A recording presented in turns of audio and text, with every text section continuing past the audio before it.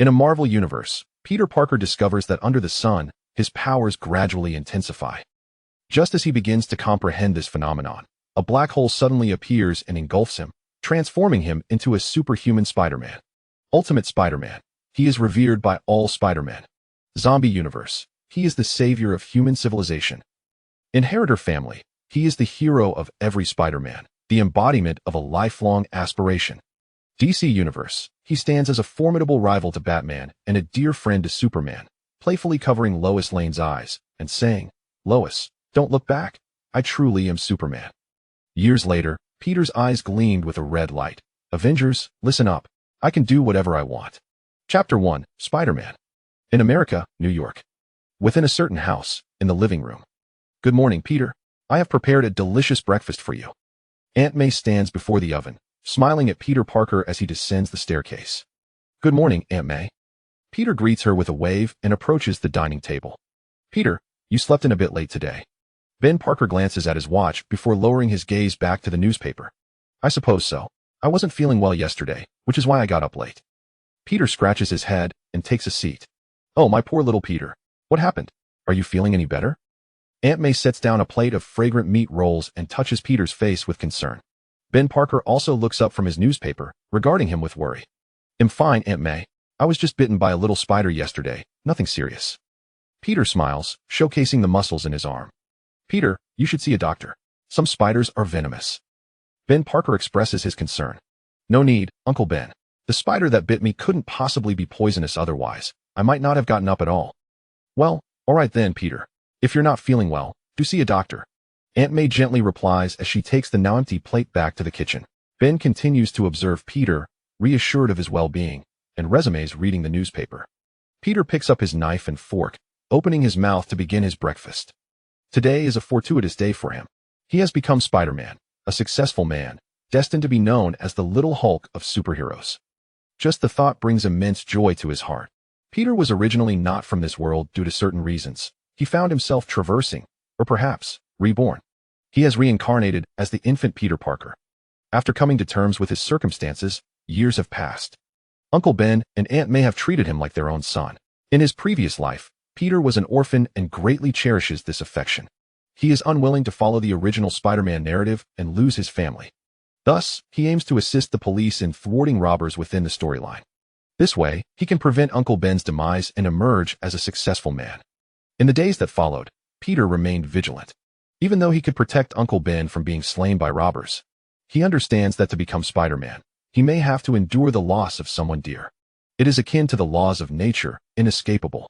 Every Spider-Man across dimensions faces the same fate. Contemplating the friends who have shown him kindness, Peter is determined not to lose anyone. Initially, he was troubled by this thought, but one day, a fortuitous opportunity befell him as a traveler. As long as he embraced his role as Spider-Man, a golden opportunity would present itself. Peter was elated. Following the storyline of Spider-Man, he was bitten by a small spider. This morning, he awoke late due to the integration of spider genes, having become Spider-Man. He could distinctly feel that his previously myopic vision no longer required glasses. He could see clearly, as if viewing in 4K resolution. In addition to this, his strength had amplified, enough to feel capable of swinging a train with webbing, just as the original narrative suggested. His hearing had also significantly improved. However, while he had become the friendly neighborhood Spider-Man, he was still new to his powers, and the sudden surge of abilities left him feeling disoriented. He found it easy to inadvertently harm others due to his newfound strength. Of course, everyone has a beginning. He knew that with practice, in approximately 2.5 years, he would be ready to step into the role of a superhero. Ding. Detected that the master has practiced for 2.5 years. The Kryptonian card drawing system has been bound.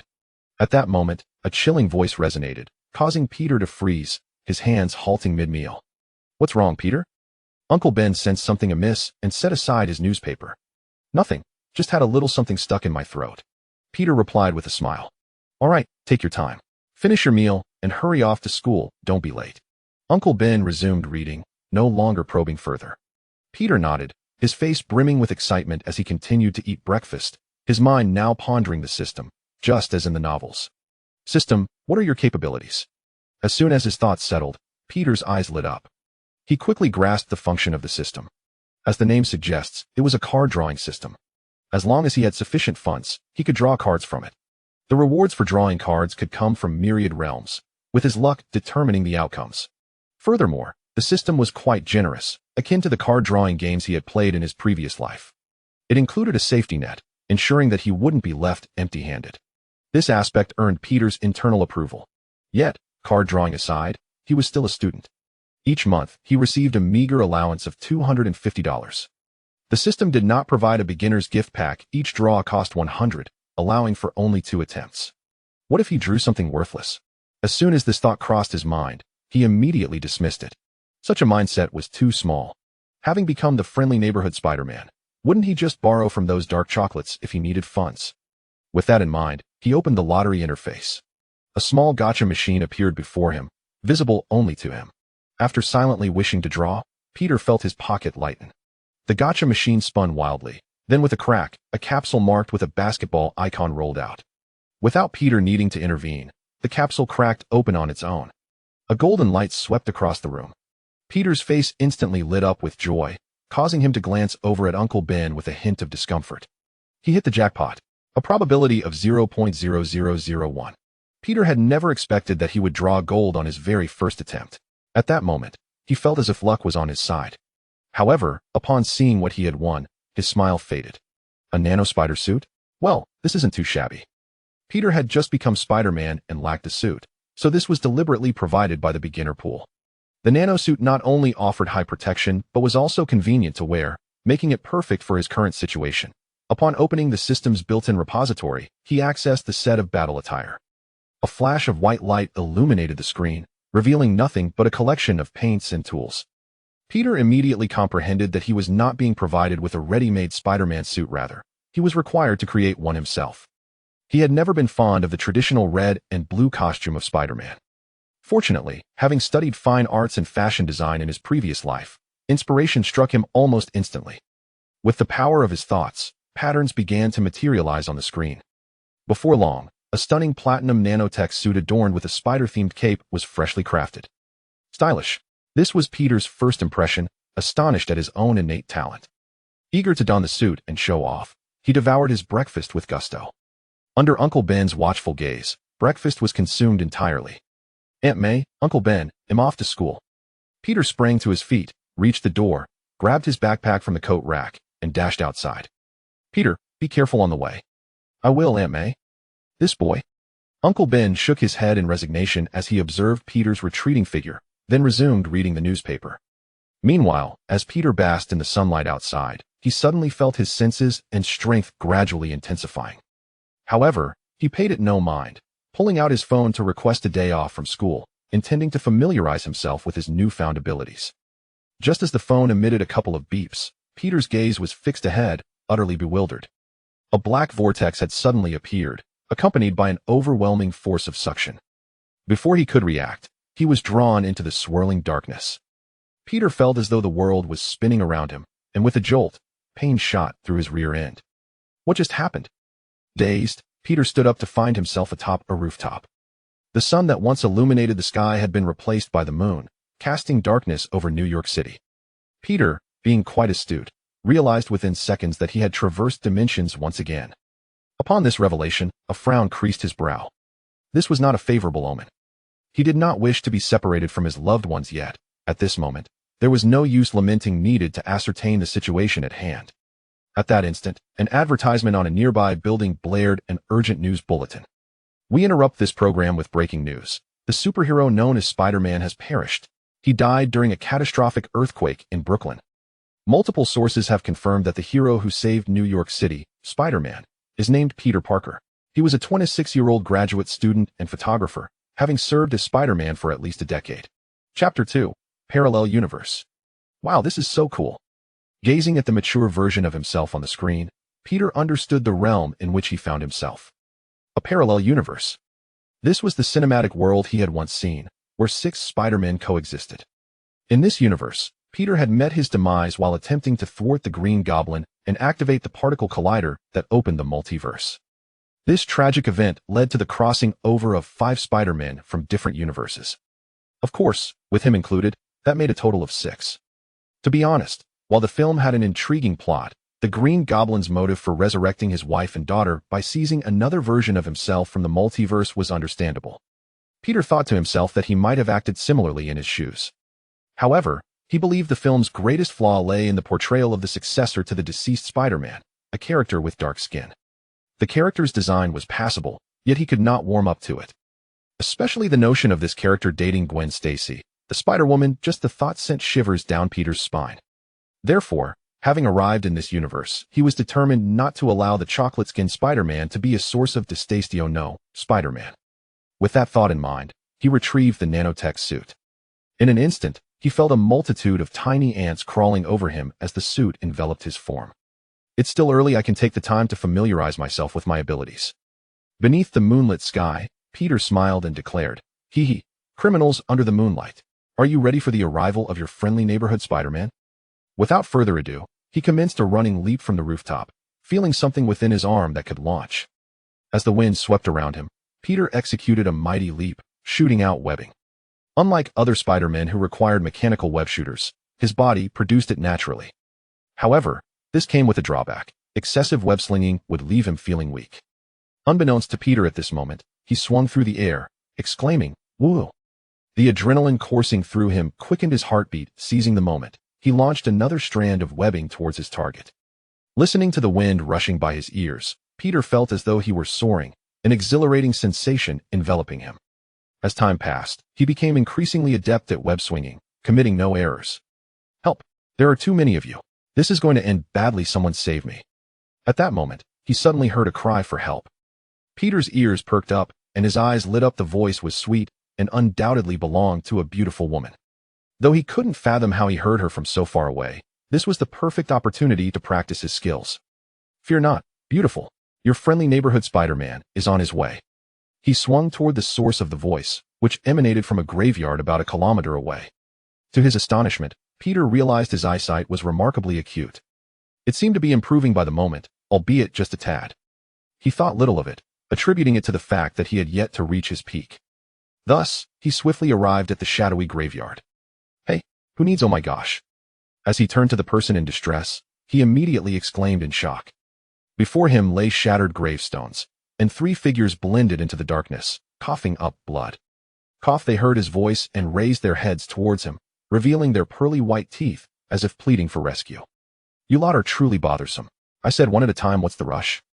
One figure donned a small pink dress, complete with cat ears, perched atop a stout black man, clad in black stockings that were adorned with a profusion of hair. "Oh, another guest has arrived. Do you want to join in the fun?"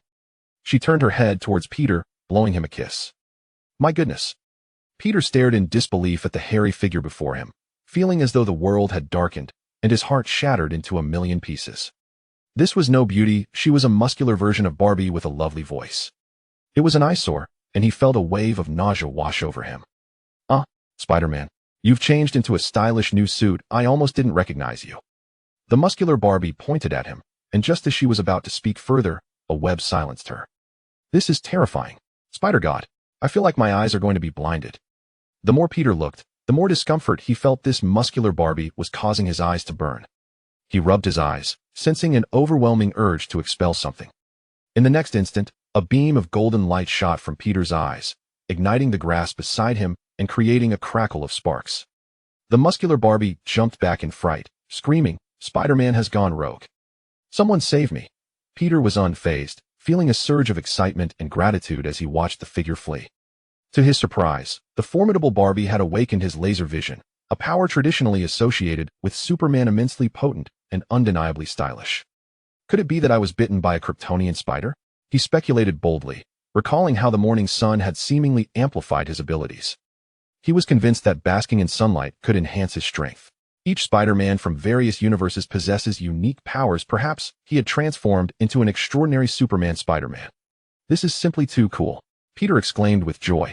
With laser vision now at his disposal, he mused that flight might also be within his reach. Filled with exhilaration, he leapt into the air. A peculiar sensation enveloped him, one that felt enchanting. Peter jumped repeatedly, and to his astonishment, he found himself floating above the ground. "Indeed, I am the clever Spider-Man," he proclaimed. Guided by that extraordinary feeling, he attempted to master the art of flight, albeit with limited finesse. This array of newfound abilities confirmed his identity as the spider version of Superman. Striking a heroic pose, he jubilantly declared, "From this moment forth, you may call me Superman Spider-Man." After reveling in his triumph, he approached a figure nearby. "Help me," cried Chocolate, weakly sprawled on the ground, his face contorted in pain and disbelief. They had witnessed the earlier spectacle, pondering when Spider-Man had become so formidable. "Oh, you all appear to be in distress, but fear not, for Superman Spider-Man has come to your rescue," Peter declared, kneeling beside the incapacitated Chocolate, rummaging through his belongings. "What are you doing? Robbing me?" protested the young man as Peter extracted his phone and cash. Ignoring the complaint, Peter moved on to others, collecting a handful of bills, counting aloud. "This is your reward for being saved. I am no superhero." As the saying goes, with great power comes great responsibility. He had always believed in this principle, for with ability comes the potential for greater earnings. "Spider-Man, do you have no conscience?" one of the less injured youths managed to utter, struggling with the weight of his misfortune. "Oh, conscience. Apologies, but I possess none. Lacking a conscience will only lead to greater profits." Without further ado, Peter perched himself atop a nearby rock. The youths, clutching their wounds, felt their injuries worsen upon hearing his words. "Indeed, there are 3 patients. This is a graveyard. Where's what? How should I know?" Despite his disdain for modern agricultural tool prices, Peter, in a moment of kindness, called for assistance. After completing this task, he glanced at the unconscious figures, uncertain of their injuries inflicted by the formidable Barbie. Then, he opened the lottery interface, preparing for a tenfold draw. "Hey, is this some kind of joke?" Peter was taken aback upon noticing the message indicating illegal recharge. What was happening? Was it possible that due to the parallel universe phenomenon, he could only use currency from his own universe? Perhaps that was the case. Yet, Peter remained undaunted, spotting the currency exchange option. Although the multiverse's currency was unusable, gold was still valid. Thus, he set his sights on a goal. With $150 at his disposal, Peter made a single draw, hoping for a golden reward reminiscent of his first experience. Regrettably, fortune was not on his side that day. A capsule appeared, shimmering with purple light, revealing no gold. Despite the disappointment, Peter gazed at the arm he had received and smiled. As the saying goes, early arrival cannot compare to timely fortune. This arm not only served as a means to tell time and make calls, but also enabled interdimensional travel. Yes, you heard that right, interdimensional travel. It allowed for legal traversal without adverse effects. Such a remarkable ability deserved more than a mere purple designation. Peter felt a twinge of curiosity, though it mattered little. What was important was its power. "Hey, who's there?" In that moment, as he donned the arm, Peter sensed his spider sense tingling. A figure descended from the sky, clad in the classic red Spider-Man suit, albeit ill-fitting, revealing a hint of excess flesh. Emerging from the shadows, he looked at Peter's golden spider emblem on his chest and remarked, "Hey, you're also a Spider-Man." Chapter 3. The Love of the Diamond. Barbie. Peter gazed upon the iconic red-suited Spider-Man before him, immediately recognizing his identity. This middle-aged Spider-Man, portly in stature, belonged to the 616 main universe and was none other than Peter Benjamin Parker, a man marked by the loss of loved ones and a failed marriage. "Of course, I am Spider-Man." As Peter concentrated, his nanotech suit revealed his head, unveiling a youthful visage, just as snow began to fall from the skies. "Wow, you resemble me from my younger days. Or perhaps you are indeed me. My name is Peter Benjamin Parker. Did you also come from another universe?" The middle-aged Spider-Man, gazing at the familiar face before him, removed his mask, his expression scanning the nanotech armor in astonishment. "Your Spider-Man suit is extraordinarily impressive. Is it high-tech?" "Indeed, I hail from another universe, and I am Peter Benjamin Parker as well. As for my spider suit, it employs nanotechnology, as you might surmise." Peter had just finished speaking when he scrutinized his counterpart, a peculiar expression crossing his face as he exclaimed, "Oh, my spider god, I can scarcely believe it. The alternate version of me has become a middle-aged couch potato." Middle age is inevitable for everyone, yet Peter vowed that his own would never involve a beer belly. Unlike a slothful man who indulges in sugary beverages and immerses himself in anime. "Hey, what do you know, you wretched Spider Peter? I'm not a couch potato." Indeed, upon hearing himself insulted, the middle-aged Peter spread his arms in indignation, retorting heatedly, "What else could you be? Your spider suit cannot even conceal your ample belly," Peter remarked. And with that, the nanotech helmet reappeared. He had no desire to squander time here. He needed to pursue a golden lottery, and sought to borrow from someone. All right, I do not wish to debate this matter. Do you not want to return to your own universe? The middle-aged Spider-Man attempted to hide his excess weight, but to no avail. He quickly shifted the conversation to the crux of the issue. Of course I want to return to my universe. That is a rather obvious statement. Peter adjusted his attire and began to levitate slowly before the middle-aged Spider-Man. Witnessing this spectacle, the middle-aged Spider-Man's eyes widened in astonishment as he exclaimed, "Hey, this is unfair. You can fly while I, as a fellow Spider-Man, must rely on web shooters to swing." The thought of being confined to the city like a monkey that only knows how to eat bananas filled him with envy toward Peter. Perhaps you are just a lesser version of Peter Parker. Not only can I fly, but I can also shoot lasers. Are you not captivated by such a dashing and formidable Spider-Man? Peter replied with a smile, as the eyes of his helmet glowed red and a laser shot forth, shattering a gravestone bearing the name Peter Benjamin Parker. Peter Parker? It seemed to be a monument to his soul. Yet, this was of little consequence. No, this is even more unjust. You resemble a superhero from the comics. Were you bitten by a Kryptonian spider? Why do you possess such abilities while I do not? If mere envy of flight was the sentiment moments ago, the middle-aged Spider-Man is now consumed by jealousy towards Peter. As Peter aptly stated, he embodies a subpar version of Spider-Man. Had he possessed such powers, Uncle Ben and Aunt May would still be alive, and Mary would not have departed from him. Not only is his spider suit lacking in allure, but his abilities are also inadequate. He might as well rebrand himself as Ratman, destined to linger in the shadows of the sewers. Fear not, portly Spider-Man. You need not be disheartened. Instead, you should be grateful to have encountered me. Though I am unaware of the tribulations you have faced, I shall strive to transform your fate. As the snowflakes danced down, Peter landed softly upon the snowy ground. Upon uttering these words, he swiftly turned to gaze behind him, shouting, "Come forth, lurking rodent. Before my superheroic prowess, there shall be no refuge for you." Who goes there? Upon hearing this, the middle-aged Spider-Man also glanced in that direction. A melodious voice resonated as a figure emerged, an imposing white man clad in a petite pink dress, adorned with cat ears and black stockings, stepping forth from behind the wall. "Please, do not harm me, Spider-Man." This individual was none other than the previously departed Barbie, who, for reasons unknown, had returned just in time to be spotted by Peter. "Oh my heavens, you resemble a wretched lizard creature." The middle-aged Spider-Man cradled his head in his hands, initially flushed with the thought of encountering true love upon hearing Barbie's voice. He was nearly struck with fright at the sight of her face. "You're quite right. I believe I should take my leave. Aunt May awaits my return for dinner, so I shall not intrude any longer. Enjoy your time." Peter expressed unease, soaring back into the air. He feared that lingering might lead to dire consequences. For this was indeed a terrifying encounter. He was but a fledgling spider. How could he endure such an ordeal? "Me too. Aunt May has summoned me for dinner as well. As a good child, I cannot cause her worry," the middle-aged Spider-Man awkwardly added, retreating steadily in an attempt to escape this realm of conflict. Spider-Man, wait." Observing their desire to depart, Barbie hastily called out to them, "Ha ha ha, portly Spider-Man. I shall not intrude upon your matters. I shall take my leave." Peter did not linger at this remark, instantaneously soaring away. An ominous feeling lingered in his heart. "Wait, you too are a Spider-Man. You cannot treat me this way.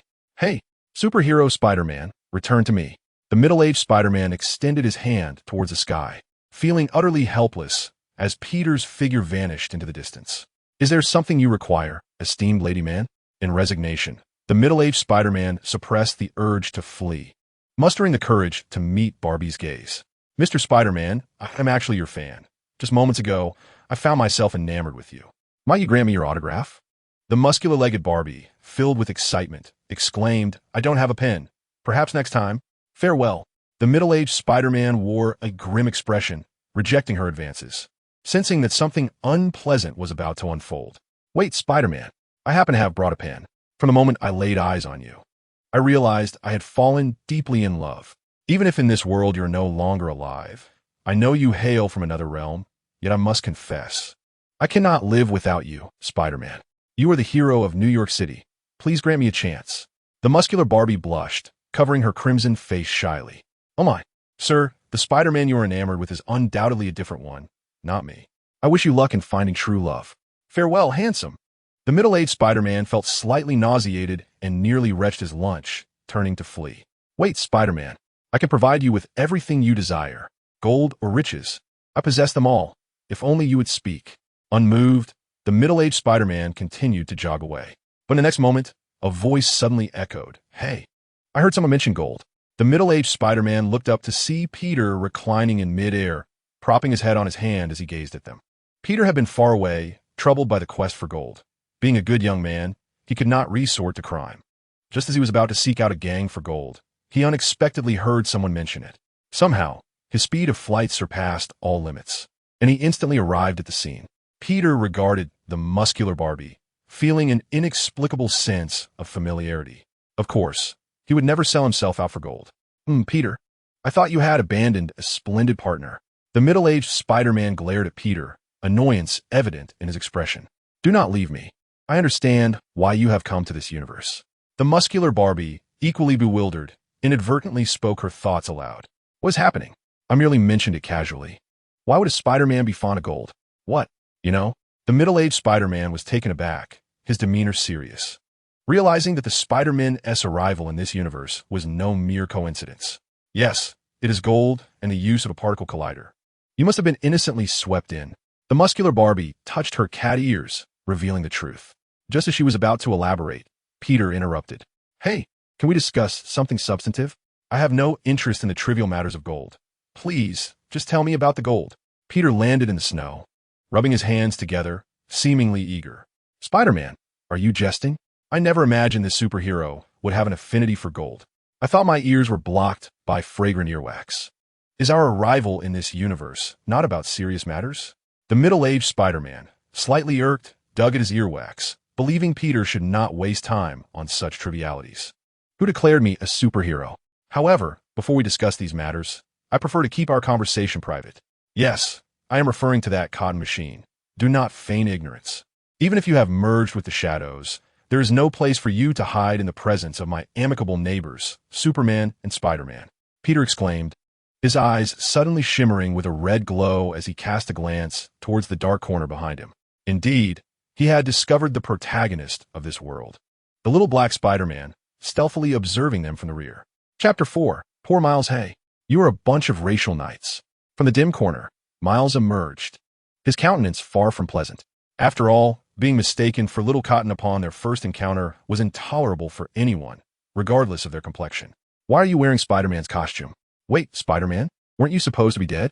As Miles spoke, his expression shifted to one of shock as he beheld the middle-aged Spider-Man, who was not donning his mask. His spider sense tingled. You seem to know me? The middle-aged Spider-Man scratched his belly in confusion, unable to recall such a young black friend from his universe. At that moment, his spider sense also activated as he gazed at Miles and exclaimed in astonishment, So, you are also a Spider-Man. How cool. I didn't expect there to be a little black Spider-Man. Do you eat watermelon? Where's your boss? Peter's tone conveyed a sense of wonder, though he feigned ignorance of Miles' identity. Hey, do you have any manners? The Peter Parker I know is not a redneck, Miles retorted, his face flushed with anger. Coupled with the sight of 3 of his unconscious peers in the distance, he realized that all this chaos was orchestrated by the 2 Spider-Men before him. He was unaware of their origins, yet his anger was palpable. You're still just a kid, Superman Spider-Man.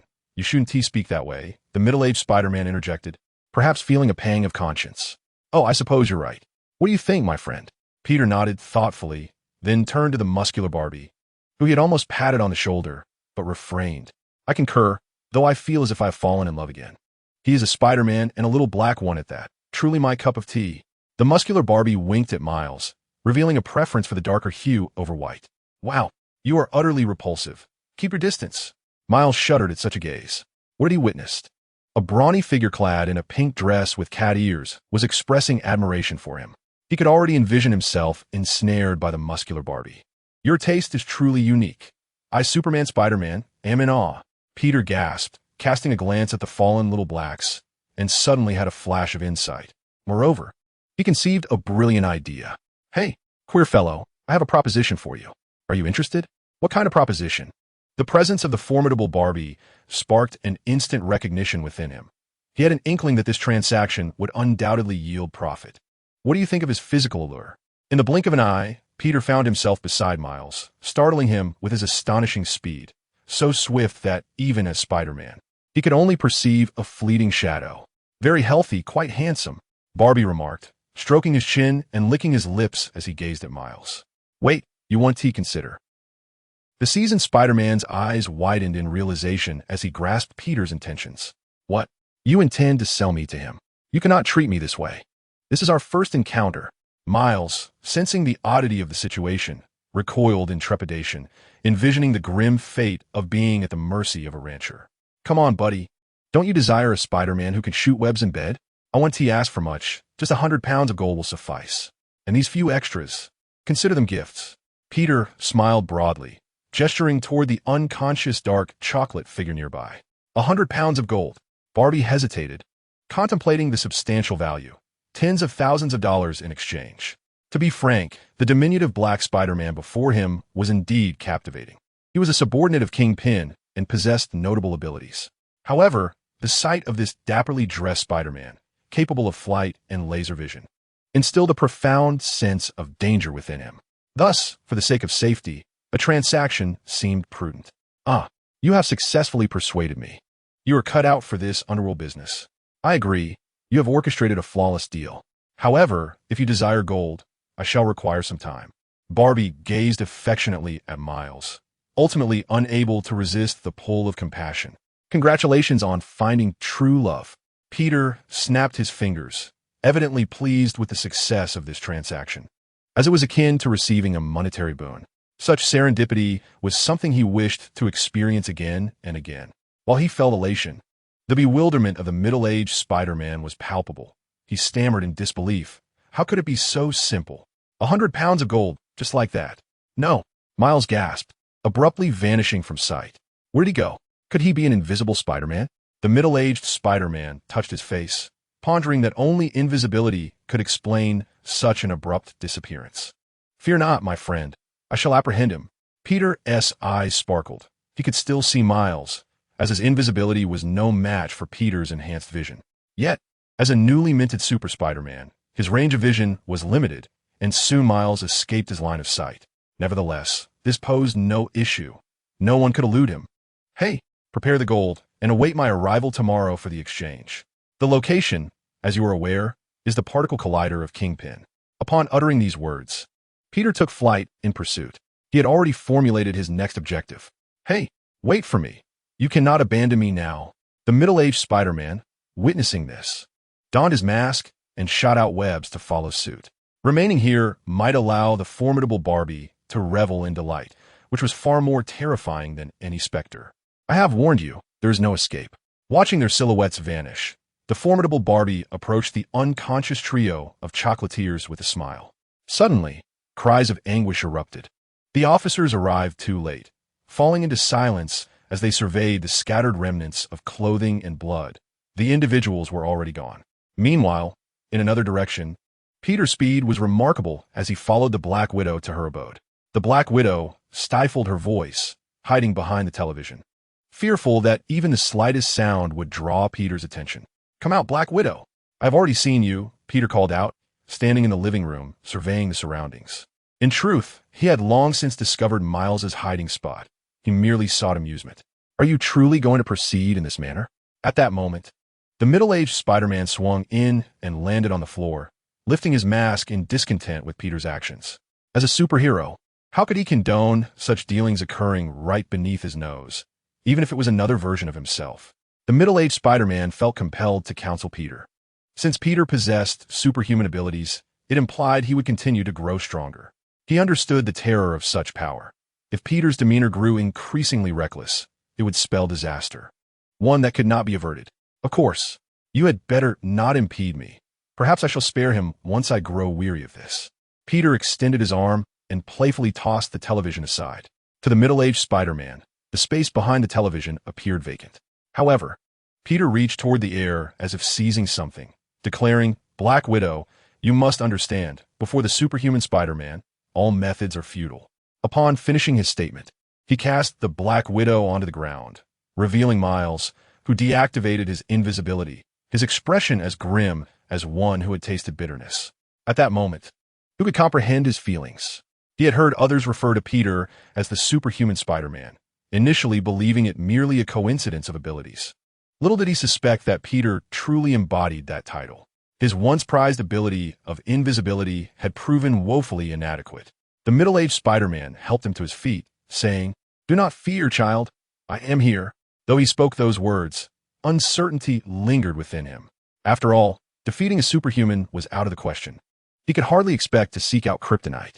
Well, enough with the games. Looking at the defeated Miles, Peter lost interest. "So, you are not going to sell me out?" Miles tentatively inquired. "I'm a man of my word," Peter replied with a smile.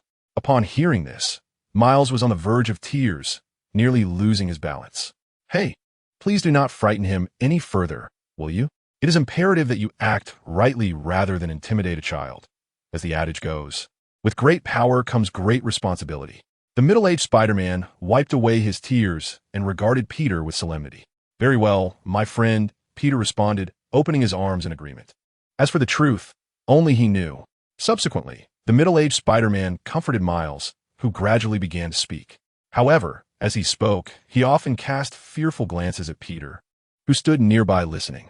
Peter understood that he might have been a bit too intense with a good person. It seemed that, in his heart, he could only remain neutral. Following the original narrative, Miles discussed why the Spider-Man had arrived and how they could return to their respective universes by reactivating the particle collider. However, the key to activate the collider had been replaced, necessitating repairs. They devised a plan to infiltrate and steal the necessary data tomorrow in order to create a new key. Naturally, Peter wished to join, as he too was eager to ascertain the extent of his abilities. Perhaps he could even acquire a fortune in the process?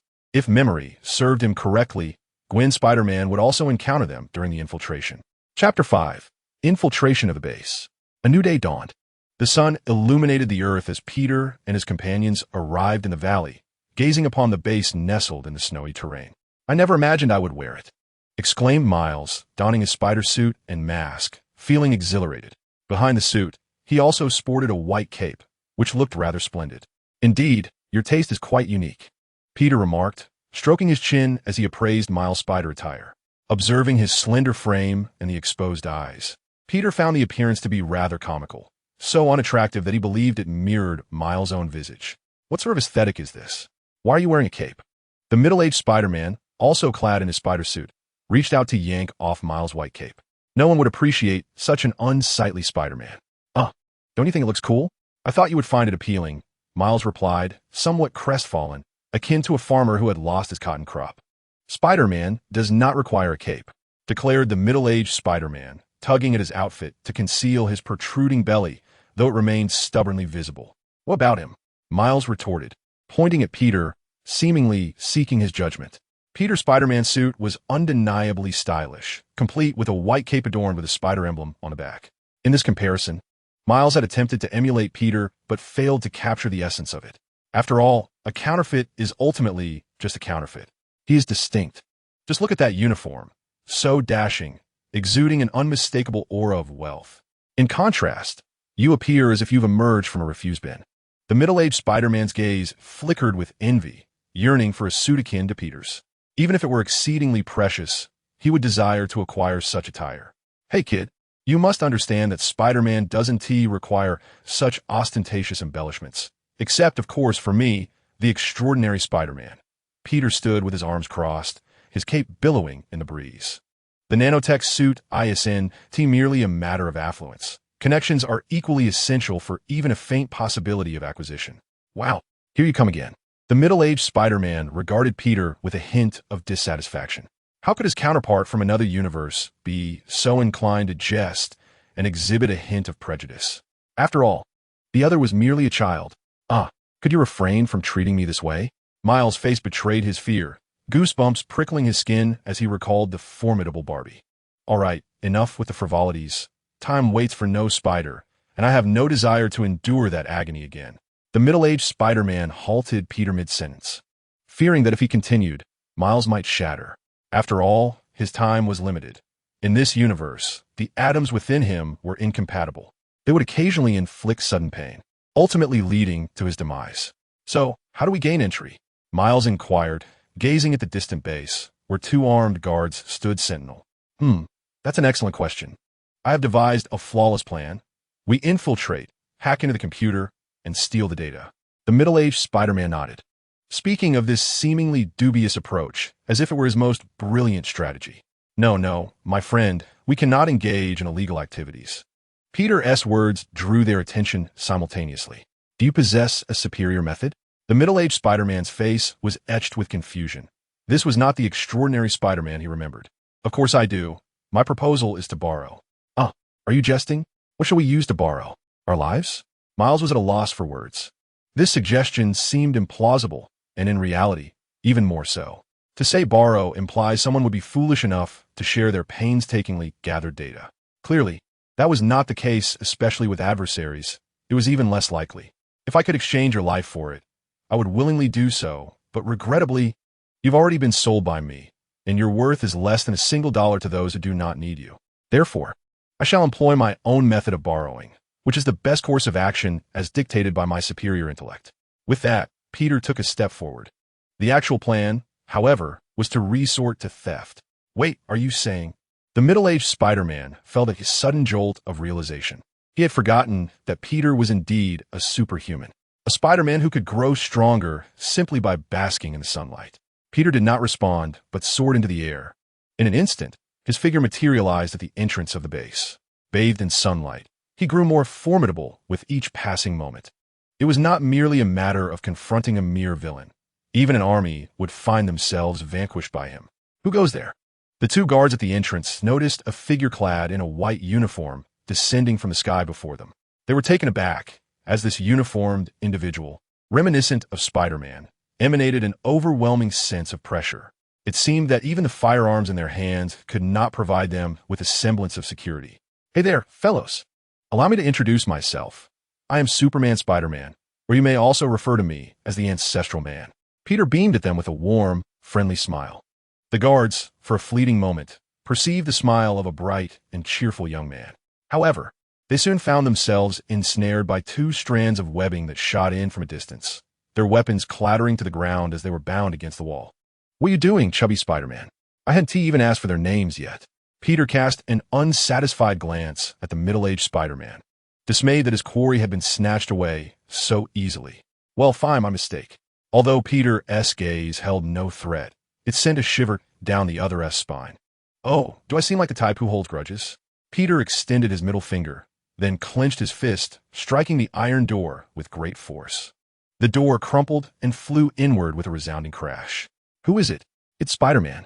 Instantly, this declaration captured the attention of many within the facility. Warning! Intruder alert! Warning! Intruder alert! An alarm blared throughout the base. Hey, that's a bit too violent. This will complicate our mission. Observing the white-clad guards rushing towards the entrance, the middle-aged Spider-Man sensed that matters were becoming troublesome. You all go on ahead. I'll handle things here. Peter glanced back at them before entering, his cloak billowing behind him. For him, it was the perfect opportunity to test his strength. As for the danger, that was not a concern for him. How could mere gunmen pose a challenge? Be careful, Miles. Keep close behind me. With no other choice, the middle-aged Spider-Man shot out webbing, intending to infiltrate the base from another direction. He was not overly worried about Peter's safety. Remaining behind would only hinder their progress. Meanwhile, Peter, upon stepping inside, was immediately met with a barrage of gunfire. The sound of countless bullets ricocheted off him, creating a cacophony of impacts. The crushed bullets lay scattered on the ground. Yet Peter deliberately chose not to evade, standing intact in place, yawning nonchalantly. This was the confidence bestowed upon him by his superlative defense. Setting aside the inherent hardness of the nanotech armor, Peter, with his biological stance, felt unconcerned about any potential damage from excessive force, whether he intended to inflict or receive it. How could this be possible? Witnessing Peter unscathed, the onlookers stared in astonishment. The gunfire ceased at that moment. In disbelief, they realized that this Spider-Man was unperturbed by bullets, or rather, that the bullets were ineffective against him. Did this signify he was still human? Chapter 6. Goldman, are you done with your antics? Now it's my turn, the Super Spider-Man. Observing the shocked expressions around him, Peter resolved not to waste further time. Dealing with mere small fry was effortless for him. In a swift motion, amidst the astonished and fearful gazes, he appeared before a group of adversaries. Without any flamboyant displays, He simply struck the ground with a single punch. A thunderous roar erupted. Debris scattered, and smoke enveloped the area. Peter's immense power had carved out a vast crater, shaking the entire base. Countless fissures spread throughout the vicinity. The level of destruction was beyond Peter's expectations. He had only exerted about 50% of his strength to achieve such formidable devastation. It seemed clear that as long as he remained within the confines of the narrative, he was utterly invincible. Should he choose, he could conclude the story in an instant. However, he would not do so. That would render the experience utterly mundane.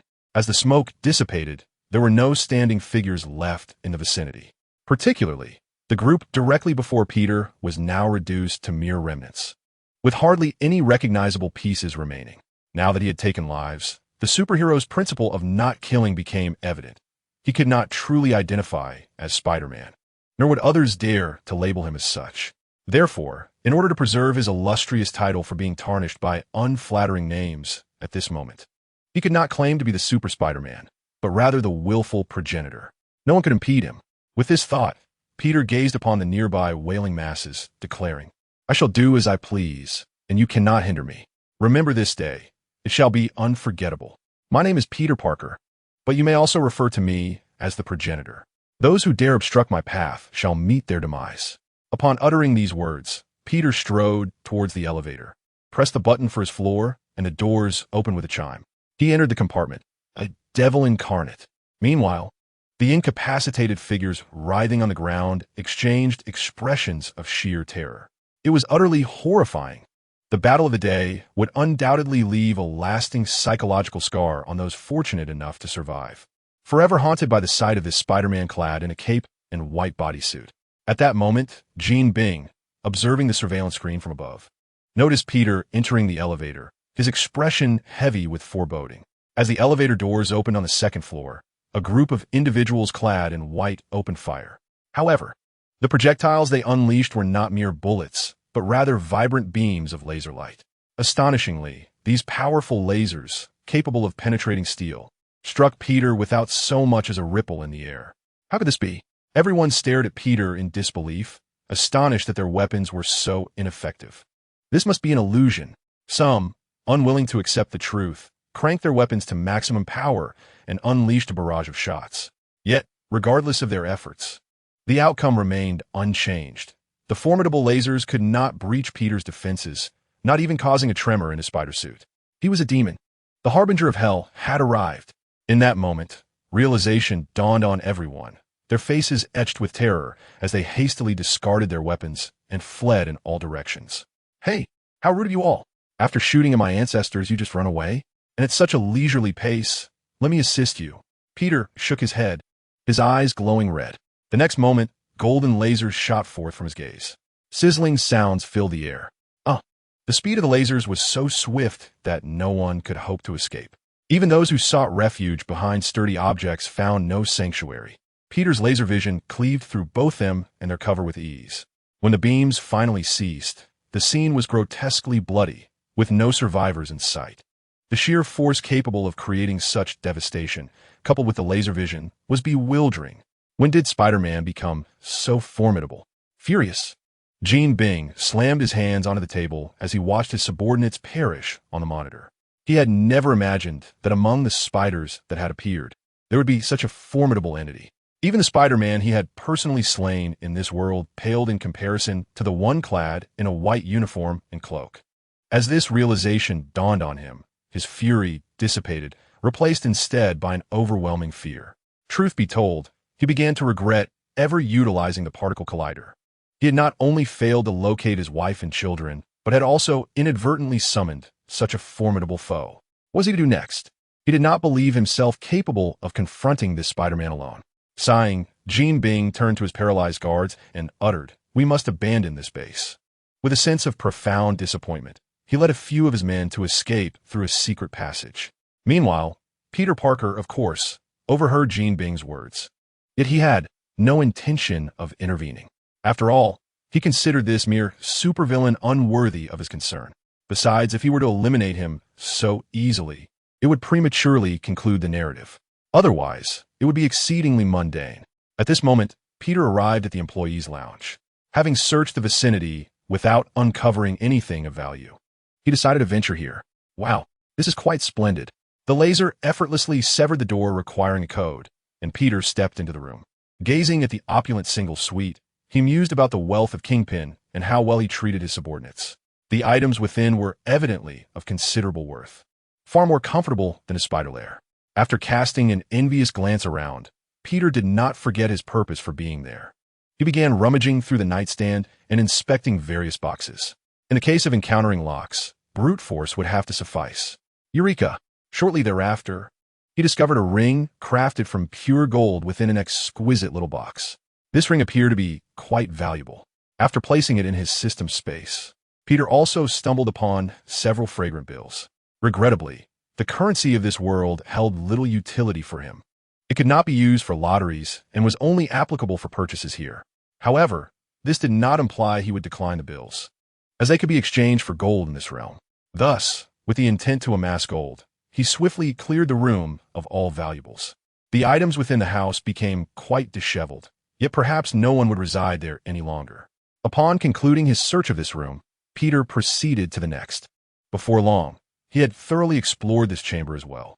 How could the occupant of this room be so impoverished? Observing the few bills in his hand, Peter scratched his head in disbelief. It seemed the owner was his equal in financial standing. Subsequently, he completed his search of all the rooms on this floor, accumulating several $1,000s, while in terms of gold, aside from the ring, he only found 2 gold necklaces. It appeared that gold was not a universal possession. Peter held little hope for what lay above, yet upon arrival, he realized his misjudgment. Fortunately, he had not abandoned his efforts. At that moment, he heard the cries for help from the middle-aged Spider-Man. Chapter 7, Gwen Spider-Man. The portly Spider-Man and a small black spider could hardly compare to the importance of gold bars.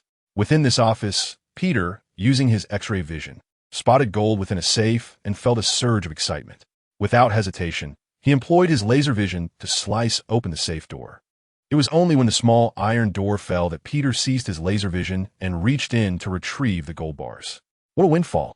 There were 3 gold bars in total, which brought Peter immense joy, although he was unaware of their exact value. He knew it must be worth no less than several tens of thousands of dollars. This experience confirmed to him that he was indeed on the right path. Following the storyline invariably proved to be a profitable endeavor. He began to envision Kingpin, the underground emperor of New York, and the vastness of his fortune. Time waits for no one, especially when there is little of value left here. Peter glanced at his watch and realized it was time to return home for dinner. With a smile, he reassured, "Fear not, my portly Spider-Man. Your spider father is on his way. And please, do take care not to damage my precious farming tools." Without further ado, he placed the gold bricks into his system backpack. Shattering the glass, Peter soared towards the distant valley forest. Meanwhile, within the emptied vault, a photograph remained inside. It was a family portrait of Gold and his wife and children. The sun had reached its zenith, casting the hottest rays of midday. The snow in the valley had melted considerably. In this forest, several figures were moving about. A chilly wind swept through, prompting the middle-aged Spider-Man to sneeze involuntarily. What is happening to me? Can Spider-Man catch a cold? Or is someone speaking ill of me? How was he to rid himself of this Dr. Octopus? Continuing to pursue her, he feared he might encounter an unfortunate mishap. Miles shot a web to swing onto a tree, looking at the middle-aged Spider-Man in midair, and exclaimed, "How should I know? This world's Dr. Octopus is far too clingy, especially with those tentacles. They not only cling, but also carry a scent even more pungent than my spider-scented feet. I certainly don't want her tentacles touching me." Holding a computer case display, the middle-aged Spider-Man turned to see the white tentacled figure pursuing him, feeling a wave of nausea. In that moment of distraction, he found himself amidst dense trees and branches. Accidentally, his web shot out and latched onto a frail twig. The delicate branch could not bear substantial weight, let alone that of the portly middle-aged Spider-Man. With a crack, the fragile twig snapped. Although Spider-Man could shoot webs to stabilize himself, the computer case and display fell from his grasp. Aiming carefully, he successfully connected several trees with his web, ensuring the case and display were caught safely in the spiderweb. Should they break, their efforts would have been in vain, as the vital data for activating the particle collider was contained within. Seeing them safe, the middle-aged Spider-Man prepared to shoot a web to secure himself. However, at that moment, A repulsive tentacle swung towards him. Miles, noticing this, fired a web to intercept it, but to no avail. Instead, he found himself colliding heavily with a tree. Simultaneously, the middle-aged Spider-Man was sent flying by Dr. Octopus. "You shall not escape my grasp," Dr. Octopus declared, her tentacles clinging to the bark of several trees. After crashing into the snow, Spider-Man quickly regained his footing and shot webs to ensnare Dr. Octopus. Yet, in the face of these webs, Dr. Octopus merely smiled faintly. She deftly maneuvered the tentacles of the octopus, effortlessly evading the attack. Clearly, the middle-aged Spider-Man did not anticipate that these web strands would pose any threat to Dr. Octopus. His only intention was to buy some time. However, when Dr. Octopus looked back at him again, she discovered that he had vanished from sight. Cradling the computer monitor in one arm while carrying Miles in the other, he made his hasty escape. Although the middle-aged Spider-Man could not shoot webs in midair, he was no slouch in speed on the ground. Unfortunately, he was up against Dr. Octopus, who possessed 8 tentacles and was considerably faster. It wasn't long before she caught up to him. After a brief interval, just as Dr. Octopus was about to overtake him, a sudden burst of white webbing shot forth from the shadows. Caught off guard, Dr. Octopus found herself ensnared. Descending from the sky, a figure clad in pristine white, boasting a perfectly sculpted physique, swung down on a web line. Another Spider-Man, and this time a female one. Dr. Octopus, brushing aside the webbing, regarded the newcomer with disdain. "You're a Spider-Man too? A female Spider-Man? How cool." The middle-aged Spider-Man, his spider sense tingling, halted to gaze at the emerging figure. At that moment, the female Spider-Man removed her mask. "You're Gwen," Miles exclaimed, recognizing her instantly. "No, I'm Gwen Stacy," she replied, tossing her hair back. Regardless of another female Spider-Man joining the fray, "You all shall perish." Dr. Octopus, finally free of the webbing, glowered at them with fury. "Then what about me?" A youthful voice chimed in. Peter, his cape billowing, hovered above them with arms crossed, surveying the scene below. "A flying Spider-Man?" Gwen's eyes widened. Her spider sense was tingling strongly. This was undoubtedly another Spider-Man, seemingly exuding immense power. "You've finally arrived, Superman Spider-Man. Hurry, banish our old friend, the detestable Dr. Octopus." The middle-aged Spider-Man's face lit up with excitement. He seemed eager for the assistance. "No, I am not Superman Spider-Man. Please call me Ancestor Man." Peter landed gracefully in the snow, gesturing with flair. "Ancestor Man? What a peculiar title." The middle-aged Spider-Man was taken aback, pondering the implications of such a name. Did he consider himself their ancestor? If so, that was indeed a rather unfortunate moniker. "Superman Spider-Man? Ancestor Man?" Gwen echoed, her curiosity piqued. The name was utterly bizarre. Who would choose such a designation? Aside from them, only our little black Spider-Man remained silent, cautiously observing Peter with fear flickering in his eyes. Seemingly haunted by the memory of the farming tool transaction. "Superman Spider-Man? Do you possess the powers of Superman from comic books?" Dr. Octopus has deduced this. If that is the case, it is indeed terrifying, and she began to regret working for Kim. "Oh, would you like a taste, Dr. Octopus?" Peter said, his eyes gradually turning crimson as a laser beam struck the snow, narrowly missing Dr. Octopus. He certainly did not exercise restraint, especially since this Dr. Octopus was not particularly appealing. With such an aggressive approach, there was no room for hesitation. Before Dr. Octopus could react, her 8 tentacles were singed by the laser, turning them into grilled octopus. Although these are not her actual limbs, she still let out a scream. A fragrant aroma wafted through the air, yet the onlookers felt no appetite and were instead repulsed. Witnessing this, Dr. Octopus panicked, realizing she was outmatched, and contemplated fleeing. "Oh, do not leave, my octopus friend. We still have matters to discuss. If you depart like this, I shall be deeply saddened, much like you losing your 8 grotesque tentacles." In a flash, Peter blocked her escape. It would be a jest to allow her to flee. After all, his own ancestral identity would be at stake.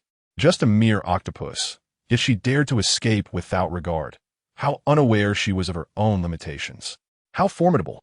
Gwen was taken aback, having previously doubted Peter's abilities. Yet upon witnessing the laser eyes and the blurring speed of his movements, she understood that the figure before her, clad in a cape, was indeed Spider-Man. The Superman of their realm. Superman Spider-Man. Such abilities were thought to exist only in comics. Yet here, they were manifesting in reality.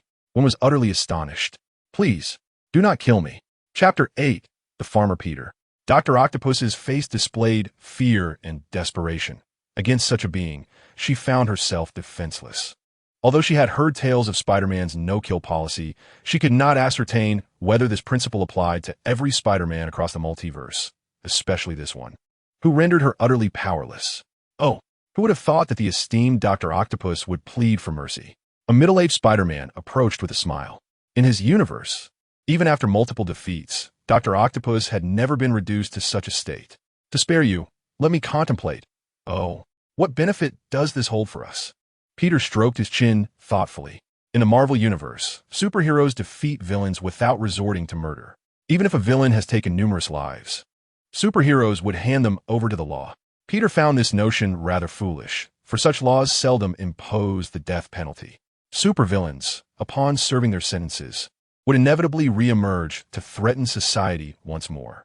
Thus, the old routine persisted, captured by superheroes, imprisoned, and upon release, returning to chaos, a never-ending cycle. Faced with the pleas of Dr. Octopus, Peter found himself harboring murderous thoughts. After all, these supervillains showed no signs of repentance. Perhaps it would be best to eliminate her outright, sparing himself future troubles.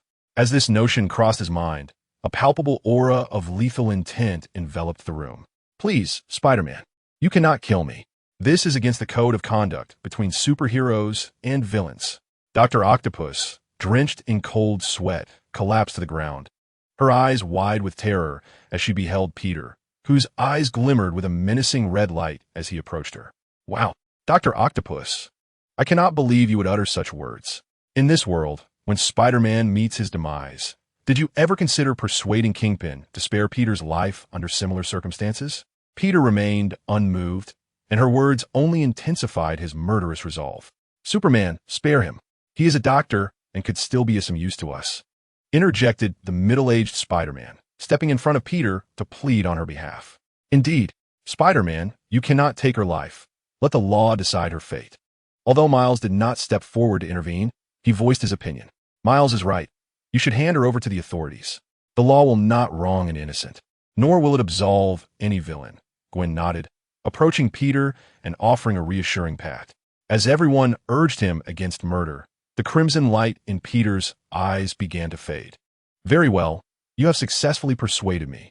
He conceded with a nod, and as the group visibly relaxed, he added, however, I do not consume beef. In an instant, a dazzling flash of golden light erupted, and Dr. Octopus was reduced to mere fragments, unable even to be grilled as calamari. All present gazed at Peter in shock, unable to fathom his actions. Peter, maintaining an air of calm, reveled in the freedom his powers afforded him, relishing the ability to act as he pleased. He loathed being instructed by others. After all, this world was not his universe, and no one could impede his ancestral path. Well done, my friend. The middle-aged Spider-Man acknowledged with a furrowed brow before turning away, clutching his belongings as he swung off. You are not the Peter I once knew. Gwen Spider-Man cast a fleeting glance at him before departing as well. I suddenly feel that you were not wrong, Miles exclaimed, startled, as he retreated in haste. They dared not criticize Peter. After all, he was Spider-Man, a being of immense power, who would be foolish enough to dictate the course of his life.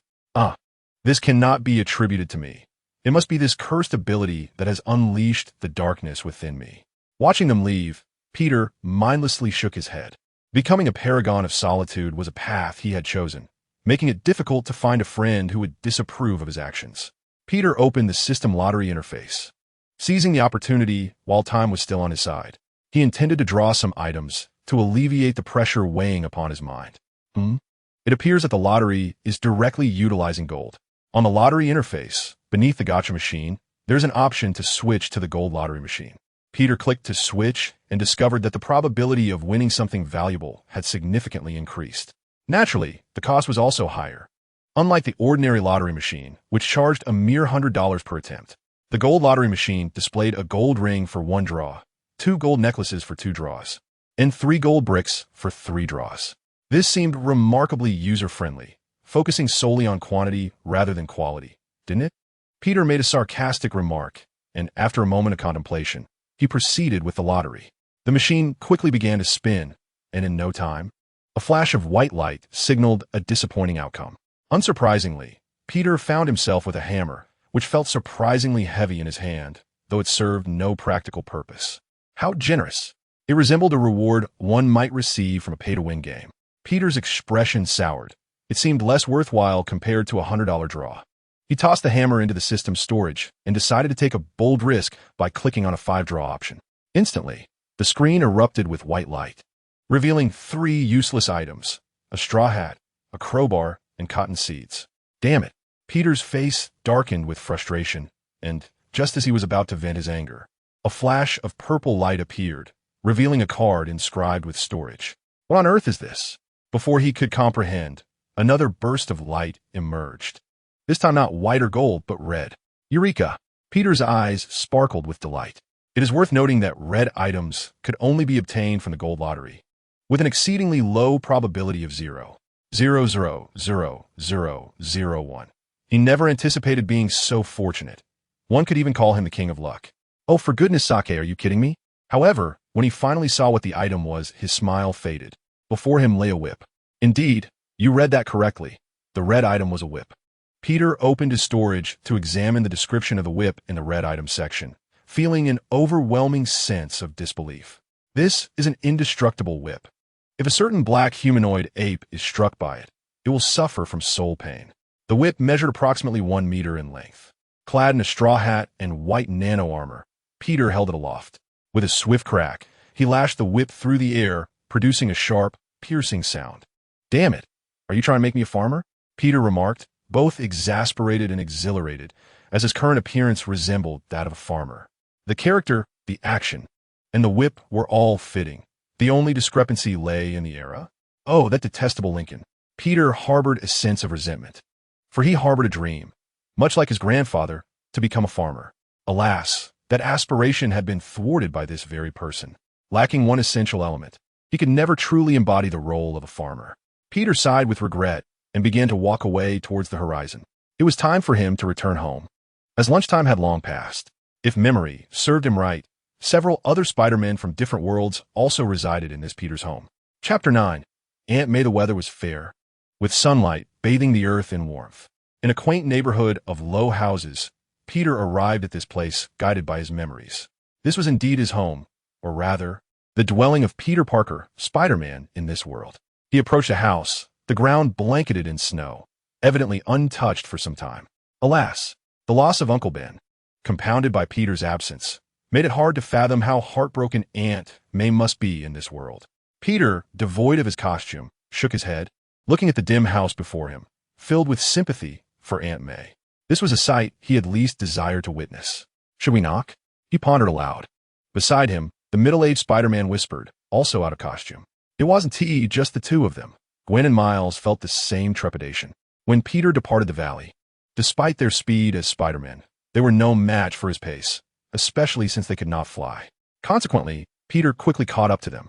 Faced with the individual who had slain Dr. Octopus, they refrained from discussing the matter further. They had merely decided to venture into this quiet neighborhood at midday, locating Aunt May's house with the intention of completing the key to activate the particle collider within this Spider-Man's home. Perhaps we should simply leave. There are other places where we could repair the key, the middle-aged Spider-Man suggested timidly. Are you feeling shy? Miles inquired, puzzled by the middle-aged Spider-Man's fear of meeting Aunt May, who was clearly his relative. We're already at the doorstep. You must meet her. Gwen Spider-Man expressed her dissatisfaction with the middle-aged Spider-Man's cowardice. No, this is truly dreadful. Absolutely dreadful. The middle-aged Spider-Man lamented, yet his body instinctively moved away, clearly attempting to escape. No, you cannot flee, my portly friend. If you walk away now, you may never see Aunt May again. This is your final opportunity. Peter shot out a web, pulling back the retreating middle-aged Spider-Man. He could empathize with his feelings and sentiments. How do you know about my Aunt May? Is it possible you share the same experience? The middle-aged Spider-Man paused, gazing at Peter with a profound sense of understanding. In truth, the middle-aged Spider-Man was overthinking the situation. Peter had merely read the original storyline. Aunt May, much like his own, had also passed away. Enough of your musings. Let us knock on the door, Peter urged, giving him a gentle shove as the others rallied in support. In this moment, The middle-aged Spider-Man hesitated, his heart stirred. He took a deep breath, summoning his courage to knock on the door. Knock, knock. Who is it? Is it a fan of Peter? Came a familiar voice from within, followed by the sound of footsteps. Aunt May, it's me, Peter. Ha, you might not believe it, but it's true. I come from another universe. The middle-aged Spider-Man stood at the door, awkwardly touching his nose. Peter watched in silence, not because he was the one knocking, but out of sympathy for the middle-aged Spider-Man's plight. After all, his Aunt May and Uncle Ben were living safely at home. Thus, the middle-aged Spider-Man needed the love of this world's Aunt May even more. Peter felt as if he were glowing. What a magnificent decision this was. He felt like a true benefactor, and a broad smile spread across his face. At that moment, the door swung open. Aunt May appeared, her baseball bat clattering to the ground. Peter, she exclaimed, her face flushed with tears as she gazed at the middle-aged Peter. It's me, Peter. I missed you so much. Tears streamed down Peter's face as he opened his arms for an embrace. I'm here, my child. Although I don't know what has happened to you, I will always be your Aunt May. She wrapped her arms around the middle-aged Spider-Man, comforting him with her familiar warmth and tenderness. Nearby, Peter and the others watched the scene with joy, as if they were witnessing something even they had never experienced. Aunt May, I come from another. The middle-aged Spider-Man began to explain, but Aunt May interrupted him. I know, you're from another parallel universe, right? She smiled, as if she had long understood the concept of parallel universes. At that moment, her gaze casually drifted outside the door, where she spotted several individuals. Excitement surged within her as she recognized the young Peter from years ago. Peter? Oh, I can't believe there's a younger version of you. Aunt May beamed, releasing the middle-aged Spider-Man's hand and moving towards the young Peter outside. Witnessing this, the middle-aged Spider-Man paused, feeling a pang of envy at the warmth with which Aunt May greeted the younger Peter. It seemed that she preferred the child version of him. Aunt May, hello. Young Peter said, scratching his head awkwardly, unsure of what to say, as he was not well-versed in offering comfort. The weather is quite cold outside. Little Peter shouldn't catch a cold. Come in quickly. I'll prepare a delicious lunch for you all. Aunt May warmly ushered Peter into the house, disregarding the presence of others. Well, we can empathize with Aunt May's sentiments. It is simply how she is. Gwen, the Spider-Man, appeared somewhat bewildered, as she was quite familiar with Aunt May in her own realm. It seemed that in this world, Aunt May had long forgotten her younger self. Contemplating this, they two stepped into the dwelling. Oh, by the way, did you arrive from another timeline as well? It was only when they entered the house that Aunt May noticed them. No, I'm sorry, Aunt May. I was there when Peter passed, and it grieves me that I could not save him, Miles lamented at that moment. Do not blame yourself, dear. This is all due to Kingpin, Aunt May said gently, regarding him with compassion. Thank you, Aunt May. Peter entrusted me with this trinket before he left, but it's broken and in need of repair. Miles retrieved the damaged key from his pocket. Come with me, children. Aunt May took the item, her expression shifting to one of seriousness. Under her guidance, Peter followed her to the backyard. If you remember correctly, nearly every Spider-Man possessed their own underground lair. However, he had only recently become Spider-Man and had not yet constructed one in his original world. Oh, I have a place like that too, the middle-aged Spider-Man interjected, seemingly recalling something. Come in, children. Aunt May opened the small house in the yard, and with a flash of light, they discovered that the interior was, in fact, an elevator. As the elevator doors closed, they swiftly descended. They beheld an expansive underground space. Above, on platforms, various vehicles were displayed, spider cars, tanks, and planes, all present in abundance. Although he had known of this beforehand, witnessing it in reality left Peter quite astonished. The Spider-Man of this world was indeed impressive, beyond mere strength. He had surpassed nearly all other Spider-Men, showcasing incredible wealth. The middle-aged Spider-Man marveled at the sight before him. The disparity with his own underground base was significant. Amidst the envious gazes of other Spider-Men, they arrived at the lowest level of this lair. Wow, this is a spider suit. It's absolutely stunning, and there are so many. At this level, a variety of spider suits encircled them, each more distinctive than the last. Miles excitedly reached out to touch the protective glass surrounding the suits. Indeed, it is quite remarkable. I did not expect my counterpart in this world to be so unique. The allure of those spider suits prompted Peter to exclaim in admiration as well. The level of style was only surpassed by his nanosuit, though in terms of defensive capabilities, there was a notable difference. At that moment, Peter felt his spider sense intensifying. Having read the original work, he understood in that instant. Hey, guys, it seems we are stepping into a realm akin to the Spider Cave. Your arrival is most welcome. Chapter 10. The seventh generation of Spider-Man Peter followed the sound upwards. The space above was shrouded in darkness, with several figures suspended within it. You guessed it correctly. They were the Spider-Men who had arrived here earlier. The one speaking was none other than the Shadow Spider-Man, whose aesthetic was utterly detached from reality, characterized by a monochromatic palette devoid of color. Hello, everyone. How are you? It is a pleasure to meet you. A small, red, circular robot landed on the ground, from which emerged a petite girl with short hair, her appearance reminiscent of an anime character materializing in the real universe. Oh, goodness, this is exceedingly bizarre. I can hardly believe my eyes. Despite having prior knowledge of their appearances, Peter couldn't help but exclaim in astonishment upon witnessing them in reality. This artistic style was entirely alien to this universe. Newton's coffin lid was about to burst under the weight of it all. It wasn't he, just Peter. The expressions of the others mirrored his bewilderment. Clearly, this peculiar situation was a first for them as well. And there was something even more surreal. At that moment, a diminutive figure approached them, also embodying a two-dimensional aesthetic. However, what was even stranger was that this figure turned out to be a pig. Spider-Ham. Yes, you read that correctly. What on earth was happening? Can animals also be Spider-Men?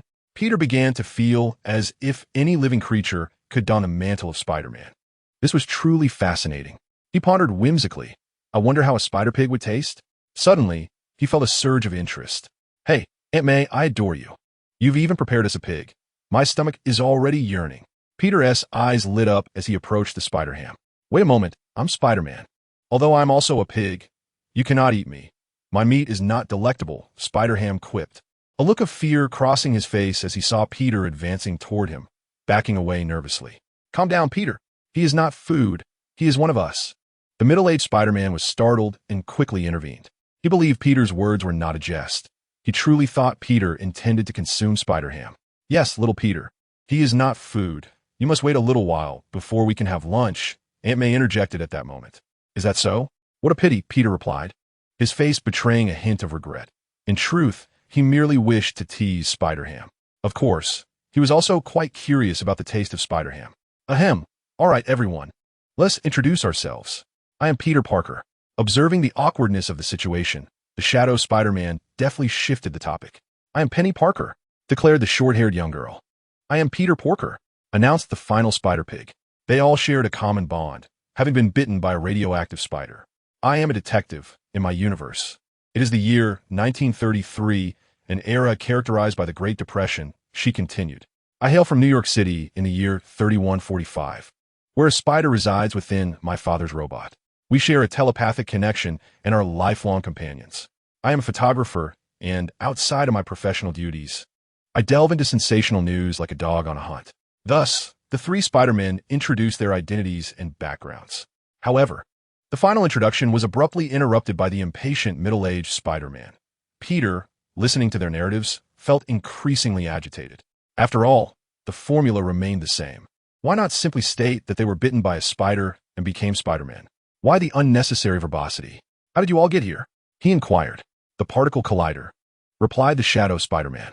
We are eager to return home, Penny said, a hint of sadness in her voice. We need to activate that collider and jump inside. But the only issue is that one person must remain behind to destroy it, the Shadow Spider-Man continued. Let me do it. Many hands shot up simultaneously. No, no, no. You all cannot comprehend, Miles interjected, waving his hands. Comprehend what? They began to ask, only to realize their bodies were experiencing chaos, accompanied by excruciating pain. Damn it. Not this feeling again. The middle-aged Spider-Man shouted, clearly having endured this experience multiple times before. The Spider-Man writhed in agony on the ground, save for Miles from this universe. Naturally, the young Peter was also unaffected, watching the fallen Spider-Man with a sense of relief. Fortunately, he had drawn the Multiverse watch from the Golden Finger, sparing him from the painful effects that would have surely caused him great distress. You all must leave this place. Staying will lead to your demise. Wait, why are you unscathed? Miles spoke to the fallen individuals, suddenly astonished as he noticed Peter, standing intact. It seemed the effects had no impact on him whatsoever.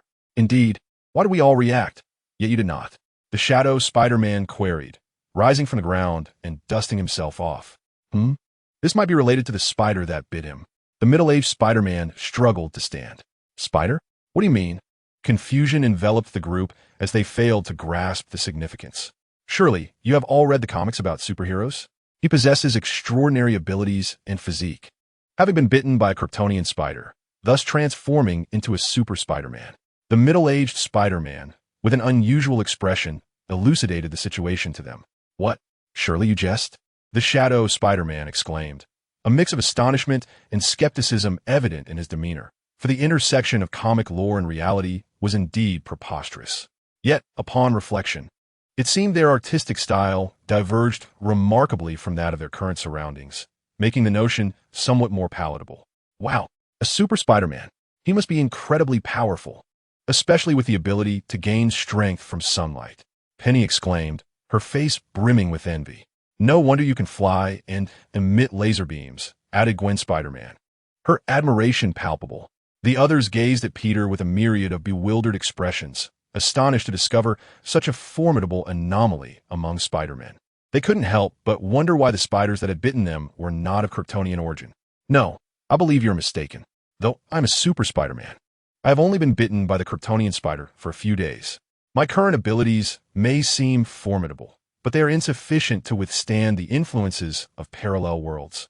Peter clarified, wishing to dispel any misconceptions, for his powers extended beyond this singular aspect. There was no need for pretense. Then how is it that you remain unaffected? One of the Spider-Men inquired, curiosity piqued. Excellent question. Is due to this watch, he declared, raising his hand to reveal a white timepiece. It allows me to traverse parallel universes freely, without suffering any negative repercussions. The onlookers gathered closer, their faces a tableau of shock as they fixated on his arm. The shadow Spider-Man, eager to touch it, was met with a light slap from Peter. Are you a scientist? How could you possess such an avant-garde watch? He chuckled awkwardly, having been caught in his curiosity. What do you think? Peter replied, his gaze steady. He had no intention of revealing the origins of the watch, as it was not a narrative easily explained. After all, he couldn't very well disclose that he possessed a system. Keeping secrets, are we? How stingy of you.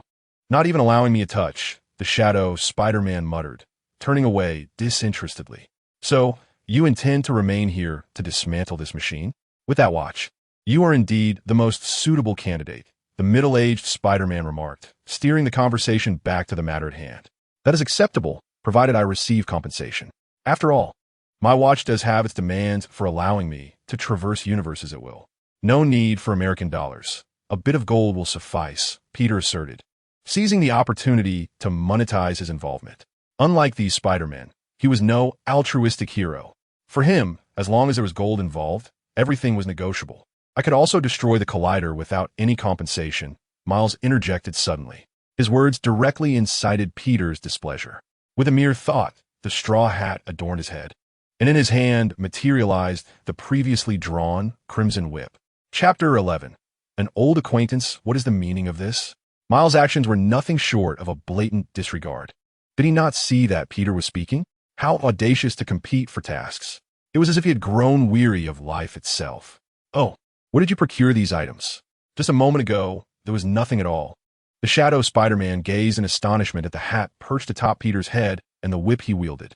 He could not fathom how these items had appeared in the blink of an eye. Wow, your current appearance reminds me of my grandfather, the farm owner Spider-Man. It truly is a splendid name. The middle-aged Spider-Man was taken aback, and all eyes turned towards him. How peculiar. How did these items come to be? What do you intend to do to me? I merely wish to assist. Miles' expression was one of terror as he beheld Peter's white spandex suit and the whip in his grasp, as if he had been transported back to the 18th century, the days of cotton picking and watermelon feasting. Peter, one must respect others. This behavior is unacceptable. Aunt May, aware of the situation, quickly intervened. Now is not the time for such trivial matters. You little black spider, I understand your desire to assist, but you must assess the situation. Did you not notice the great Peter has expressed a desire to earn? Yet you, in your generosity, offer your help without charge, such an affront to my dignity. If you wish to aid others, you must ensure you possess the requisite strength. You are far from ready to be Spider-Man. Were it not for Aunt May's interjection, I would have ensured you tasted the consequences of disrespect. Peter retracted the items back into the system's repository and continued addressing the still-dazed crowd. Fellow Spider-Man, you have witnessed his unsolicited assistance. Yet his abilities are lacking and may hinder rather than help. Of course, should you choose to employ my services, while my rates may be somewhat steep, rest assured, a mere gold piece is trivial. My ancestors could extinguish a mere flick of the finger. His reasoning was indeed sound. Upon hearing this, the crowd exchanged knowing nods. As he stated, they placed greater trust in a Spider-Man endowed with extraordinary abilities than in a novice. Miles, you are correct. Your current strength is insufficient to aid us. You require training to grow stronger. The Shadow Spider-Man approached Miles, giving his shoulder a reassuring pat. Friends, in truth, his abilities are commendable. Miles felt a wave of despondency wash over him, on the verge of tears. The middle-aged Spider-Man, familiar with his plight, took pity and spoke on his behalf. Another unique Spider-Man, much like Peter, is it? The crowd's interest was piqued upon hearing this. Come on, Miles, showcase your invisibility skills and prove your capabilities. The middle-aged Spider-Man encouraged him with a wave of his hand.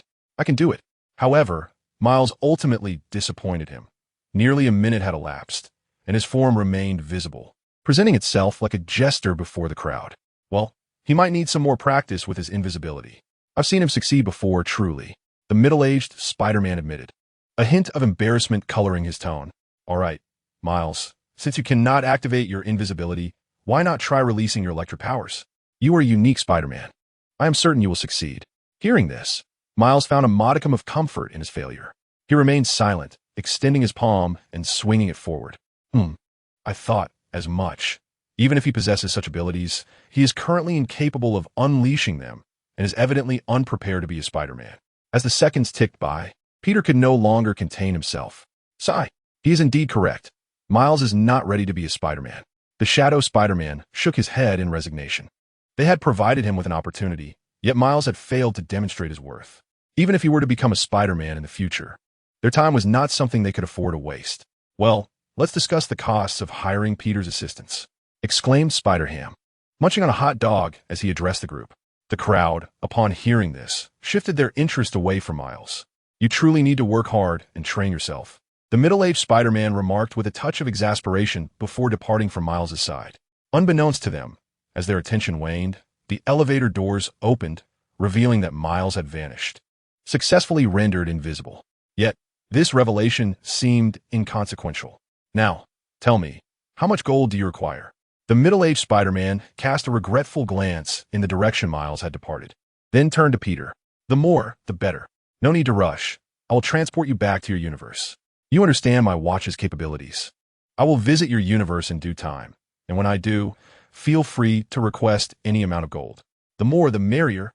Peter's face lit up with glee as he rubbed his hands together, speaking in one breath.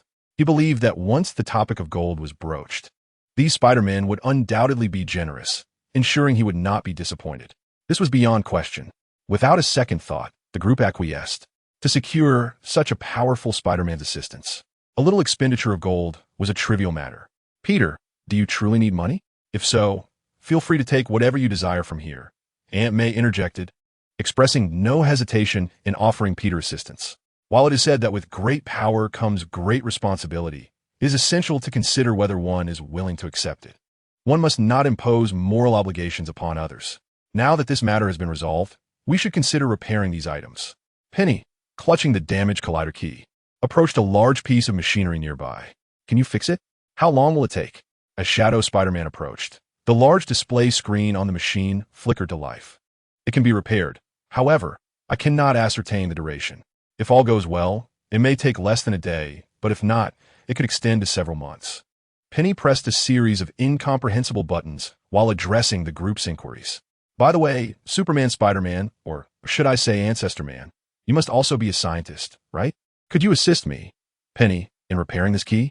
At that moment, middle-aged Spider-Man seemed to recall something and turned to Peter. Well, you've hit the nail on the head.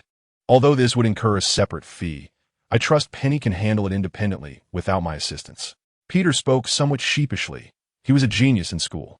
Yet, when it came to the intricacies of repairing the multiversal key, he was utterly clueless. Naturally, he would never voice this sentiment. "Thank you, Superman Spider-Man." Penny expressed her gratitude as she worked, thinking that if Peter did everything, she would be of no help at all. What she cherished most was Peter's faith in her abilities. "All right, since everyone has their tasks, I have unfinished business, so I shall not disturb you, Spider-Man." Peter gazed at the willing helpers and prepared to depart. If he recalled correctly, Miles had encountered the Prowler during the plot's unfolding, amidst the skepticism of others, and discovered that the Prowler was, in fact, his uncle. What he needed to do now was to negotiate. He could not forget the earlier events, especially since Miles Byer was offering 100 pounds of gold. The opportunity to amass wealth was one he would not let slip away. "Take care, Peter. And don't forget to return for lunch," Aunt May kindly reminded him. The others saw no issue with this. They need not concern themselves with Superman Spider-Man's safety and return to their respective endeavors. Before long, Peter left Aunt May's home.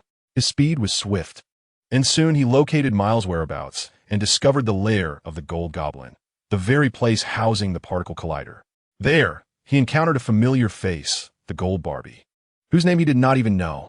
Today, however, she was dressed quite normally, embodying the appearance of a successful individual, unlike her eye-watering attire from the previous day. Moreover, she was surrounded by a plethora of gleaming, golden treasures, the very gold Peter had been eagerly anticipating. Chapter 12. Did you lead the enemy here? Oh dear, my beloved Spider-Man. I have finally awaited your arrival. You must understand, I nearly fell into the clutches of that old fool, Kingpin, all for this gold. Dressed in a Spider-Man suit, Peter landed at this location, prompting Kingpin Barbie to express his heartfelt sentiments. Enough of this discussion. To be honest, your mere presence instills fear reminiscent of our ancestors. You should feel fortunate. Now, let us cut to the chase. Have you brought enough gold? Peter distanced himself slightly, expressing his disdain, yet his excitement rekindled at the sight of the gold scattered on the ground. You must realize 100 pounds of gold is no trifling matter. Converting it into dollars would be simpler. However, transporting it here is quite troublesome, as I had to bribe numerous individuals. Kingpin Barbie began to ramble on, but he was swiftly interrupted by Peter. My monetary friend, please refrain from this unnecessary chatter. Just be forthright and tell me if you have brought the complete amount. Peter furrowed his brow and waved his hand dismissively, uninterested in the idle talk. Absolutely. Even though this is our first transaction, can you truly doubt an old friend? Kingpin Barbie smiled, yet as he glanced beside Peter and saw the empty space, a flicker of doubt crept in. I have brought my goods now. Have you brought my treasure? Rest assured, it is right here. You simply have not encountered it yet. In response to this query, Peter assured him without hesitation. Speaking of which, Miles must have encountered him as well. However, out of fear of Kingpin Barbie, he likely hid away and went unnoticed. What a pitiable child. Kingpin Barbie, an ordinary individual with some capabilities, should not intimidate a powerful Spider-Man. Miles truly has failed in this regard. Had he possessed a different disposition, perhaps Peter would not harbor such disdain for him. Yet, one thing is certain. If Miles were a person entirely devoid of color, he would not hesitate to impart some guidance, helping him to become a true hero. Is he right here? Then, why hasn't my little treasure come to find me? How vexing. Kingpin Barbie revealed his true nature, excitement gleaming in his eyes as he scanned the surroundings. However, before long, a look of concern washed over his face. For today, Kingpin and his ilk are indeed present in this very location. It seems trouble is brewing. He was loath to witness the emergence of his treasure, having to choose between serving Kingpin or Miles, which left him in a quandary. At that moment, urgent footsteps echoed from the tunnel leading to the underground base, accompanied by a young voice pleading for help. Help! Someone's trying to kill me. A figure clad in a red Spider-Man suit burst forth from within, pursued closely by another figure draped in purple robes. Ravager, what are you doing? As the peril loomed over his newly acquired treasure, the formidable Barbie could no longer remain passive. With a swift motion, he positioned himself in front of the Wanderer. Miles, sensing the shift behind him, turned to express his gratitude, only to be engulfed by a wave of terror far greater than that instilled by the Wanderer. He clearly understood who was assisting him. Pink Bunny Man, when did you choose to side with Spider-Man? The Wanderer called out, recognizing the one who worked under the powerful Kingpin. There was no need for concern. He was merely my precious cargo, while you, Mutt, dared to instruct me. The Pink Bunny Man retorted with equal fervor. In an instant, he dashed to Miles' side, leaning in gently to whisper in his ear, "Do not fear, my darling. With me, the Pink Bunny Man. This wanderer shall not harm you.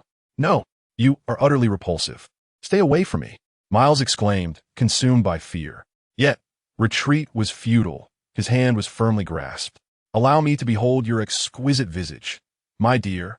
The Pink Bunny Man chuckled as he pulled off Miles's mask, revealing a young black man to all present. How could it be you? The wanderer's incredulous expression emerged the moment he beheld the striking features of this Spider-Man. Wow, my dear, you are truly beautiful. Spending 100 pounds of gold on you was undoubtedly worth it. The Pink Bunny Man, filled with delight, caressed Miles's chin. Wait, do you know me? And why does your voice resemble that of my uncle? Miles, humiliated, struggled fiercely. As Spider-Man, he could not be restrained for long. Breaking free, he recalled the Wanderer's voice with astonishment, a sense of dread creeping into his mind. You should not have come here. The Wanderer's tone weakened as he struck. Upon hearing this, Miles's suspicions solidified. The Wanderer was indeed his uncle, who had disappeared. Meanwhile, Peter, perched above, witnessed the unfolding drama. From the moment Miles appeared, he had come to observe the spectacle. No, I cannot accept this as reality, uncle. Miles's face was a mask of anguish as he fled, unwilling to confront his own flesh and blood. You cannot leave. Return to me, my darling. The Pink Bunny Man pursued him, his abilities limited to speed. His strength was insufficient to effectively control Spider-Man. Frustration simmered within him, pondering why Peter had provided no aftercare. As Miles fled, the commencement of their romance seemed ever distant. Eventually, the Wanderer, too, dashed after them. From his elevated vantage point, Peter observed the emergence of another group. Among these individuals, each possesses formidable strength, including Spider-Man's longtime adversary, Kingpin. Pursuing him, Kingpin gazed into the distance at the retreating figure of the Wraith and remarked. At this juncture, Peter realized he could no longer remain here. A thrilling spectacle was about to unfold. The astute Miles intended to draw their enemies into the lair of the Spider-Man, although he could have directly eliminated Kingpin here. Such an action was entirely unnecessary. He always sought to showcase to the Spider-Man what our little black Spider-Man had accomplished. Time swiftly passed, and Peter found himself back at Aunt May's home, fortunate enough to arrive just in time for lunch. Welcome back, Peter. Have you completed your errands? I imagine you must be famished. Come and savor the freshly baked meat rolls. As he entered, Aunt May greeted him with a warm smile. The aroma wafting through the air was irresistibly sweet. Peter needed no further persuasion to know how delectable Aunt May's meat rolls would be. He joyfully approached the dining table, where various versions of Spider-Man were already enjoying their meal. Peter, it's truly delightful. Come, join us. It was indeed a shame that Miles could not partake. Upon Peter's return, everyone greeted him enthusiastically. It was quite a splendid gathering. Peter took his seat, nodding in acknowledgement as Aunt May brought over a platter of roasted meat rolls, which he eagerly bit into. After some time had passed, feeling it was appropriate to speak, Peter wiped his mouth with a napkin and slowly addressed the group. Folks, I believe we have some pressing matters at hand. Our little black spider friend has delivered some intriguing news. What news? The others, engrossed in their meal, turned their attention to Peter, their expressions brightening with anticipation. Why, it is truly momentous news. He has brought along some of our old acquaintances, including Kingpin, to join us for lunch. At Peter's revelation, a wave of disbelief swept through the room. What? Why would Miles do such a thing? Everyone stood in astonishment, unable to fathom the presence of a traitor among them. I believe there must be some misunderstanding, the middle-aged Spider-Man interjected, waving his hands in defense of Miles. He could not accept that a good-hearted child would commit such an act. That makes sense. Let us observe the situation further. Prepare for battle, everyone. The Shadow Spider nodded thoughtfully, agreeing that Miles was unlikely to betray them. Who could say for certain? Peter rose and moved toward the door, aware that their adversaries had arrived. He did not wish to engage in conflict here, not wanting Aunt May to be harmed, not even by the clatter of pots and pans. Peter, help me. My uncle is the Wraith, and he wants to kill me. Chapter 13. The useless few in a flurry of panic, Miles burst through the door, his mouth agape, and without pause, began to express the dire predicament he found himself in. Well done, my friend.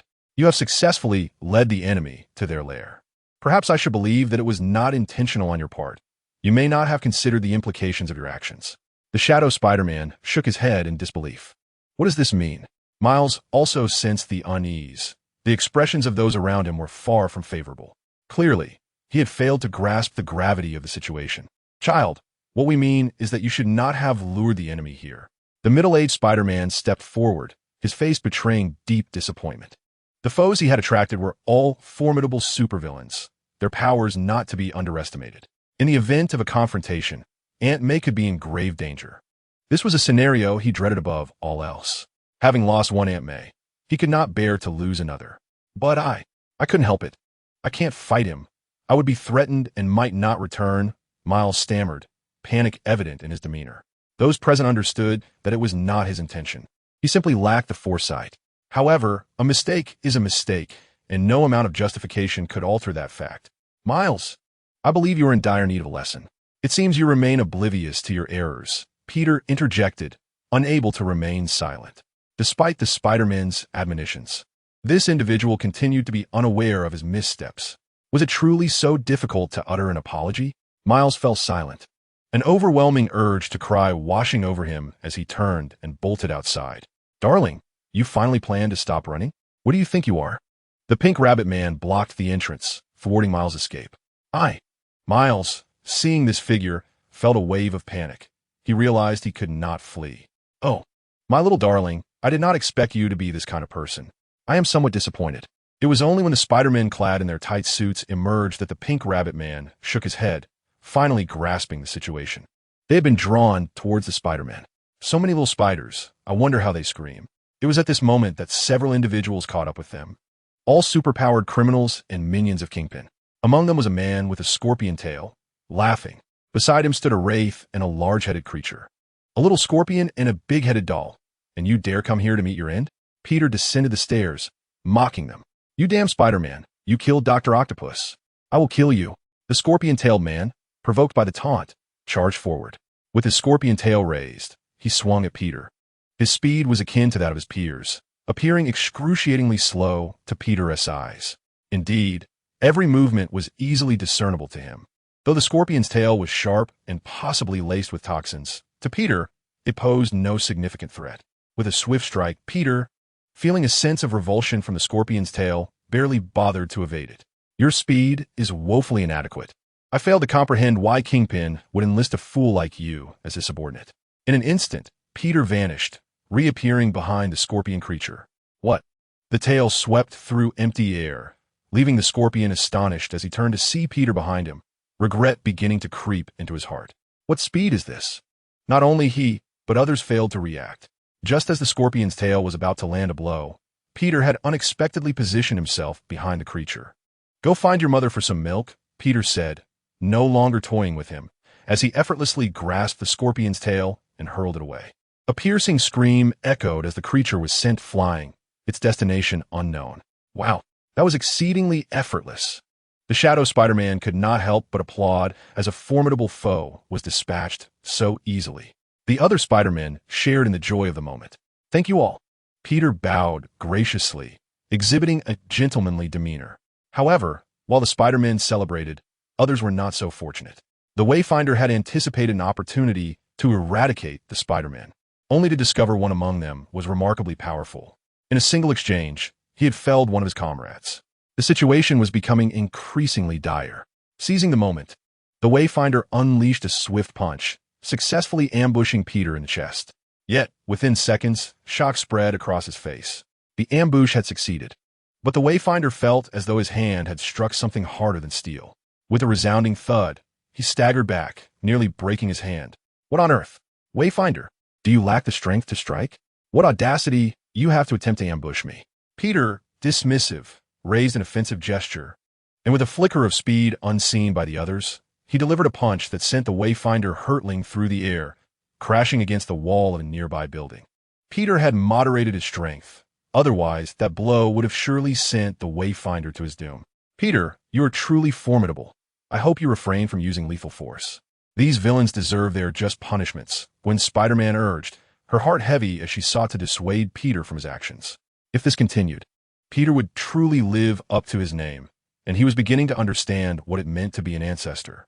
"Oh, are you instructing me on how to act, beautiful Spider-Miss?" "Unfortunately, I shall do as I please," Peter replied, turning with a smile, his spider cape flowing in the moment, drops of blood cascading from his hands. No one could impede him, not even Aunt May. Peter, I recognize you've matured. I shouldn't meddle in your affairs, but please spare him his life. Aunt May interjected at that moment. Indeed, I shall heed the words of Aunt May. Peter, having already approached Miles, wiped the blood from his palm clean. Uncle, are you all right? Miles rushed over, assisting his uncle to his feet.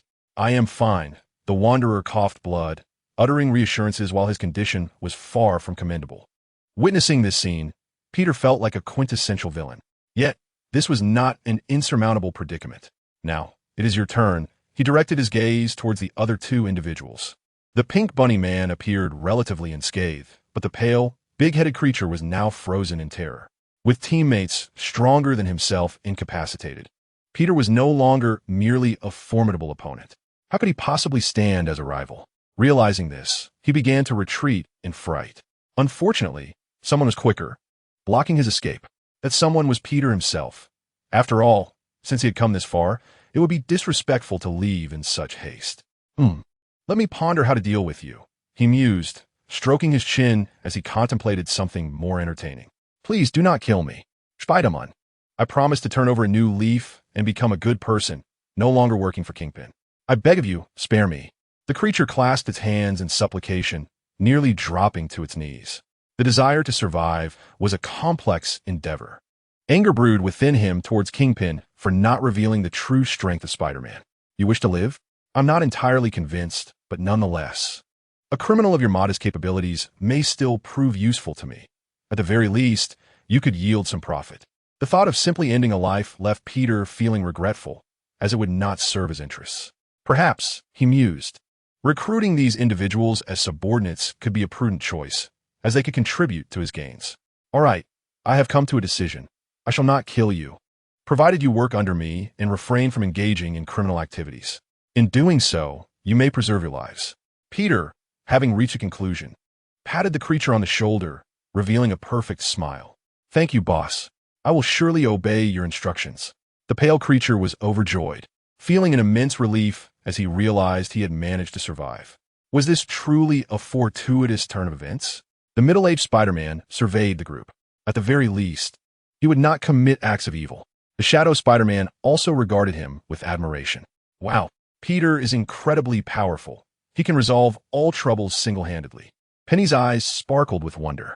Indeed, I am aware of my strength, Peter acknowledged, nodding in agreement with the Shadow Spider-Man. Now be gone. Chapter 14. The situation grows dire. The Wanderer inhaled deeply, sensing a slight improvement in his condition, and resolutely pushed away Miles, who had been supporting him. Uncle, please don't do this. Come back. Stop working for Kingpin. Rather than reacting with anger, Miles exhibited concern and urged him on, unwilling to witness his uncle endure further suffering. Oh, Miles, just go. I don't wish to see you again. Keep your pity to yourself. It is of no use to me. Regret has come too late, and I can only continue down this path of mistakes. The Wanderer sighed and removed his hood, revealing his African-American features. No, Uncle, there is still a chance. A turning point awaits. I believe in you. Everyone will accept your redemption. Won't they? Miles exclaimed with fervor. Indeed, as long as you choose to turn away from the wrong path, you could become a good person once more. We Spider-Men will not hold it against you, the middle-aged Spider-Man assured. Yes, we too wish to see Miles retain his uncle, the Shadow Spider-Man echoed. Others nodded in agreement. Letting him go is not an issue. After all, who would refuse wealth and prosperity?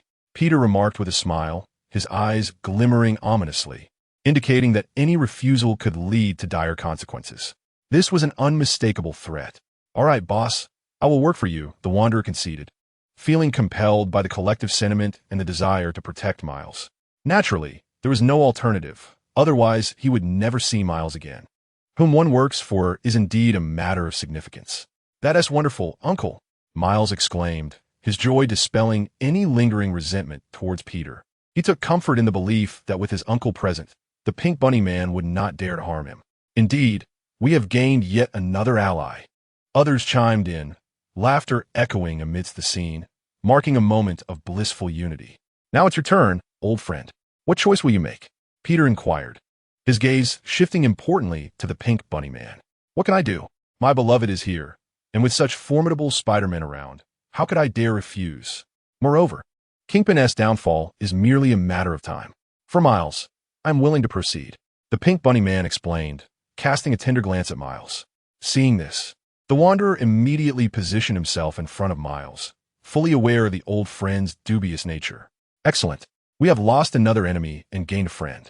Now, Kingpin no longer possesses the means to confront us, Spider-Ham remarked, munching on bacon, confident that they would soon return to their own universe. By the way, are you gay? The Shadow Spider-Man pointed at the Pink Bunny Man, suddenly realizing the gravity of the situation. Wow. After this reminder, the middle-aged Spider-Man recalled the matter and disgustedly distanced himself from the Pink Rabbit Man. By the way, where is that damn scorpion? The Shadow Spider-Man counted the number of people and realized it did not match. This is nothing to worry about. He cannot evade the retribution of his ancestors. Peter pointed at himself, soaring into the sky, locking onto the Scorpion Man he had thrown out. Damn, how can there be such a formidable Spider-Man? That fool Kingpin did not relay any information to me, leaving me to suffer this fate. It's truly unbearable. At this moment, the Scorpion was battered and bruised, moving with great difficulty, limping along. Hey friend, we meet again. How's the experience of flying through the air? Would you like to have another go? I would be more than happy to oblige. Peter's figure descended before him, a broad smile adorning his face. It's you, the incredibly powerful Spider-Man. The Scorpion's face turned pale with terror, seemingly incredulous that Peter could locate him. After all, he had just been thrown to a distant location and had traversed several sewers. He had thought he could escape Spider-Man, only to discover the extent of Peter's formidable strength, filling him with dread. At this rate, escape seemed impossible. What should he do? I know what you're thinking. Do not worry, I shall not harm you. Of course, I do have a request. You will work under me. Aside from committing crimes, you may do as you please, as long as you bring me golden profits. Peter smiled and patted him on the shoulder. All right, I won't work for Kingpin anymore, boss. The Scorpion nodded eagerly. There was no choice. The threat was all too real, and dissent was not an option. Welcome to Peter's family. Peter grinned, extending his hand in welcome. Thank you, boss. The Scorpion managed a forced smile. Although it appeared he was working for Peter, in reality, he would not receive a salary. Furthermore, all earnings would need to be generated by him and handed over to Peter. This was indeed a moral quandary. Oh, the nefarious capitalist. As Peter headed home, they received good news. With the assistance of the newly appointed employees, they had successfully restored the data. Now, all that was needed was to insert the key into the particle collider, and they could all return home. However, the departure was not scheduled for today, but rather for tomorrow morning. After all, Kingpin had no available subordinates left. They merely needed to spend the day keeping Aunt May company, engaging in conversation with the Spider-Man, as the opportunity to meet again was uncertain. The universe is not easily traversed, except for certain individuals. Early that morning, the Spider-Man stood at the doorway. Goodbye. Aunt May, we will miss you. Please do not forget us. Penny, with a forlorn expression, bid farewell. If one were to speak of Aunt May's affections during these times, it would undoubtedly be directed towards the youngest among them. Even Peter's concern could not rival the warmth she bestowed. Farewell, my dear Peter, and to all the Spider-Men. Aunt May bid them adieu, handkerchief in hand, tears glistening in her eyes. Do not fret over my solitude, Aunt May. I possess the ability to traverse the cosmos at will and shall return whenever time permits, Peter reassured, unwilling to see her sorrow. After attending to these matters, the Spider-Men, clad in their web-slinging attire, departed to the designated meeting point where they encountered several members of the Wanderers. Thus, they set forth towards Kingpin's lair. Time slipped away unbeknownst to them. En route to Kingpin's abode, they stumbled upon a predicament. A battalion of well-armed soldiers obstructed their path. Spider-Man, you are surrounded. Surrender your weapons at once, or we shall unleash a hail of fire upon you, a soldier announced, brandishing a megaphone. The intersection was cordoned off, and the civilians had been forcibly evacuated. In the distance, snipers lay in wait, which filled Peter with immense displeasure. Damn it, what are these soldiers doing here? Who sent them? The Shadow Spider-Man evaded detection, narrowly avoiding a red dot aimed at his head. It is not us. It must be Kingpin. Aware of his inability to contend with us, he has summoned the military to eliminate us, the Wanderer remarked, lifting his mask. Oh dear, I truly do not wish to harm these innocent individuals, the middle-aged Spider-Man lamented, resting his head in his hands, feeling utterly helpless. His concern did not stem from a desire to control his strength, nor did it involve the other Spider-Man. Rather, it was about the ancestor endowed with superhuman abilities. Despite his willingness to spare the Wanderers, it was solely because they could yield benefits. However, these soldiers would only bring forth an unending barrage of bullets. The ancestor would undoubtedly become enraged, abandoning any restraint and unleashing a massacre. In truth, his apprehensions were not unfounded. Peter indeed contemplated a bloodbath. For these mercenaries, he would not even consider bestowing them upon his subordinates. Moreover, the most irksome factor was that damned sniper who had aimed the red dot at him. As Peter turned, a crimson beam shot past him, as a hidden sniper in a high-rise created a gaping hole in the wall before him. Witnessing such a turn of events, the commanders of the soldiers were taken aback, astonished that the Spider-Men would dare retaliate. "You Spider-Men shall perish. Open fire," commanded the officer, and an uncountable number of bullets rained down upon them. There was no choice for the Spider-Men but to engage in battle. Peter, undaunted, remained unfazed, even with the military having summoned superheroes. Chapter 15, Ancestors Fire. Fire. Countless bullets danced through the sky. The Spider-Men managed to evade some, but not all. They took refuge behind various cover, waiting for the opportune moment to deploy their webs, incapacitating soldier after soldier, not in a lethal sense, but merely rendering them unable to resist. Regardless of their adversaries, these Spider-Men refrained from delivering fatal blows. However, against a heavily armed military, only a small fraction of the forces harassed them. The majority of the attention was captivated by Peter. Was he a monster? Bullets could not inflict harm upon him. The soldiers unleashed a frenzied barrage, an array of ammunition continually bombarding Peter. Yet aside from billowing smoke, he remained unscathed. Even the hem of his attire showed no signs of damage. Logically, Spider-Man was not the Hulk. How could he possess such formidable defenses? Fear etched on every soldier's face. Their weapons suddenly felt devoid of security. This was far more terrifying than their previous encounters with the Hulk. "Once the battle concludes, bring me that Spider-Man clad in white uniform and cape," commanded the highest-ranking officer to his aide through a telescope, evidently oblivious to the gravity of the situation, believing victory was within grasp. Peter démonstrait incroyable combat prouesse, dispatching nearly half of the soldiers with a single blast from his laser eyes. Even tanks were cleaved in twain. Boom! Explosions erupted, and many soldiers perished in the fiery chaos. "The devil has descended upon us. Everyone, flee." This sight sent many soldiers into a spiral of despair.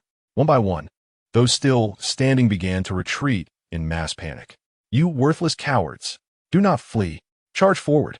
I believe he cannot hold out much longer," the commanding officer bellowed, his fury palpable as snot streamed down his face. He seized a soldier, glaring menacingly as he pushed him forward. "He is a devil! A devil!"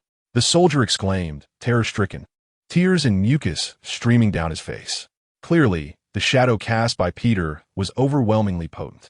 If this continued, the soldier would surely find himself in a psychiatric institution. "Ed, inform the troops that any soldier who dares to flee will be executed on the battlefield, and their families shall face punishment as well." The commanding officer, infuriated by the soldier's cowardice, turned to glance at his aide, only to find him long gone. Defeat was inevitable. Mere mortals stood no chance against the monster that was Peter. What about those clowns in tight suits? Hurry and tell them to eliminate these terrorists. The battlefield was rife with chaos as the commanding officer shouted in desperation. Regrettably, no one could answer his inquiries. The soldiers were preoccupied with their own survival, utterly indifferent to the one who had led them to their demise. My goodness, it was utterly terrifying. He was a walking human nuclear bomb, impervious to any resistance. The shadowy Spider-Man widened his eyes, observing Peter as he unleashed his wrath, reducing planes and tanks to mere heaps of scrap metal. Who could fathom his emotions at that moment? We are all Spider-Men. Why is there such a vast disparity? This is utterly frightening. Miles, for your safety, it is imperative that you do not provoke Peter. Do your utmost to accommodate his demands. You must understand, it is for your own good. Among all the Spider-Men, I fear that a single encounter could leave us as nothing more than delectable spider meat patties. The middle-aged Spider-Man could hardly believe his eyes as he witnessed this chaos. Alas, Miles, I am powerless as well. I will strive to earn money to appease Peter. A tank was crushed into a sheet of metal by Peter, leaving him too dispirited to look on, only able to console Miles. "Yes, Uncle, I will not trouble you." Miles, filled with both fear and disappointment, touched his backside. The fear stemmed from Peter's overwhelming power. He felt fortunate that he had not previously provoked Peter's ire. Disappointment loomed over him as he feared for his own safety. He doubted that the pink bunny would spare him, considering Peter was the first client. Moreover, given Peter's disdain for him, should he refuse, Peter would undoubtedly take action. Before confronting us, he had shown no mercy. Meanwhile, Gold's former subordinates trembled and felt numb in the presence of the unmatched Peter. After all, the last time, had Peter not been in a playful mood, their fate would have been no better than that of the fallen. Contemplating this, warmth spread through their hearts, and their loyalty began to swell. With such a formidable boss, which superhero would dare to disrespect them? Should we intervene? It seemed Peter had lost all sense of restraint, intent on delivering fatal blows. Gwen Spider-Man gazed at the fallen soldiers, her compassion stirred. This was no jest. I can only imagine what would happen to anyone who dared to intervene. A punch would surely land squarely on their face. I have no desire to become a flattened pig. Spider-Pig shook his head as he munched on a pork chop of unknown origin. Upon hearing this, everyone found it reasonable. They could only empathize with this universe, having birthed a primal Spider-Man. Additionally, they could only pray that their ancestral figure, Peter, would forget about their universe. The exhilaration of unleashing one's full potential was truly remarkable. Reducing a building to rubble, Peter emerged from the wreckage, surveying the devastated area with immense satisfaction. This was the first time he had unleashed his full strength, reveling in the freedom to act as he pleased, with no one to impede him. Oh, you wish to flee? Are you not the commander of this army? Gazing at the surrounding Syrian landscape, Peter's demeanor shifted suddenly as he sprinted towards a figure clad in military attire. You devil, do not approach. The army commander, taken aback by Peter's abrupt appearance, collapsed onto the ground. In a frantic attempt, he fumbled for his pistol, which slipped from his grasp and clattered to the earth. Are you frightened of me? Peter inquired with a subtle smile, then added, Fear not, you are innocent. Reveal the mastermind behind this, and the great ancestors will spare your life. It is Kingpin. He compelled me to act thus. The commander stammered, terror etched upon his face. Ready to divulge all, Peter, shaking his head to interrupt him, spoke in a calm tone. Do you honor the fallen soldiers with your actions? What? No need for explanations. With a flash of crimson in his eyes, Peter unleashed a forceful blast, akin to a watermelon bursting. Infuriating. He does not regard lives as sacred. On a nearby building, Iron Man, witnessing the chaos unfold, raised his hand in fury, preparing to retaliate against Peter. No, refrain from action. We must not become embroiled in this crisis. Doctor Strange intervened. Why? He is slaughtering innocents. As a superhero, I must take a stand. Iron Man replied with grave seriousness. I understand your sentiments, Tony, but we cannot intervene. He hails from another universe, and you have witnessed his formidable strength. If we involve ourselves, it could lead to unnecessary complications. Do you truly believe you could match him? Doctor Strange placed a reassuring hand on his shoulder and continued. The true architect of this calamity, Kingpin, is beyond redemption. They will soon retreat. Can you endure a little longer? Very well. I hope he does not provoke further chaos. Reluctantly, Iron Man acquiesced, a profound sense of helplessness weighing on him. Indeed, how could he possibly contend against someone who could crush a tank with a single blow? They may possess a modicum of cunning, but no one dared to act. Otherwise, he would not hesitate to engage further. Their discourse was fully absorbed by Peter, who smiled faintly, glanced at the two on the rooftop, and vanished into thin air. Has he detected us? Iron Man pondered, sensing Peter's gaze. It is likely. His abilities are terrifying. Combined, they render him akin to a superhero from the comics. If it comes to a confrontation, my magic may not suffice against him. Doctor Strange remarked gravely, nodding toward the direction Peter had disappeared. Unbeknownst to them, this would be the last regrettable decision they would make. How does it feel to kill? I cannot fathom how exhilarating it must be for so many.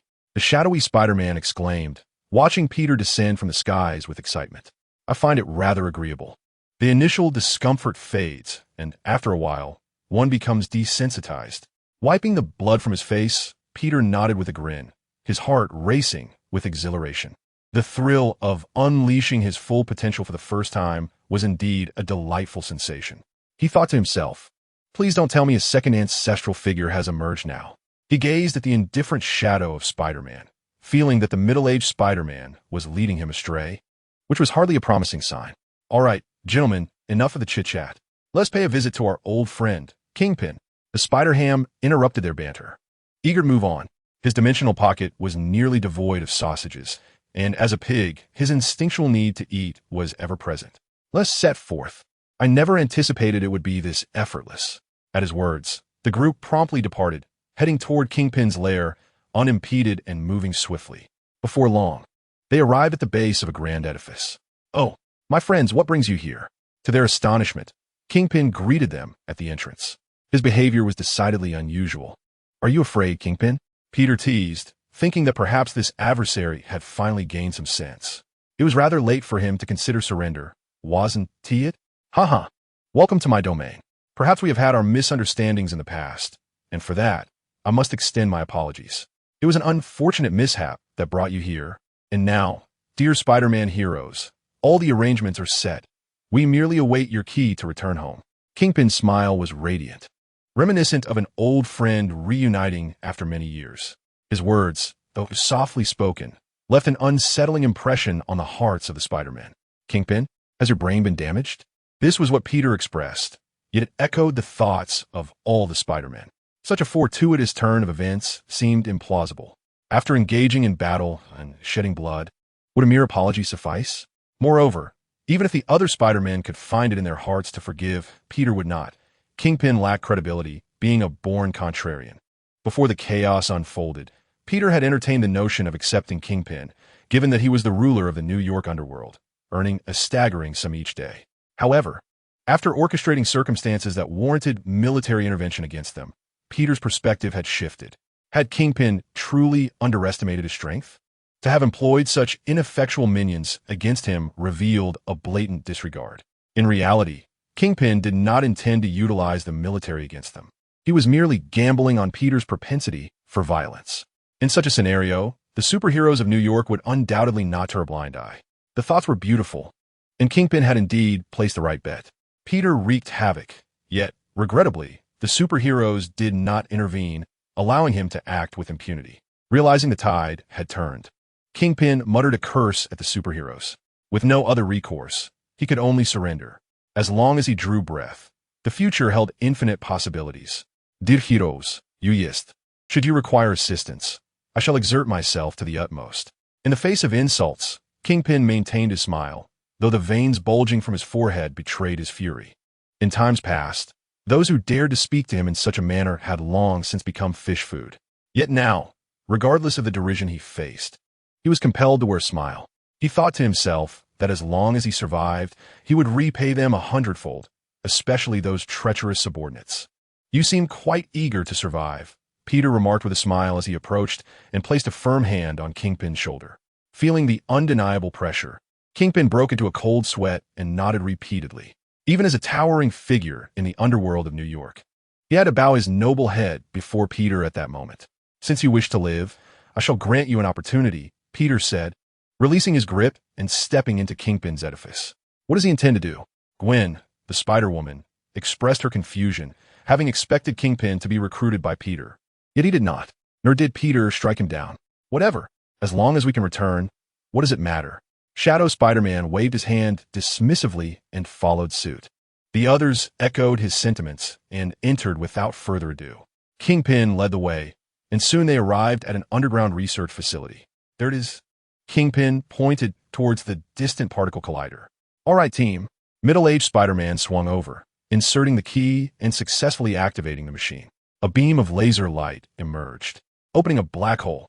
The Spider-Men stood upon the vast ground, facing the newly opened portal. All they needed to do was step inside, and they could return home. I will surely miss you. In an awkward moment, the Spider-Men prepared to bid farewell. Brother, do visit Penny's universe when you have the chance. Penny called out after saying goodbye to the other Spider-Men, turning her gaze to Peter. Of course, I shall think of you every moment. Do not forget our promise. Peter responded, somewhat bashfully, to such sentimental words. Wait, Kingpin, what have you done? Middle-aged Spider-Man, just about to bid farewell to Peter, noticed a hidden remote control in Kingpin's hand. Farewell, Spider-Man. Kingpin smiled broadly as he pressed the button. The particle collider erupted in dazzling light. and the other Spider-Man attempted to intervene, but it was already too late. As the radiance faded, only Kingpin remained on the scene. Chapter 18, The End and the Sunflower. Haha, Spider-Man, it appears I, Kingpin, am truly superior. With the particle collider now deactivated, Kingpin gazed at the vanishing Spider-Man, a radiant smile adorning his visage. As long as these Spider-Men disappeared, he would have ample time not only to find his wife and child, but also to devise weapons to subdue these infernal Spider-Men, defeating them one by one. Kingpin's aspirations were lofty, yet he remained oblivious to the presence that lurked behind him, a platinum-hued Spider-Man cloaked in mystery. Peter watched him, hesitant to shatter his delusions. Employing the Multiverse watch, Peter had teleported back to confront Kingpin in his own universe. Spider-Man, prepare for my vengeance. I shall annihilate your relatives and friends, making you taste the bitterness of losing a wife and child. Kingpin declared, his smile gradually fading, replaced by an irate scowl. If it weren't for these Spider-Men, his long-lost family would have already returned to him. Do not disturb me. I am preoccupied. At that moment, Kingpin felt a gentle pressure on his shoulder. Annoyed, he shrugged it off, exclaiming, I need more scientists to aid in my objectives against Spider-Man. Scientists? I have great confidence in my abilities. Are you considering hiring me? You won't regret it, I assure you. What do you say? Very well, what is your name? Kingpin replied, almost instinctively, his demeanor shifting dramatically as beads of sweat trickled down his brow, sensing an ominous presence. Hello, Kingpin. I am Peter Parker. What do you think about hiring me as a scientist? Upon seeing Peter without his mask, Kingpin was met with a beaming, boyish smile as Peter waved cheerfully at him. What are you doing here? This is impossible. Kingpin gasped, his heart momentarily stalling, nearly paralyzed with fear. He stared at Peter, his face quivering in disbelief, muttering, impossible. This cannot be real. The Spider-Men have been sent back to their universe. How can you still be here? You cannot deceive me. You are not Spider-Man. Who exactly are you? Veins bulged on his forehead, his clothing straining against his powerful physique. At 2 meters tall, with muscles rippling, he resembled a fierce beast. Even a tiger would likely be reduced to pulp before such a formidable Kingpin. Hey, is such a dramatic reaction really necessary? Peter, undeterred by the intimidating presence, even raised a middle finger in defiance. For him, only the approach of kryptonite would instill a hint of apprehension. Otherwise, nothing could deter him from his intentions. Die, Spider-Man. Jean paid no heed, clearly consumed by rage, his fists clenched tightly as he struck Peter with great force. Alas, what a pity. Peter, devoid of thought, merely shook his head and, with a single finger, effortlessly blocked the force of Jin's punch, which was the limit of this segment. Impossible. Jean was unwilling to accept defeat. His full-powered strike had been easily thwarted by that mere finger. In an instant, a wave of excruciating pain assaulted his forehead. Crack! It turned out that his fist had also shattered upon impact. Rest in peace, Jean. I shall burn paper money for you each year. Jean had succumbed to madness, and Peter had no intention of toying with him any longer. A beam of laser-like precision struck, and with a resounding bang, the king of the New York underworld met his demise. It was over. Why was there no elation? Peter wiped the blood splattered across his face, feeling an overwhelming sense of calm. Glancing at the disarrayed ground, there was little worth longing for. Peter then opened the lottery interface, intending to uplift his spirits. This time, the cost for a draw had changed. It was now 1 pound of gold per attempt. Peter cursed the unscrupulous merchant under his breath. Although the price had increased, the likelihood of obtaining valuable items had also risen. After a moment's hesitation, he opted for a 10-fold draw, and in an instant, a golden light streaked across the sky. What the? A sunflower? Peter gazed at the potted plant in his hands, a sunflower swaying joyfully, its expression one of pure delight, leaving him utterly bewildered. Chapter 19. The Sunshine Boy and His Solar Companion. A sunflower? Wasn't he that a creature from Plants vs. Zombies? Although he knew that the lottery could yield items from various realms, the acquisition of a sunflower had never crossed his mind. Moreover, how could a sunflower, which merely produced sunlight, be equated with an item of golden quality? How peculiar. Wait a moment, it produces sunlight? Peter caught on to the key phrase, and his expression shifted. Looking at the sunflower in the pot, he offered a friendly smile. Hello, Sunflower Commander. Can you understand me? The sunflower nodded cheerfully, emitting a strange sound akin to that of a small puppy. Ah, wonderful. You can comprehend my words. I shall not be bored, Peter exclaimed, astonished as he gently patted the sunflower's head. Surely, you can absorb and produce sunlight for me, just like in the game. The sunflower nodded again, its design akin to version 3, avoiding any discomfort in appearance. Produce some sunlight for me, will you? Peter encouraged, tapping the pot. If the sunflower could indeed generate sunlight, he, as Spider-Man, could harness that energy to grow stronger. Thus, the sunflower would truly embody its golden quality for him. The speed at which it could enhance his power would significantly increase. The sunflower nodded, unable to speak, yet conveying its agreement through gestures. Subsequently, Peter observed the sunflower's face flushed a deep crimson, its pair of small leaves flailing wildly. In the end, nothing materialized. The sunflower failed to produce sunlight, instead lifting its head in a pitiable manner, tongue lolling out. "Oh dear, Commander Sunflower, please do not come harm." Witnessing this scene, Peter became flustered, shaking the flower pot vigorously. A golden quality item, still warm from his grasp, could not simply be lost in such a manner. Oh no! The sunflower, shaken, saw stars, yet did not perish. However, it was on the verge of succumbing to Peter's frantic movements. Realizing something was amiss, Peter noted that the sunflower's condition appeared to have worsened. He ceased his shaking and pondered the sunflower's current state. Could it be that, having just been planted, it was parched from lack of water? He needed to use fragrant soil to fertilize it for its growth. Moreover, there was no sunlight in his current location. The sunflower's inability to produce sunlight might be due to its lack of photosynthesis. Little sunflower, you must hold on. I shall take you to bask in the sun. With this thought, Peter's mind ignited, and his formidable intellect began to work in earnest. He took strides forward, cradling the flower pot, forcefully pushing his way through.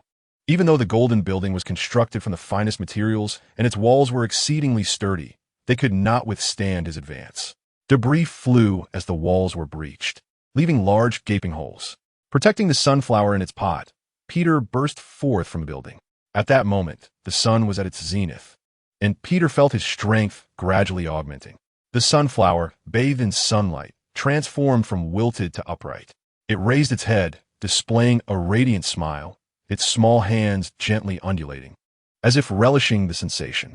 At that instant, a golden ray of sunlight, no different from that in the game, was expelled by the sunflower. The sun, akin to a bouncy ball, landed and bounced before finally settling still. "Well done, sunflower. I shall procure some delectable fertilizer for you," Peter exclaimed with joy, praising the sunflower and bending to touch the sunlight on the ground. In the next moment, the sunlight he touched was directly absorbed into his being.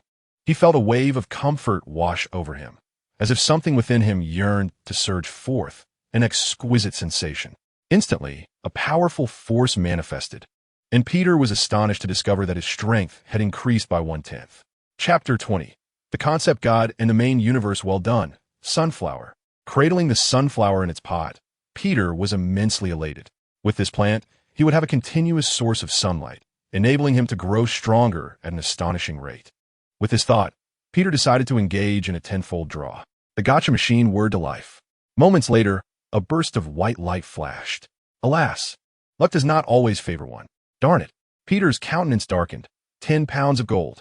This is no trifling sum. Converted to US dollars.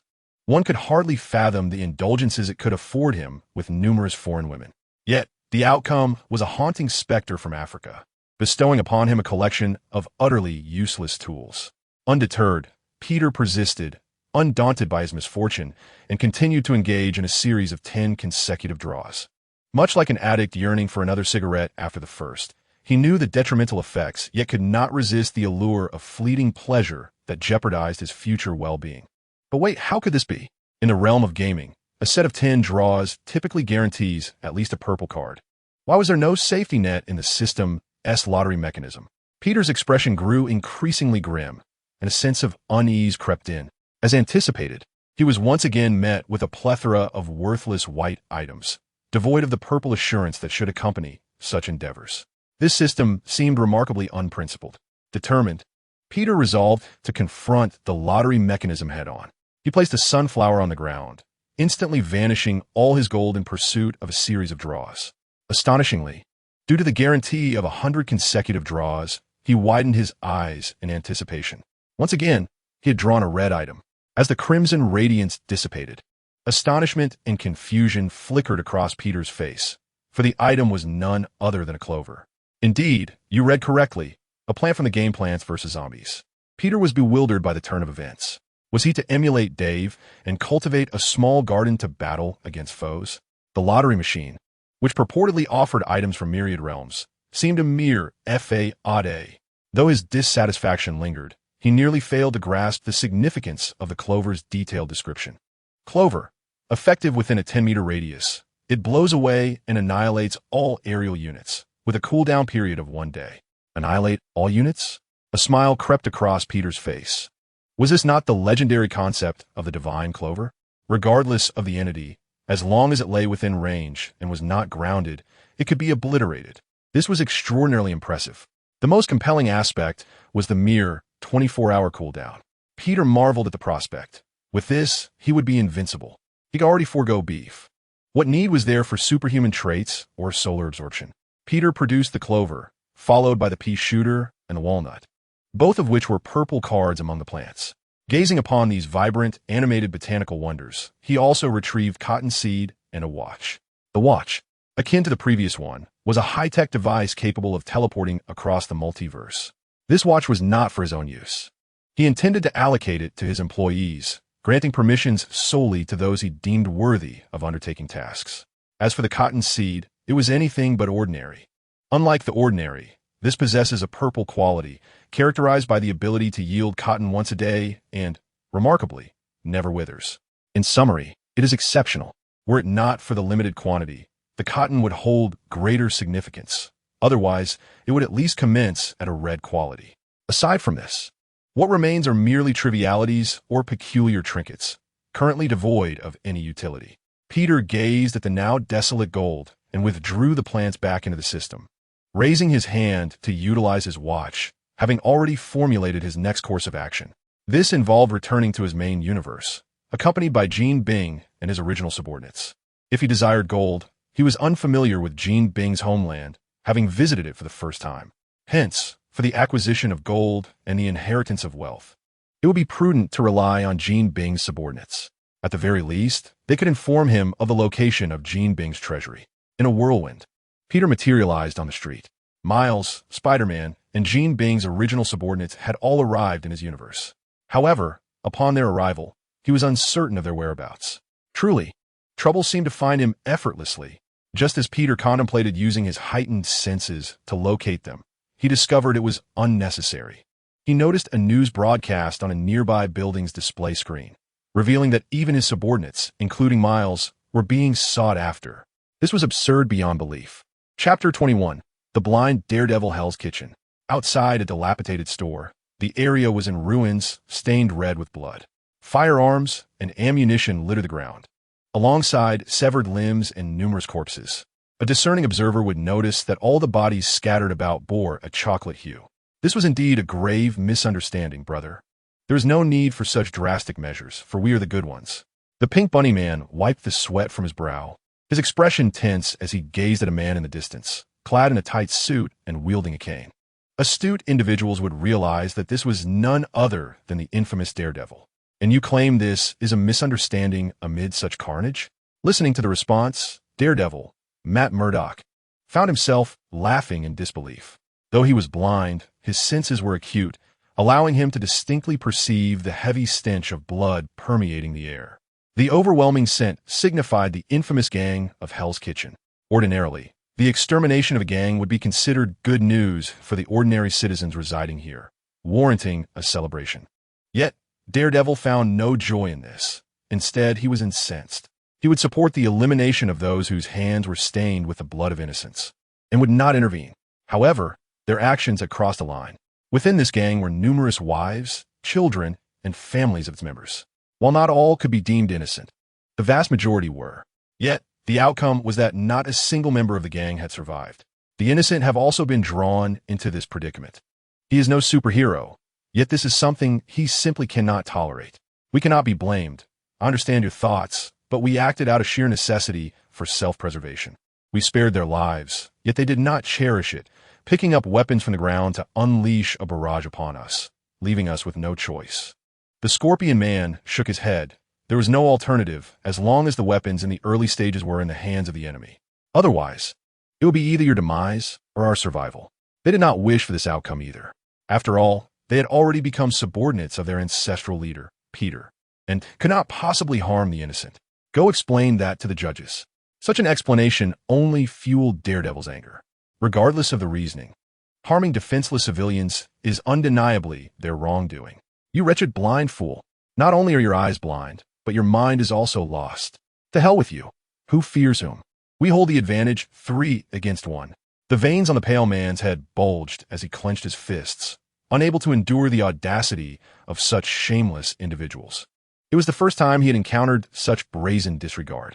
Unbeknownst to them, upon arriving in this universe, their first act of kindness was twisted by the hypocritical heroes here into a portrayal of heinous supervillains.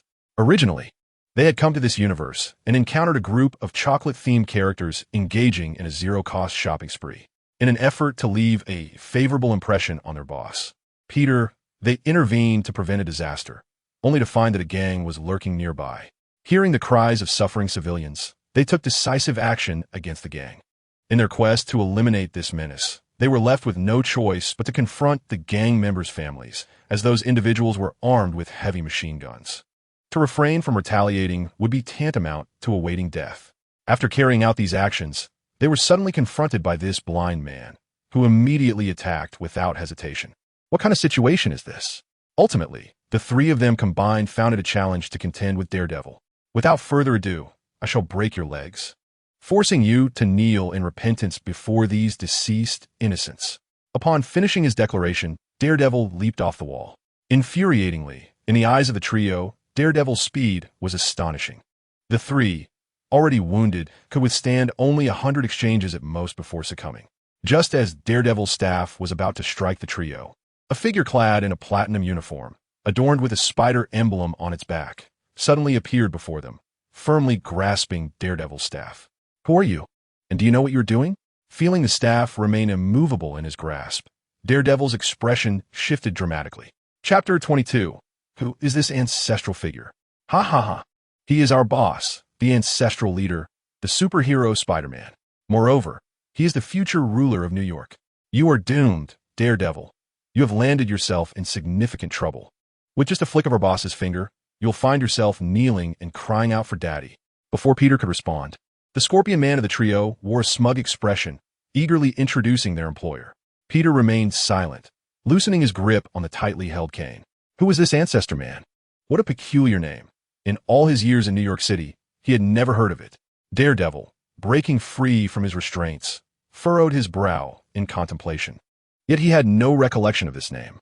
What kind of fool had emerged? Aside from possessing a bit more strength and a somewhat stylish uniform, there was nothing remarkable about him. Moreover, to put it bluntly, as long as he exercised caution regarding his opponent's strength, he could easily overpower him with one hand, even if he were blind. The sense of danger posed by this so-called ancestor man was far less than that presented by the trio of worthless miscreants behind him. Even if they all attacked together, Daredevil estimated that he could dispatch them in no more than 200 exchanges. He had initially imagined that the trio's employer might be someone of significance, yet upon engaging for the first time, it was merely a lackluster encounter. Indeed, his vigilance had proven unnecessary, and there was little hope to cling to. What kind of valuable individual would associate with such a group of unscrupulous misfits? Their overall strength was rather feeble, and the only noteworthy aspects were their brute force and a modest amount of wealth. With such individuals, not only he, but even a timid creature like a mouse would not regard them with any respect. With this thought, Daredevil felt a surge of anger dissipate slightly, knowing that it was time for him to showcase his prowess. After all, in his perception, someone was filming, capturing every moment. Dear audience, the time has come for Daredevil to confront these murderers. Do you believe our street hero, Daredevil, will emerge victorious, or will the clown known as Ancestor Man prevail? Let's await the outcome with bated breath. In a shadowy corner of the street, a young journalist, his face alight with excitement, held a camera. He had rushed to the scene upon hearing news of the gang conflict and had begun a live broadcast. This was a rare opportunity, with the entire populace of New York City glued to the live stream. For supervillains versus Daredevil, Who would triumph in this battle? The viewers in the live chat, without needing to watch, already sense the outcome. Netizen, a basketball enthusiast, Cohen. Who is this ancestor man? When did such figures emerge in New York? Never heard of him. Just from the name, you can tell he is destined to fail. He seems to possess a bit of strength, but he is probably just an ordinary person who recently gained immense power. I wonder what he is thinking, choosing a life of crime. Does he really think he is someone of significance? He appears to be nothing more than a fool, and I resent the insult to clowns. Netizen, I enjoy cotton farming. Netizen, please spare some mercy, Daredevil. Do not bring harm to these individuals, for their abilities could contribute to national research. Do you think it's possible that the ancestor has some real power? Netizen, the Chi training team has been practicing for 2.5 years. From a barrage of comments in the live stream, no one believes that the ancestor could defeat Daredevil, even if the 4 of them joined forces. Compared to a newly emerged ancestor, Daredevil is a seasoned superhero in New York, accustomed to dealing with criminals and never having faltered. Even the reporter covering the live stream shared this sentiment, secretly hoping that Daredevil would not unleash his full strength, for fear that a careless blow could cause the ancestor and his companions to be torn apart. This live stream might very well be banned. If they possess a modicum of ability, why not engage in some good deeds instead of resorting to crime? It's my fault. I should have found you earlier and put you on the right path. Alas, let Daredevil bear your sins. Just before taking action, Daredevil sighed helplessly, seemingly expressing regret to the viewers. The citizens of New York watching the stream felt that it was not worth it. Daredevil is truly a hero. He is a person of great emotion. Indeed, Daredevil need not feel sympathy for these criminals. It is not your fault. It is theirs for lacking wisdom, choosing to be criminals instead of being the superheroes they could be. Most importantly, if they wish to be criminals, they should at least take a moment to reflect on whether they possess the necessary abilities. They likely do not even realize that their foolishness is being broadcasted live. The number of superpowered individuals is exceedingly rare, and the audience in the live stream is aware of this. However, they cannot fathom why, with such abilities, one would not do good for the people. Engaging in crime leads nowhere. If only their abilities were slightly stronger, the viewers would not be so dismissive. Who do you think you are? How dare you speak to our boss like that? Don't be angry, boss. I alone could take him down. The white-haired oddball was displeased. While insults were acceptable, disrespect towards the boss was intolerable. Indeed, you wretched blind fool. What else with the name Daredevil? I'd say blind man is more fitting. The Scorpion Man chimed in, daring to speak to the boss like that. It seems I must teach you a lesson. The Pink Rabbit Man, meanwhile, caressed his face, gazing affectionately at Daredevil. A bunch of spineless cowards, and they now dare to boast? Daredevil's expression darkened as he found himself both angry and amused. If the opponent's provocation stemmed solely from the presence of the boss, then confidence was unwarranted. For soon, he would have their leader begging for mercy on his knees. Daredevil, is it? Why do you lay hands on my subordinates? After hearing their incessant chatter, Peter finally spoke with a calm demeanor. Had it not been for his formidable prowess, the Pink Bunny Man and his companions would not have overlooked the cosmic aura of his transgressions.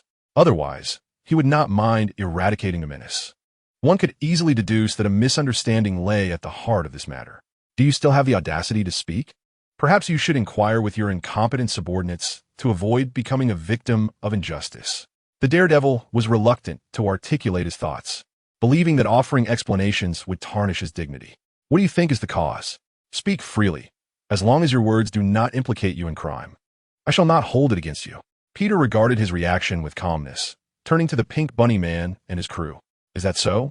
The Pink Bunny Man swallowed hard and recounted the events to Peter. Just like that? Upon hearing the explanations, Peter furrowed his brow. Indeed, just like that. The confirmation revealed that he was forced to act in self-defense after doing a good deed. He then turned to the Daredevil, displaying an expression of patronizing concern, and uncertainly remarked, Daredevil, I cannot believe that not only are your eyes blind, but your mind has also short-circuited. Do you require assistance from my ancestors? You ought to see a doctor. I will cover the medical expenses, for this ailment cannot be delayed. Initially, he thought the crime committed was a grievous one, only to discover that it stemmed from the relatives of those criminals. The suspicion regarding Daredevil's mental faculties arose from the involvement of civilians picking up weapons. The moment a civilian arms themselves, they cease to be merely civilians and transform into dangerous foes. To stand idly by and not retaliate? Would one simply become a living target awaiting death? This encapsulates the folly of the daredevil's mindset. Peter felt a pang of disappointment prior to this incident. He had held a relatively favorable view of the daredevil. Yet, fiction remains fiction, and film is ultimately film. In the realm of reality, few resonate truthfully. Enough with the pleasantries. A mistake is a mistake. You know it in your heart. Your voice sounds youthful. But what malevolent youth would have their subordinates engage in such actions? After I defeat you, I am eager to see the revolting visage beneath that mask. The daredevil, filled with indignation, prepare to strike. You wish to fight me? It seems you possess a great deal of confidence, daredevil. Here's the deal. I shall not exploit my strength against the weak. I will confront you with but a single finger. Should I move at all, I concede defeat. Arrogance was etched upon Peter's face as he slowly extended his ring finger. Unbeknownst to him, this utterance sent the live stream's comments into a frenzy. Chapter 23. The most powerful villain in New York, Ancestor Man. Did I hear that correctly? How dare Ancestor Man assert that he could defeat the daredevil with a mere finger? What level of confidence does he possess in his abilities? Just a buffoon. He will be reduced to calling the daredevil daddy before long. Well, I initially believed he had some measure of strength, but it turns out Ancestor Man is simply a fool. That is the renowned daredevil, the bane of all criminals in New York. The need to visit the hospital for a cerebral examination was fundamentally his own doing. Those watching the live stream erupted in laughter, vociferously sharing their scornful opinions about the people of his homeland. How dare you insult me in such a manner? You will surely regret this. With his middle finger raised defiantly, the night demon's temper flared upon hearing such derision. Gripping his cane, he struck the ground and began to sprint. In terms of speed, he harbored confidence. Among the notorious supercriminals he had previously confronted, none could match his swiftness. Even the speedsters trembled at the sight of him. With a sense of pride swelling within him, he believed Peter was merely feigning composure while inwardly succumbing to panic.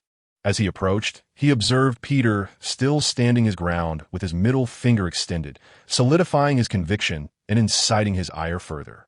I shall break that insolent finger as punishment, he declared. With a resounding thwack, he swung his cane in a baseball-like motion, aiming to strike the provocative digit. Yet, contrary to expectations, there was no dramatic shattering. What kind of physique is this?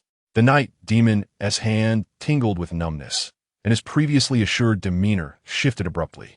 Looking up, he beheld his cane, which was harder than diamond, shedding mere fragments and having only inflicted a superficial wound. The night demon's confidence waned, his brows furrowing tightly as he shed his earlier nonchalance and disdain. It dawned on him that Peter was not merely boasting.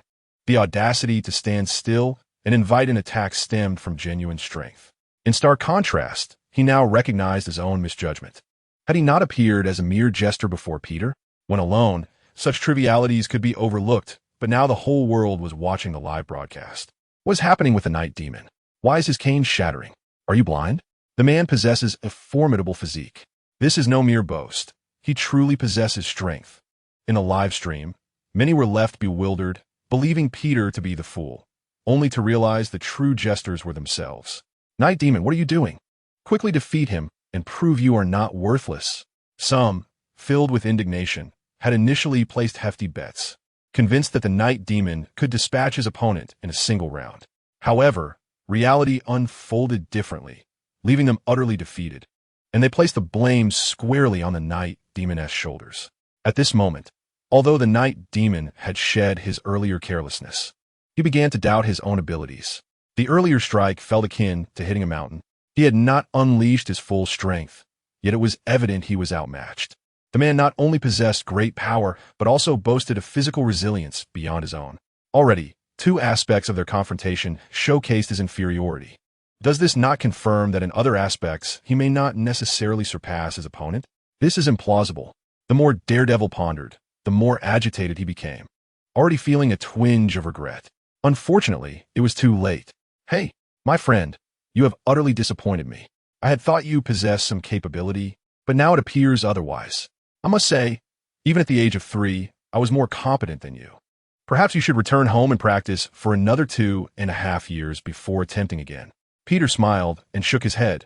These so-called superheroes were merely namesakes. He had expected them to be formidable, Yet this was the reality. It seemed the days of abstaining from beef should be elevated. Since you struck at me just now, I shall reciprocate in kind, as my uncle taught me, a return gift for you. Peter bent down, picked up a small stone from the ground. Weighing it in his hand, aiming at Daredevil, he flicked it forth with his fingers. What? As he watched the stone approach, Daredevil felt a surge of anger, believing his opponent underestimated him. Yet when the stone neared, his expression changed drastically. He realized that, given his abilities, he could not evade it and could only raise his cane to defend himself. With a resounding thud, it sounded as if something had shattered. Daredevil was propelled backward, crashing heavily against the wall. So, you've been toying with me all along? Sitting amidst the rubble, Daredevil spat out blood, appearing utterly despondent. He had anticipated moments of failure, being besieged or ambushed, but never had he imagined that his downfall would come from a mere flying stone. In this light, how formidable must his opponent truly be? Moreover, the pivotal point was that this individual, known as the Ancestor, had not even exerted his full strength. Daredevil had a premonition that, had his adversary not deliberately held back, he would have long since met his end. While his inner turmoil was profound regarding Peter, the audience in the live stream bore an even greater shock. How was this possible?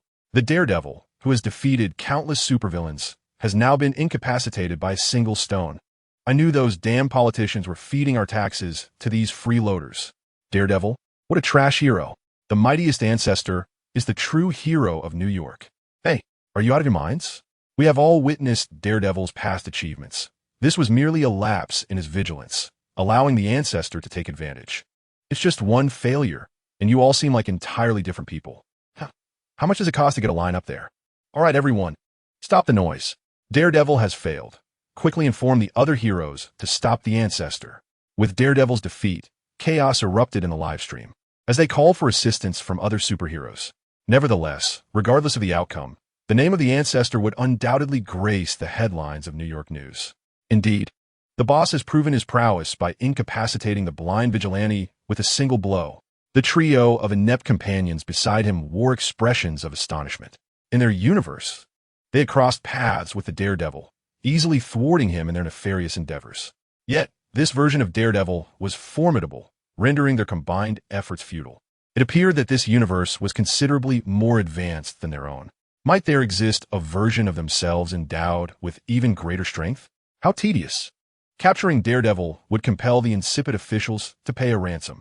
Gazing at the already dazed Daredevil, Peter turned to his subordinate and mused. Unbeknownst to him, he was metamorphosing into a supervillain. However, this transformation afforded him the freedom to act with impunity. Nonetheless, he could no longer conceal his true identity. The safety of Aunt May and the others required careful consideration. Hey, do me a favor and release Daredevil. Just as Peter pondered this, a figure descended from the sky, its form forged from iron. Upon witnessing this, Peter beamed with a sunny smile reminiscent of an idealistic youth. Chapter 24. Iron Man. Behold, the embodiment of technological prowess. The scent of wealth permeates the air. Greetings, Ancestor. I've seen you on live streams. I believe there should be no conflict between us. Let's negotiate a ransom for Daredevil's release, and we can conclude this matter amicably, shall we? As Iron Man landed, a cloud of smoke billowed around him. Look, it's Iron Man. The Ancestor is doomed. Now that Iron Man has arrived, the Ancestor's fate is sealed. Tremble, Ancestor. Iron Man is invincible. With Iron Man's arrival, the live stream's chat exploded into a frenzy of excitement. Viewers cheered for Iron Man, convinced that the Ancestor's arrogance would soon be curtailed. Who do you think you are? The Scorpion, unamused by Iron Man's presence, attempted to voice his defiance, but upon raising a hand, he fell silent, deflated. Iron Man, Tony Stark, is it? I've heard tales of your grandeur, particularly regarding Stark Industries' immense wealth, Peter acknowledged, nodding and lowering his hand, his tone laced with admiration. Not merely wealthy. Iron Man is a walking vault. To engage with such a wealthy individual necessitated decorum. One could not resort to violence at every turn. It seems you are well informed. Speak, what is your price? Iron Man surveyed Peter with a satisfied gaze, relishing the flattery. $10 million, Peter replied, extending a finger. The street-level hero, Daredevil, hardly warranted such a high valuation, yet he boldly aimed high. Your offer is excessive. Daredevil is not worth that much. As anticipated, Iron Man was unwilling to acquiesce. While affluent, he was no fool easily swindled. Faced with rejection, Peter had anticipated this response, and his tone grew increasingly unfriendly. No, Daredevil is indeed a great hero in the hearts of New Yorkers. He is worth not merely 10 million, but 20 million. Pay me that, and I shall spare him. My heavens, are you jesting? Do not forget, I am Tony Stark, Iron Man, the most intelligent man in the world. Such audacity in your demands is utterly unwarranted. Iron Man's dissatisfaction was palpable. Rather than backing down, Peter had audaciously raised the stakes. This behavior from Peter felt like a slap in the face. Should he acquiesce? The morning headlines would undoubtedly read, "The mightiest superhero, Tony Stark, capitulates to Peter's exorbitant ransom." The mere thought of it was utterly disheartening. "Oh, so you do not wish to pay?" Peter sneered, stepping forward. He had encountered individuals like this before, and they required proper discipline. Of course, he had no intention of causing them pain. "Your ransom is exorbitant.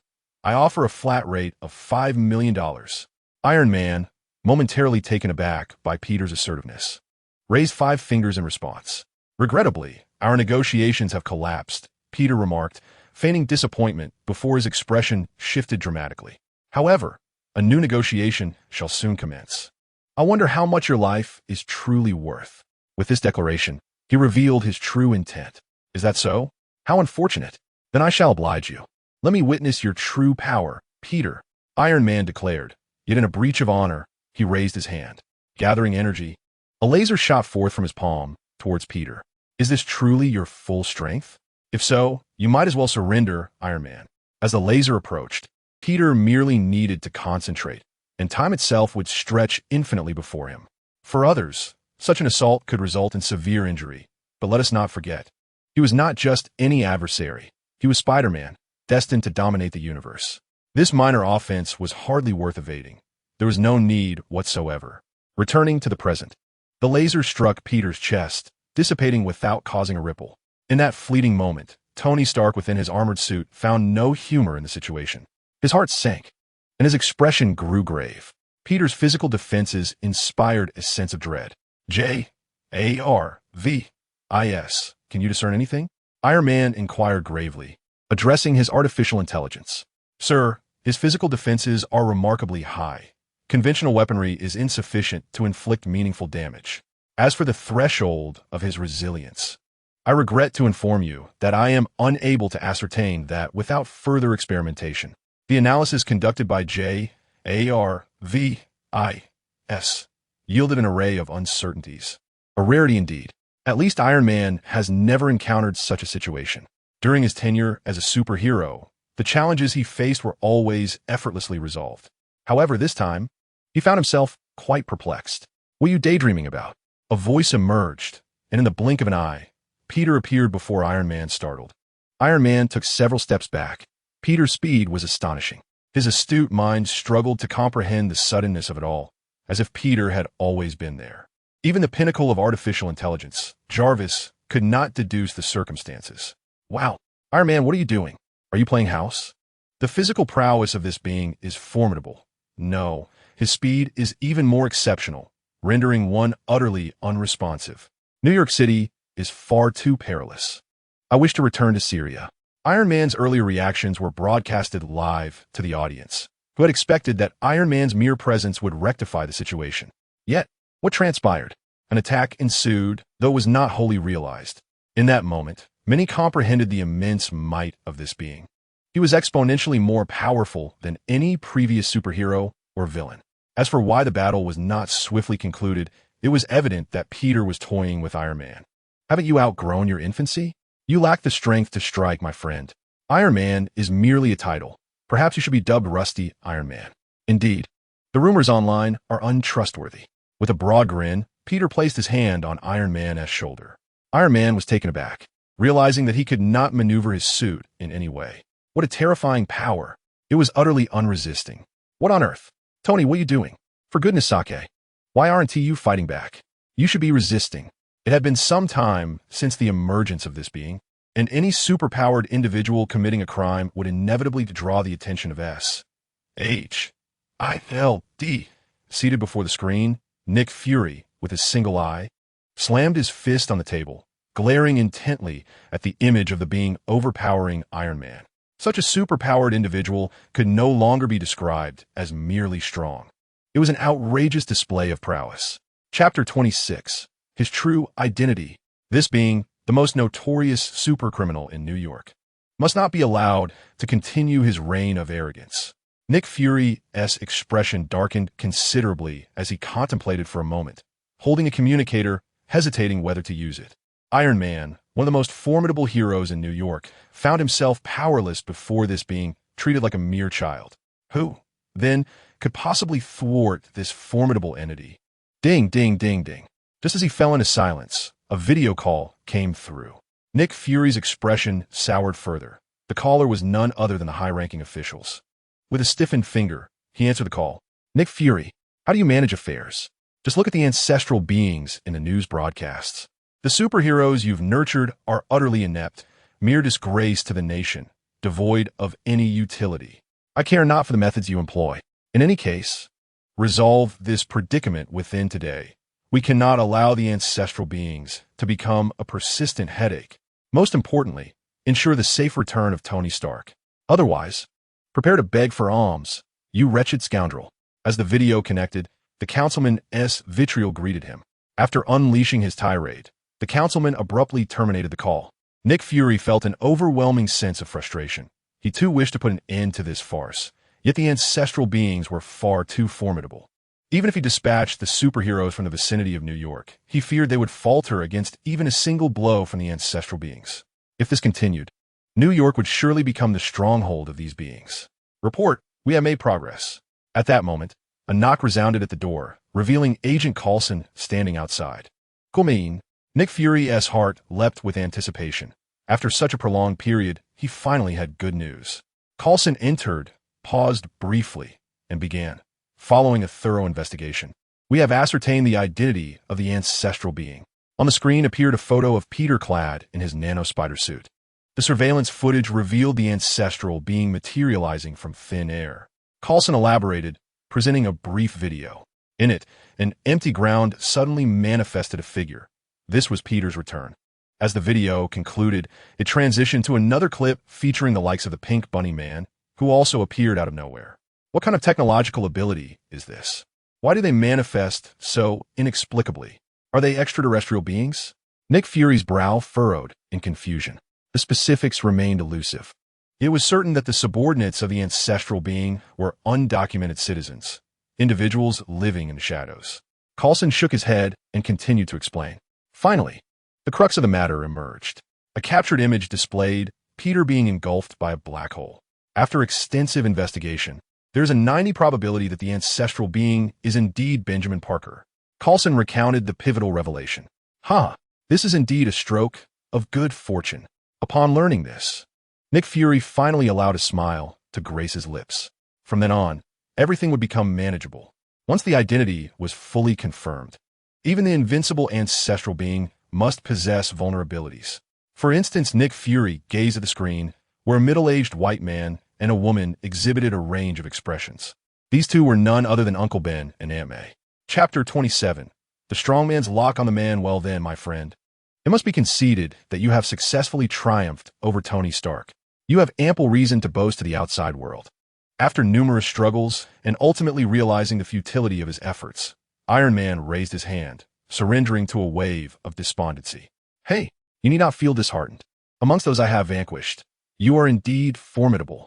You have garnered the recognition of my ancestors. You should take pride in that, my friend. Peter clapped him on the shoulder, leaving one to wonder if it was mockery or consolation. Upon hearing these words, Iron Man felt compelled to respond. But the sight of a hidden camera around the corner made him bitterly smile, rendering him speechless. Who could fathom the depths of his anguish at that moment? No one, save for the artificial intelligence, JARVIS. With Iron Man's concession, the audience watching the live stream erupted in frenzy. Iron Man has conceded. Who then can stand against the supervillain, the ancestor? We're doomed. New York is perilously dangerous, soon to be overshadowed by the ancestor's might. Good heavens, this is terrifying. If even Iron Man has faltered, who can possibly stop the ancestor? What do you wish to do with me? As long as you do not harm me, I shall pay you whatever you desire. It is what you deserve. After a moment, Iron Man hesitantly spoke, his concern palpable. After all, he faced an extraordinarily powerful supercriminal. If the ancestor intended to engage in something unscrupulous, it would spell disaster. Let me think. Upon hearing this, Peter fell into contemplation. Presently, in Blue Star, barring unforeseen circumstances, no one could withstand him. Even New York's wealthiest, Iron Man, had fallen into his grasp. Iron Man's fate rested solely in his hands. Did this not imply that he was on the brink of becoming New York's wealthiest? Contemplating this, Peter scrutinized Iron Man from head to toe, nodding with a smile, seemingly quite satisfied. What do you intend to do? I warn you, I, Tony Stark, will not submit to your whims. This provoked a shiver in Iron Man, who crossed his arms in a defensive posture, eyeing Peter warily. Did he suspect that the ancestor might harbor peculiar inclinations? Was his integrity as Tony Stark at risk today? Merely pondering this notion stirred a sense of excitement within him. Wow, dude, I genuinely do not know what you are thinking. Do I strike you as that kind of person? Peter replied with an awkward grin, realizing he had been misunderstood. He then continued, Now, we must discuss serious matters. If you wish to preserve your life, have you considered working under me? No salary, and you would have to pay me. What? Upon hearing this, Iron Man was taken aback, bewildered by such capitalist audacity. How could someone be more unscrupulous than he? Nevertheless, a true man cannot bow to another. Furthermore, this was inconsistent with his character. He shook his head, expressing regret. You might as well abandon that thought. Who do you think I am, Tony Stark? It is inconceivable that I would work under you. Is it accurate to say that you fear not death? Indeed. Upon hearing this, Peter gazed at him with admiration. Such a fierce disposition suited his tastes perfectly. However, it was unfortunate that no one could defy his words. Will you reconsider? Otherwise, my burly men are eager to savor your robust and handsome physique. Peter threatened, his eyes glinting with a crimson light, and the atmosphere around them grew intensely heated. Boss, might I have the chance first? At that moment, the pink bunny rushed over. Chapter 28. The first encounter of both sides. My goodness, Ancestor, you are truly formidable. To think you would resort to this wretched chocolate to target a handsome man like me. Could it be exchanged for a beautiful woman instead? Iron Man swallowed, a blend of fear and humor interrupting his thoughts. He pondered where such a personality might have originated. Certainly, Peter did not believe that the Iron Man from his memories would exhibit such a demeanor. Was he traversing an alternate Marvel universe? It felt rather peculiar. No, let me be direct. Will you surrender or not? My patience is finite. Otherwise, you shall spend your life without uttering a single sound. Peter's expression was grave, and having once relished idle chatter, he now recognized how vexing it was when others engaged in trivialities to delay time. He had to resolutely reject this notion. His gaze sharp, Iron Man observed his expression, parting his lips but refraining from further speech. The tension in the air seemed to amplify, heralding an impending misfortune. It felt as though uttering a single negative word would summon him into the throng of imposing figures. Indeed, it was utterly terrifying. Very well, Ancestor, you have triumphed. From this moment forth, you shall be my superior. Faced with the overwhelming threat of the Ancestor's formidable power, Tony Stark was no fool. With no means to resist, he acquiesced to the demand. Naturally, a true man could not remain subservient. Should he seize the opportunity, he would surely reveal to the Ancestor why his posterior was so red. Peter remained blissfully unaware. Even if he didn't know, he would say nothing. All he understood was that he had inherited the Stark family fortune. Now, the Ancestor was the wealthiest individual in New York. Congratulations, Mr. Tony Stark. You are now my employee. Working under my command, my expectations are quite simple. Whatever you do, as long as it generates profit for me, is acceptable. Of course, it is best to avoid illegal activities. Otherwise, I would be unable to overlook it.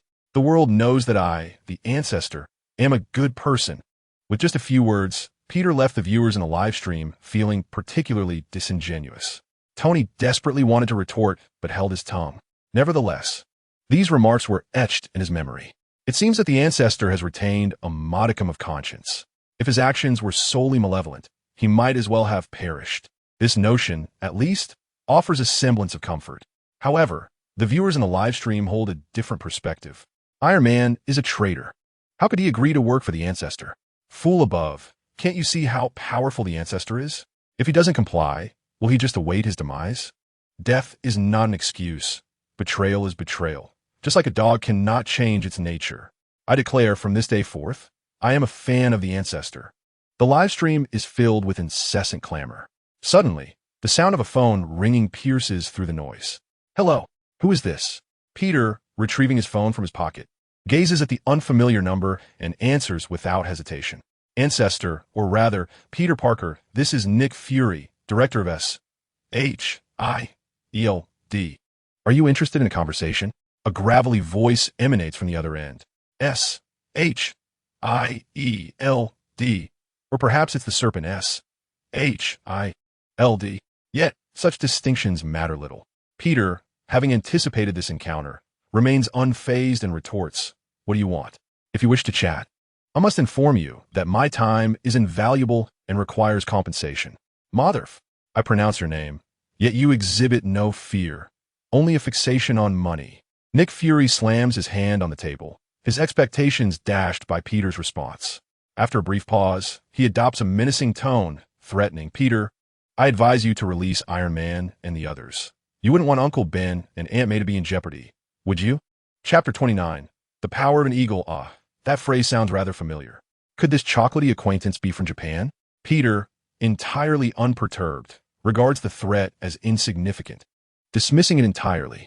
I warn you, Nick Fury, you insufferable tool, do not let me catch you, or the great ancestor will send you to the cotton fields for a lifetime of cultivation.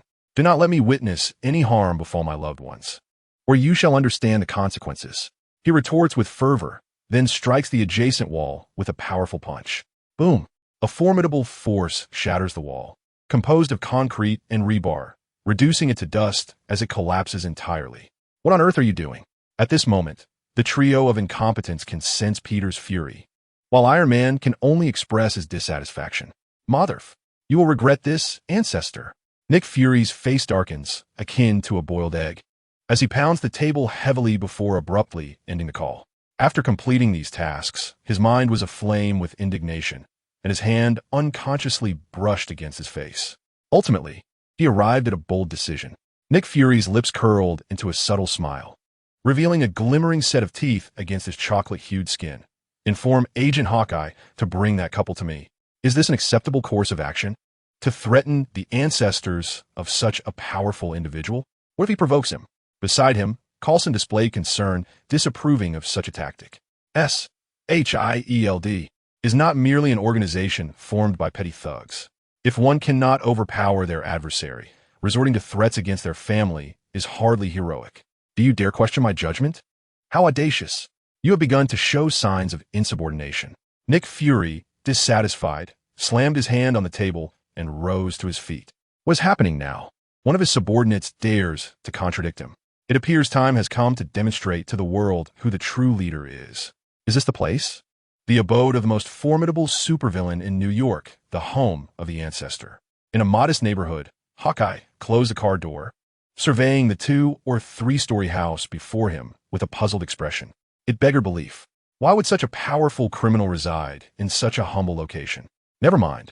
It is best to retrieve the individual before the ancestor returns. Hawkeye Barton shook his head, dismissing further thoughts, and approached the door. This time, his mission was to escort the ancestor's family members to S.H.I.E.L.D. for some tea and conversation. Whatever the purpose, it certainly did not bode well. With a resigned sigh, Barton took a step forward. As a high-ranking agent, being summoned to abduct civilians was an unpleasant experience. Yet, there was no alternative. Higher authority often trumps all. Thus, he arrived at the door. Just as he was about to knock, a sudden pain struck his chest as if he had been hit by something. A fierce wave of agony washed over him, altering his expression and nearly causing him to expel blood. As an agent of S.H.I.L.D., he quickly identified the assailant. However, when he turned to see the attacker, he was momentarily stunned. The assailant was none other than a pea shooter, a character from a game. What is happening? A pea shooter? Hawkeye's face reflected astonishment, disbelief flooding his features, causing his bowstring to stiffen without releasing an arrow. He had played this game in his youth. But who could explain why a plant, a pea shooter, had materialized in reality and was now attacking him. Chapter 30. I was careless and did not evade. Damn it. Has the Earth been invaded by the world of games? Observing the pea shooter preparing to launch another attack. Hawkeye's expression grew grotesque and grim as he hastily distanced himself from the assailant. The pea shooter then expelled a single pea. Hawkeye leapt back just in time, having prepared for the encounter, avoiding injury. The pea shooter, a most peculiar sight, necessitated an urgent report to the director. Capturing it alive would be ideal. Drawing his bow, his gaze sharpened, yet the absurdity of the situation made him reconsider. It would be better to bring the pea shooter back to us. HLD. Thus, he aimed for the pea shooter's feet, those leaf-like appendages precariously balanced upon the ground. Yet, such details seemed trivial. With a swift release, no one could evade Hawkeye's arrows at such close range. Even the pea shooter faltered, for it was merely a simple white card plant requiring only 100 sunlight points. What formidable power could it possess? It had already surpassed the duration of endurance maintained by chocolate. Just as the arrow was about to strike the pea shooter's vital spot, a rotund figure suddenly rolled into view, intercepting the arrow and shielding the pea shooter. What on earth? Staring at the plump figure before him, Hawkeye was momentarily rendered speechless. For before him stood not a person, but a colossal version of a walnut. The arrow had lodged itself into the walnut shell. Good heavens! The plants had truly invaded reality. Hawkeye's eyes widened at the presence of these two flora. Did this not affirm the likelihood of other plants manifesting in the real world? Then a question arose. Would the so-called zombies, the sworn enemies of these plants, also cross over into reality? If that were the case, it would pose a significant dilemma. His mind, though astute, was not particularly appetizing or palatable. Moreover, the appearance of plants in this yard prompted a suspicion. Could the resident be Dave? As these thoughts occupied his mind, he found himself momentarily distracted. Suddenly, the sky seemed to darken. Upon looking up, he realized it was not the sky that had darkened. Rather, it was the area surrounding him. A figure was descending toward him. Startled, Hawkeye swiftly dodged to the side, only to overlook another object falling from the air beside him. With a resounding crash, akin to a bowl shattering, Hawkeye's oversight proved costly. A flower pot struck his head and shattered. Dazed and disoriented, he collapsed to the ground, stars dancing before his eyes. Just before succumbing to unconsciousness, he glimpsed the cheerful visage of a sunflower that had caused his downfall. What the predicament? These plants were formidable foes, and even the elite agent Hawkeye had been bested. Meanwhile, from a distance, the driver of the S.H.I.E.L.D. vehicle observed the entire spectacle, capturing it all on film. Gazing at the verdant plants and the fallen eagle, he contemplated for a moment and arrived at a decision. It would be wise to summon reinforcements. Thus, the vehicle departed. In truth, he was not the sole observer. Passers-by on the road had also captured these extraordinary sights. They were astonished to witness that the flora from the game had manifested in reality. It was only a matter of time before this location would be surrounded by officials. As for everything here, Peter was well aware, for those very plans had been arranged by him previously. He knew that this venture would inevitably reveal his identity. Hence, he had placed the plants as a means to protect his family. If one were to inquire about Peter's whereabouts, he was at Stark Tower, laughing heartily. For at that moment, he could be considered a billionaire. Chapter 31. The butler? Alas, he had prematurely entered a life of leisure. Uncertain of what to occupy his time with, staring at the billions in his mobile device, Peter was overwhelmed by an unparalleled sense of loneliness. What should he do now?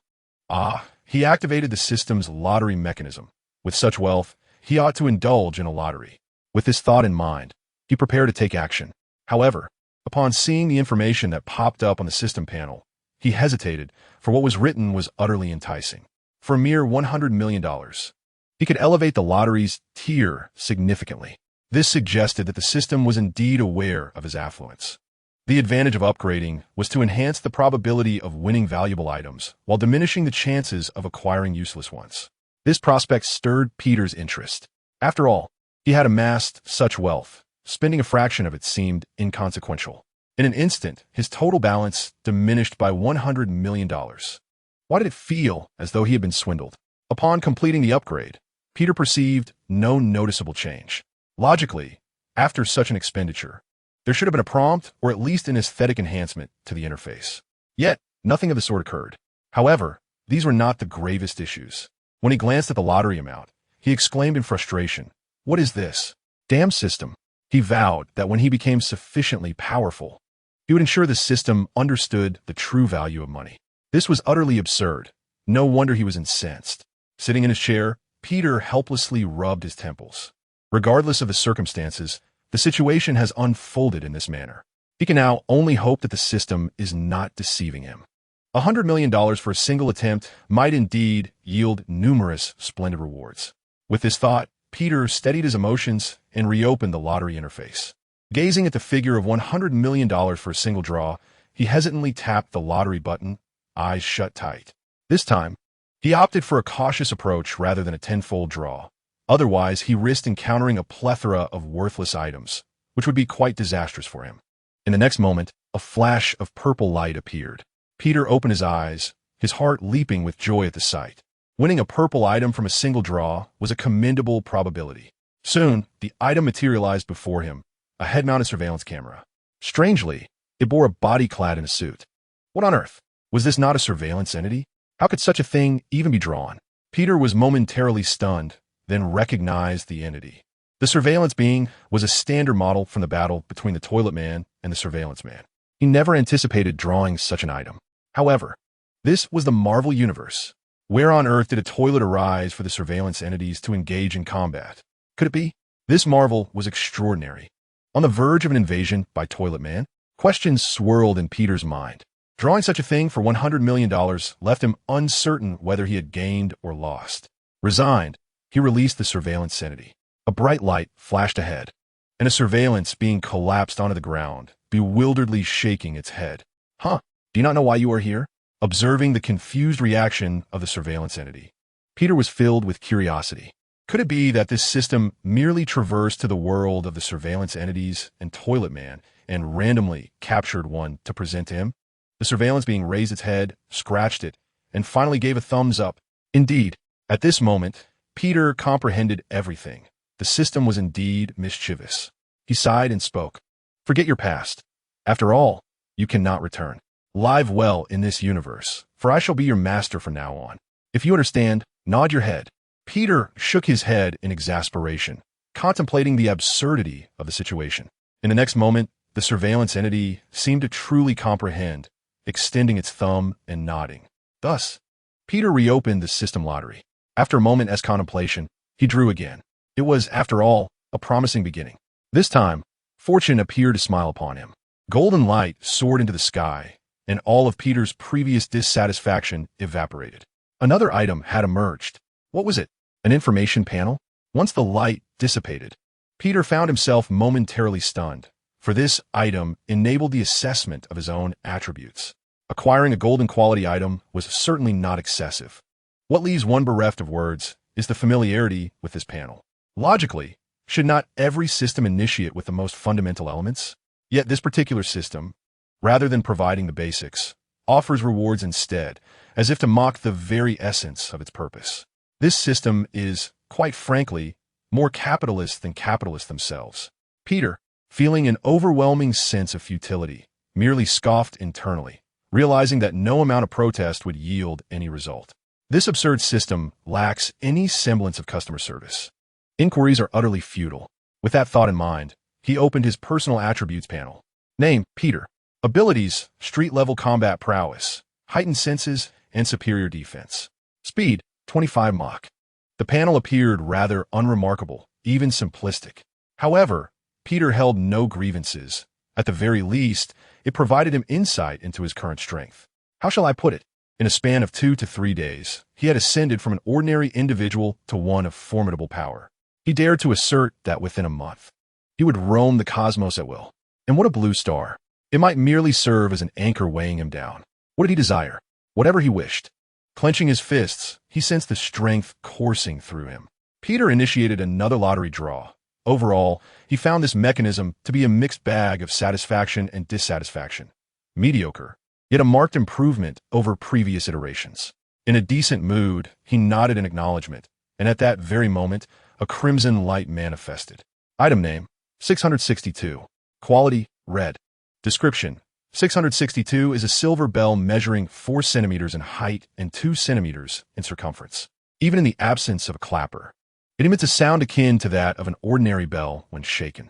Upon being utilized, a butler-like figure materializes, appearing around the nearest corner. He will address the user with suitable respect and inquire how he may assist. A gentle reminder: do not assign him tasks deemed impossible. Peter's eyes widened in astonishment as he beheld the moss-covered silver bell in his hand, momentarily rendered speechless. This is an object of containment from the Foundation's world. The scope of this universe is vast, filled with an array of conceptual containment items. While this bell may not possess overwhelming power, capable of annihilating the universe with a mere flick, it holds significance for him. In his previous life, Peter was well-versed in the Foundation's workings, and he was naturally familiar with this bell. Provided one presents reasonable requests to this butler, the user's wishes are invariably fulfilled. Yet, there exist considerable limitations. One cannot conjure exceedingly complex items, such as aircraft or mansions. Herein lies the remarkable aspect. He can produce various foods, a selection of items, and even a gold ingot. What does this imply? This bell could render Peter invincible. With its aid, would he not achieve the freedom of gold? Upon contemplating this, Peter's eyes sparkled with excitement as he promptly jingled the bell. The sound resonated, crisp and clear, even without a clapper. "Greetings, esteemed employer. How may I assist you?" A middle-aged man, clad in a tailored suit and adorned with spectacles, approached from around the corner. The nearby surveillance personnel, startled by the sudden appearance of this steward, quickly sought refuge behind Peter. "Indeed, your timing is impeccable. I am in dire need of a substantial amount of gold. Just a casual £1,000,000 will suffice," Peter exclaimed, elated, almost bursting into a jubilant dance. "Ah, my apologies, dear employer, but my capabilities permit me to offer only a single piece of gold at a time." The steward chuckled awkwardly, proposing this rather absurd solution. "Well, that will do. Bring it forth." Peter retracted his smile, displaying understanding. While his request was not overly complex, it was somewhat ludicrous. However, the prospect of receiving a piece of gold with each ring of the bell was not without its merits, akin to being invincible. Ding! Detection complete. The system is currently undergoing an upgrade. At that moment, Peter heard a familiar voice. It was the system, which he had dearly missed during their time apart. Yet, the words it spoke bore an ominous undertone. He felt a sense of joy at the system's upgrade, but the implication of its emergence was perplexing. Did the system, in response to the steward's presence, intend to grant him an infinite supply of gold, thus necessitating this restoration? If so, such a measure seemed entirely unwarranted. This was clearly an attempt to suppress him. Even without the steward, he was already invincible. It was merely a matter of time, a pursuit of amusement. Oh dear, what was the system up to? Peter felt a pang of discomfort in his head. If this continued, even without artificial intelligence, the relationship between him and the system would deteriorate further. Did the system not fear that, once he matured, he might render it obsolete? But of course, the system lacked self-awareness, a matter for its creators to address. So be it. With a mischievous grin, Peter took swift action. Since the system was still upgrading, its essential functions remained intact. Regardless of the circumstances, he could not afford to be at a disadvantage. After all, he had painstakingly amassed a fortune and intended to spend it all. With constraints lifted, he eagerly clicked on a tenfold draw. In the next moment, as the light had yet to materialize, he hastily clicked to skip and initiated another tenfold draw. This haste stemmed from the urgency to ascertain what he had obtained. Influenced by the system's unpredictable upgrade timeline, who knew how long it would take? If he lingered to examine each item and the upgrade concluded, leaving him unable to draw, that would be an insufferable loss. Thus, the process continued. Peter had exhausted all his finances, having completed a total of 99 consecutive draws, just one short of reaching the coveted 100. Alas, he found himself devoid of funds. Otherwise, as someone with obsessive tendencies, he would undoubtedly have aimed for the full 100 draws. Suddenly, a voice announced the successful upgrade of the system. Having just concluded his lottery attempts, Peter scrutinized the transformed system interface and realized that his previous actions had been remarkably astute. This was due to the fact that the option to draw with dollars and gold was no longer entirely absent. Instead, what emerged was a new currency known as prestige points. Prestige points? What might this be, and how does one acquire them? Peter had anticipated the conversion of lottery currency. Yet this new form of currency left him somewhat perplexed. It seemed as though the system had sensed his contemplation, promptly presenting a panel detailing the methods for accruing these prestige points. In addition to this, he received a compensation package related to it. A wave of joy washed over Peter. It was indeed a pleasant surprise. Finally, the system proved to be of some use. Ignoring the compensation package for the moment, he delved into the methods for obtaining prestige points. As the name suggests, one could garner prestige points merely through the gratitude expressed by others. The amount acquired could vary due to numerous factors, but those particulars were of little consequence. What mattered was that this implied he would need to become a paragon of virtue, or perhaps a model citizen. He would present a charming facade to his admirers while secretly pursuing his own desires. This notion, however, instilled a degree of hesitation within him. After all, it had taken considerable effort to establish his current persona, and now he would have to start anew. The system was truly troublesome, seemingly intent on complicating matters. If the system possessed self-awareness, Peter would undoubtedly exclaim, "Listen here, system. I shall do as I please." Superman has his vulnerabilities, and he certainly did not see himself as such. At the very least, he aspired to embody the virtues of an exemplary citizen. Sighing, he contemplated the need to redeem his character. This was an unavoidable circumstance, as he was still quite weak. Although he could gradually grow stronger even without the system, who would not prefer to expedite their journey to power. Besides, having the chance to acquire these trivial items was already a commendable option. "Very well, system, you have prevailed," Peter mused aloud, ultimately unable to escape the allure of the situation. "Boss, this is the gold you require." At that moment, the steward rounded the corner, returning with a tray laden with gold bars. Peter took the tray, weighing it in his hands, his interest waning. It no longer held the same allure as when he was engaged in draws. "Here, take it. Do as you wish with it." He turned and tossed the gold bar to the surveillance officer. The overseer gazed at the gold in his hand and nodded at Peter. "Boss, my task is complete. I shall take my leave now." The steward respectfully bowed and turned to depart, but was halted. "Wait a moment. Summon Tony Stark." Peter stated expressionlessly. With such a tool at his disposal, he could avoid much of the hassle. Though merely a phone call, he found himself too lazy to make it. Yes. The steward accepted the command. He could not refuse, as it was the protocol. As before, he walked around the corner and vanished from sight. When he reappeared, he was accompanied by the bewildered Tony Stark. "What's going on?" Tony, clad only in his upper garments, looked at the steward with confusion and a hint of caution. Moments ago, he had been reveling in a raucous party with beautiful young women, just as the festivities reached their peak. This middle-aged man in a suit had materialized out of thin air, touched him, and brought him here. Everything transpired too swiftly. Tony Stark, our debonair playboy and Iron Man, was utterly oblivious to the situation.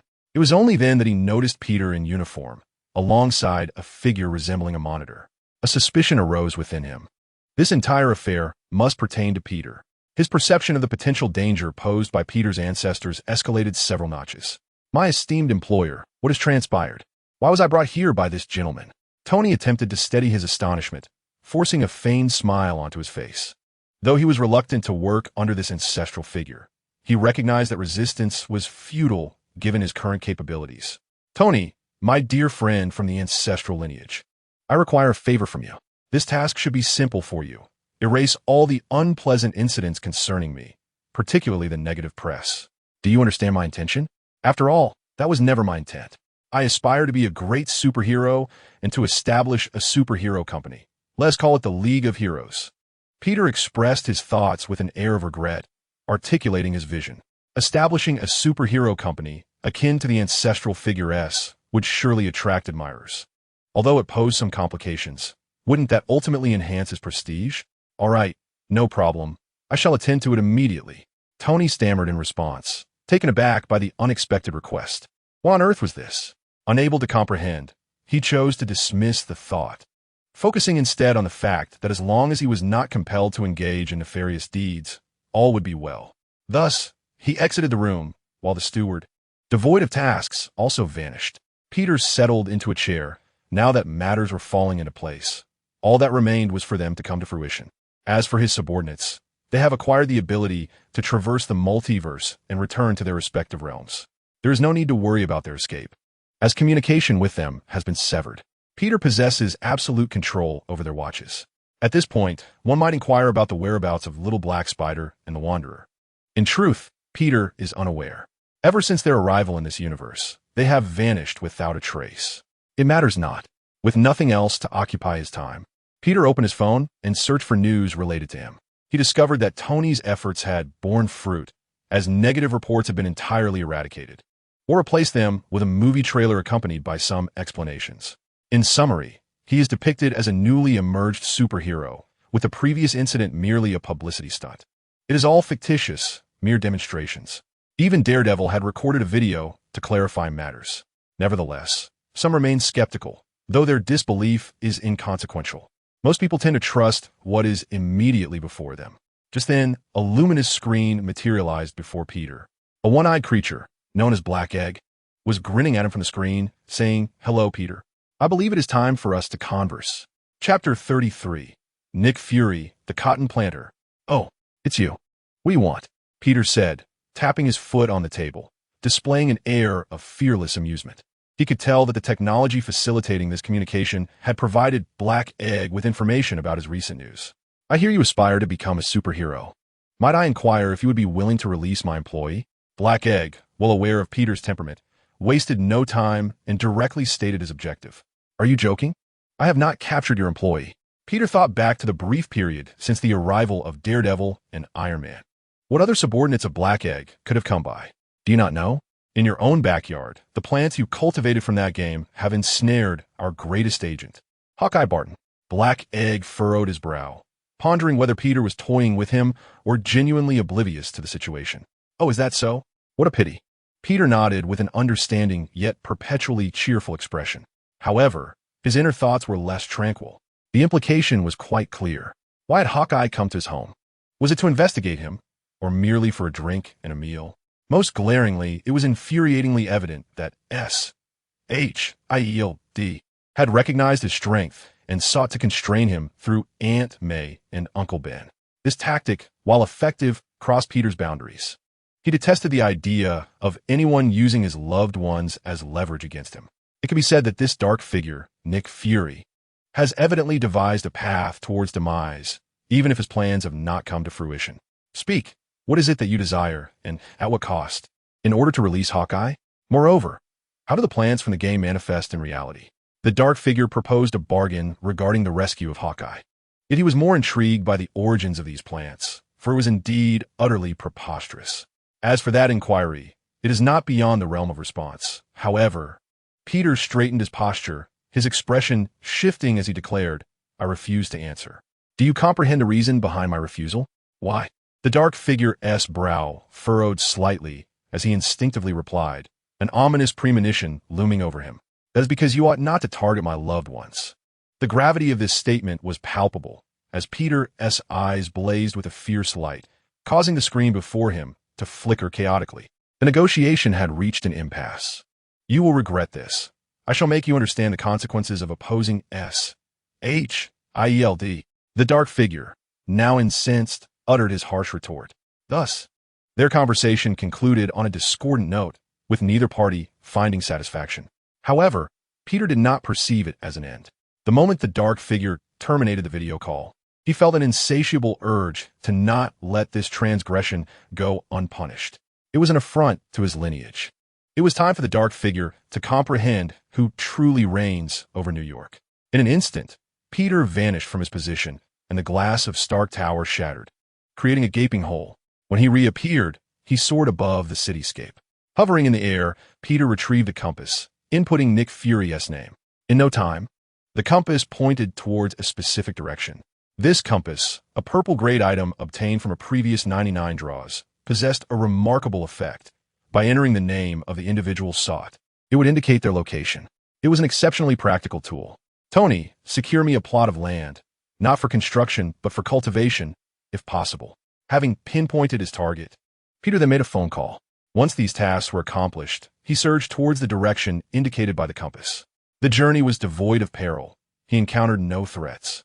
And even if he did, they would be dispatched with a mere punch. Thus, Peter arrived at his destination, a desolate expanse, marked only by a towering building and a few smaller structures. Warning: external intrusion detected. Barely having arrived, he was detected by the defensive systems of the location. The walls of the building appeared highly advanced, and, as the alert echoed, a variety of heavy weaponry emerged. Yet, Peter remained unfazed by the unfolding scene. Such trifles could not breach his defenses. The cacophony of voices emerged during this interval. Numerous agents clad in suits rushed forth, weapons in hand, their expressions menacing as they gazed skyward at Peter. "Who are you? This is not a place for you. Depart at once from whence you came, or we shall be compelled to open fire," declared one of the higher-ranking agents, his tone fierce. Upon uttering these words, all weapons were aimed at Peter, as if at any moment he might provoke a barrage of gunfire. "Inform your superior that an ancestor has arrived. Summon him forth to meet me. My patience has its limits. Otherwise, this place shall be reduced to rubble." Peter's presence exuded an undeniable aura, his gaze icy, a solitary figure eclipsing the collective might of the agents. Yet, this was undeniably the enemy's stronghold. Such brazen declarations could only be perceived as contempt by the agents, who deemed him a madman. They were resolute in their belief that this lunatic was destined to meet his demise. "Fire!" Without hesitation, the commanding officer issued the order, being the first to unleash a bullet towards Peter and also the last to prolong the action. It was only in retrospect that he would comprehend the gravity of his regrettable decision. In the next moment, an uncountable number of firearms roared to life, all unerringly striking Peter. In such a scenario, even a deity would weigh the consequences. How much more so for an unheard-of superhuman? They were merely agents, with little time to follow the news, thus unaware of the legend that was Peter. Had they known, such a calamity would not have unfolded. Some operatives might have even escorted Peter before Nick Fury. Thus, the onslaught continued for approximately a minute. Everyone was certain that Peter must be dead, irrevocably so. Yet, in the next instant, as the smoke began to dissipate, a tempest of astonishment swept through the minds of all present. What did they behold? Amidst the relentless barrage, Peter soared through the sky, unscathed. Not only was he unharmed, but even his dapper uniform remained pristine, not a thread out of place. How was this possible? A chilling shadow loomed in the hearts of all. Gunfire erupted anew. Some, in disbelief, insisted that this was a mere illusion. However, Peter would not afford them another opportunity to strike. His eyes glimmered with a crimson light, emanating an intense heat. I am undone." Cries of despair began to echo as the laser swept through the area, revealing gaping craters, while those caught in its path were reduced to mere remnants of flesh. Panic ensued, and all began to flee, abandoning the weapons they deemed burdensome. Such terrifying monsters are beyond the capacity of mere mortals to withstand. Only extraordinary abilities can vanquish extraordinary threats. These agents, who easily intimidate ordinary individuals, stand no chance against Peter. Their defeat is utterly catastrophic. In but a brief moment, the majority of those who had launched an assault on Peter, whether machine or human, lay slain. Particularly, the first to speak suffered the loss of limbs and disfigurement, reduced to a pitiful state on the ground, pleading for mercy in a gruesome display. The exterior of the building already bore the semblance of ruins. Only then did Peter cease his onslaught, for his old acquaintance Nick Fury had arrived, accompanied by his capable aides, Coulson and Natasha. "Stop this at once. Good heavens! What have you done? You are nothing short of a demon risen from the depths of hell," Nick Fury exclaimed, surveying the ground littered with dismembered limbs. Each loss represented an elite agent of S.H.I.E.L.D., and the thought of losing even one was a source of deep anguish for him. Fury cradled his head in his hands, his expression a mixture of fury and disbelief as he glared at Peter, as if wishing to devour him whole. Would it not have sufficed to emerge sooner? Peter responded with a faint smile, for he had no desire to take such drastic measures. After all, these fools had initiated the aggression against him. If an ordinary person had faced such an onslaught, they would have long since perished countless times over. Thus, the true architect of this chaos was none other than Nick Fury himself. "What is it that you truly desire?" Fury queried. "I wish for you to tend to the cotton fields." Chapter 34. Two-Hand works swiftly. Upon hearing this, Nick Fury's countenance darkened. He was all too aware of the implications behind the suggestion of cultivating cotton. This insolent individual dared to publicly insult him, an affront that was utterly unforgivable. Such arrogance was beyond measure. Yet, given the opposing strength, Fury could only swallow his indignation. There was no recourse. He could not hope to best Peter in combat. Should he dare to insult him, his own life would be at stake. Sir, you must not demean the director. If there are grievances, let them be directed at me.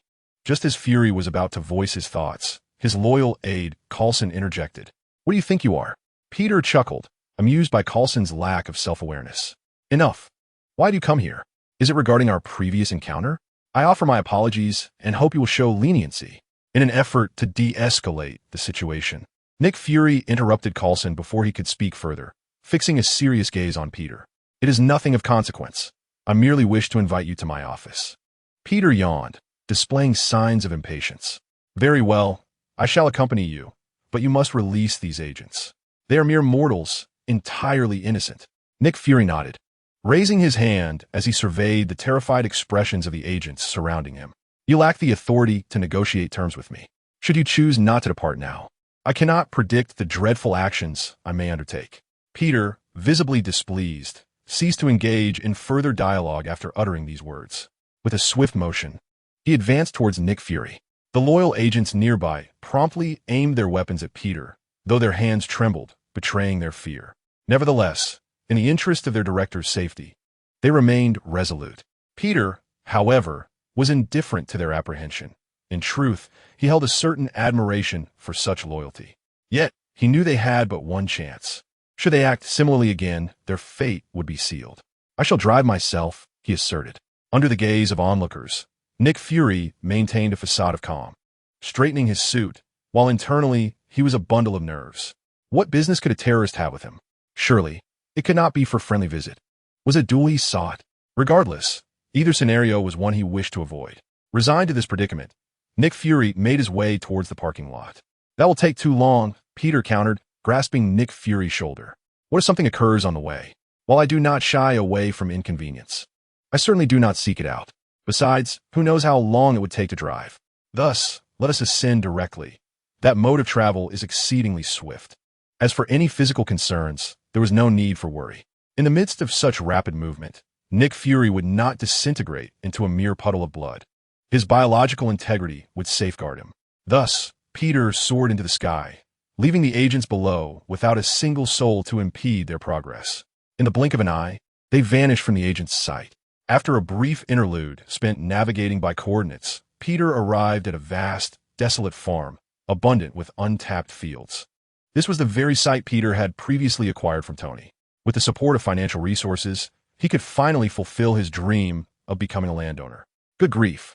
You truly expect me to cultivate cotton? Upon landing and surveying the endless expanse of land, Nick Fury's eyes widened in disbelief. He had not anticipated that Peter's earlier assertions were not mere fabrications, but rather an undeniable reality. The esteemed director of SHIELD had been dispatched to this forsaken locale, and to top it all off, he was commanded to engage in agriculture. My ancestors never jested. Peter appeared behind him, adorned with a straw hat and wielding a whip, playfully cracking it as he regarded Nick Fury. What on earth? Are you truly aspiring to be a farmer? In this day and age, you wish to pursue such a venture? Go. Fury glared at Peter's attire, cursing vehemently. The familiarity of the moment transported him back to the 18th century. Indeed, it has been my lifelong aspiration to be a humble farmer. Now, I find myself as your employer, and you are obliged to assist me in cultivating the land. Peter nodded affirmatively, a smile gracing his face as he gestured towards a hoe lying on the ground nearby. Reluctantly, Nick Fury approached to pick it up, sensing an ominous power emanating from the whip in Peter's hand, which sent beads of sweat trickling down his forehead and quickened the rhythm of his heartbeat. He had no choice but to comply. Under Peter's direction, Nick Fury swung the hoe across the field. The sun blazed overhead, and the temperature continued to rise. For Peter, this was inconsequential, but for Nick Fury, it was a different story. He panted heavily, sweat pouring down his face and dripping onto the parched earth. Even in this setting, he had no time to rest, for behind him, Peter lounged in a chair, sipping juice in one hand while cracking the whip with the other. It must be said that the duo worked at an impressive pace. In less than half a day, a patch of wasteland was nearly transformed into arable land. Suddenly, the ringing of a phone interrupted the labor. "Chicken, you are too beautiful, BBO." The sound emanated from Peter's pocket. He retrieved his phone, his tone casual as he said, "Hello, is there something Tony needs from me?" Of course, there was something, and it was of great significance. Chapter 35. Filming Tony Stark's voice took on a grave tone, as if something truly momentous had occurred. What could be so serious that even our illustrious Iron Man cannot resolve? Peter's interest peaked at Tony's words. "Good. You have captured director Nick Fury of S.H.I.E.L.D., and numerous superhero factions are banding together to rescue him from you. Are you questioning my capabilities? No matter how many superheroes come, they are but ants before me," Peter thought, bewildered by Tony's apparent concern. "Not at all. I merely pondered that if you were to take on the mantle of a superhero, this situation could greatly enhance your influence. After all, I am not a deity, unable to prevent all unfavorable rumors about you from circulating." This was Tony Stark's apprehension. Ever since he began working for his ancestors, Stark Industries had seen a notable decline in stock value. Although he remained unconcerned, it nonetheless presented a degree of inconvenience. "That is a valid point. Yet you need not trouble yourself with this matter. I shall handle it. Have you completed the tasks I assigned to you?" "I have." Upon receiving the answer, Peter fearlessly ended the call and reclined comfortably in his chair.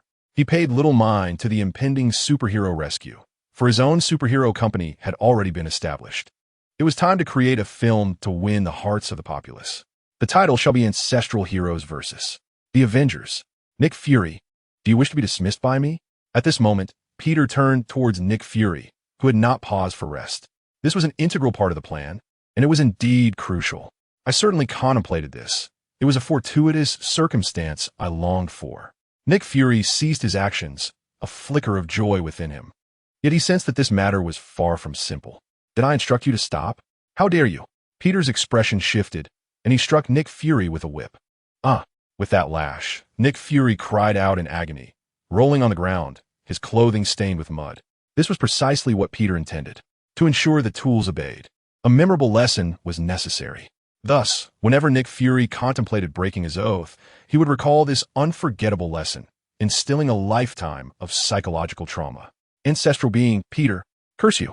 You are finished. I shall reveal your identity, and your family shall face the gallows." It was uncertain how much pain that lash inflicted, but Nick Fury writhed in torment. His gaze fixed intently on Peter, who sat in a chair. "Is it truly so painful?" Ignoring Nick Fury's insults, Peter scrutinized the whip in his hands. "I wonder if I would feel pain if I struck myself." Lost in thought, a sharp crack echoed. I was wrong. Please, spare me, ancestral being." The pleas for mercy resounded, yet Peter refrained from indulging his own whims, delivering another strike upon Nick Fury. It seemed even more severe than the first. Nick Fury's writhing on the ground intensified. Upon closer inspection, one could observe that no wounds marred his body from the whip. Yet the pain was excruciating. Indeed, as a director of S.H.I.E.L.D., he could hardly be an ordinary individual. He must possess formidable physical resilience. Such a commonplace weapon could not inflict harm upon him. However, Nick Fury's agony stemmed from the whip's inherent properties. The lash against his chocolate-hued skin elicited a soul-crushing pain. The craftsmanship of the system was truly exquisite. "Enough. I tire of this idle chatter. Superheroes may come to your rescue. You need only comply with my words. Satisfy me, and you may return home."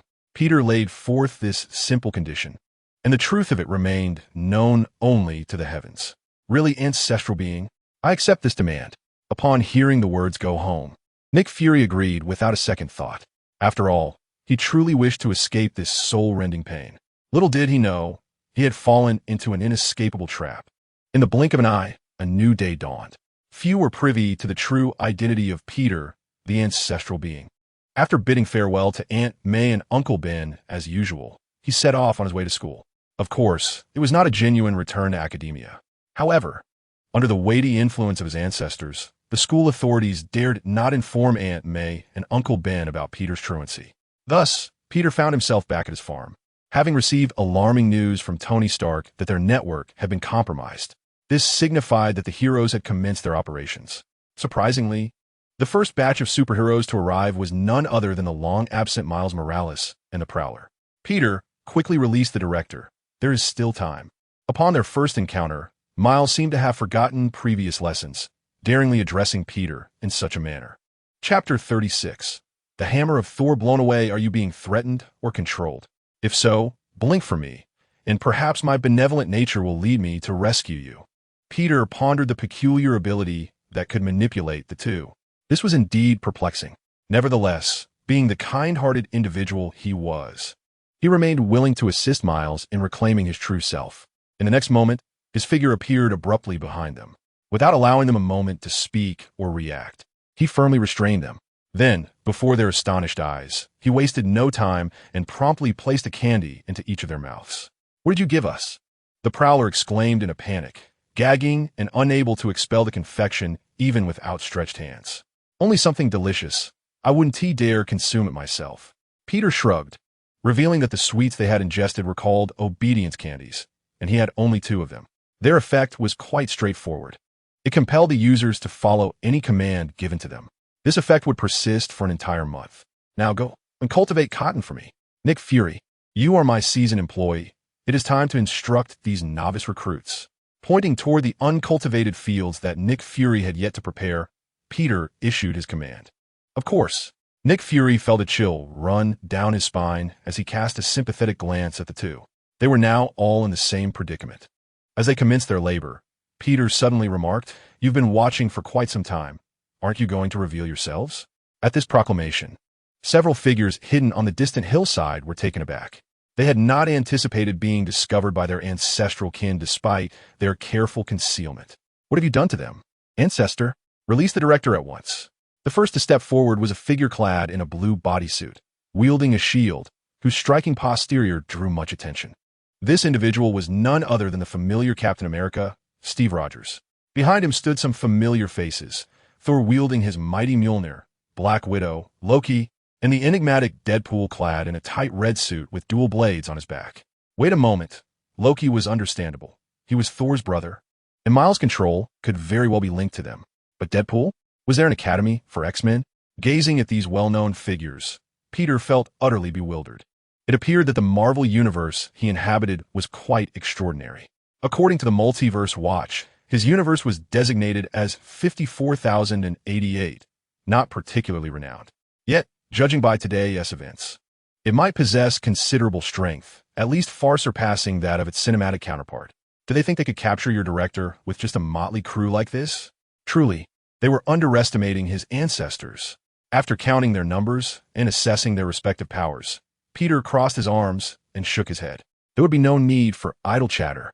Thor raised his hammer, and in an instant, the once clear sky turned ominous. Dark clouds gathered, fierce winds howled, and thunder rumbled. The hammer levitated into the air, emanating an overwhelming pressure. At that moment, Peter's spider sense tingled, and his expression shifted to one of contemplation. What was happening? When did Thor become so formidable? Damn it. It seemed prudent to keep a low profile. Peter began to understand that within his Marvel universe, some heroes might be weak, while others were exceptionally strong. This universe's Thor was undoubtedly one of the formidable ones. With his current abilities, a single strike could very well reduce him to a mere pulp. After all, he had only recently acquired his enhanced physique and had barely basked in the sun for a week. Observing Thor charging up, Peter's demeanor grew serious. He could not allow the opponent to unleash such power. Oh wait, it seemed an idea sparked in his mind, and a smile crept across his face as a flower pot appeared in his hands. The plant atop, it was none other than the long-forgotten clover. What was this? The sight of this seemingly conjured object startled Captain Marvel momentarily, leaving him in a state of bewilderment. It was a plant from a video game known as Clover, Natasha remarked, recalling a video she had seen about the pea shooter and Hawkeye's defeat. Cool. I've played that game. The clover can blow away zombies in the sky. Deadpool enthusiastically gave a thumbs up, his eyes brimming with excitement. A game invading reality? How intriguing, yet what significance did it hold in the face of my illustrious brother? Loki scoffed, believing it to be merely a desperate struggle. However, scarcely had he uttered those words when he was swiftly met with a shocking reality, leaving his jaw agape. Before them, the shamrock in the pot gently swayed, as if exerting all its might, bringing forth a refreshing breeze. The onlookers soon realized they were unharmed. Yet the god of thunder coughed up blood, for his mighty Mjolnir was swept away by this gentle gust, shattered into countless fragments that cascaded to the ground. The scene left everyone astounded, their eyes wide with disbelief. Nick Fury, witnessing this spectacle, felt as though his heart might cease to beat. After all, this was the hammer of Thor. Chapter 37. Unmatched. How could it be so easily vanquished? Reduced to rubble by a mere whisper of wind. What sorcery was at play? The crowd was left in stunned silence, overwhelmed by the shocking turn of events. Captain America, visibly shaken, swallowed hard, casting his gaze upon the shamrock. It was this peculiar thing that, with a mere puff, had disintegrated the hammer of the thunder god in midair. This filled them with trepidation, wondering what effect it might have on a living being. Gentlemen, it appears you are quite astonished. Are you here as guests, or do you have other intentions? Peter stepped forward with a smile, observing the intimidated crowd. You dare to destroy my brother's hammer? You shall become my lifelong servants. Loki seethed with rage, brandishing his scepter as he directed it towards Peter. This artifact, infused with the power of the Mind Stone, could bend the will of others. Previously, Miles and his companion had fallen victim to its influence. Wow, that's impressive, exclaimed one voice, as Peter stood in scathe, adorned with a pair of extraordinary glasses. These glasses were no ordinary accessory. They were a golden legend, bestowing upon the wearer immunity from any adverse effects. Even the formidable Mind Stone of the Marvel Universe could not penetrate their defenses. How is this possible? Loki's face contorted with astonishment and confusion as he regarded his scepter, only to find it ineffective once more against Peter. He is incredibly powerful. We may not stand a chance. Captain America furrowed his brow, his expression turning grave. He was well aware of the scepter's might from previous encounters, capable of even controlling the Hulk. Yet, before this being known as Peter, it seemed utterly impotent, an absurdity indeed. No, it must be the glasses. Loki suddenly brightened, having stumbled upon a revelation. He pointed at the sunglasses adorning Peter's face, which had not been present moments ago, appearing only after the scepter's powers had been invoked. Thus, they must be the source of his immunity. We must remove his glasses. Captain America resolved, as everyone braced themselves, while only the god of thunder, bereft of Mjolnir, wept silently over the scattered remnants. Having lost the mighty Mjolnir, can he still be called the god of thunder? The crowd recognized the dilemma, yet their attempts to dissuade him proved futile. They could only focus on resolving the immediate predicament before attending to other matters. Alas, it is truly regrettable. I had no intention of battling you, yet it seems you are quite eager for conflict. My ancestors await the benevolent assistance of your kind. A red glimmer flickered in Peter's eyes as he opened his mouth to speak again, but shall be swift. Look out. Move aside. Captain Booty, sensing the impending danger, quickly leaped aside. The others reacted with equal haste, yet only Thor remained, painfully kneeling on the ground, gazing despondently at the shattered remnants of his hammer, as if his spirit had utterly collapsed. Cursed fate. Captain Booty found himself at a loss, muttering under his breath as he executed a powerful leap, positioning himself behind Thor, shield in hand. A searing beam struck forcefully against the shield. However, due to its construction from the hardest of metals, the laser failed to penetrate. At this sight, Peter chuckled, leaning forward and applying more force.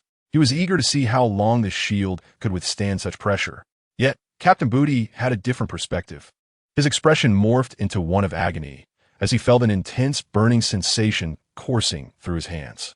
The shield was gradually turning red, its temperature rising relentlessly. Just as he grappled with this torment, the laser suddenly ceased, leaving him gasping for air, drenched in sweat.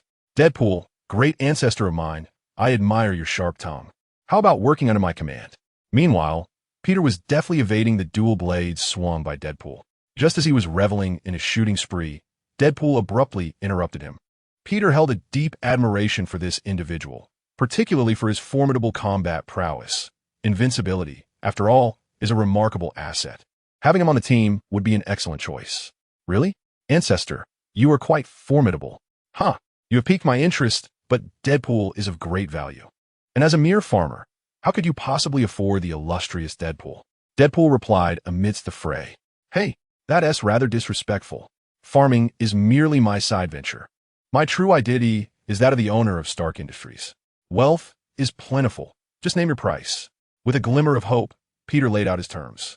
Wow, I believe I have an answer brewing in my mind. But before that, you must defeat me. Deadpool was not the type to betray his comrades for mere riches. This quality pleased Peter immensely, and he slowly responded, "It's a deal. No more dawdling. Prepare to call me boss." With those words, Peter's figure transformed into a blur, and before a scream could escape, Deadpool was reduced to a mere pile of flesh. "Wait, you've won, Ancestor. We concede.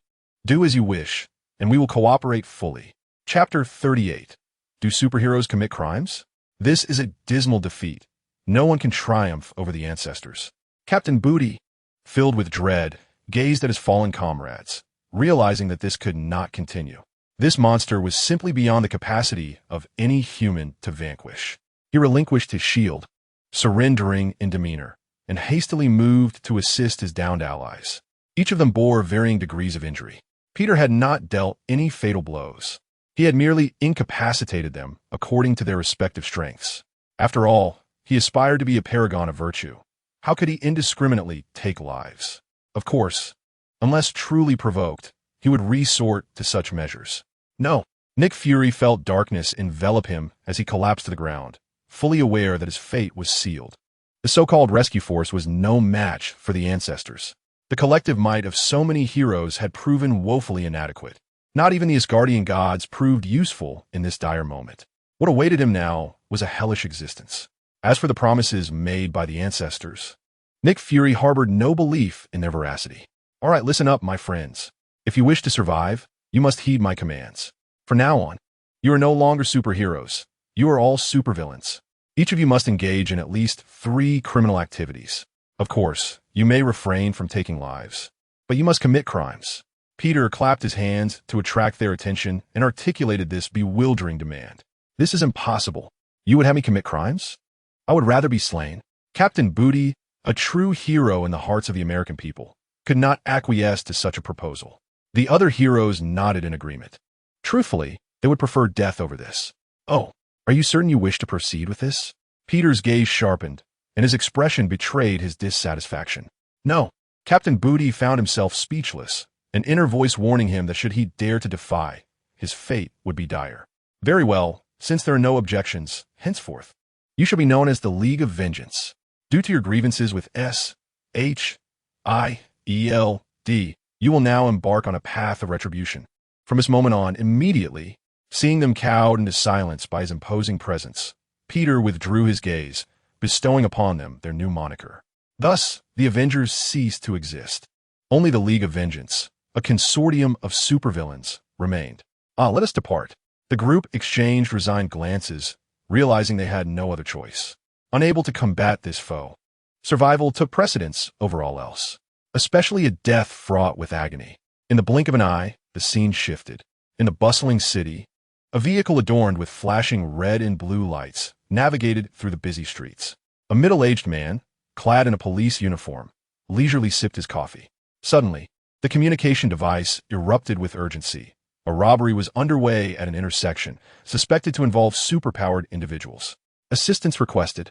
The voice was frantic, punctuated by the sounds of gunfire. The middle-aged sheriff set down his cup, stretched languidly, and smiled slightly. "Let us go mingle, and perhaps we might encounter some heroes tackling these supervillains." Fastening his seatbelt, the vehicle sped toward the designated location. Along the way, they encountered several police cars heading to provide backup. Before long, they arrived at the entrance of a store. The area was under tight security, cordoned off, with numerous bystanders gathered, eagerly observing the unfolding drama. "Sheriff, you're here." Upon exiting the vehicle, the sheriff was immediately approached by an officer. "What's the situation on the ground? Who are the perpetrators?" As he walked forward, he inquired for pertinent information. The circumstances were dire. This was a case of organized crime. The assailants had robbed the convenience store, and several hostages had been taken. Their identities remained elusive, with a total of 5 individuals involved, all in disguise, making it difficult to ascertain their true nature or the number of superpowers at play. Reports from the officers who had entered indicated at least 3 superpowered criminals. The young officer stated with a grave expression. 3? The sheriff furrowed his brow, a hint of astonishment in his tone. If it were just 1, they might stand a chance, but 3 superpowered offenders posed a significant threat. It seemed that summoning superheroes was the only option to address this crisis. "Contact the nearby superheroes immediately." "Yes." As the sheriff stepped into the secured area, he noticed the robbers attempting to break through the perimeter. His initial observation revealed a glaring discrepancy. These individuals were not escorting hostages, but rather swaggering about as if the place belonged to them, completely disregarding the presence of the New York police. "Remove your abhorrent masks and surrender at once, or we will open fire." Chapter 39, Sweet-Tongued Deception, the middle-aged sheriff proclaimed through a megaphone. The surrounding officers, in unison, raised their weapons, aiming at the group ahead. "Captain, what should we do?" Natasha asked, exasperated. "There's no choice.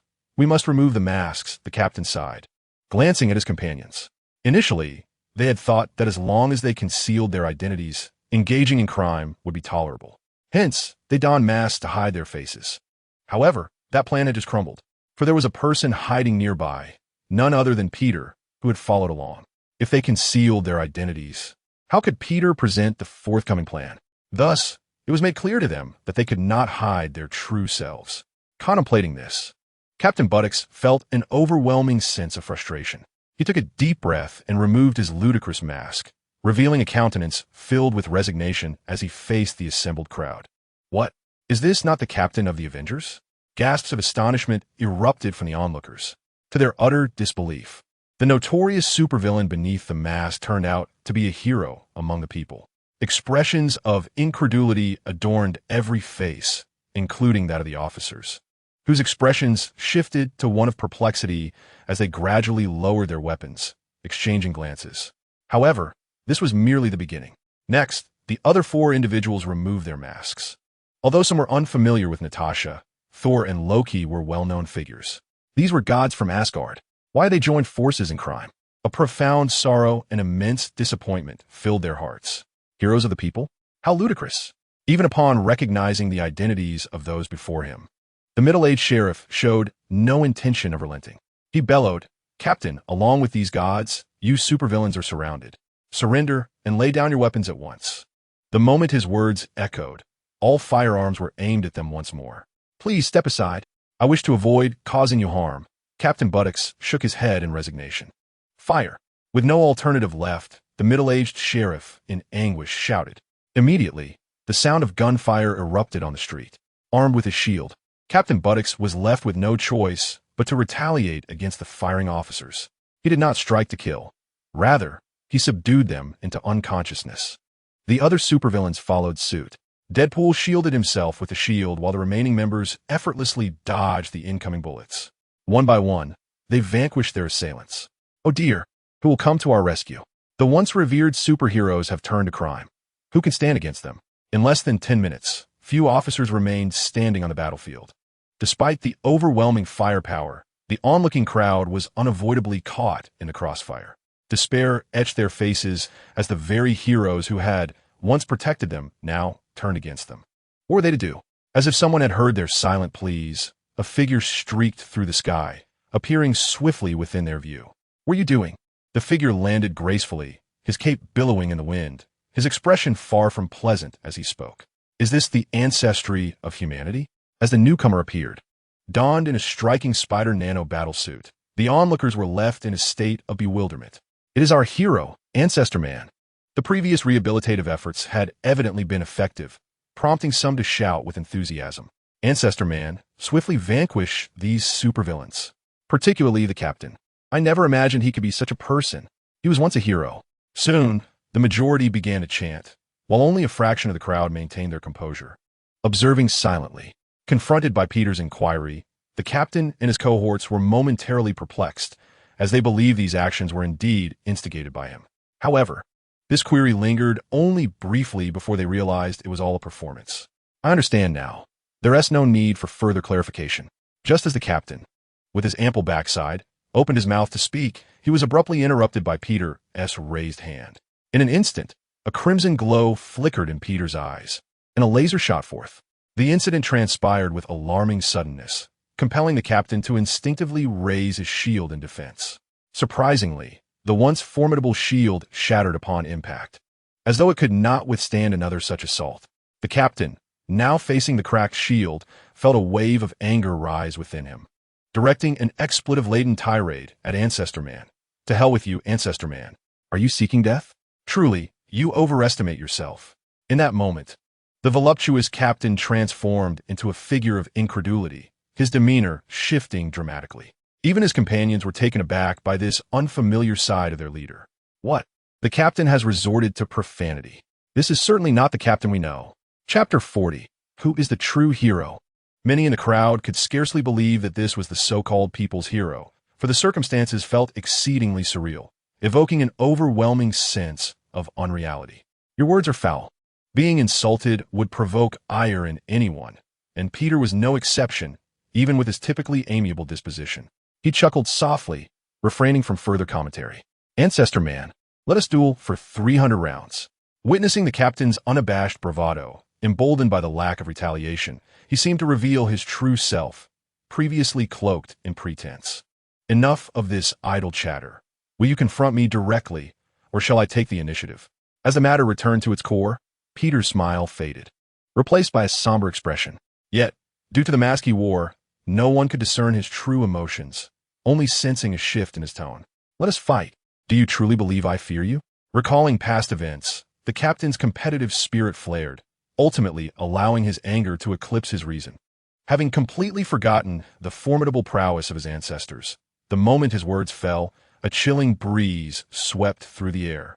The captain, endowed with a remarkable appearance, was propelled away by Peter's punch before he could even utter a scream. He crashed heavily against the wall, then fell to the ground. The captain's countenance turned pale as he sat in astonishment, gazing at Peter. Such strength surpassed the limits of his comprehension. Stripped of the opportunity to react, his mind was a blank slate before he was sent flying. Fortunately, being a super soldier, he merely suffered a few broken ribs from that blow. Had he been an ordinary person, such a strike could have pierced his chest entirely. What he remained unaware of was that Peter had not even exerted his full strength.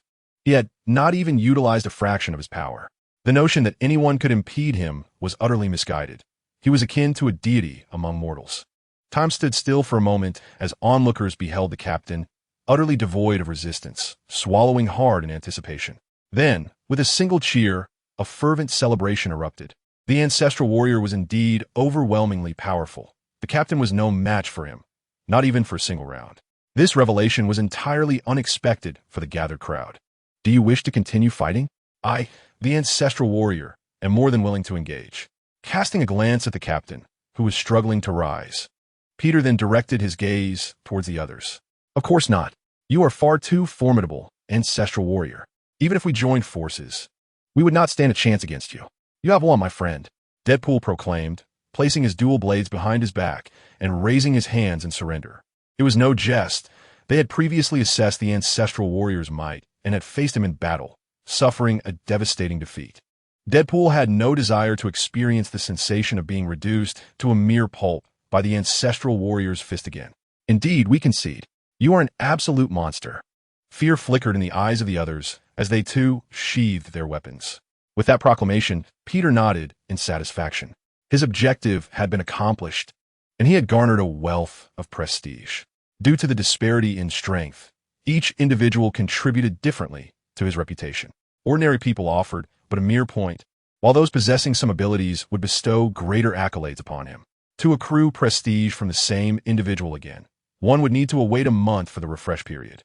You are a hero, the hero of the people of New York, ancestral warrior. The surviving officers, along with those who had come to assist, apprehended the captain and his crew. The middle-aged sheriff approached, gratitude etched across his face as he regarded Peter. Sheriff, you are the true heroes. Peter beamed a radiant smile, reminiscent of a joyous boy, as he placed a hand on the sheriff's shoulder. Ancestral warrior, I am your fan. May I take a photograph with you? At that moment, an excited voice echoed from behind. Peter turned to see two young boys, their faces alight with enthusiasm as they gazed at him. Of course, Peter exclaimed joyfully, opening his arms wide. Engaging with fans was beneficial for enhancing his reputation. They captured a perfect trio photograph together before Peter departed, for he had more pressing matters to attend to. As for the captain and his crew, they would face the consequences of the law. Whether they would emerge from their plight depended on his whim. Upon arriving at Stark Industries, Peter issued a command to Iron Man and the others before accessing the lottery interface. The prestige he had accumulated allowed him 30 attempts at the lottery. This was one task among many, but not the most critical one. He had received a warning through the Multiverse watch. A crisis loomed on the horizon. The system informed him that this impending crisis involved an invasion of the multiverse by a zombie apocalypse from a certain universe. Was it the one with the time loop? Peter was uncertain, but the specifics mattered little. He would forge ahead regardless. Chapter 41. The zombie universe. A dim sky loomed over a decaying and desolate city, the air thick with a nauseating stench. This was Peter's current location, a city engulfed in apocalyptic despair. Welcome to the infamous zombie universe of 2149, a realm so fearsome that even the most audacious observers dared not intervene. Everything began with a flash of purple lightning slicing through the heavens. Was this truly the place? It seemed rather unremarkable. Peter found himself on an abandoned street, flanked by derelict buildings and a myriad of rusted vehicles obstructing the road. In this zombie-infested universe, his mission was crystal clear: eradicate every last zombie. Each ordinary zombie vanquished would yield a modest amount of prestige, while those endowed with extraordinary abilities would offer rewards 1,000-fold. This was a special assignment from the system. His ultimate goal extended beyond mere extermination. He was to accept the time loop of this universe.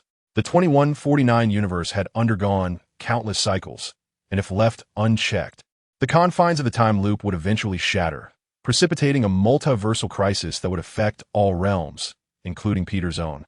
Thus, for the sake of the safety of all universes, Peter had no choice but to assume the mantle of the so-called hero. In this universe, he could finally unleash his full potential in battle, free from the fears that once plagued him, ready to obliterate the city that had once been his.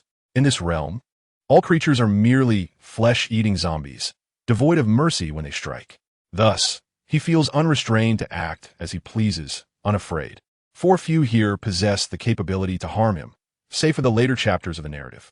It is during such times that those zombie heroes, having devoured the planet devourers, experience a significant surge in power. There exists yet another individual he must regard with caution: the zombie sentinel. This being wields the strength of 1,000,000 stars, a force beyond his current capacity to withstand. However, at the onset of the tale, the zombie sentinel had seemingly departed from Earth after infecting the Avengers, mitigating his immediate concerns, albeit vigilance is still warranted. Moreover, while few can breach his defenses, he must remain wary of those who might attempt to undermine him from within. Peter does not believe he can resist the zombie virus, should that occur. He would inevitably transform into a man-eating monstrosity. In such a scenario, he might contemplate self-destruction, for possessing the system would elevate his predicament beyond the mere multiverse zombie crisis. Presently, his objective is to decipher the timeline to strategize for forthcoming events. Alas, being a hero is no simple task. Peter shook his head in resignation, recalling these thoughts before redirecting his gaze to the scene before him. The streets were littered with scattered zombies. It seemed prudent to commence his efforts here. If he were to encounter any survivors, each saved life would be a victory. After all, rescuing a single individual would yield far more prestige than vanquishing 1,000 ordinary zombies. Suddenly, a thunderous explosion erupted, igniting the street in flames, and the zombies began to fall en masse. The cacophony of destruction swiftly drew the attention of a horde of zombie heroes, a circumstance Peter had strategically orchestrated. Succulent flesh. I'm famished. Just a bite, I implore. A figure clad in a peculiar uniform approached, brandishing a bow and arrow. Peter beheld the grotesque sight of the being, its body in a state of decay, maggots crawling over its putrid visage, an utterly revolting spectacle. This was his first encounter with such a repulsive entity in reality. Judging by the appearance of this zombie, he could surmise its identity. It was Hawkeye, one of the first heroes to succumb to the infection. You wish to feast upon my flesh? Peter smiled faintly, inhaling the aroma wafting from his own being. Indeed, it was quite delectable. Certainly, a mere taste would suffice. The zombie Hawkeye licked his moldy tongue and drew back his bow, aiming it directly at Peter. Having just consumed some flesh, he retained enough reason to recognize that the human before him was no ordinary foe, refraining from mindlessly charging into a fatal confrontation. You wish to devour me? I doubt you alone are sufficient. Peter remained indifferent to the impending arrows, for such trifles could not breach his defenses. His nonchalance stemmed from the discovery of the lurking zombies, the so-called Old Six. With the presence of the ghastly, zombified Hawkeye, It was inevitable that the other Avengers would soon follow. These ravenous zombies lay in wait, their hungry gazes fixed upon him. Upon hearing the news, the legion of zombie heroes emerged from the shadows. A delectable morsel. Your abilities seem quite impressive. I have decided to transform you into one of us. For it would serve us better to have you seek fresh prey. The zombified Captain America, accompanied by the zombified Black Widow and other grotesque figures, presented themselves. Their appearances were disturbingly repulsive, not dissimilar to those Peter had encountered in his own universe, save for their decaying forms. Chapter 42. The Black Watch. How dare you wretches think to consume my ancestors? Such a notion is utterly preposterous. Moreover, to become a creature like you is too revolting. I am a rather fastidious little spider. Peter waved his hand dismissively, rejecting their offer as a burning sensation began to stir within his stomach. It was not that he had contracted the zombie virus, but rather that the sight was so repugnant it nearly compelled him to retch. Ancestors? I have not heard your name, but it matters little now. Join us. The zombified captain silently contemplated this name, yet his clever mind failed to recall its significance. Shaking his head, he dismissed the thought and hurled his bloodied shield with a swift motion, aiming it directly at Peter. Witnessing this childlike maneuver, Peter felt no need to evade it, for the shield could not penetrate his defenses. Nonetheless, he instinctively sidestepped, repulsed by the grotesque sight of the shield smeared with bits of flesh. Being somewhat of a germaphobe, he could not allow such filth to touch him. Charge! Let us feast upon this succulent flesh. Anticipating Peter's evasion, the zombified captain raised his voice, rallying the remaining zombie heroes as they surged forward. Such a lack of honor in combat. I'd hoped to engage in a fair fight, Peter sighed, lamenting the lost opportunity. In the blink of an eye, his movements transformed into a blur, leaving the advancing zombie heroes bewildered, unable to discern his form. The sounds of explosions echoed, as a stream of repugnant liquid gushed from the decapitated bodies that littered the ground. This was the signature technique of Peter, known as Return My Beautiful Fist. With incredible speed, he darted among the zombie heroes, creating numerous afterimages before coming to a halt behind the zombified captain. How could this be possible, even as a zombie?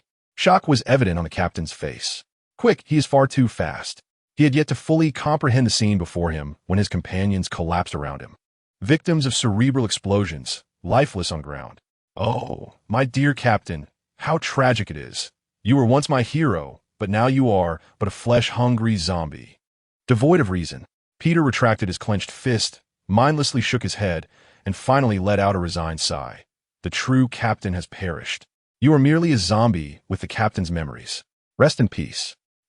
The zombie captain turned to Peter, his expression one of surprise, which soon morphed into despair as he slightly raised his gaze to the heavens. You speak the truth. Though I know not who you are, I thank you nonetheless. Remember, beware the man clad in golden spandex. He lowered his head and cast one last glance at Peter, a look of relief upon his face. Then, he grasped a shield and struck it heavily against his own skull. Witnessing this scene, Peter was overcome with an indescribable feeling.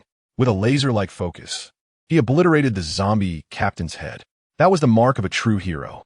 Despite having vanquished these several superheroes and acquiring nearly 10,000 prestige points that could grant him a tenfold draw, his heart was not filled with joy. After lingering for a moment, Peter departed from that place, continuing his efforts to cleanse the streets of zombies.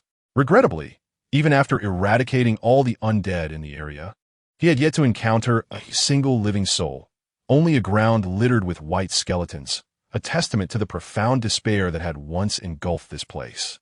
Perhaps it would be best to take a short respite, perhaps by indulging in a few draws. Gazing upon the desolate and abandoned street, along with the wrecked vehicles blocking the road, Peter resolved to engage in a lottery to uplift his spirits. First, he initiated a tenfold draw.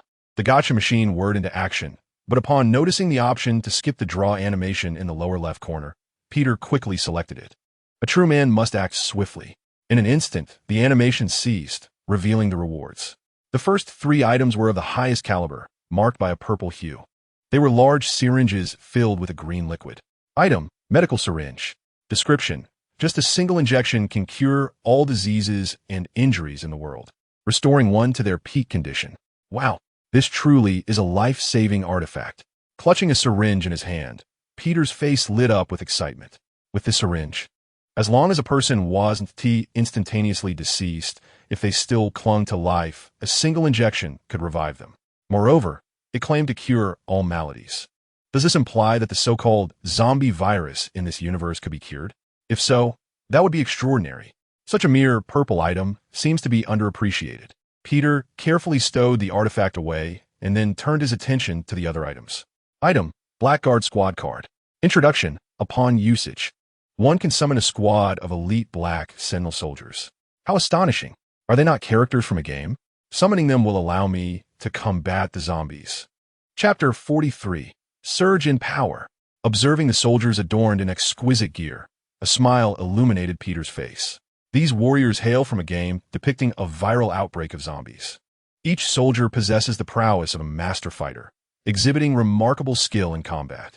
With such a formidable squad, the street besieged by the zombie virus transforms into a bustling thoroughfare, devoid of any apocalyptic ambience, thanks to the Black Sentinel stationed there. The system claims to draw items from myriad realms, yet it appears to be extracting what is profoundly relevant to his current world. At the very least, it procured something of immediate utility. Peter had summoned a total of 7 squads of Black Sentinels, comprising 5 men each, totaling 35 soldiers. Without hesitation, he called forth their presence. In an instant, a brilliant flash of light revealed 35 impeccably equipped soldiers before him, all donned night vision goggles, with a couple distinguished by their officer's attire, who approached Peter and saluted. "Are you our commander?" "Indeed. Without further ado, your objective is to eradicate the zombies in this street and establish a safe zone." Peter scanned them, nodding as he issued the directive. With this battalion by his side, not only offense but also defense was assured. They were undoubtedly thousands of times more capable than the army of this realm, unless they encountered a formidable super zombie hero, which posed a potential threat. The Black Sentinels, numbering 35, formed an ordinary yet efficient unit. Each team comprised 5 members: a leader, a machine gunner, a grenadier or artilleryman, a medic, and a support soldier. This quintet could maneuver through cities teeming with tens of millions of zombies with ease. Such power is truly formidable. Moreover, upon inquiry, Peter discovered that these sentinels possessed unlimited ammunition and did not require magazine changes. He was astonished. These Black Sentinels were indeed exceptional. Most crucially, each soldier exhibited the attributes of a super soldier. Any average zombie hero would stand no chance against the Black Sentinels.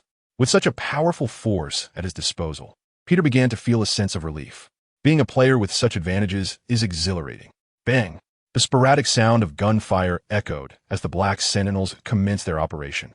They coordinated seamlessly in their 5-man teams, effortlessly dispatching the ordinary zombies. In no time, they had cleared the area.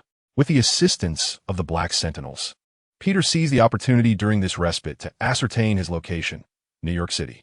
This was the epicenter of the calamity. No wonder he encountered the zombie captain here. With the zombies in this neighborhood eradicated, Peter prepared to venture to the next district. After all, this is a zombie universe, where nearly all the heroes from the Marvel series can be found.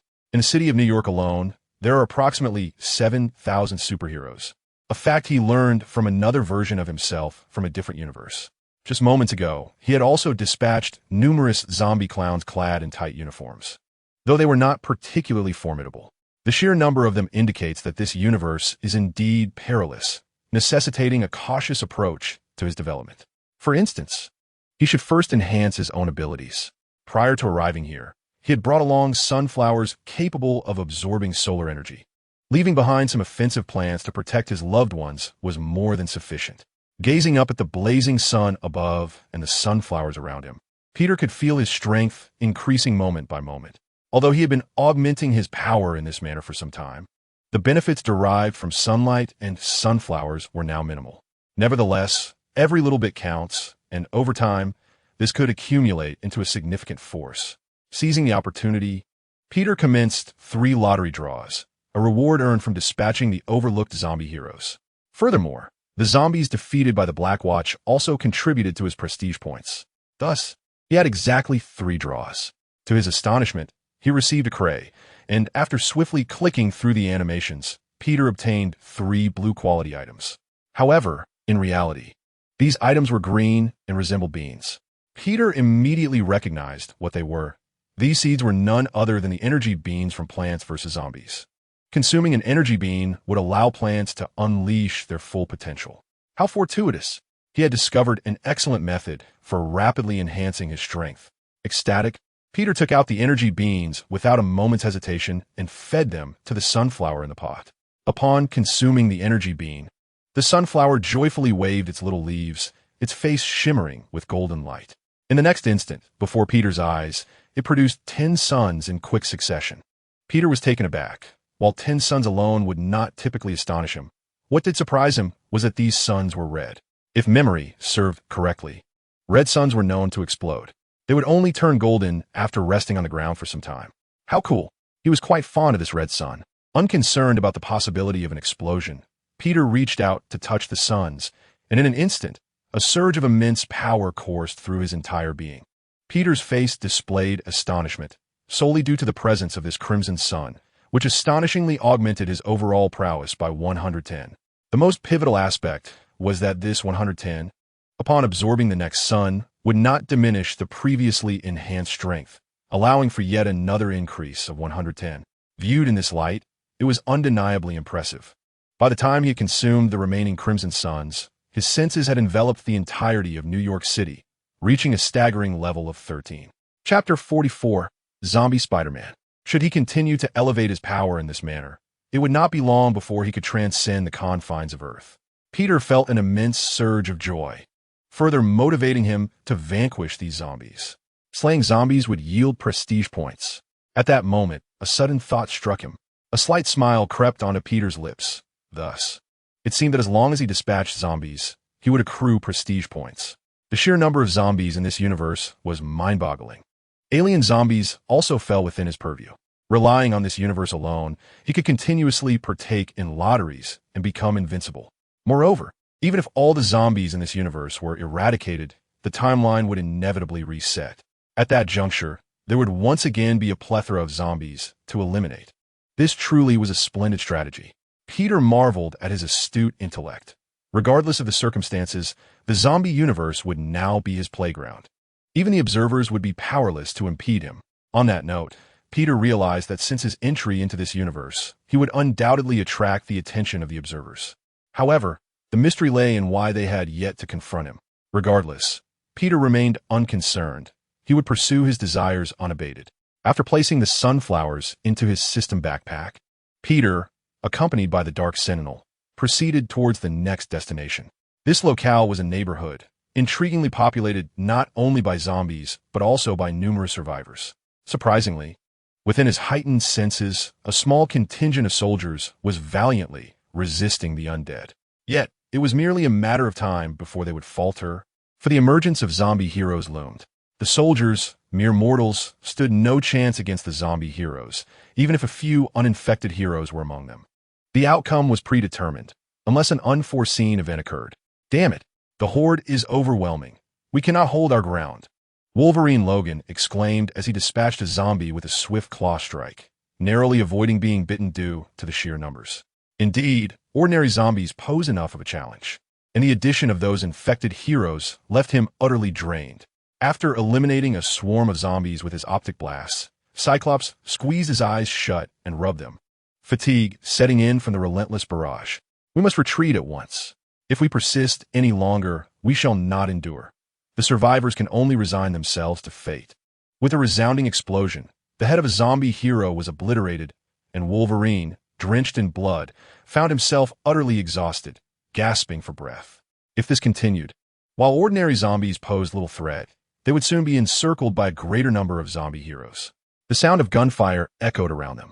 Apart from these two heroes, a small contingent of soldiers was attempting to defend their position. However, as time passed, the once formidable army of over 100 had dwindled to a mere handful. If things persisted in this manner, annihilation was inevitable. Retreat, Cyclops shouted, obliterating a zombie with his laser beam as he urged the remaining soldiers to fall back. He and Wolverine swiftly maneuvered toward a less populated area of zombies. Just as they had dispatched a group of obstructing zombies, a red figure emerged, blocking their escape route. Is it you, Spider-Man? Wolverine recognized the familiar red uniform and emblem, instantly identifying the figure. Spider-Man twisted his body around, blood splattered across him, and his mask was tattered, revealing a gruesome, gaping mouth. He had been infected. Cyclops' expression darkened. The once beloved Spider-Man, nicknamed the Little Hulk, had succumbed to the infection, a dire development indeed. He quickly adjusted his visor, unleashing a searing beam directly at Spider-Man. "Logan, it's been a while. Don't tell me you don't recognize me anymore? Why attack an old friend upon our reunion?" Spider-Man exclaimed, narrowly dodging the incoming laser, his hunger evident as he gazed hungrily at Wolverine and the others. "Peter, step aside. I did not wish to harm you." Wolverine's heart ached at the sight of his old friend, but the sound of gunfire from the rear reminded him that they could not linger here. "Of course, I'll let you pass, but I must collect a toll. Just one bite from each of you will suffice. I'll be gentle." The zombie Spider-Man tilted his head, drooling grotesquely. At this juncture, Wolverine steeled himself, leaping into the air, reluctantly extending his adamantium claws toward the zombie below. However, the infected Spider-Man was prepared, merely leaning back to evade Wolverine's strike, which landed heavily on ground. Wolverine had anticipated this, and shortly after his claws struck the earth, a laser beam shot forth. Unfortunately, having succumbed to the zombie virus, Spider Sense had vanished, replaced by a primal zombie instinct. While locating the living was feasible, the golden flash of Cyclops' laser proved too swift for the zombie Spider-Man. A gaping hole was blasted through his chest. "It's futile. Just let me take a bite. I don't want to lose you, my friend Logan. Otherwise, when he arrives, you'll be consumed whole." The zombie Spider-Man gazed down at his perforated chest, then looked up at Wolverine with a disconcerting smile, suddenly shifting his expression to one of alarm. "Oh no, he is already here." Chapter 45. The Despair of Wolverine. Who is coming? Wolverine exclaimed in shock, turning his head frantically to survey the surroundings. Spider-Man was his friend. He would not lie. In light of these circumstances, they may indeed be torn asunder. "Ah, help! It is the Hulk." At this moment, anguished cries resounded from the rear, where the army was valiantly resisting the zombies. A colossal figure, the Hulk, with decaying flesh oozing green pus, clutched a soldier in one hand and bit down, his expression one of grotesque delight. "Fire, fire! Shoot the Hulk dead, or we shall all perish." The officer of the army, gripped by terror, commanded the few remaining soldiers beside him, trembling as they aimed their pistols at the creature indulging in its gruesome feast. Yet, no matter how fiercely the gunfire erupted, the bullets merely sparked against the Hulk's form, vanishing without inflicting a trace of harm. This fresh meat is delectable. Hulk relishes it. The Hulk's lips split wide as he tossed the remnants of flesh into his mouth, chewing rapidly, revealing a terrifying grin. "He is a monster. Run for your lives." Witnessing this scene, the soldiers, having expended their ammunition, could not harm the Hulk and were seized by utter dread, beginning their retreat. "Delicious meat. Why won't you flee? Let Hulk devour you completely."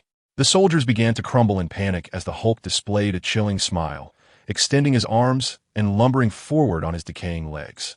"We stand no chance." As the Hulk slaughtered the soldiers, snatching one after another to consume, Cyclops felt an overwhelming fear engulf him. "No, we must save them. Humanity stands on the brink of extinction." Logan, too, wore a grave expression, knowing he could not contend with the Hulk. To intervene would likely lead to his own demise. Yet, with so few humans left in the world, he had no choice but to adopt a mindset of saving even one life, if possible. And so he sprang into action. In the blink of an eye, he was beside the Hulk, brandishing his adamantium claws. With a resounding thud, he struck the Hulk in the abdomen, but the impact was minimal, merely scraping the surface. Such superficial injuries were futile.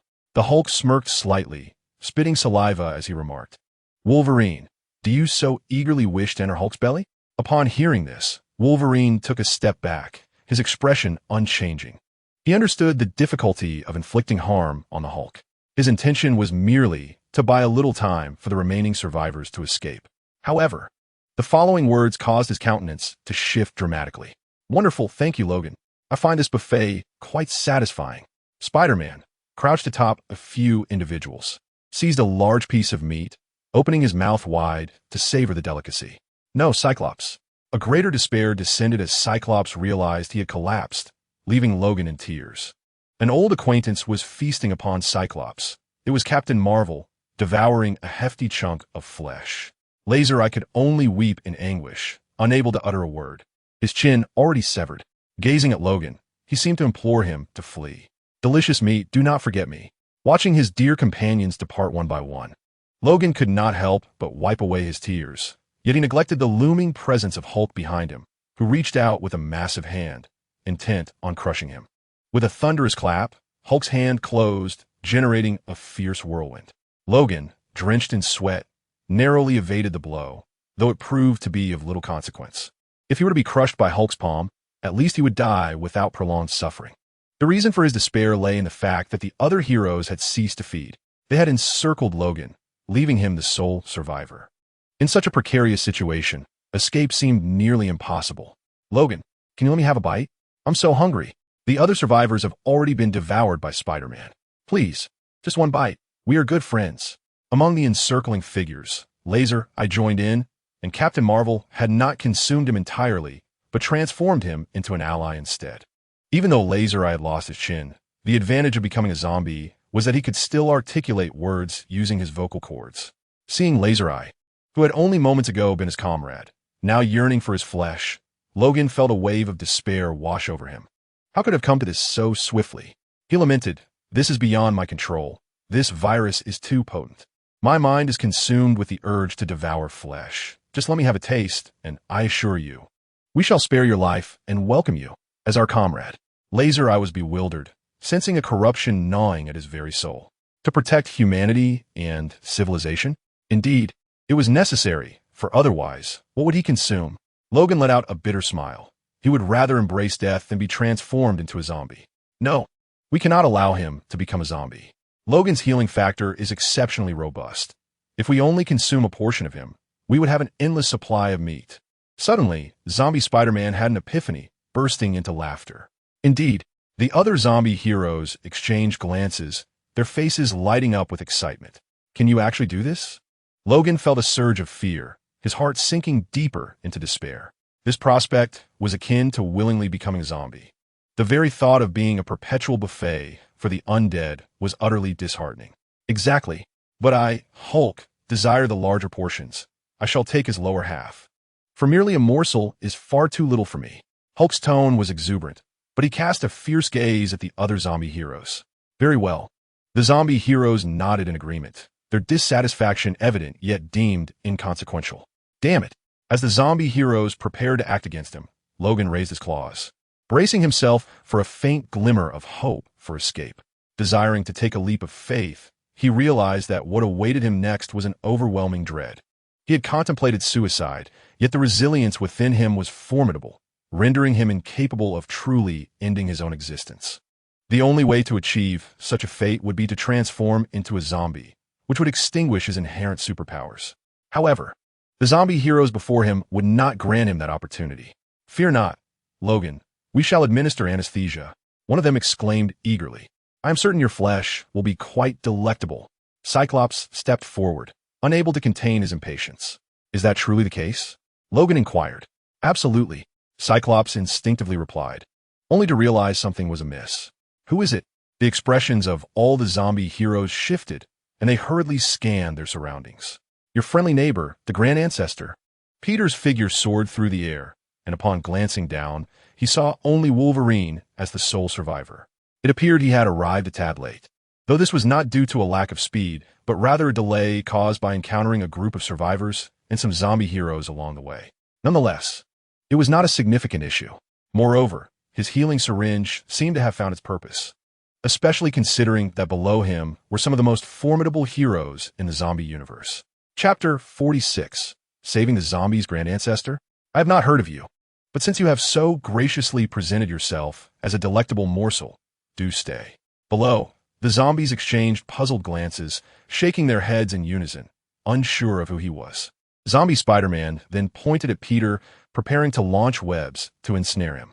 "Grand Ancestor, you must leave at once. There is no need to assist me. They are exceedingly powerful." Logan's expression darkened. In such circumstances, he felt irreparably doomed. After all, among the zombie heroes were individuals such as the Hulk-like Spider-Man and Captain Marvel, as well as the Hulk himself. With such a formidable lineup, resistance was futile. The prospect of even preserving his own life seemed bleak, let alone saving another. Yet, As long as he still drew breath, enduring his own suffering to rescue another seemed a commendable endeavor. Logan glanced around, raising his claws, prepared to buy time and delay the actions of these zombies. If things progressed this way, perhaps there was still hope for the hero known as the Grand Ancestor. Refrain from speaking. Merely open your mouth, and you shall find flesh, Peter observed, shaking his head in resignation at their ravenous expressions. Although he felt hopeless, it was merely a matter of their current demeanor. They were simply puppets of the virus, struggling against the weakness of their own willpower. He could only ponder what their reactions would be if they discovered the possibility of returning to humanity.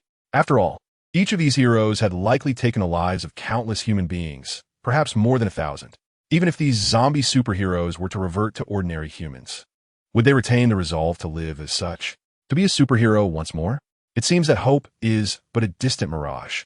Peter is uncertain, yet he contemplates that the only being capable of redemption here may well be a zombified version of himself. In the original narrative, the undead Spider-Man devoured Aunt May and Mary, albeit under the influence of a virulent contagion. This particular strain of zombification is unlike the mindless flesh-eaters depicted in neighboring tales of bioweaponry. It possesses a formidable strength, allowing one to regain lucidity once satiated. Conversely, in moments of hunger, one devolves into a ravenous beast. Without further ado, allow me to feast upon you, the Hulk bellowed, mouth agape, as he raised his colossal fist and leapt with ferocity towards Peter above. The Green Giant's movements were swift, yet Peter was far from mindless. In his eyes, such an assault was inconsequential, for it was painfully slow. A slight shift of his body enabled him to evade the strike, repositioning himself elsewhere. However, to others, or rather to the undead, his actions appeared remarkably swift. No, let me consume you. Do not evade any longer. As the target evaded capture, the Hulk's rage intensified, his physique swelling in response to his fury. His speed increased, making it increasingly difficult for them to seize this delectable morsel. The recently witnessed spectacle had been analyzed by the zombified Spider-Man, who lamented that he could scarcely keep pace with the agile movements of his predecessor. Fear not. Allow me to take charge. Yet Captain Marvel, listening to the undead Spider-Man, held a different perspective. She wiped the drool from the corner of her mouth, gazing up at Peter, and proclaimed, "Your flesh must be exquisite. I advise you to submit to our bites willingly. Perhaps in satisfying us, you may be transformed into one of our kind. I too counsel you to let me indulge. Perhaps in satisfying my whims, you may become akin to my kind." Peter retorted playfully, flashing his middle finger in defiance. "You shall regret this. I will teach you the meaning of consumption." Captain Marvel's expression darkened with irritation, and in that very moment, the previously inconspicuous Wolverine materialized behind her. With a swift claw, he aimed for the nape of her neck, and only then did she slowly turn her head. The surrounding undead heroes bore witness to this unfolding drama, yet not a single one intervened. Instead, they smiled with sinister glee. Eliminate her, and one less adversary will compete for their sustenance. Was this deliberate? Wolverine too sensed the underlying intent, furrowing his brow but dismissing doubt as he acted swiftly. This was a pivotal moment. Should he succeed, the world would be rid of one of the most formidable super zombies. Alas, life is replete with unforeseen twists. In the next instant, a resounding bang echoed through the air. Wolverine felt a sharp pain reverberate through his claws, as though they had struck the hardest rock in existence. He lifted his gaze, his previously fearful and panicked expression transforming into one of fury. Captain Marvel was but a step away from bidding farewell to this world, all because of the figure clad in white combat attire standing in her way. He could not comprehend why, despite being of the same species, one would endeavor to rescue a mere flesh-eating zombie. What was happening? It was not only Wolverine who was bewildered.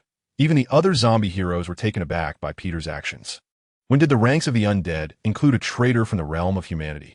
Chapter 47. The Serum. No one grasped the situation at hand. They could only sense the peculiarity of the unfolding events, as it was undeniably absurd. A human was actually saving a creature that thrived on human flesh. What does this mean? Why are you preventing Logan from killing her? The zombie Spider-Man could not hold back his inquiry. Logan's expression mirrored his astonishment, as he too awaited a response. All eyes turned towards Peter. "Because she is of use to me," Peter replied, surveying the group and gesturing with his fingers. Not just her, but all of you as well. His words were steeped in enigma, prompting the zombie heroes to exchange puzzled glances, unsure of their meaning. You saved me to aid you in combating zombies? Captain Marvel queried, perplexed. Indeed, came the affirmation. The other undead heroes found some sense in this, recognizing their formidable strength capable of easily clearing out the zombies. Eliminating all the zombies on Earth was merely a matter of time. They were merely zombies. How could one expect them to save humanity? Wake up, ancestor. This is utterly impossible. Logan expressed his dissatisfaction with this reasoning, preferring to rely on himself rather than trust these zombies. Who knew when they might go mad and devour them all? Moreover, how could Captain Marvel and her companions be persuaded to assist humanity? Was it merely out of a lingering sense of conscience? Dream on, this was simply inconceivable. Peter understood Logan's thoughts and was about to offer an explanation when a zombie Spider-Man interjected. You want us to save humanity? Is there even a chance of that? Yes. It seems improbable now. Even if you have already saved me, we can only see this through to the end. Captain Marvel lamented, shaking her head in regret. The image she had previously projected had instilled a significant psychological scar upon humanity. Even if she were to return to the human fold, acceptance seemed unlikely. In fact, there would be thoughts of casting her aside, leaving her with no choice but to utter an apology. No, there is still a chance. Peter interjected, interrupting their thoughts, and continued, if you were given the opportunity to revert to your original human forms, to no longer be zombies, how would you choose? That is utterly impossible. Captain Marvel exclaimed, her face a portrait of disbelief. Whether it was guilt or something else, she could not ascertain. After all, if there truly existed a chance to return to humanity, she could not fathom having consumed human flesh. Such a notion was unbearable. Even Logan, standing nearby, wore a perplexed expression, uncertain of the meaning behind such words at that moment. There is nothing impossible in this world. It is merely that you have yet to witness it, Peter countered, asserting his stance. Yet, he knew he could not merely speak without action. In his hand, he conjured the healing syringe he had previously drawn. What is this? The zombified Spider-Man furrowed his brow at the sight of the glimmering green vial. An instinctive sensation warned him of its perilous nature. Not only he, but every zombie present sensed the threat when the syringe was revealed, particularly the ordinary zombies, who displayed palpable fear and hastily fled the scene. This object was indeed exceedingly dangerous. With just one injection, you could revert to your human selves and reclaim your former glory, Peter remarked, tossing the syringe lightly in his hand while observing the zombies with a grin. Is this truly authentic? The zombified Spider-Man inquired, his tone filled with urgency and hope. He deeply regretted having consumed Aunt May. Were it not for the zombie virus that clouded his rationality, he would have long since endeavored to save humanity. Indeed, it is true. When have my ancestors ever jested? Peter chuckled softly, offering no further explanation. The other zombies were rendered speechless. This was not their first meeting, and how could they possess such profound understanding of one another? Even if one were to assert its veracity, where was the evidence? Only the zombified Spider-Man placed his faith in Peter's words, without concern for the gazes of others. He seized the verdant syringe and, with a determined resolve, injected it into his arm. Do not inquire how he knew the method, such as the portrayal in television dramas. This scene left the onlookers in tense silence. If this were indeed true, then perhaps this apocalyptic world might yet find salvation. After discarding the now empty syringe upon the ground, the zombified Spider-Man felt no discomfort in his body. In the next moment, however, he suddenly sensed a surge of strength coursing through him. His once decayed skin began to itch, and upon closer inspection, the rotting flesh, previously infested with maggots, revealed budding sprouts. Time passed slowly, second by second. The exposed muscles of the zombified Spider-Man transformed, becoming smooth and unblemished, no longer resembling a zombie. This spectacle left the other zombie heroes drooling, though it was merely an outward manifestation. Within, their emotions surged like a tempest. This is truly astonishing. I have returned. Yes, you have returned. Another version of me. Chapter 48, The Unexpected. Thank you, Ancestor. But what do you mean by another me? Your voice sounds so familiar to me. Transformed into a human-like zombie Spider-Man, his face was filled with gratitude, yet a hint of confusion lingered. Such a statement instantaneously drew the attention of those around.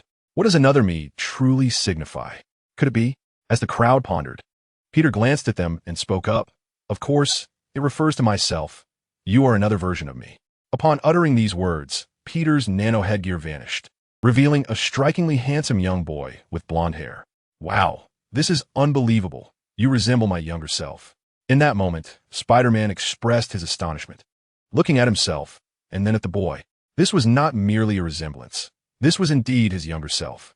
Wolverine Logan approached Spider-Man, patting him on the shoulder, and remarked, "If I am not mistaken, ancestor, your name is Peter Parker, and you hail from another universe. Am I correct?" Another universe. The remaining few, still in their zombie forms, displayed their astonishment, their mouths agape.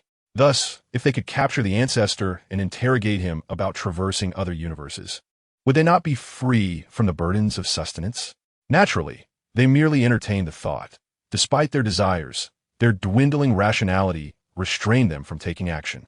After all, they were no match for the ancestor before them. Moreover, he possessed the means to revert them to humanity, as being a zombie, perpetually craving flesh, was less desirable than being human, even though they had previously succumbed to their zombie instincts and consumed many souls. Wow, I always knew parallel universes were real. Spider-Man, in awe, stroked his chin, his expression shifting to one of sorrow. He had devoured his closest companions. Even if he were to regain his humanity, he could never absolve himself of his transgressions. Thus, after a moment of silence, Spider-Man made a significant decision to atone for his sins against human civilization. He would strive to save humanity and assist other zombie heroes in reclaiming their humanity. Handsome version of me from another universe. Is your vaccine for curing the zombie virus ready for mass production? Eager to take action, Spider-Man needed to ascertain whether his counterpart was prepared. Only then could he devise a plan. This thought saddened him. Why was the version of himself from another universe so astute? How long had he even been in this universe to have developed a zombie vaccine? This brilliant mind was indeed more talented than Tony Stark. It seemed he could not afford to fall behind. Mass-producing a healing vaccine? Your inquiry strikes at the heart of the matter. Peter furrowed his brow slightly, pondering how to articulate his thoughts. This healing vaccine was merely a matter of chance. It was not a product of his own research. To obtain it once more, not only would he have to rely on luck, but he also had to participate in a lottery. As for its potential as a sample for research, Peter harbored doubts about its success. Nevertheless, one must attempt. He held the remaining 2 vials of the healing serum in his hands, a spectacle that left his companions in awe. The sudden appearance of objects out of thin air, was this not magic? This left several of the zombie heroes feeling trepidation, rendering them hesitant to confront Peter. Goodness, magic! How extraordinarily powerful you are! Is there anything you cannot accomplish, like flying? Spider-Man gaped, hands clasped atop his head, bewildered by the vast chasm between himself and his counterpart. While it was one thing to fall short in strength, the disparity in their respective spider suits was staggering. A surge of jealousy and envy welled within him, wishing to take his place. Are there only 2 vials left? Upon receiving the healing vaccine, Spider-Man scratched his head, voicing his query. Do you think this is easily obtained? The materials required are exceedingly rare, and even if one possesses them, luck is still a factor. Peter regarded his other self and shook his head in resignation. In truth, he had 3 additional vials, acquired from clearing another area of zombies before arriving here. What shall we do now? After observing for quite some time, Captain Marvel was the first to speak up. Let's not forget that they are still zombies.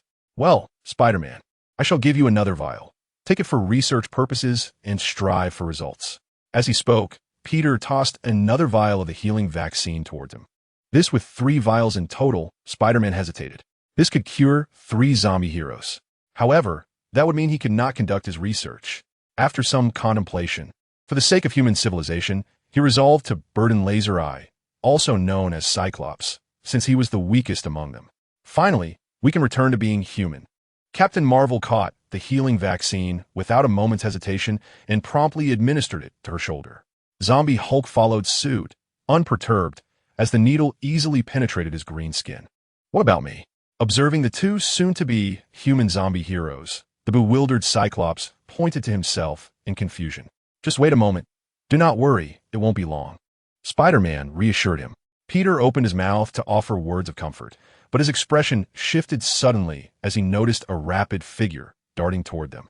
The speed was astonishing, far surpassing his own. Chapter 49, Quicksilver, oh, goodness, how fast! The others also caught sight of the figure, but due to its incredible speed, they could only discern a blur. The weaker Cyclops merely felt a gentle breeze pass by, unaware of any discomfort. What a delectable piece of fresh meat! In the blink of an eye, a sudden voice emerged, smacking its lips in evident delight. Ah, the pain! The scent of blood wafted through the air, and the crowd heard a chilling scream as Logan's arm vanished without a trace. As for the whereabouts of his arm, it was firmly held in the grasp of a man clad in a blue uniform, with slightly graying hair, who was ravenously tearing into the severed limb.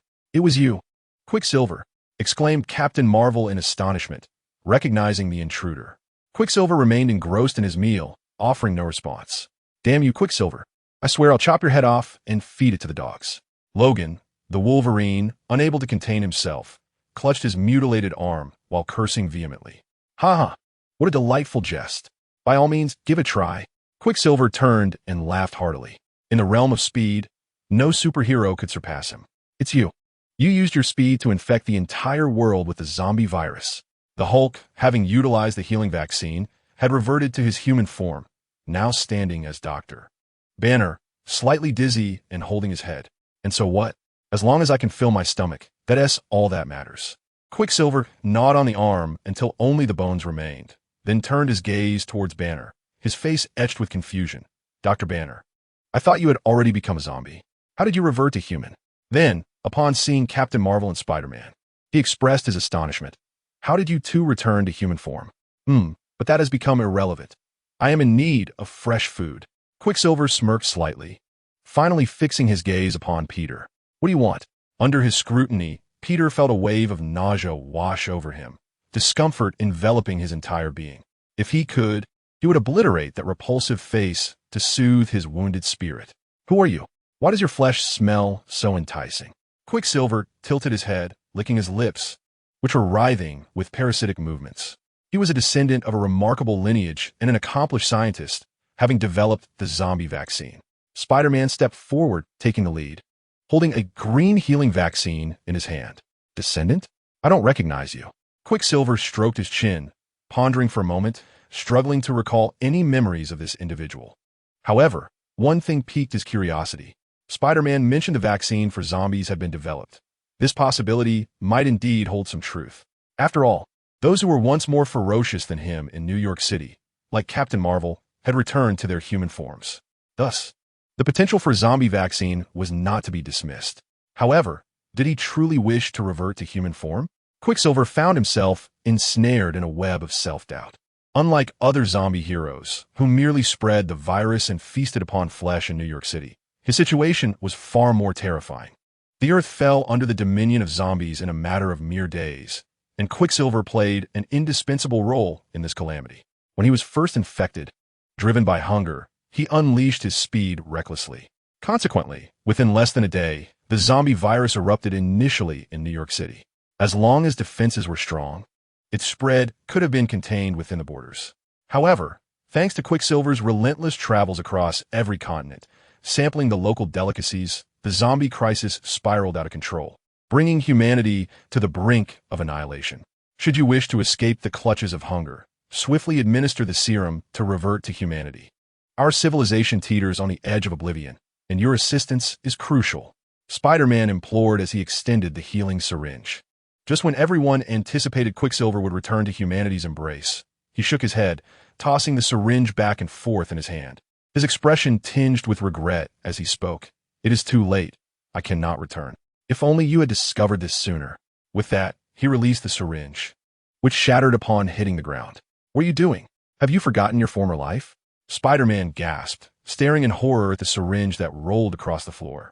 The onlookers shared his shock, unable to fathom that a zombie would refuse the chance to reclaim their humanity. A lingering thought hung in the air, as the zombie fixated intently on the syringe, discomfort gnawing at its core. "What can I possibly do?" Quicksilver squinted, a slight smile creeping onto his face before he raised his foot and stomped heavily on the syringe. "No." Spider-Man's heart raced as he reached out in a futile attempt to intervene, but it was far too late. The expressions of the other heroes mirrored his dismay. Save for one, Peter, who had been watching the unfolding drama with rapt attention, now realized that Quicksilver had no intention of reverting to humanity. The crushed syringe was of little concern, for Quicksilver, dazed, lowered his gaze and exclaimed in terror, "What material is this?" Chapter 50. I can't take it anymore. As the crowd turned to look, they noticed a gleaming silver needle embedded in Quicksilver's foot, having pierced through his shoe and into flesh that had already begun to decay. What a delightful aroma. The liquid meant to cure the zombie virus seeped into his body. Would the improper dosage yield any effect? A pungent odor reminiscent of rotting sauerkraut wafted through the air, prompting Spider-Man to fan his nose in distaste. He then observed the silver needle dripping the liquid, sparking his concern. Could it be that he might transform into a half-human, half-zombie monstrosity? Dr. Banner scrutinized Quicksilver, articulating his thoughts. The others were equally perplexed, questioning whether the insufficient quantity of the curing liquid could have any genuine efficacy. According to Banner's assessment, it seemed plausible. Oh heavens! Please tell me, what side effects might I endure from this mere trickle of liquid entering my system? Otherwise, do not blame me for consuming you. Listening to their words, the zombie Quicksilver was instantly thrown into a state of panic. He hastily lifted his foot, extracting the silver needle from his body and casting it aside. He had no desire to transform into a grotesque hybrid of human and zombie. Should such a fate befall him, even his own kin might consider devouring his other half. If that were to occur, he would find himself part of an entirely new species. Such an eventuality was utterly unacceptable. You wish to feast upon me and expect me to divulge the answers? Dream on. Under Quicksilver's fierce gaze, Peter waved his hand dismissively, his expression suggesting that this matter was of no concern to him. Preposterous, given his tone, revealing any answers was out of the question. Moreover, Peter was completely unfamiliar with this situation, having never encountered it before. The system offered no insights regarding this matter either. As for the effects of a healing agent for the zombie virus introduced into a zombie's body, what would transpire? What side effects might arise? He was utterly in the dark, and now he was keen to observe Quicksilver's reaction to ascertain the outcome. Not saying, "Are you? Then I shall consume you now." Quicksilver opened his gaping maw, but just as he took a step, he abruptly halted. His expression morphed into one of peculiar discomfort as he covered his mouth, seemingly on the verge of expelling something. Does it work? Witnessing Quicksilver bend over, the onlookers were taken aback, preparing to closely observe what intriguing events might unfold. Peter, too, was momentarily stunned, pondering whether Dr. Banner's hypothesis might be accurate. Could it be that Quicksilver's upper half had transformed into a human, while his lower half remained within the realm of the undead? If so, it would be quite amusing. A slight smile crossed Peter's face as he curiously observed the scene. No, why do I find human flesh so repulsive? Quicksilver began to heave, and in the next moment, he violently expelled a mass of repugnant, shredded meat. Alas, isn't that the flesh from Logan? The zombie's target immediately recognized the source of the gruesome remnants. Would it kill you to remain silent? Wolverine Logan shot him an exasperated glance before shaking his hands, revealing that his previously severed arm had regrown. Gazing at the vomited flesh on the ground, it was evident that Logan had consumed not only his own arm, but also the bodily organs of other creatures. Clearly, he had recently feasted upon a life and had yet to fully digest it. How vile. Oh, how fascinating. Peter nodded in understanding at the unfolding scene. While others may not have noticed, he observed that Quicksilver's foot, previously pierced by the silver needle, was now sprouting fresh, tender shoots, diligently nourishing the decayed portions. It would not be long before a pair of perfectly pristine feet emerged. No, how can this be? The reality was indeed as they had speculated. Quicksilver was profoundly shaken. His gaze lowered to his lower half, which had reverted to human form, his face etched with disbelief. The man, bereft of his vital essence, could still be labeled a half-breed, but what term could be ascribed to Quicksilver, a being with a zombie upper half and a human lower half? Spider-Man, with an excited hand on his chin, pondered this conundrum. The others, witnessing the scene, also felt an unsettling sensation. No, this is unbearable. At that moment, Quicksilver, in great anguish, clutched his head, acutely aware of a burgeoning pain within. This was a sensation he had never experienced since his transformation into a zombie. Furthermore, his stomach lacked the previous fiery hunger, now merely craving flesh. While this was a positive development, enabling him to retain control and avoid becoming a mere monster driven by insatiable hunger, The persistent pain in his head remained unyielding. It was a side effect of the minuscule amount of liquid from the vaccine he had been injected with. Peter had already discerned this. It was likely that if Quicksilver received a full dose of the new vaccine, he would revert to being a complete human. Nevertheless, this opportunity was singular. If one did not cherish it, one could not fault the consequences. Please give me a vial of the healing elixir. This sensation is unbearable. It is far worse than resisting the hunger of a zombie. Quicksilver cried out in anguish, kneeling and directing his pleading gaze towards Peter.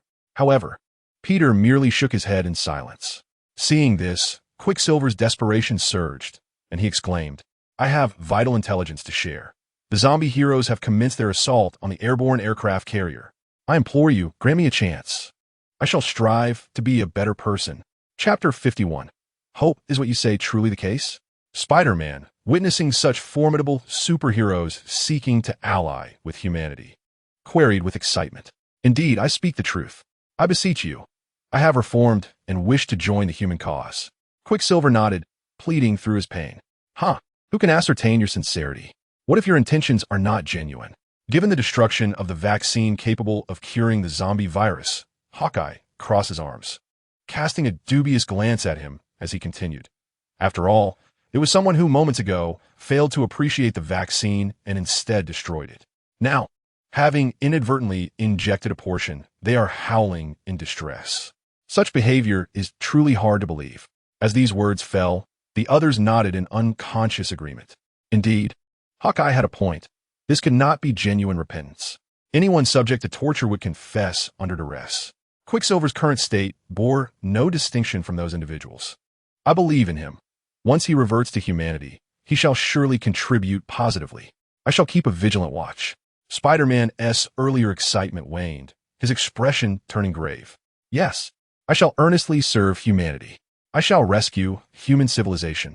Quicksilver cast a resentful glance at Hawkeye before reshaping his hope and turning his gaze towards Spider-Man and the others.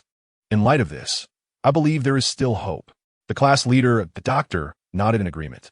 The remaining superheroes exchanged glances, all feeling reassured.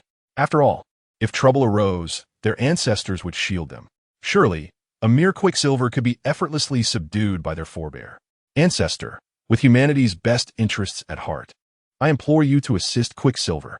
With confidence that all would be well, Spider-Man turned to Peter and promptly made his request. Yet, as everyone expected their ancestor to rescue Quicksilver, Peter regretfully shook his head and replied, "I find myself in a difficult position.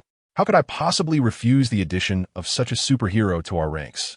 However, the vaccine to cure the zombie virus is exceedingly rare and precious. The last vial was just shattered and now is lost to us."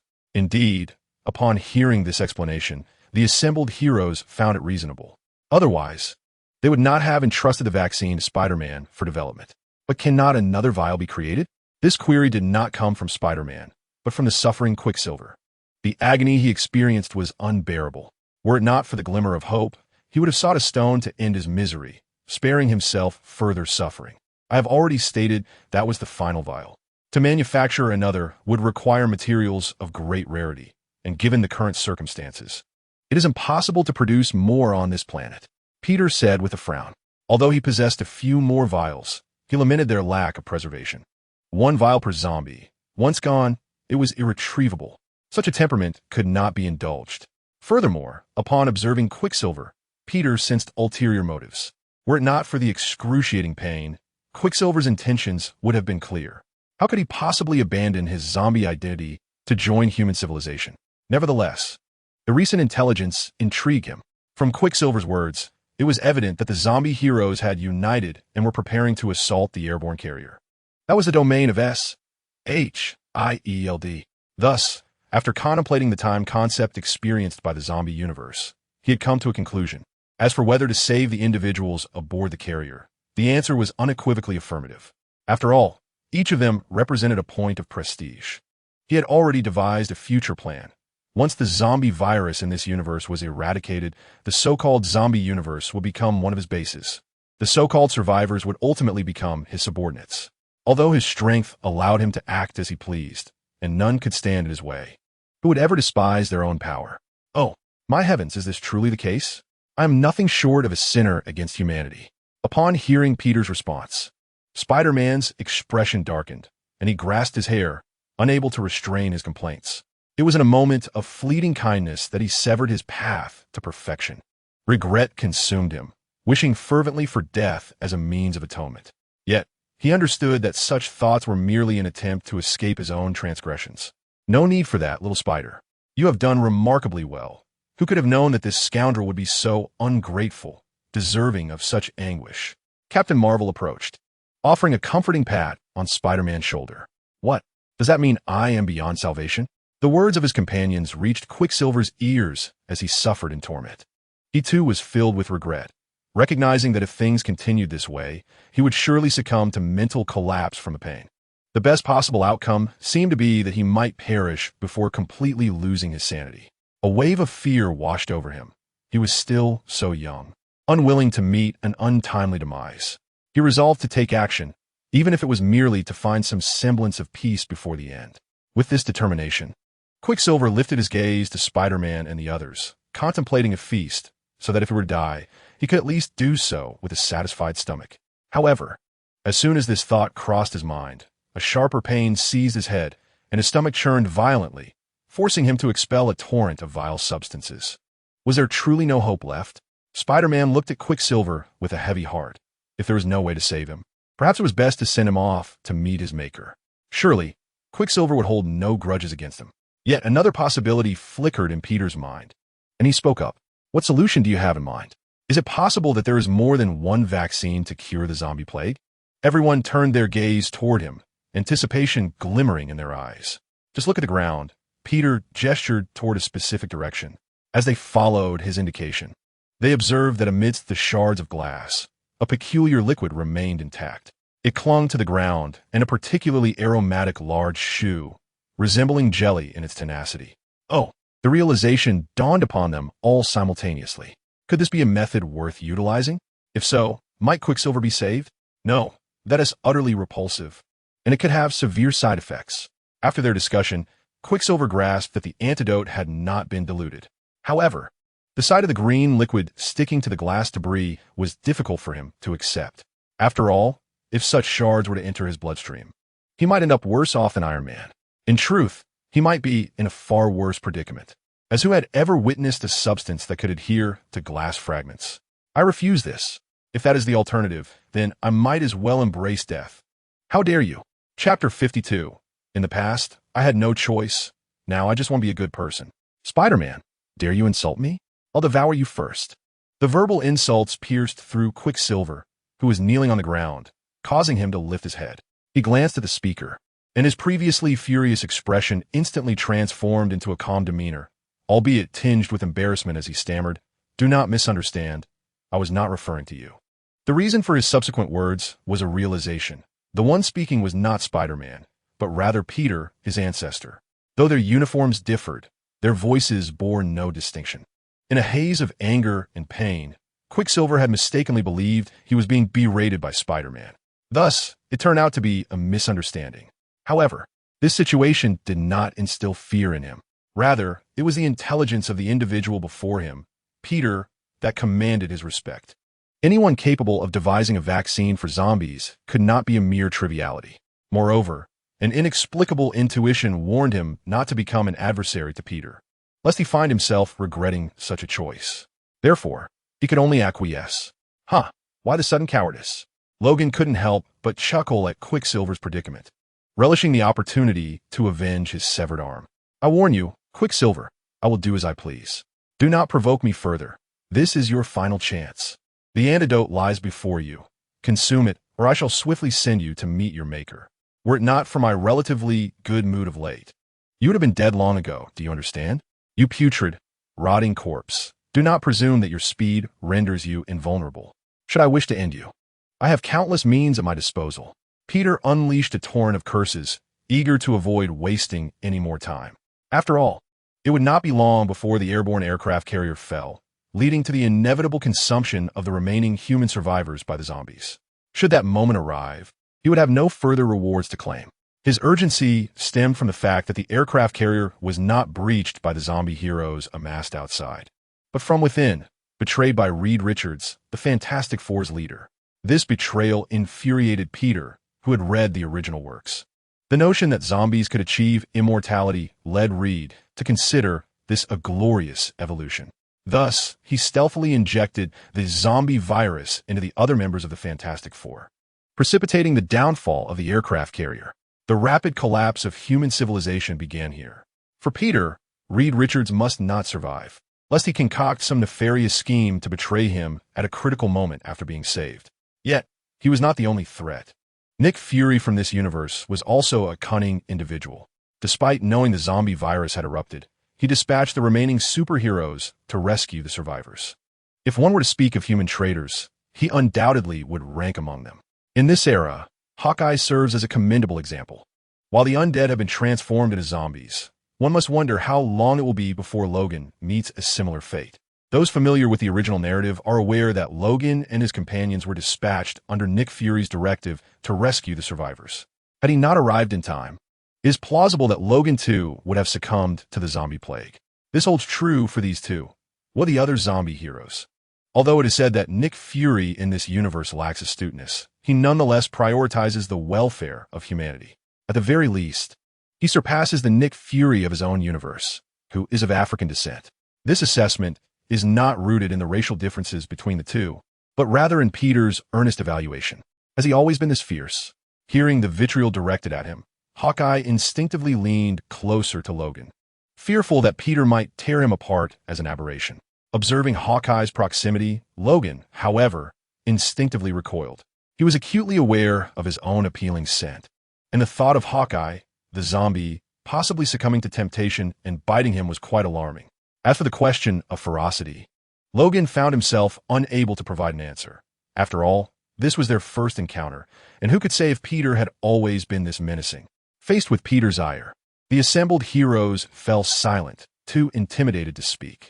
Quicksilver's expression mirrored fear, his voice tinged with a whimper as he dared not meet Peter's gaze. He gingerly picked at the shards of glass, appearing somewhat pitiable. Yet, despite this, he still possessed a chance to regain his humanity. However, who would lament for the unfortunate souls that Quicksilver had mercilessly dismembered? Thus, the group quietly observed Quicksilver as he consumed the remaining green liquid, a remedy Peter had indicated. This healing vaccine could be administered through injection or ingested, though the latter method proved less effective. During this time, zombies did approach, yet they were swiftly dealt with by the superheroes.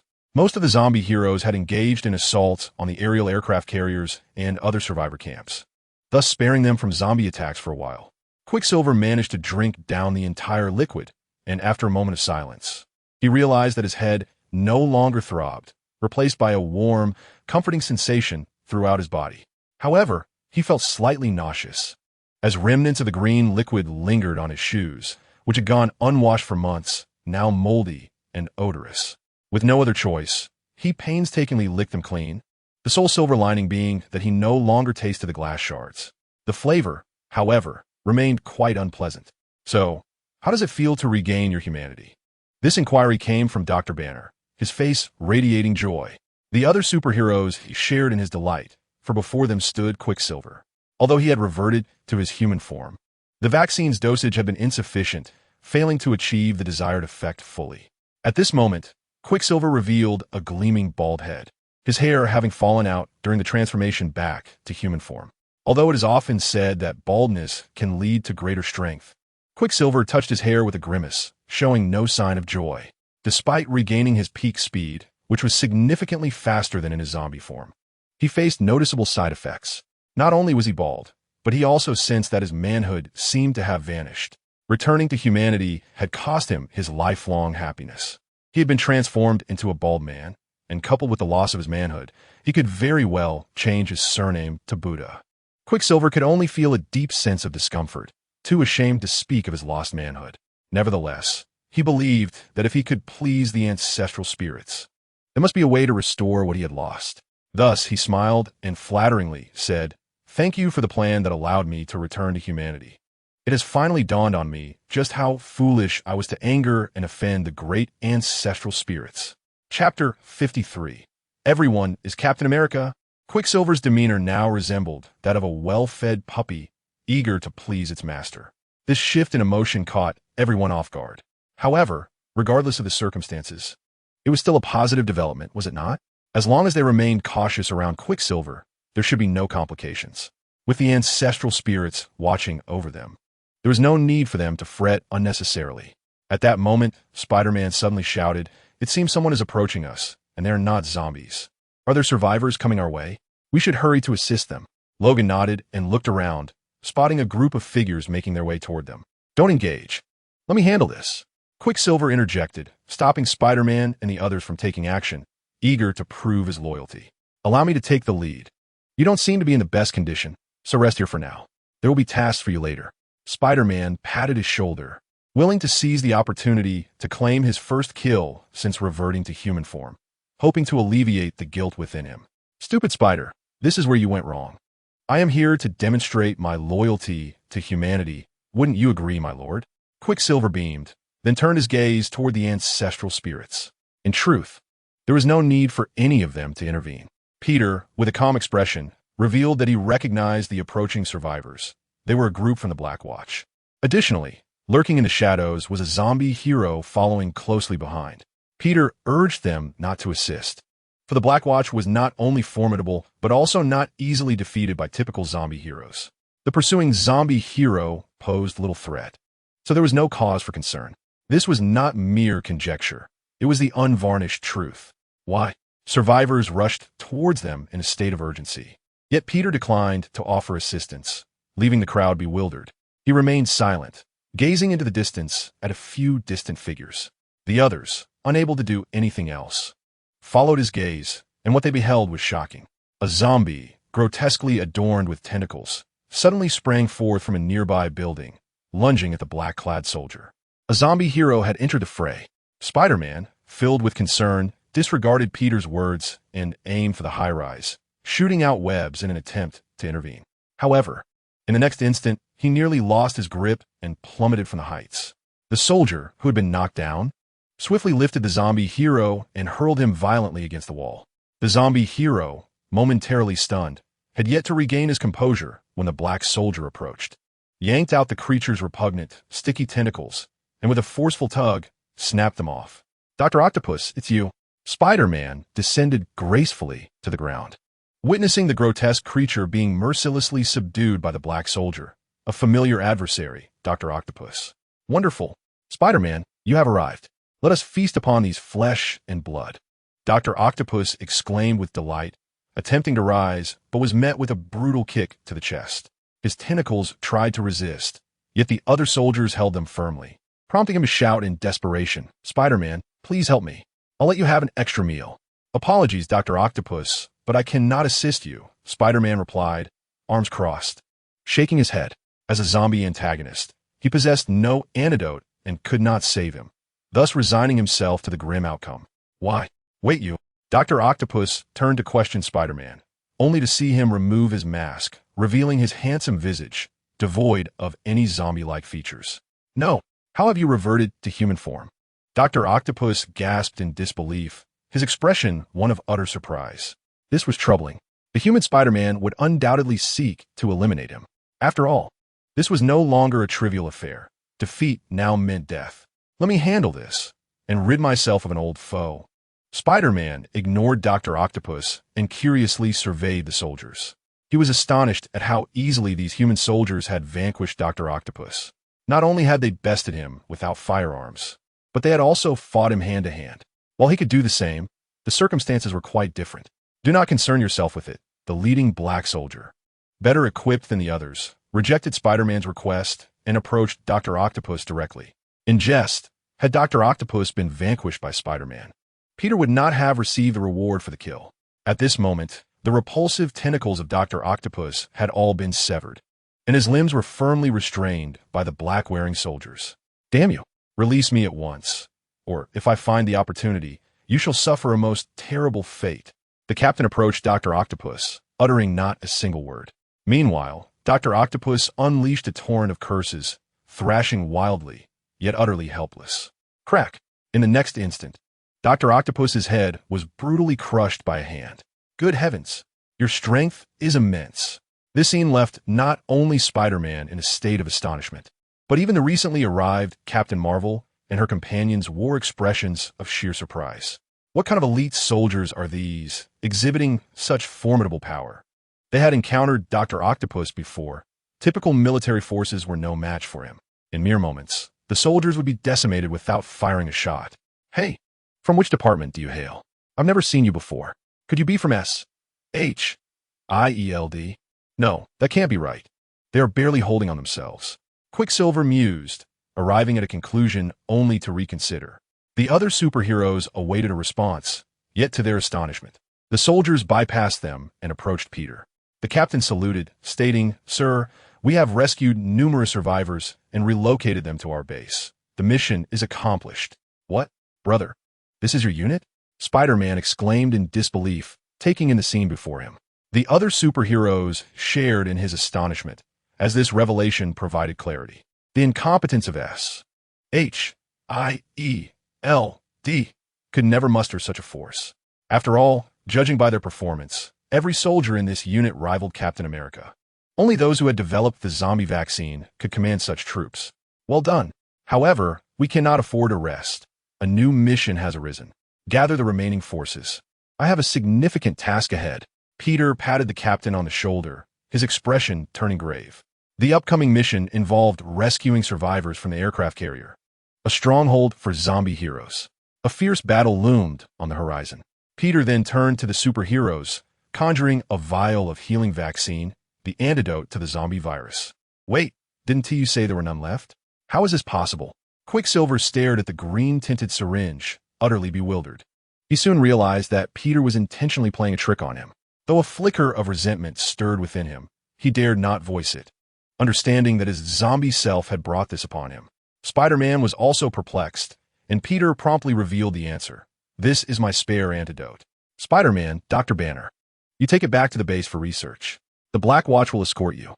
Spider-Man accepted the cure, and Peter continued. "As for Captain Marvel, Hawkeye, and Quicksilver, come with me to rescue the survivors aboard the helicarrier. I want to help." Spider-Man expressed with a hint of hesitation. "No, your intellect, along with Dr. Banner's, is best suited for scientific research. Besides, if you were to be bitten and revert to a zombie state, it would be a grave miscalculation," Peter articulated with clarity. Thus, the group reached a consensus and divided into two teams, each embarking toward their respective objectives. "Damn Reed, the traitor to humanity, may you meet your demise." Chapter 54. The helicarrier within the helicarrier. Nick Fury, a Caucasian man, seethed with rage as he pointed at the zombified Fantastic Four before him. Not long ago, Reed had injected the zombie virus into the Fantastic Four, causing them to transform into the undead and wreak havoc upon the helicarrier base.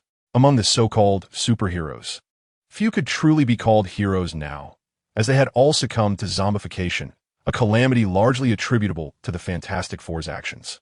Outside, the presence of Thor and a protective shield of advanced technology prevented the zombie heroes from attacking the interior of the carrier.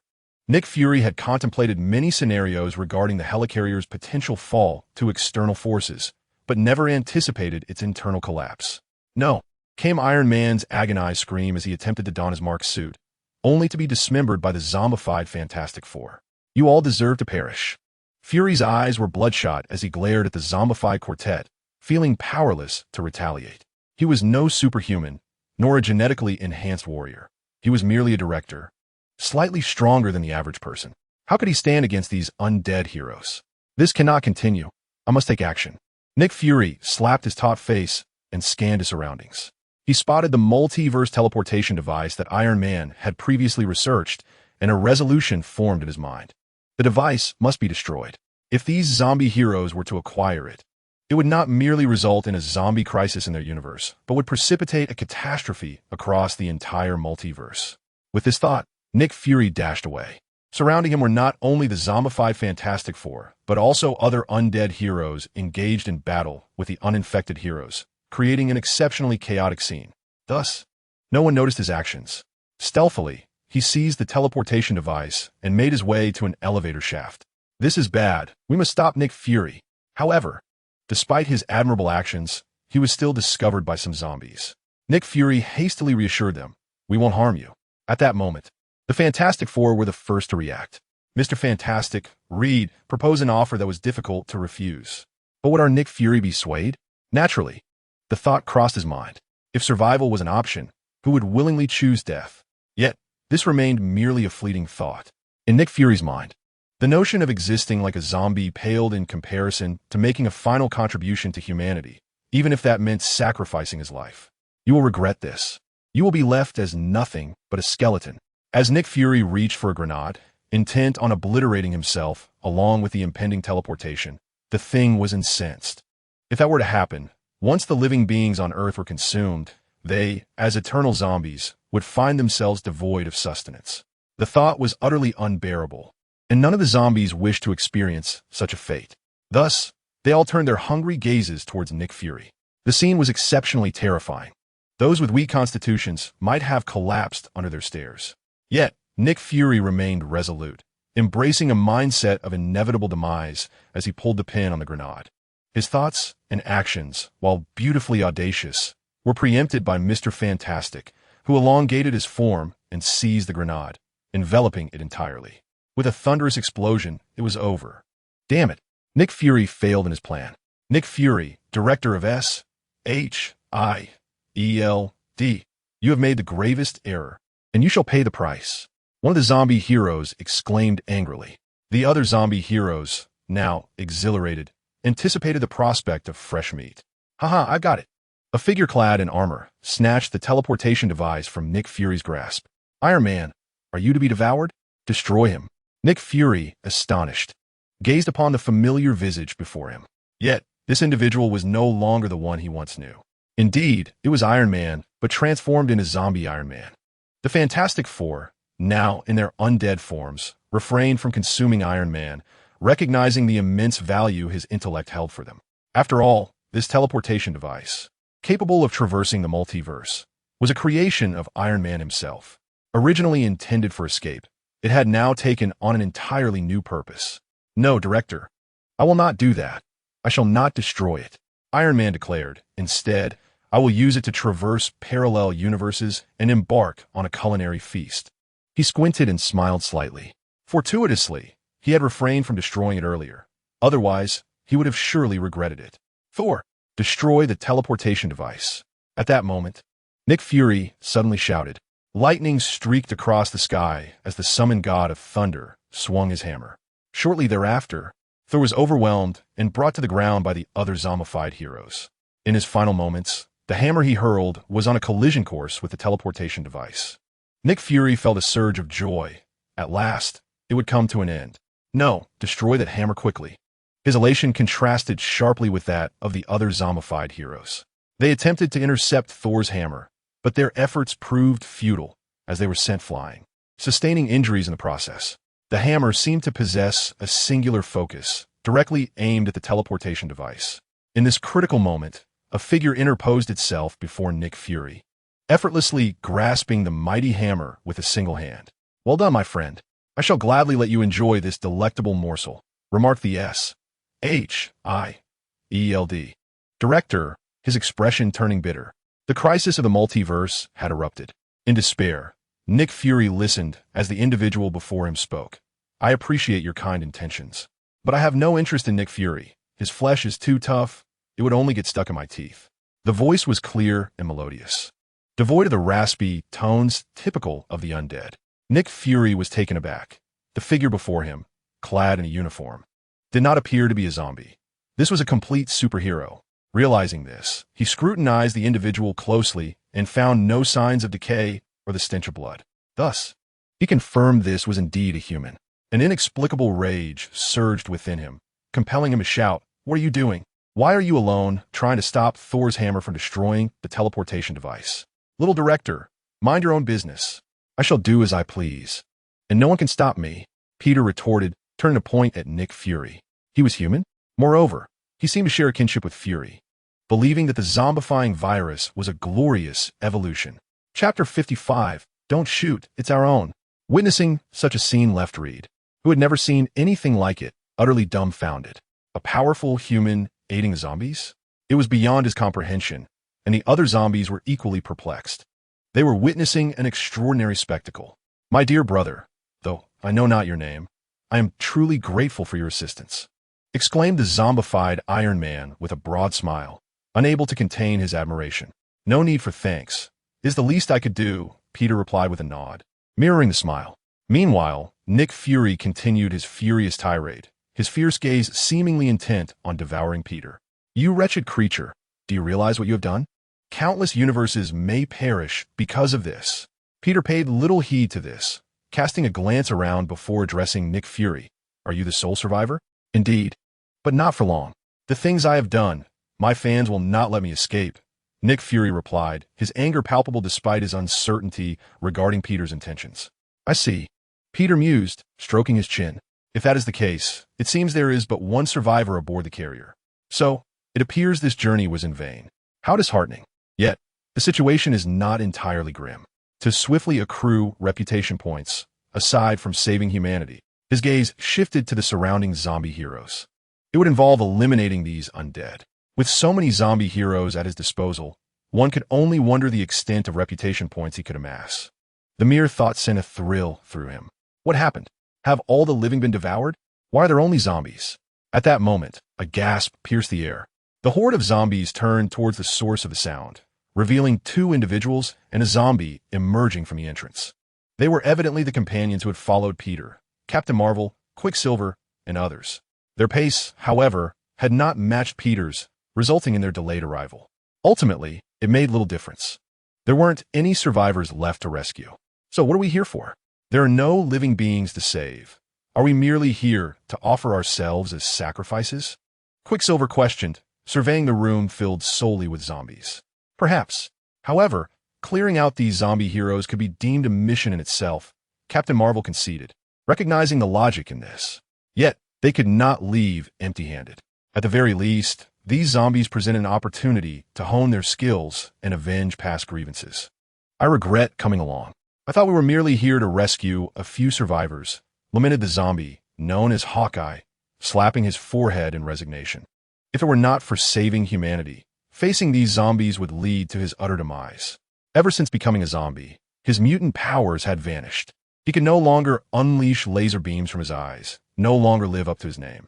Rescuing survivors was one matter, but in comparison to these formidable zombies, the chasm between them was anything but trivial.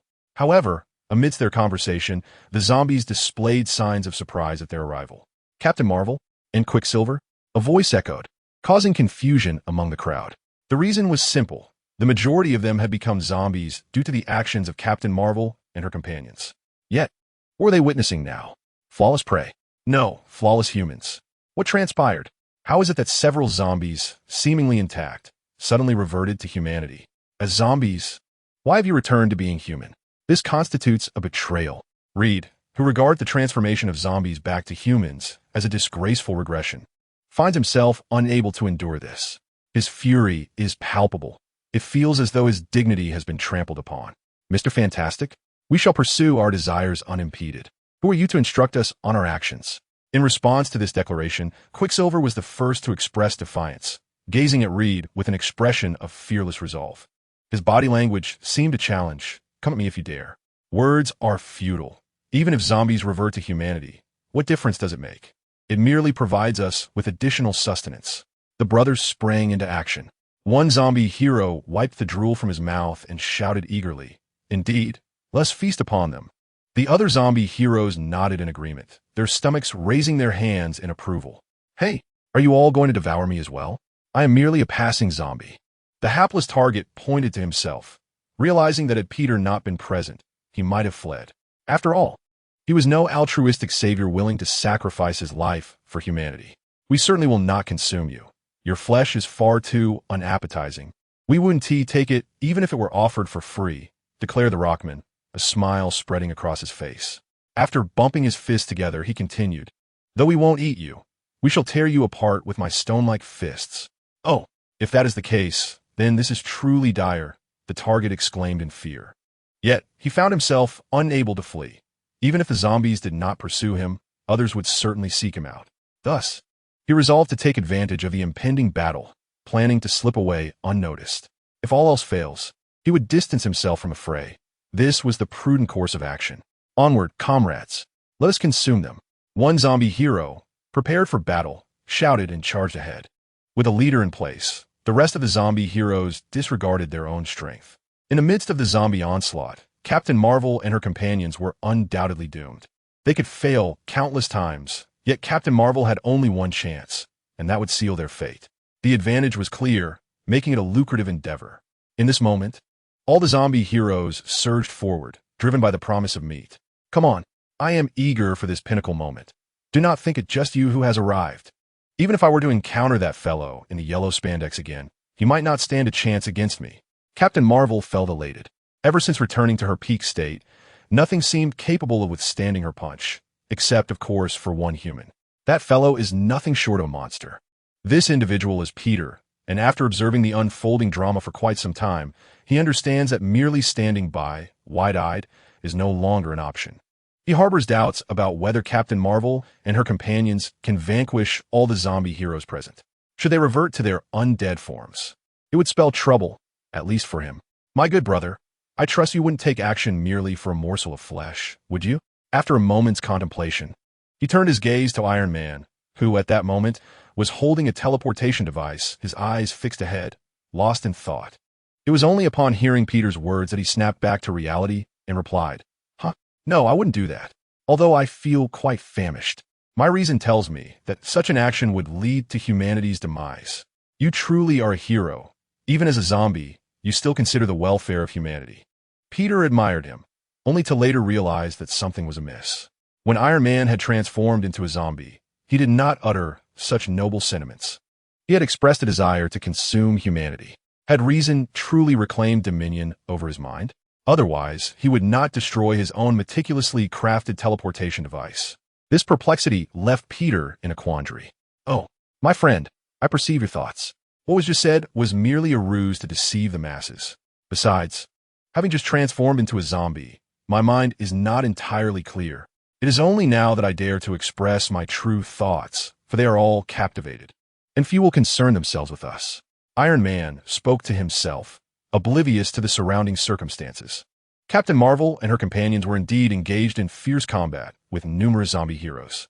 Yet, there were always one or two zombies that refrained from attacking. Naturally, his words were heard by those very zombies. It seems another target is to be torn apart. Alas, it is truly a pity. We admire your intellect, Iron Man, but your cleverness has become your downfall. Reed was among the zombies who had not attacked. Having overheard Iron Man's words, he felt a surge of malice. If he could not possess it, then it must be destroyed. After all, the difference between one more or one less of him was negligible. He was confident in his ability to develop a similar teleportation device. It was merely a matter of time. Thus, it was fortuitous that another competitor for resources would be eliminated. Thank you for your compliment, but before you eliminate the exceedingly clever Tony Stark, you will find yourself reduced to a pile of mush. Iron Man smiled and nodded, subsequently donning his armored suit. From a distance, dear human ally, once you dispose of Iron Man, and upon your joining us, Nick Fury shall reward you with a feast. Reed disregarded Iron Man's gaze, instead addressing Peter, who had remained mostly silent. It resembles a military order, necessitating Peter to present a token of allegiance before trust can be established between them. Would you do such a thing? Upon hearing this, Iron Man, visibly anxious, inquired of Peter beside him. I would certainly not engage in such actions. After all, I am a decent person and have no desire to become a zombie. Peter waved his hand with a smile. At this, Iron Man relaxed his guard. Thus, all was well. However, Reed, upon hearing this, grew exceedingly furious and declared, You shall regret this. I will consume you, leaving not even a bone fragment. Are you certain you wish to proceed?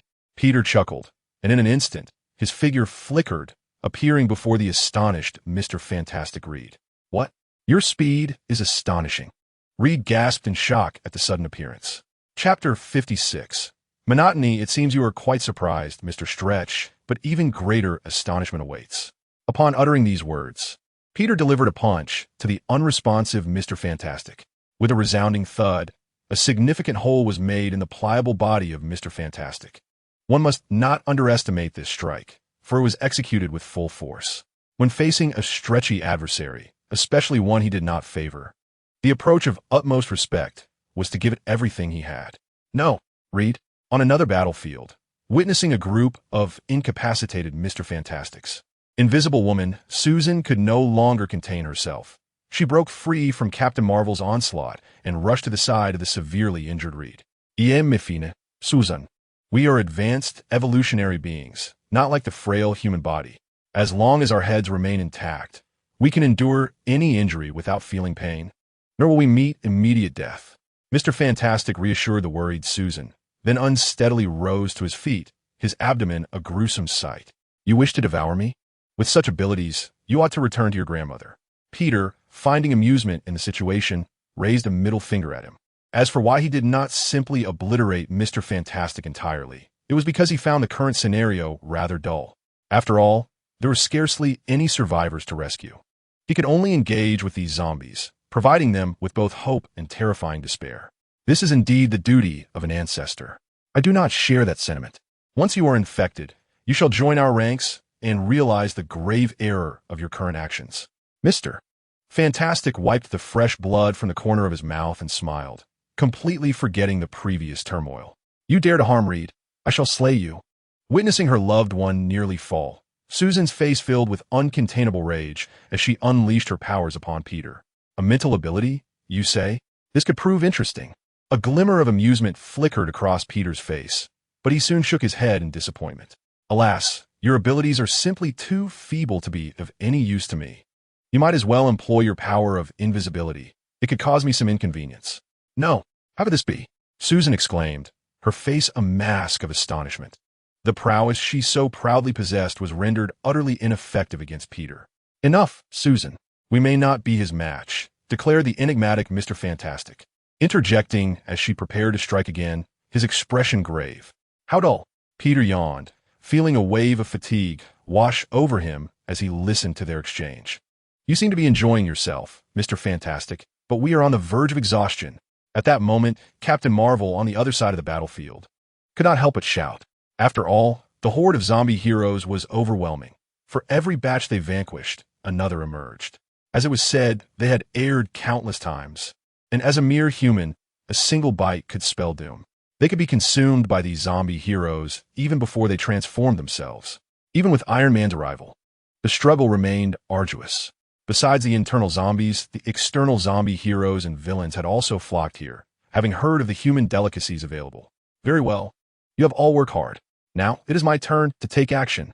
Chapter 57, A Disastrous Defeat. Peter nodded, glancing at his watch.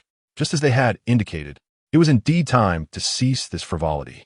Serious matters awaited. If this continued, they would soon be gathering the remains of Captain Marvel and her companions. Your flesh is delectable. It must be incredibly savory. At that moment, a voice emerged, a super zombie attempting a sneak attack from behind. Don't be in such a hurry. The best is yet to come. Peter, aware of the ambush, merely smiled and extended his hand. In an instant, he subdued the approaching zombie hero, crushing its head with a resounding pop. A viscous substance oozed from the remains, dripping to the ground. The entire sequence unfolded within a mere 3 seconds. Witnessing such effortless extermination left the zombie heroes in stunned disbelief. If even a formidable zombie hero could be dispatched so easily, how simple would it be to eliminate the rest? Was there still a need to fight for a morsel of food? After all, life was singular, once extinguished. It was gone forever. If food were depleted, it could be sought anew. Thus, this seemed an unwise gamble. Yet, despite Peter's formidable display of power, thoughts of retreat did not cross their minds. Most were merely spectators, awaiting the actions of others. With so many zombie heroes present, no matter how potent Peter's capabilities appeared, a single misstep could grant them the opportunity to feast. Taking a step back, it is evident that a mere bite would transform Peter into a zombie, at which point the complexities of the situation would diminish. The primary aim of the undead is not merely to vanquish the living before them, but to acquire the device that would enable traversal to alternate universes. With such an apparatus in hand, the dread of scarcity in fresh meat would become a relic of the past. Consequently, the majority have readied themselves with their sights set on Nick Fury. Upon the arrival of Iron Man to the fray, the responsibility of safeguarding the teleportation device was entrusted to Nick Fury. One might wonder why Iron Man refrained from destroying the device upon its acquisition. The answer lies in the existence of numerous survivors within this universe, Obliterating the teleportation device would be a last resort, with the inclusion of Peter and his companions. Such drastic measures were rendered unnecessary.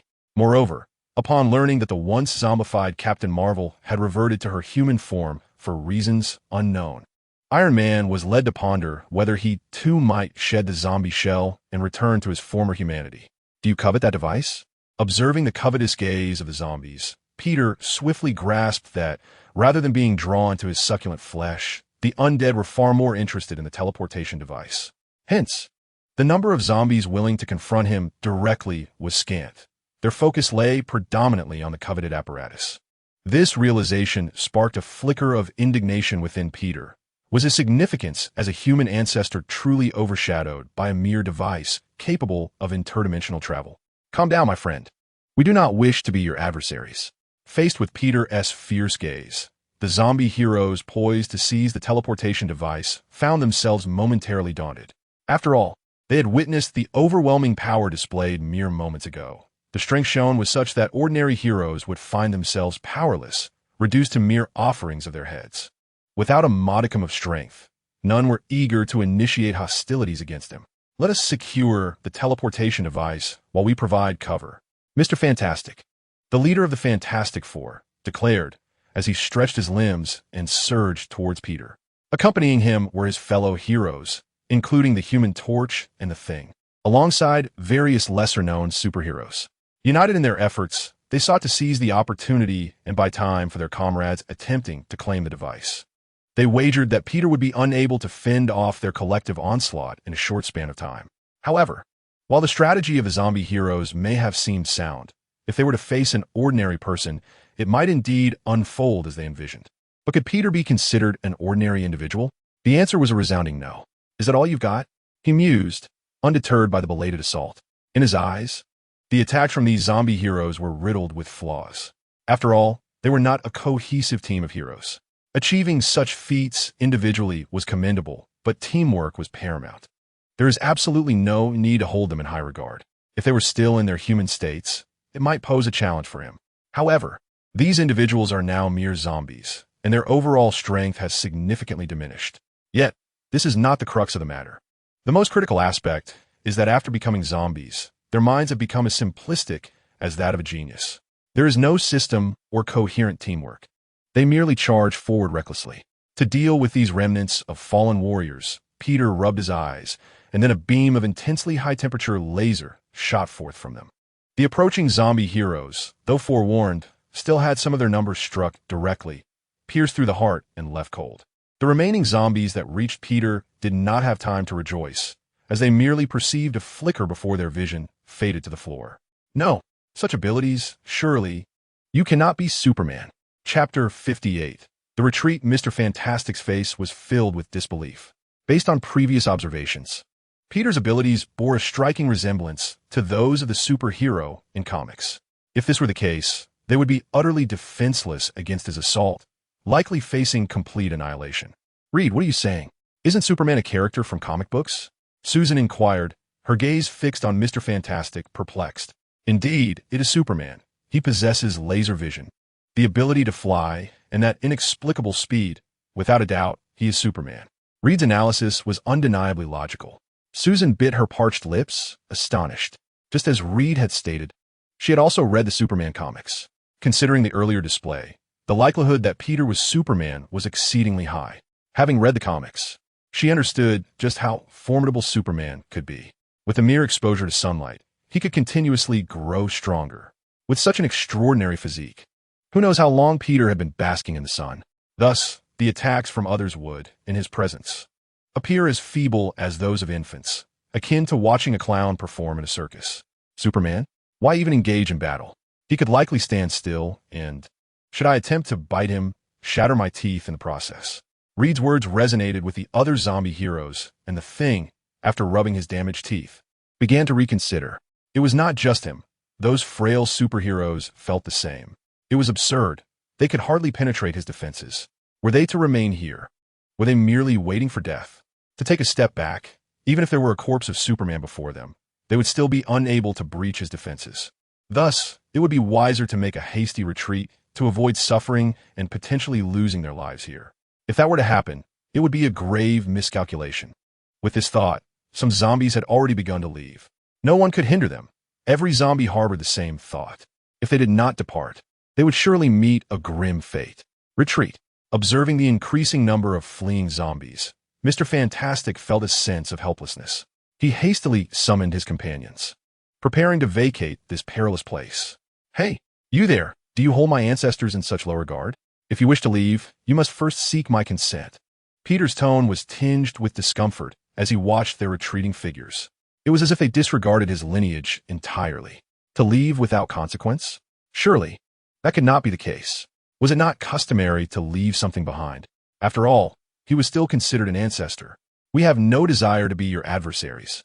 So I implore you to be sensible." Mr. Fantastic Reed, on the verge of departure, suddenly spotted Peter's figure blocking his path. Reluctantly, he conceded. After all, he did not believe his malleable form could escape the clutches of an ancestor. Unless he were to engage in a life-and-death struggle, there remained a slim chance of escape. Naturally, solutions would present themselves, albeit with considerable difficulty. Do not revel in your triumph, ancestor. What if you possess the attributes of a superhero from the comics? Some zombie heroes, feeling threatened, bristled at the situation. However, before he could articulate his thoughts further, he found himself silenced. Peter crushed his skull with a single hand, contemplating the sheer number of fools around him. Did they not recognize the gravity of the moment? What audacity fueled their bravado? They were utterly oblivious to the danger. "We should scatter," Mr. Fantastic advised his companions, noting the multitude of zombie heroes present. Even if one possessed superhuman traits, could they truly catch up with all of them within minutes? Among these zombie heroes, countless prided themselves on their speed. Even if Peter managed to close the distance, it would be impossible to eliminate them all at once. Thus, this approach appeared to be the most prudent. As for those who became targets, it could be said they were simply unfortunate, deserving of their fate. Shortly after Mr. Fantastic's words, all the zombie heroes finally coordinated their movements and began to flee in various directions. Even Captain Marvel and his companions were free from the threat posed by the zombie heroes. After all, what was said during combat? Without intentional interference, they could still hear everything perfectly. "We must pursue them. Everyone we can slay counts," Captain Marvel exclaimed to his companions, locking his gaze on a particular zombie hero. "No, I surrender. I am willing to do anything for humanity." Meanwhile, Peter did not specifically pursue the zombie heroes. He had a target in mind, the leader of the Fantastic Four, Reed. However, during his pursuit, he encountered a zombie hero attempting to intercept him, initially believing it to be a formidable foe. The outcome was merely a small cabbage. "Do not kill me.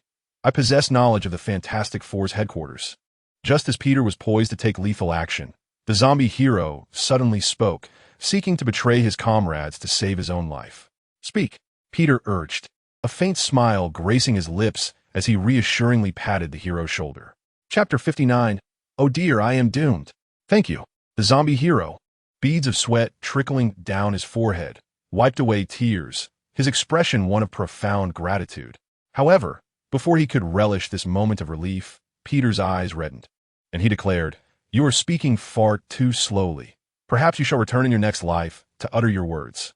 Instantly, a golden-red laser beam manifested, and just as the zombie hero attempted to resist, his head was obliterated by the searing light.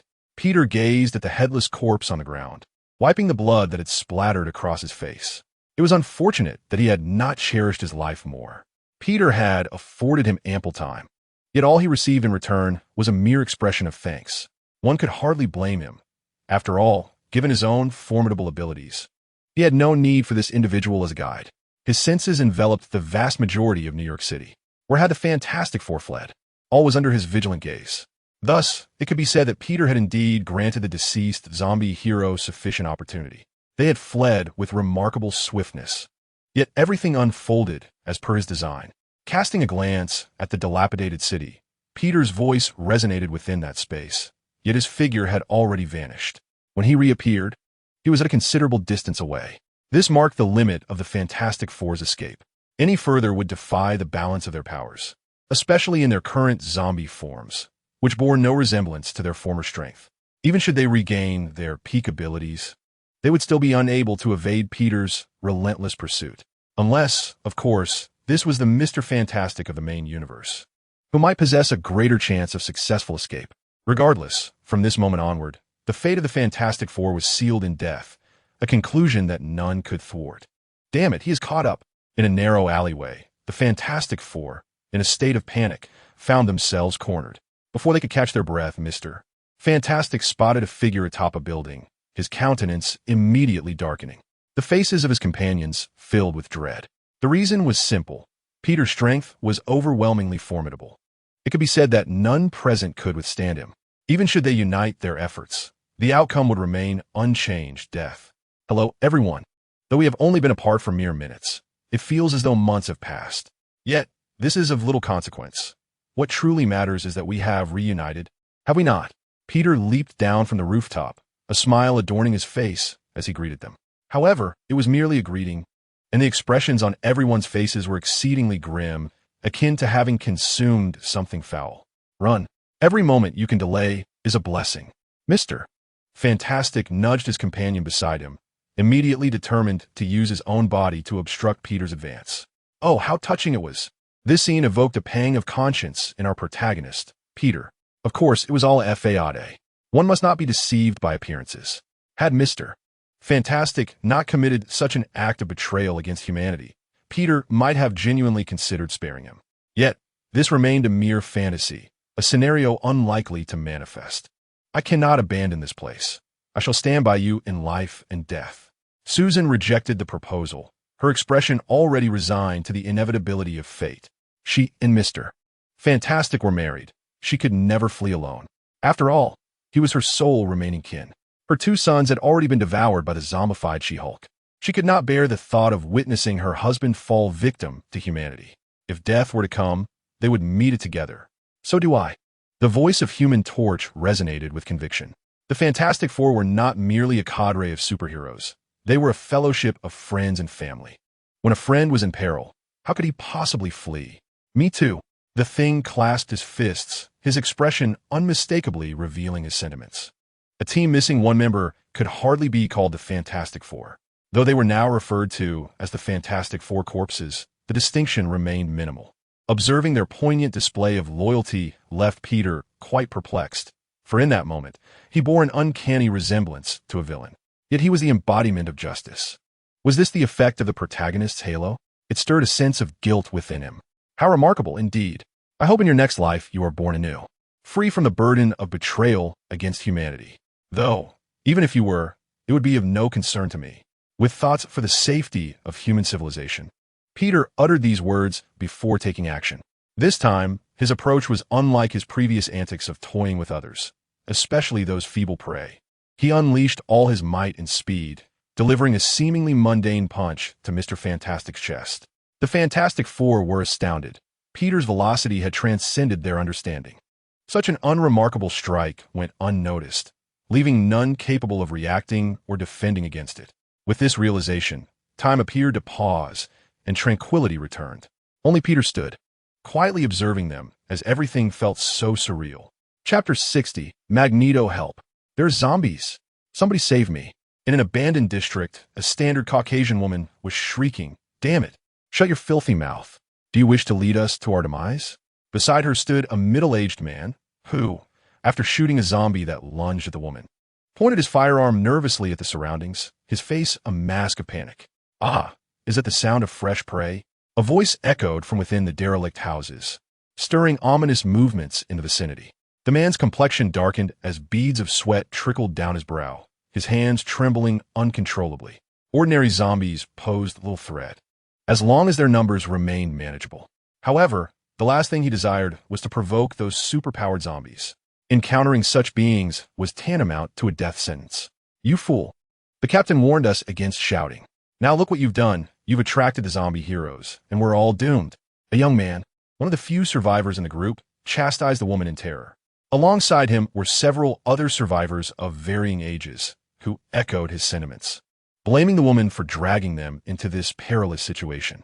Their hearts brimmed with both fear and anger, wishing they could eliminate her immediately. This calamity should have been dealt with swiftly. It was better to make a decisive move before further chaos ensued. Consequently, one individual took action. Yet the woman would not remain passive. She retaliated, her cries growing louder. "Help! Someone wants to kill me. Save me." Her frantic pleas only intensified the turmoil around them, accompanied by the growls of the zombies. "Damn it!" The man's expression shifted dramatically. He was the captain of this operation and the only one armed.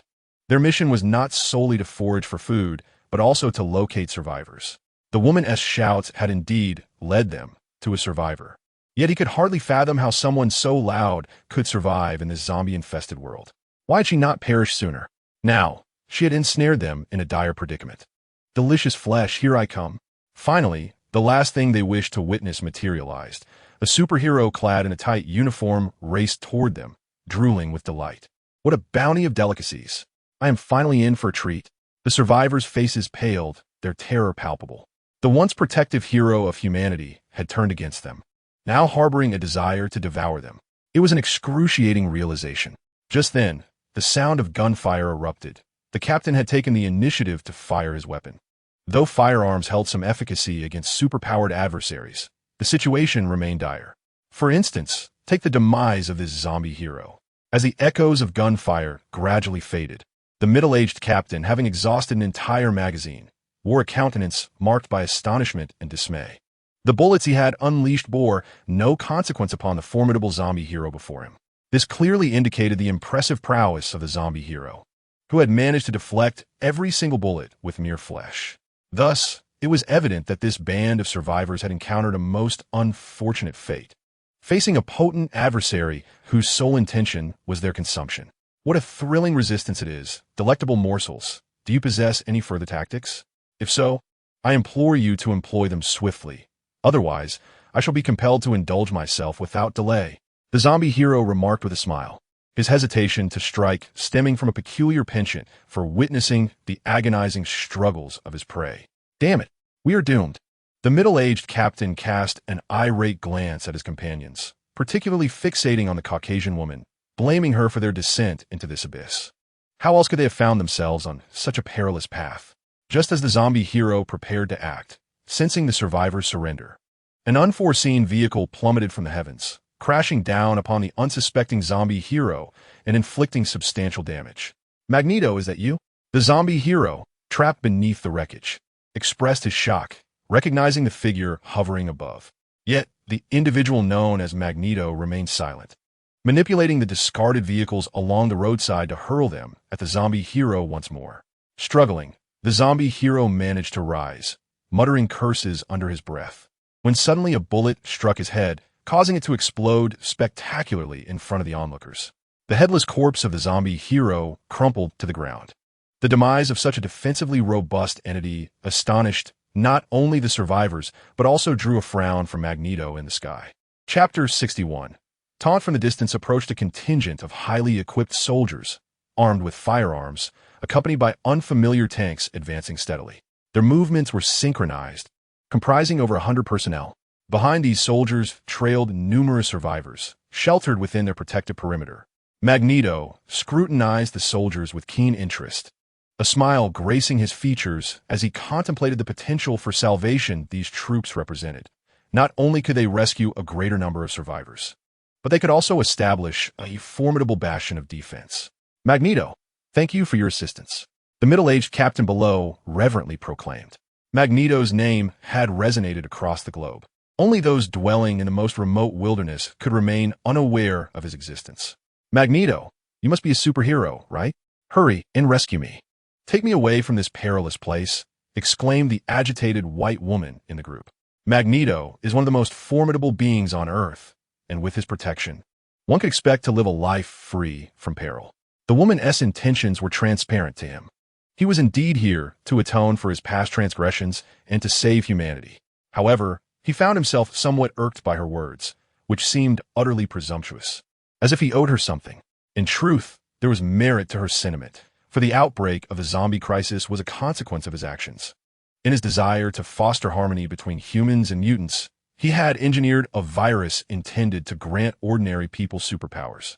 Regrettably, things had gone awry, resulting in those infected transforming into zombies. With a resigned sigh, Magneto declared, "Rest assured, I shall establish a sanctuary for survivors where you shall all be under my protection. That sounds wonderful. However, I won't be working. You must provide me with 3 meals a day. After all, I am but a fragile woman. The white woman responded gleefully, immediately voicing additional demands that bordered on the absurd. This provoked indignation among the members of the survivor team, who could hardly contain their exasperation. Such expectations were utterly unreasonable. Moreover, it was crucial to remember that Magneto was not here to indulge in frivolous requests. He was on a mission to save humanity, not to cater to personal whims. Please, Mr. Magneto, do not pay heed to her, the team leader said with an awkward smile, harboring a deep resentment towards the woman. After all, before the zombie virus outbreak, Magneto had been regarded as the world's most notorious supervillain. What if he were to take offense and decide to eliminate them? Fortunately, Magneto was not one to dwell on grievances. He nodded thoughtfully, his gaze settling on the ground. You are a notorious criminal. You must provide me with 3 meals a day and exempt me from work, or I shall report you to the superheroes. The woman's demands, met with refusal, incited her to unleash a tirade of mindless insults. The middle-aged captain exchanged glances with his comrades, who promptly covered the woman's mouth and pulled her away. Only then did he muster the courage to say, "Oh, and I must also express my gratitude for the assistance of your subordinates." "No, they're not my subordinates," Magneto replied, shaking his head as he turned his attention to the black sentinels who had just arrived, contemplating the idea of recruiting them. After all, his current manpower was insufficient. With the assistance of this battalion, many significant troubles could undoubtedly be averted. Thus, he approached the formidable figure of the Black Watch, a smile gracing his face as he spoke. "I'm immensely grateful for your support. May I inquire as to who commands this unit?" The soldier before him regarded him with a look of confusion. "Surely you are aware of my identity." "Yes, I'm Magneto, and I intend to establish a sanctuary for survivors. Therefore, I extend an invitation for you all to join me." Magneto wasted no time, directly addressing the core of the unit. His tone conveyed a clear message, affirming his status as a powerful superhuman. He was confident that upon hearing his name, these soldiers would choose to seek refuge under his protection. However, the next moment took him by surprise. "Brothers, did you hear that? The man with superpowers wants us to join him." One soldier laughed heartily, addressing his comrades. "Ha ha ha, what a joke. He thinks he can lead us?" Another echoed, their laughter resonating through the group. It was quite amusing to hear such banter amidst the zombie-infested streets. The middle-aged captain's face turned slightly awkward, a flicker of fear rising within him. Magneto's expression darkened. Had these individuals truly never heard of his illustrious name? How dare they mock him? This sensation was unprecedented, especially under the scrutiny of so many eyes. In an instant, a surge of fury filled his chest as he regarded the Black Watch with a scornful demeanor. "Hey, Magneto, I hear you wish to recruit my subordinates?" A youthful figure emerged, prompting Magneto to turn around. Standing before him was a young man clad in a platinum uniform, adorned with a spider emblem on his chest and cape. Peter Parker, our protagonist. After dispatching the mysterious individual, he made his way toward his base. The Black Watch were rewards he had recently acquired, along with a considerable number of survivors he encountered along the way. In essence, every life saved was a victory. It was during his flight through the skies that he sensed something amiss, discovering the creator of the zombie virus, Magneto, and recalling his earlier words. "Are you the leader of this battalion? What is your name? I have not encountered you before, but I trust you have heard of my illustrious reputation." Magneto studied Peter with a hint of skepticism in his voice. A superhero he had never heard of and had never met. Surely, he possessed little ability. Yet, this individual commanded a battalion. Perhaps there was some merit in considering him as an ally. "Magneto, I am indeed familiar with your name. You may call me Peter, or you may refer to me as Ancestor Man." Peter nodded with a smile in response. "Peter?" The utterance of this name caused Magneto to furrow his brow slightly, as a flicker of recognition surfaced. He had indeed heard this name before, though it was linked to Spider-Man, not Ancestor Man. "Are you not Spider-Man? Is Ancestor Man merely another moniker of yours?" Magneto voiced his curiosity. "Well, one might say so. In truth, I possess another title, Super Spider-Man. However, I prefer to be called Ancestor Man, for I do not particularly wish to be a superhero, as that role proves to be excessively exhausting." Upon uttering these words, Peter glanced at his watch and noted the time.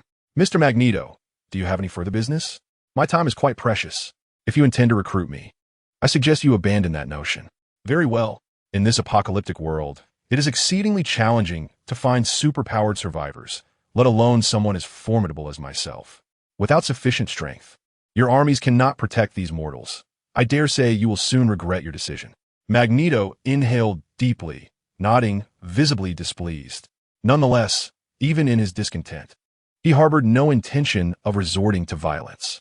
After all, the human population was already dwindling, nearly consumed by the undead. Further conflict among themselves would serve little purpose and would only attract more zombies. Thus, with the other party's refusal, he felt no compulsion to press the matter. However, it was disconcerting that no one had ever denied him before. Peter, however, perceived this differently. Magneto's words brimmed with condescension, akin to a provocation. Even though, in the original narrative, Magneto ultimately sacrificed himself for humanity, thus becoming a hero, daring to challenge Ancestor Man was evidently a path to ruin. Naturally, he was not someone of the Tang surname. If the other party offered no cordiality, there was no need for Peter to extend any. He merely adjusted his watch and replied nonchalantly, "Your concern is unnecessary, Magneto." Magneto, infuriated, turned to leave, eager to vacate the premises. Time would reveal all. There was no need for him to be so enraged. Perhaps it would not be long before someone sought him out. At that very moment, gunfire and screams abruptly pierced the air. Peter soared into the sky to behold a horde of zombies approaching. Among them, the ordinary zombies were in abundance, a fact that afforded him little cause for alarm. It is noteworthy that amidst the horde of zombies, he discovered several heroic and villainous figures among them. One can only wonder how he intends to beseech me to eliminate these undead.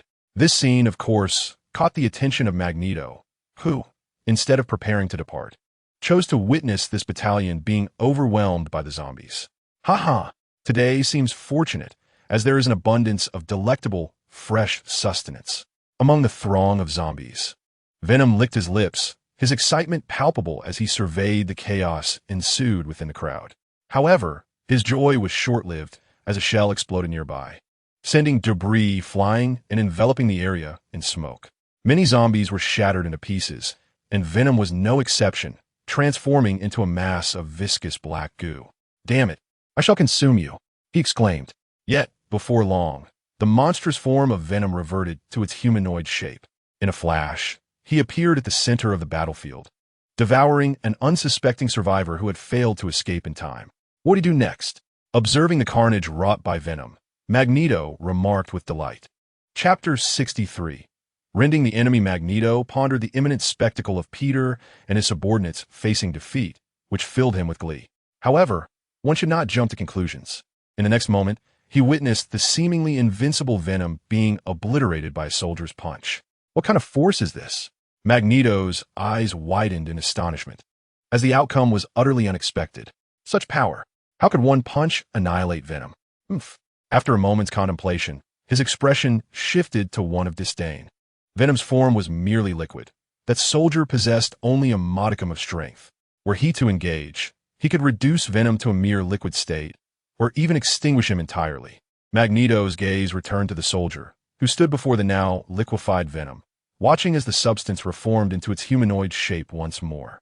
Magneto mused that the soldier was regrettably fortunate, for Venom would not afford him the opportunity for a second strike.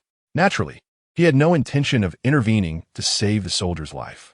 After all, this army and its master were exceedingly arrogant. Imparting a lesson would ultimately serve his interests in the long run. Indeed, as anticipated, Venom retreated, denying the soldier a second chance to strike. Even when the soldier raised his weapon, his threat to Venom was negligible and unlikely to result in elimination. Delicious chocolate. I desire it. Venom squinted, licking his lips.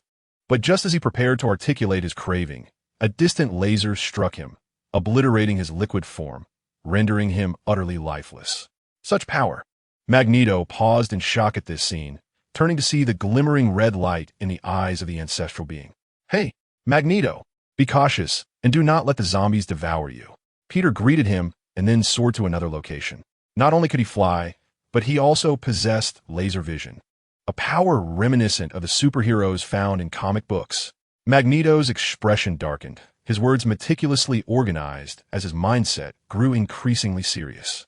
Frankly speaking, the strength of the ancestor was beyond his expectations. If he were just a tad stronger, he might rival Magneto himself. To be candid, it would indeed pose a challenge for him to recruit this army, given their comparable might. Therefore, he resolved to win over this troop through his character. Magneto conceived this shrewd strategy. After all, the ancestor's prowess was personal to him, while his soldiers were less certain, only in the face of life and death. If he were to save these soldiers, they would likely owe their loyalty to the great Magneto out of gratitude for their salvation. Just the thought of it stirred excitement within him.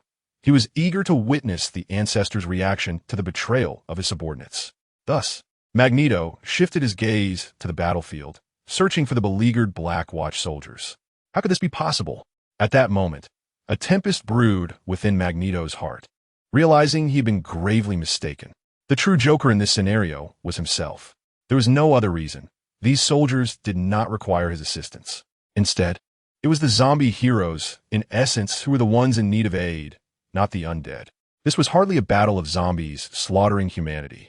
Each Black Watch soldier, devoid of the protection of firearms, was more than capable of tearing through those superpowered zombies. As for ordinary zombies, they were even less of a challenge, completely akin to crushing an ant. He witnessed firsthand how a squad leader of the Black Watch effortlessly reduced a steel titan from the police academy to scrap metal. This was humanity. Each soldier was practically a formidable leader, an even greater presence. Magneto could not suppress his astonishment. What he had seen and heard today had utterly reshaped his worldview. It was even more ludicrous than the outbreak of the zombie crisis. Chapter 64. Mine is enormous. Such a powerful force. To consider recruiting them would be nothing short of fantasy. Magneto was self-aware, yet he still intended to make an attempt. He meant no disrespect. He simply held this unit in higher regard. On the current battlefield, whether he assisted or not had become inconsequential, for it could be said that they certainly did not lack his presence. Thus, to express his stance, Magneto still chose to intervene, aiding in the rescue of the civilians. This, of course, did not go unnoticed by Peter. He was still a good person. Magneto's strength was commendable, and he could certainly become one of his subordinates, and he would undoubtedly agree to it. The reason Peter was so confident was simple. He possesses a vaccine capable of saving the undead.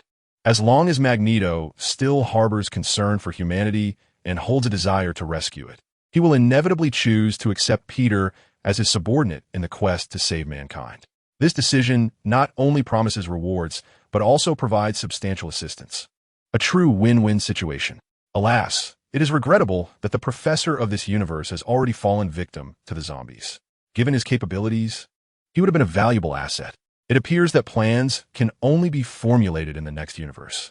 As Peter contemplated, he realized that the more formidable heroes had already been vanquished. With Magneto's assistance, the battle on the field had reached its conclusion. The corpses of zombies lay strewn across the ground, with none remaining alive in sight. It could be said that they were temporarily safe. Throughout this conflict, aside from some losses among the rescued survivors, the Black Watch soldiers emerged unscathed, with only minor injuries at most. After all, ordinary zombies posed no threat to the Black Watch. Only the powerful zombie heroes could potentially slay a member of the Black Watch. Thus, this battle could be deemed a resounding victory, one worthy of celebration. Hey, I truly appreciate your help, Magneto. Do you have anything to say now? Peter remarked, glancing at Magneto, whose attire was stained with blood, eliciting a disdainful snort from him. Although Magneto's intervention was beneficial, he would not gain prestige for eliminating zombies as long as he was not under Peter's command. Well, I acknowledge the strength of your team, and perhaps we could collaborate to save human civilization. Magneto hesitated before revealing his thoughts with a smile. Yet from this statement, it was evident that he had no desire to join Peter's ranks. Perhaps this was the demeanor inherent to the strong. They preferred not to be subordinate to others. I must respectfully decline your proposal. My ancestors did not require cooperation with others. Peter shook his head, causing the smile on Magneto's face to falter. With a somewhat frigid tone, he inquired, "Then what is your plan?" "My plan is for you to join my team. With your small group, attempting to save human civilization would be futile. By joining me, I can offer you greater opportunities and possibilities." Peter put forth a rather enticing proposition. The lack of high-end combat strength among his subordinates was evident, and acquiring Magneto would indeed be advantageous. Well, that sounds appealing. Magneto found the proposition intriguing, hesitating as he did not perceive it as mere empty promises. There was no need for deception regarding such a powerful individual. Don't be too hasty in your rejection. I possess something significant.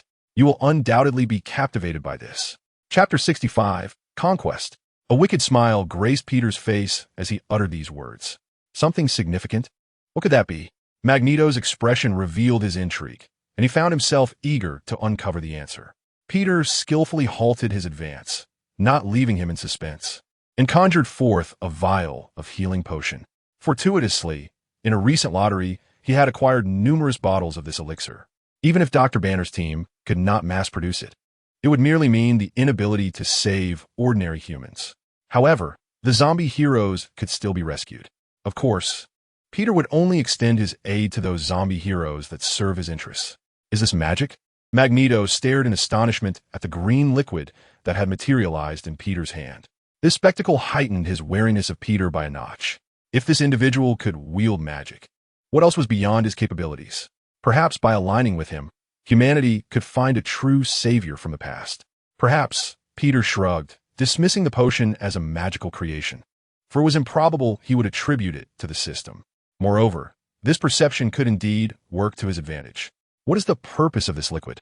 As Peter remained silent after producing the potion, Magneto's anxiety grew, prompting him to inquire. Its utility is vast. This liquid is exceedingly precious, aptly named the healing potion. Capable of curing all ailments in the world, Peter replied. Is that so? A cure for all ailments? Does that mean the zombie virus could be eradicated, restoring an infected individual to their former self? Magneto's breath quickened at the prospect.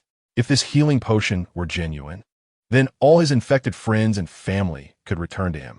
In that case, working under this enigmatic figure would indeed be a wise choice. Yet, it all felt like a fantasy. Could such an extraordinary substance truly exist, especially in the possession of this individual? Contemplating this, Magneto's emotions gradually settled. His gaze fixed intently on the vial, uncertain whether to embrace hope or skepticism. Regardless, he felt compelled to take a chance. What if it were real? After all, he would not be the one suffering a loss in this endeavor. Were Peter to hear this thought, he might well quip, "You may gain a small profit, but I shall never incur a loss." Magneto reached out for the potion, but Peter swiftly retracted it, regretfully stating, "You must understand, this treasure is exceedingly rare, and I cannot simply hand it over to a complete stranger. What must I do for you to part with this liquid?" Magneto inquired. Peter's intentions were quite straightforward. He simply required that one become his subordinate. As he uttered these words, his mind was preoccupied with thoughts of the ultimate trump card he had just revealed. Should one refuse, they would not be able to hold his ancestral lineage against him. Nonetheless, his heart bore no malice, for he was not one to easily take a life. Upon hearing such a proposition, Magneto fell into a contemplative silence, grappling with an internal struggle. Eventually, he let out a resigned sigh. "Very well. You have successfully persuaded me. I shall serve as your subordinate for eternity. However, you would do well to pray that your potion is indeed effective." With that declaration, he swiftly seized the vial of the elixir. At that moment, Peter's expression shifted dramatically. Chapter 66, The Sentinel. His gaze was drawn to the sky, where he discerned a figure clad in a tight yellow suit, adorned with a conspicuous belt. Anyone with worldly experience would instantly recognize this sudden apparition, the Sentinel, imbued with the might of 1,000,000 stars. For reasons unbeknownst to him, he had returned to Earth, soaring through the heavens, observing the crowd below, saliva dripping from his lips, seemingly eager to feast, yet hesitating, perhaps due to caution or rationality. Regardless of the perspective, the outcome remained unchanged. He would consume. Magneto, too, noticed this entity. Initially, his mood was quite favorable. However, upon realizing that the figure in the sky was a zombie, his countenance darkened immediately. In this universe devoid of sentinels, Magneto was unaware of the identity of this being. Harnessing his magnetic powers, he hurled nearby derelict vehicles towards the airborne zombie sentinel. Yet, to the sentinel, such velocity appeared excruciatingly sluggish. Even standing still, he would not be dislodged by such trifling force. let alone breached. As expected, the zombie sentinel faced the oncoming vehicles with an expression of indifference, slowly raising his hand to catch the discarded automobiles with ease. Witnessing the futility of his attack, Magneto's expression turned to one of embarrassment. He pondered what was happening. He had only recently emerged to save humanity, yet he encountered zombies and beings far more formidable than himself. What was the point of continuing this charade? Perhaps surrendering sooner rather than later would be wise. However, such thoughts lingered only in his mind. Just as Magneto prepared to launch another assault, Peter intervened, asking, "Does our friend in the sky wish to engage in a discussion?" He gazed upward, his eyes aglow with a crimson light, feeling an undeniable pang of anxiety. After all, this was a man significantly more powerful than he. Having donned the mantle of Spider-Man for less than 10 days, vanquishing such an opponent might present quite the challenge. However, one remains unharmed. Escape is still within reach. This is due to the remarkable items he acquired from the system's marketplace. For instance, this time he has brought forth the three-leaf clover, a plant of conceptual divinity. Once it leaves the ground, regardless of a person's identity or strength, they are destined to be annihilated. In fact, he could eliminate the Sentry merely by presenting the three-leaf clover. Peter felt a sense of admiration for its potential, for it possessed the power of 1,000,000 stars, a diminished version of Superman. Such a waste to eliminate it so easily. Moreover, he possessed a healing vaccine that could restore it to humanity, contingent, of course, on the Sentry's cooperation. "Shall we converse?" he inquired, and the response came swiftly, surprising Peter. Generally, a zombie hero maintains a degree of rationality. This could mean they had either gone a long time without consuming flesh, thus forgetting the pangs of hunger, or they had already satisfied their appetite upon arrival. Peter leaned towards the latter, having noticed the traces of fresh blood lingering on the Sentry's lips. If this were the case, he needed to administer the vaccine promptly. Otherwise, should the Sentry lose control, it would become a dire situation, one he desperately wished to avoid. In an unavoidable scenario, he would have to reluctantly part with his intentions and eliminate the zombie Sentry. Suddenly, a cry of despair erupted from the Sentry, who clutched its head, seemingly on the verge of losing all rationality. Peter sighed inwardly, disheartened that the most undesirable outcome had occurred so swiftly. "I will feast upon you," the zombie Sentry proclaimed, dropping its arms, and in an instant, it descended from the sky to devour a fresh limb, an unfortunate survivor who had been selected. At that moment, all soldiers present opened fire upon the zombie Sentry. However, the outcome was evident. Ordinary firearms could not inflict damage upon a being endowed with the power of 1,000,000 stars. The Sentry remained unfazed, indulging in its repast without so much as a flutter of its eyelids. Witnessing this, Magneto swung his fist and charged towards the Sentry to launch an attack. Yet, the next moment, the zombie Sentry smiled, for fresh meat had arrived. Inevitably, Magneto would meet a gruesome fate. But then, unexpectedly, Peter appeared before them, wielding a potted plant that bore a pea shooter. What on earth is this? Both Magneto and the zombie Sentry were taken aback. The peculiar object reminded them of a plant from a game they had once played. Then, to everyone's astonishment, a helmet materialized atop the pea shooter, and in the next instant, a torrent of peas was expelled from its mouth. A flawless shot struck the Sentinel directly. Naturally, the pea shooter's bullets were insufficient to inflict damage upon the zombie Sentinel. However, those verdant peas exploded all over its body, rendering the zombie Sentinel comically adorned in a bright green hue. Seizing the moment of confusion, Peter brandished a healing potion, intending to apply it to the Sentinel. Alas, his strength fell short. The zombie Sentinel regained its composure and soared back into the sky, its face contorted in fury. "Delicious meat. What have you shot upon me? Utterly revolting. Oh, for goodness sake, please refrain from calling me delicious meat. I possess my own title. You may refer to me as Superman Spider-Man, though I would prefer if others called me Ancestor Man. As for that liquid, it is precisely what you imagine." Peter ascended into the heavens, unleashing a laser beam, which the zombie Sentinel effortlessly evaded. Superman? No wonder. It turns out to be that character from the comic books who has pilfered my abilities. Wait, what am I doing? The zombie Sentinel's expression shifted abruptly, seemingly regaining a semblance of sanity. "Hey, buddy, just hold on a bit longer. I shall liberate you." Peter reacted swiftly, producing a healing potion and hurling it directly at the zombie Sentinel with great force.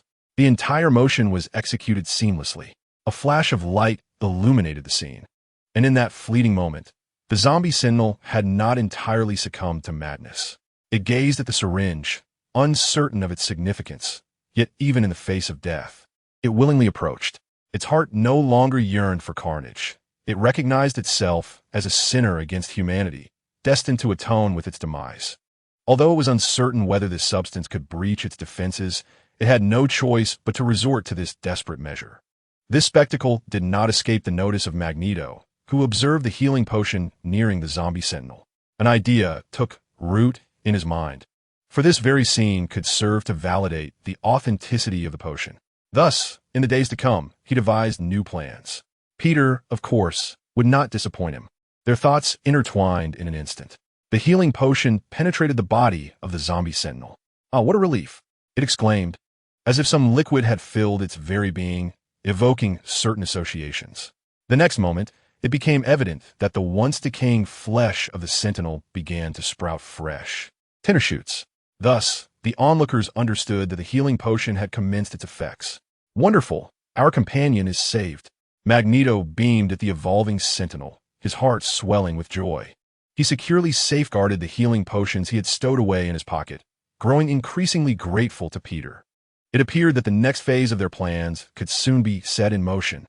Peter gazed upon the scene, realizing that the transformation of the Sentinels back into humanity was assured. Thus, this universe would essentially become his personal garden, impervious to any obstruction, even from the observers. His next objective was to eradicate the zombies plaguing this realm and to re-establish human civilization. Subsequently, he could venture into another universe, one ensnared in a temporal loop. If he could resolve the zombie crisis there, it would effectively shatter the time cycle of the zombie universe. The observer would be rendered irrelevant. Having abandoned the principle of non-intervention, why not simply eliminate those zombie heroes directly? Why impose this tedious time loop? It seemed rather purposeless. Surely, the origins of the zombie virus were not merely the handiwork of Magneto. Was there perhaps a more significant force at play, orchestrating this temporal cycle? Peter pondered these thoughts internally, yet he resolved to focus on his own objectives. Whatever others intended to pursue was of little consequence. He needed only to fulfill his own path. He wondered if calling out to the observer would elicit a response. "Children, I have returned." At that moment, the Sentinels who had been inoculated with the healing vaccine successfully reverted to their human forms. They looked at their hands in disbelief, tears of joy streaming from their eyes. The gaze they directed at Peter was imbued with an indescribable sentiment. Peter, feeling slightly uncomfortable, waved his hand and said, "Calm down, my friend. You have returned. There was no crash. Is there something you wish to convey to me?" The Sentinel paused momentarily, then exclaimed joyfully, "You are my savior. Allow me to repay you with my very being as we restore the glory of humanity." Upon hearing the words of repayment, Peter felt a surge of anxiety. What peculiar preference was this? Restore the glory of humanity. What did that entail? He found himself perplexed. "Ahem. You mean you wish to work under our ancestors to collaboratively rebuild human civilization?" Magneto coughed lightly, sensing Peter's palpable discomfort. "Ah, precisely," the Sentinel scratched his head, a bashful smile illuminating his face. "I was simply overwhelmed with excitement from just reverting to humanity, which might explain my imprecise wording." "Well then, the matter is settled. I shall escort you back to the base, where I will assign you your tasks." Peter's demeanor returned to its usual composure, his heart brimming with exhilaration. To his astonishment, rescuing the Sentinel had garnered him a substantial amount of prestige, amounting to an impressive total of 1,000 draws. He is now exceedingly eager to return to the safe zone and unleash his wrath. However, scarcely had his words faded when another figure appeared in the sky. This caused Peter's expression to shift. It seemed this ordeal was far from over. To his surprise, the newcomer was not a zombie, but a being of shimmering silver, as unyielding as steel, with a bald head gleaming brightly, gliding on a skateboard. Peter recognized him instantly. It was the Silver Shadow, intelligent beings of this realm. "Heed my proclamation. I shall widely announce that my master has set his sights on a planet, and you shall all perish." Chapter 69. What on earth is this ancestor doing? The Silver Shadow addressed those below. What did he say? I wasn't paying attention. A survivor inquired of a nearby companion. It sounded like something about destroying the earth. The companion responded hesitantly. Destroying the Earth? How terrifying. Fear washed over the survivor's face. What are you afraid of? A mere white avian creature cannot possess the power to obliterate the Earth. Can he? Just look at the state of his minions. His master cannot be in much better condition. Moreover, we have the mighty ancestor heroes. Their strength is unquestionable. They will surely make this Birdman and his master regret their existence. Upon hearing this, laughter erupted among the crowd, sounding almost like pigs squealing. Indeed, it seems every wretched being now seeks to annihilate the Earth. We've encountered numerous villains spouting such threats before. No wonder they find it humorous. Villains who claimed they would destroy the Earth have been thoroughly defeated by our superheroes, even if the current heroes have turned into zombies. Yet we still have the formidable ancestor heroes. What audacity this silver-clad individual possesses. Does he believe he can destroy the Earth, emboldened by Liang Ping's courage? Do you know him? The absurdity of it all made even Magneto smirk as he pointed at the silver shadow and inquired of Peter. I do not know him. Peter shook his head, having only encountered the silver shadow in novels and comics, never in reality. Even if he desired to meet him, it would be impossible. Only those with true prowess could traverse the cosmos alongside his master, the planet devourer. You shall all become sustenance for my master. The silver shadow's words reached Peter's ears, and his expression darkened with a desire to obliterate the intelligent beings present. However, knowing his master was approaching, he refrained from enacting vengeance, deeming them mere food. Our ancestor heroes, hurry and vanquish this creature. Yes, indeed. Let this avian intruder regret setting foot on Earth. The crowd, fueled by outrage, raised their hands and turned their gaze toward Peter. Ha ha, ancestor heroes, I support you in defeating this wretch. Magneto, who had been stirring up trouble nearby, found himself at a loss for words the next moment. No, I shall not do that. What? Magneto was momentarily taken aback, questioning if his ears had deceived him. With a perplexed glance at Peter, he inquired, Are you jesting? Allow me. Sentinel interjected, attempting to diffuse the tension as he prepared to soar towards the silver surfer above. However, Peter swiftly intercepted him with an outstretched hand. Not only will I refrain from such actions, but you shall too. Peter's countenance was grave, devoid of any jest. This proclamation left the assembled crowd in a state of bewilderment, their cheers abruptly ceasing as they grappled with the bewildering turn of events. The adversaries and their masters sought to annihilate the Earth. Why then did their savior prohibit the superheroes from vanquishing their foes? Could it be that the ancestor had lost his nerve? A lingering survivor pondered inwardly. Dear benefactor, you must be jesting, correct? Sentinel halted in his tracks, also displayed a peculiar expression, struggling to comprehend the situation. Damn the ancestor. If you wish to perish, then go ahead, but we still desire to live. Have you even considered our plight? At that moment, a white woman from the survivor group began to vociferously berate him amidst the throng. Indeed, ancestor, do not tell us it is your lack of strength that leads you to seek refuge with the enemy. Magneto and this unknown superhero swiftly eliminate this traitorous ancestor. Chapter 70, The Mission. With one voice, another joined, and more began to hurl insults at Peter. They believed the ancestor regarded their lives as insignificant. This mindless fervor made them forget who had rescued them in the first place. Behold, this is the nature of humanity. When self-interest is at stake, past assistance becomes worthless. Magneto's expression soured. Even though he was not the target of their ire, he still felt discomfort. He pondered whether such a group was truly worthy of saving human civilization. No, you cannot act thus. The ancestor is our savior. Even Sentinel could bear it no longer, revealing his displeasure to the crowd. Yet, doubt began to creep into his heart. Moreover, Peter, as the ancestor himself, had never anticipated the complexity of human emotions. He felt nothing but disappointment towards the people present. More than anything, he was engulfed in fury. Who would dictate his actions? He would pursue his desires unhindered. No one could impede him or instruct him on how to act. Thus, one might wonder, why not eliminate the Silver Surfer? He was intent on the Earth's destruction. There was a reason for his restraint. Coincidentally, the system had issued a mission at that very moment. It could be accomplished or disregarded. The objective of the mission was to subdue the Silver Surfer and the planet devourer of this universe. The rewards for this task were exceedingly generous, a direct one. 000 draws. Even as an ancestor, Peter felt free to act as he pleased. However, he could not escape the undeniable truth of the situation. And even if he were to fail in his mission, it was not akin to other narratives where the host faced annihilation. Here, failure bore no repercussions. Thus, with the task at hand, its completion was a natural course of action, as the losses were not his to bear.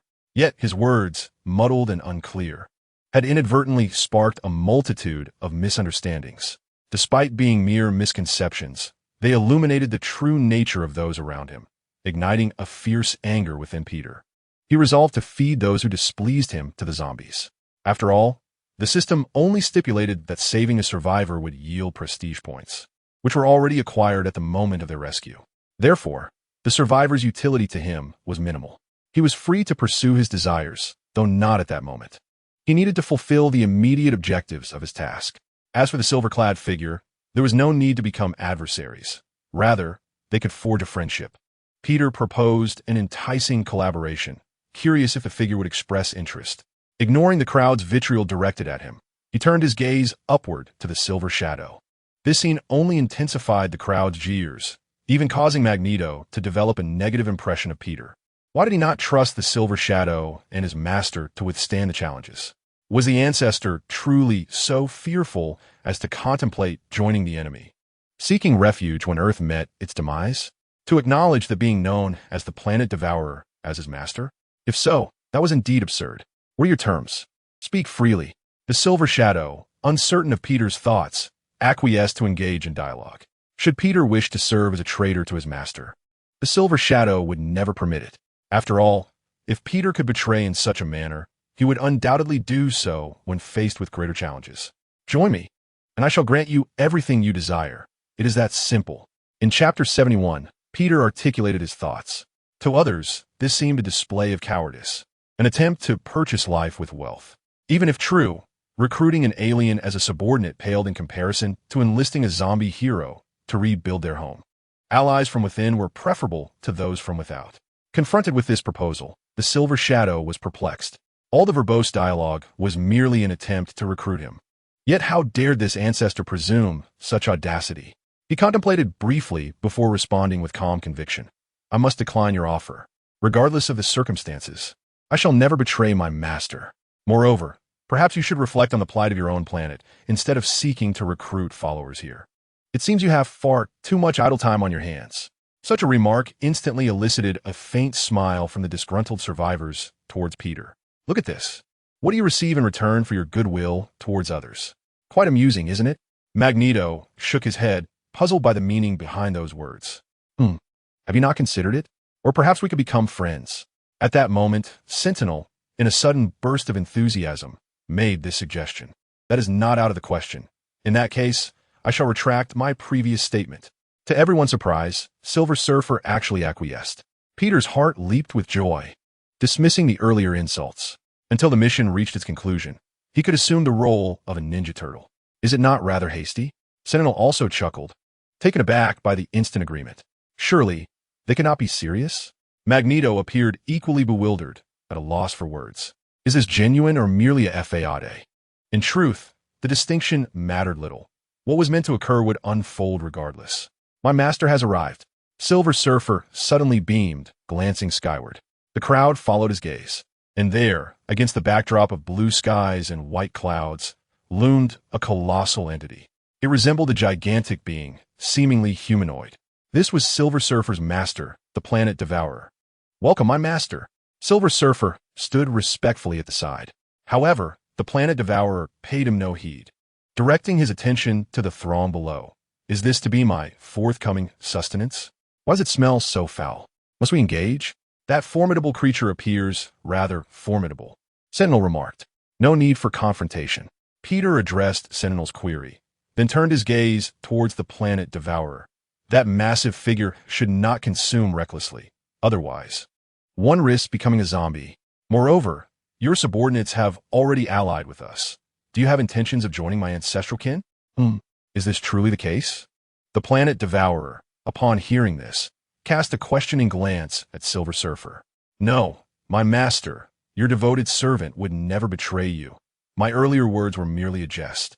Who would have thought the other party would take them seriously? Truly a fool. Silver Surfer was drenched in cold sweat as he hastily clarified. Upon hearing this, those present understood that the ancestral kin was merely a jester. "Ha ha, well said." In an instant, the crowd erupted into mockery. Magneto and the others were not particularly surprised by this outcome. They merely chuckled without further comment. Only Peter, as one of the ancestral kin, still held a glimmer of belief. At this moment, he felt an overwhelming surge of anger. He had been far too kind, excessively virtuous. Moreover, he had been overly concerned with the system. Like a puppet, he had been reduced to a jester, a mere pawn. If that is the case, then he would do as he pleased. No one could hinder him any longer. Even a system cannot teach him how to act. At this moment, Peter attained true freedom. To hell with the mission, he embraced the essence of a ninja turtle, enduring insults without retort and blows without resistance. Being looked down upon by others was merely a consequence of his own actions. Suddenly, it felt as though his intelligence had been diminished for some inexplicable reason. Disagree? Then he would compel them to acquiesce, even if it meant death. In that instant, everyone present sensed a terrifying aura manifesting. "I shall do as I please. Behold my crescent moon soaring." As the words fell from his lips, Peter clenched his fist and, in a flash, charged towards the planet Devourer. Chapter 72. Ancestor Man? Perhaps it should be renamed to Oppressed Man. How dare Ancestor Man act so boldly? Witnessing Peter's sudden assault, the onlookers could no longer contain themselves. Such a massive figure. The planet Devourer could likely crush a building with a single step, and the energy it harbored was undoubtedly formidable. A mere Ancestor Man, no matter how powerful, could hardly contend with the planet Devourer. Before the latter's arrival, the crowd had believed Peter to be invincible. The planet Devourer was but a flick of Peter's hand. Yet now, having encountered the planet Devourer in person, defeating it seemed an utter fantasy. After all, based on Ancestor Man's demonstrated combat prowess, he was merely adept at dispatching zombies. Moreover, even in their zombified state, these superheroes were far from their peak. Vanquishing them posed no challenge for a hero with limited abilities. But now, what were they witnessing? A superhero, specializing in combating zombies, dared to confront a formidable extraterrestrial being with such audacity. Although they supported his actions, it was undeniably a desperate struggle, a mindless offering of oneself. They held no hope. Who had instilled such confidence in Ancestor Man? Ha ha, a mere ant dares to engage me. This is the path to self-destruction. As Ancestor Man hurtled towards him, the planet Devourer exhibited not a trace of fear, but rather a disdainful smile. Over the years, countless planets had been obliterated by those bold enough to strike at him. Yet they were invariably powerful beings. But this one before him, pathetically weak. It drained him of any desire to engage. In truth, crushing this ant would merely provoke scorn from others. Though no familiar faces were present, his pride forbade such an act. Thus, the planet Devourer directed his gaze towards Silver Shadow, adopting a tone befitting a noble. "My most loyal servant, this feeble creature is beneath my notice. You shall deal with him. At your command, my master." Silver Shadow bowed respectfully before advancing towards Peter. What transpired previously was but a fleeting moment. "With your mere scrap of metal, do you dare to obstruct my ancestors? Not a chance. Return to your mother's womb and practice for a century before attempting again." Gazing at the Silver Shadow, who had arrived just ahead, Peter allowed a faint smile to grace his lips, dismissing the situation entirely. His super intellect had already devised a solution to counter his opponent. Instantly, he descended to the ground. Yet this action sparked discontent among onlookers. What was going on? Wasn't the ancestor just brimming with bravado? Why retreat to the ground the moment the enemy approached? This bewildered the crowd, leaving them perplexed about the ancestor's intentions.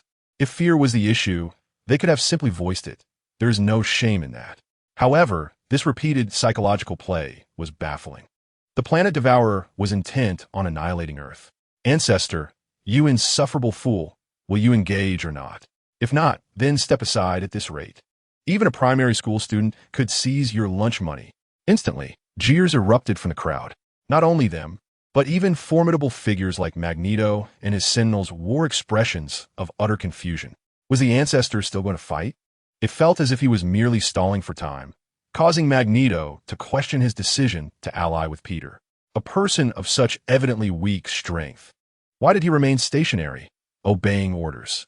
If he did not act soon, he would abandon the command and directly defeat the enemy before him. Chapter 73. Silver Shadow Strikes. Are you afraid, ancestor? But it is too late for fear. Take heed in your next life. Observing the ancestor's reluctance to engage, Silver Shadow's heart swelled with pride, convinced that the ancestor was intimidated by his prowess, hence hesitating to strike. No, my friend, fear is not in my ancestor's lexicon. The one who should be afraid is you. Peter chuckled, conjuring a flower pot out of thin air, atop which danced a sprightly clover. It was as if a piece of the animated realm had materialized in reality, leaving all who beheld the plant in a state of bewilderment. What is happening? The ancestor can wield magic. But what is this peculiar creation? Some questioned, evidently unfamiliar with the game, failing to recognize it as a plant from the game. Hey buddy, that's a clover. Have you played Plants vs. Zombies? It's a plant from the game. I can't believe an animated plant has manifested in reality. Some, astonished, elucidated the queries of others. What game plant? What has the ancestor done? Such power could scarcely be attributed to mere magic. Goodness, the capabilities of the ancestor are indeed formidable. I cannot help but feel envious. His extraordinary ability has the potential to bring my beloved from the realm of fantasy into reality. The onlookers in attendance were consequently engulfed in fervent discussions. Ancestor, how did you manifest the clover from the game into reality? What purpose does it serve? Magneto inquired, casting an uneasy glance at the clover. An excellent question, my friend. You shall soon discover its significance, Peter replied enigmatically, before shifting his gaze toward the planet devourer with a smile, saying, Your servant is about to bid you farewell. What do you mean? The planet devourer expressed confusion, unable to grasp the meaning behind the statement. Even the Silver Surfer found himself perplexed. Wasn't it their side that was currently at a disadvantage? Did they truly believe that such a seemingly insignificant plant could defeat beings who traverse the cosmos? If that were the case, it would indeed be the height of folly. The nearby spectators were similarly skeptical of the ancestor's abilities, for their impression of him was limited to merely saving their lives. Enough of this idle chatter. Heed my warning in your next life, and do not offend my master again. The Silver Surfer interjected, sensing an ominous premonition stirring within him and preparing to act. However, Peter was a step ahead, addressing the clover in his hand. Clover, stir your leaves. As the words left his lips, the clover began to whirl like a fan. In the next moment, a tumult of shock surged through the hearts of all present. They beheld the Silver Surfer plummeting from his skateboard, crashing heavily to the ground and kicking up a cloud of dust. His head was nowhere to be seen. Such a scene was indeed a radical departure from their expectations. What had transpired? Why had the Silver Surfer fallen dead without any intervention from the ancestor? No, could it be? With this thought, the crowd turned their astonished gazes toward the clover in the ancestor's hand. Was this diminutive object responsible? Damnable insect! What trickery allowed you to slay my most loyal servant beneath my very eyes? Chapter 74. Terrifying indeed. The planet devourer seethed with rage. The loss of his servant was a significant blow. Most critically, as the mightiest being in the cosmos, he could not fathom how the Silver Surfer had met his demise. Just moments ago, he had been flying beside him, and now his head was gone. What manner of power was this? He could not believe that there existed anyone stronger than himself on this planet. How could this be? This plant has the capacity to utterly vanquish him. Among the most astonished were the onlookers, their faces betraying disbelief as they fixed their gaze upon the clover in Peter's hand. The planet devourer remained oblivious. Yet they were acutely aware. With a mere shift and a gentle breeze, this diminutive entity caused the formidable enemy to lose its head entirely. What on earth is this? Magneto's heart skipped a beat, his expression filled with astonishment and dread. A terrifying thought crossed his mind. If this clover were to direct its power towards him, would he meet a fate akin to that of the Shadow Knight? How frightful! The sentinel was equally shaken, leaning in to touch the weakened clover. As the clover quivered, it raised its head to regard him. Though its countenance was far from pleasant, its leaves exhibiting a subtle movement. Startled, the sentinel recoiled, quickly checking his own body for any harm, and wiped the sweat from his brow, sighing in relief. Enough of this game. Let us preserve some dignity for our great planet devourer, Peter remarked to the sentinel before stowing away the clover. The clover had entered a cooling state and could not be utilized again for the time being. It was now time to employ alternative strategies to defeat the adversary before him. Peter harbored no worries about this. He was well aware of his unique advantages. Moreover, the combat prowess of the zombie universe significantly diverged from that of the Marvel universe. In the original narrative, a planet devourer was vanquished by the technology developed by Iron Man and his allies. Thus, he remained unfazed, his gaze fixed upon the planet devourer as he spoke with refreshing candor. That hulking giant, my ancestors were benevolent and would not wish for your demise at my hands. Therefore, I offer you one final opportunity. Join my faction, and your future shall be greatly enhanced. With such audacious words, the planet devourer's expression darkened. It had been years since anyone had dared to speak to him in such a manner. Were it anyone else, he would have simply swatted them dead. Yet this individual was different. The item he wielded instilled within him a profound sense of caution. For reasons unknown, he felt an ominous premonition, as if striking this person would lead to his own obliteration, far more terrifying than the fate awaiting his own subordinates. You have 3 seconds. Should you remain silent, you shall become my enemy. Observing the grim countenance of his opponent, Peter glanced at his watch and extended his hand, offering a bright, sunny smile akin to that of a cheerful young man. The planet devourer hesitated. He yearned to crush this insignificant being, but reason urged him otherwise. Thus, he found himself torn between the decision to join this faction. As for the benefits Peter proposed, he was utterly skeptical. What could a mere human from small planet possibly offer him of any value?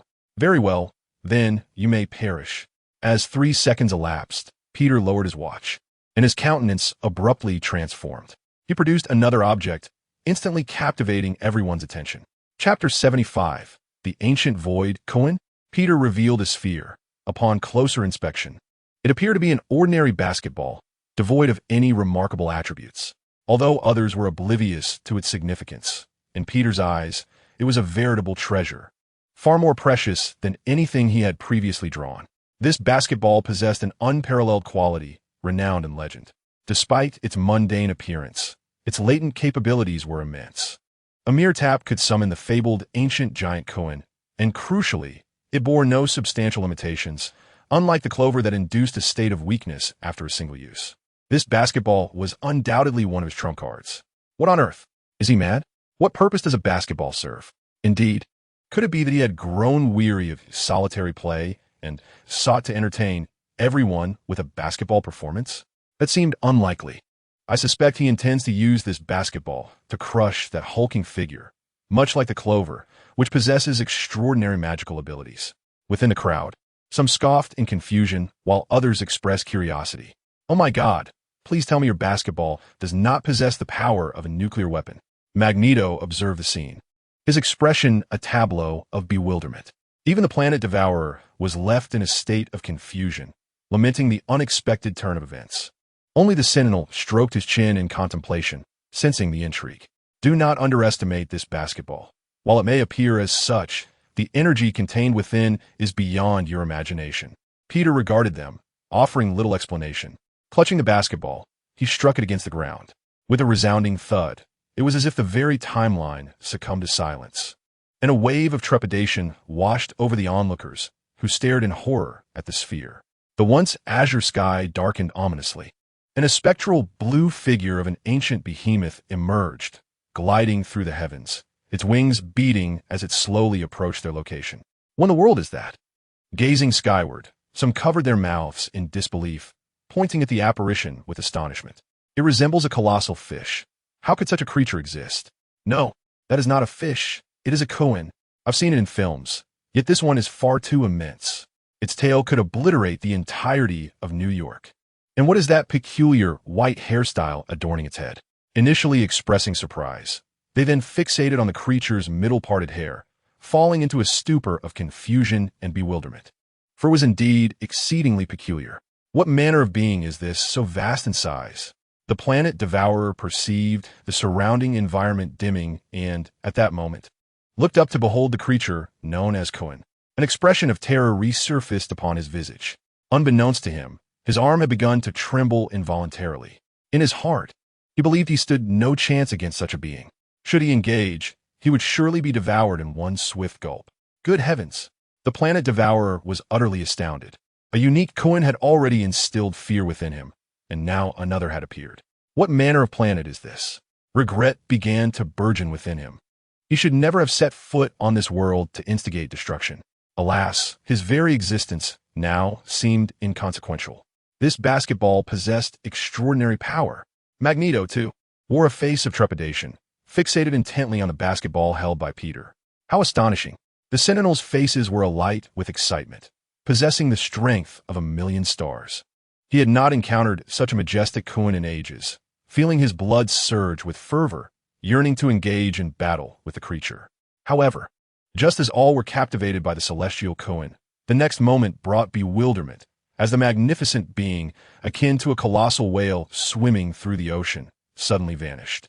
This spectacle left all in a state of confusion. What could this mean? Could it merely be a sophisticated projection? Someone ventured to guess, for compared to a giant Cohen, they were inclined to believe in the possibility of advanced technology achieving such feats. So that's it. I comprehend now.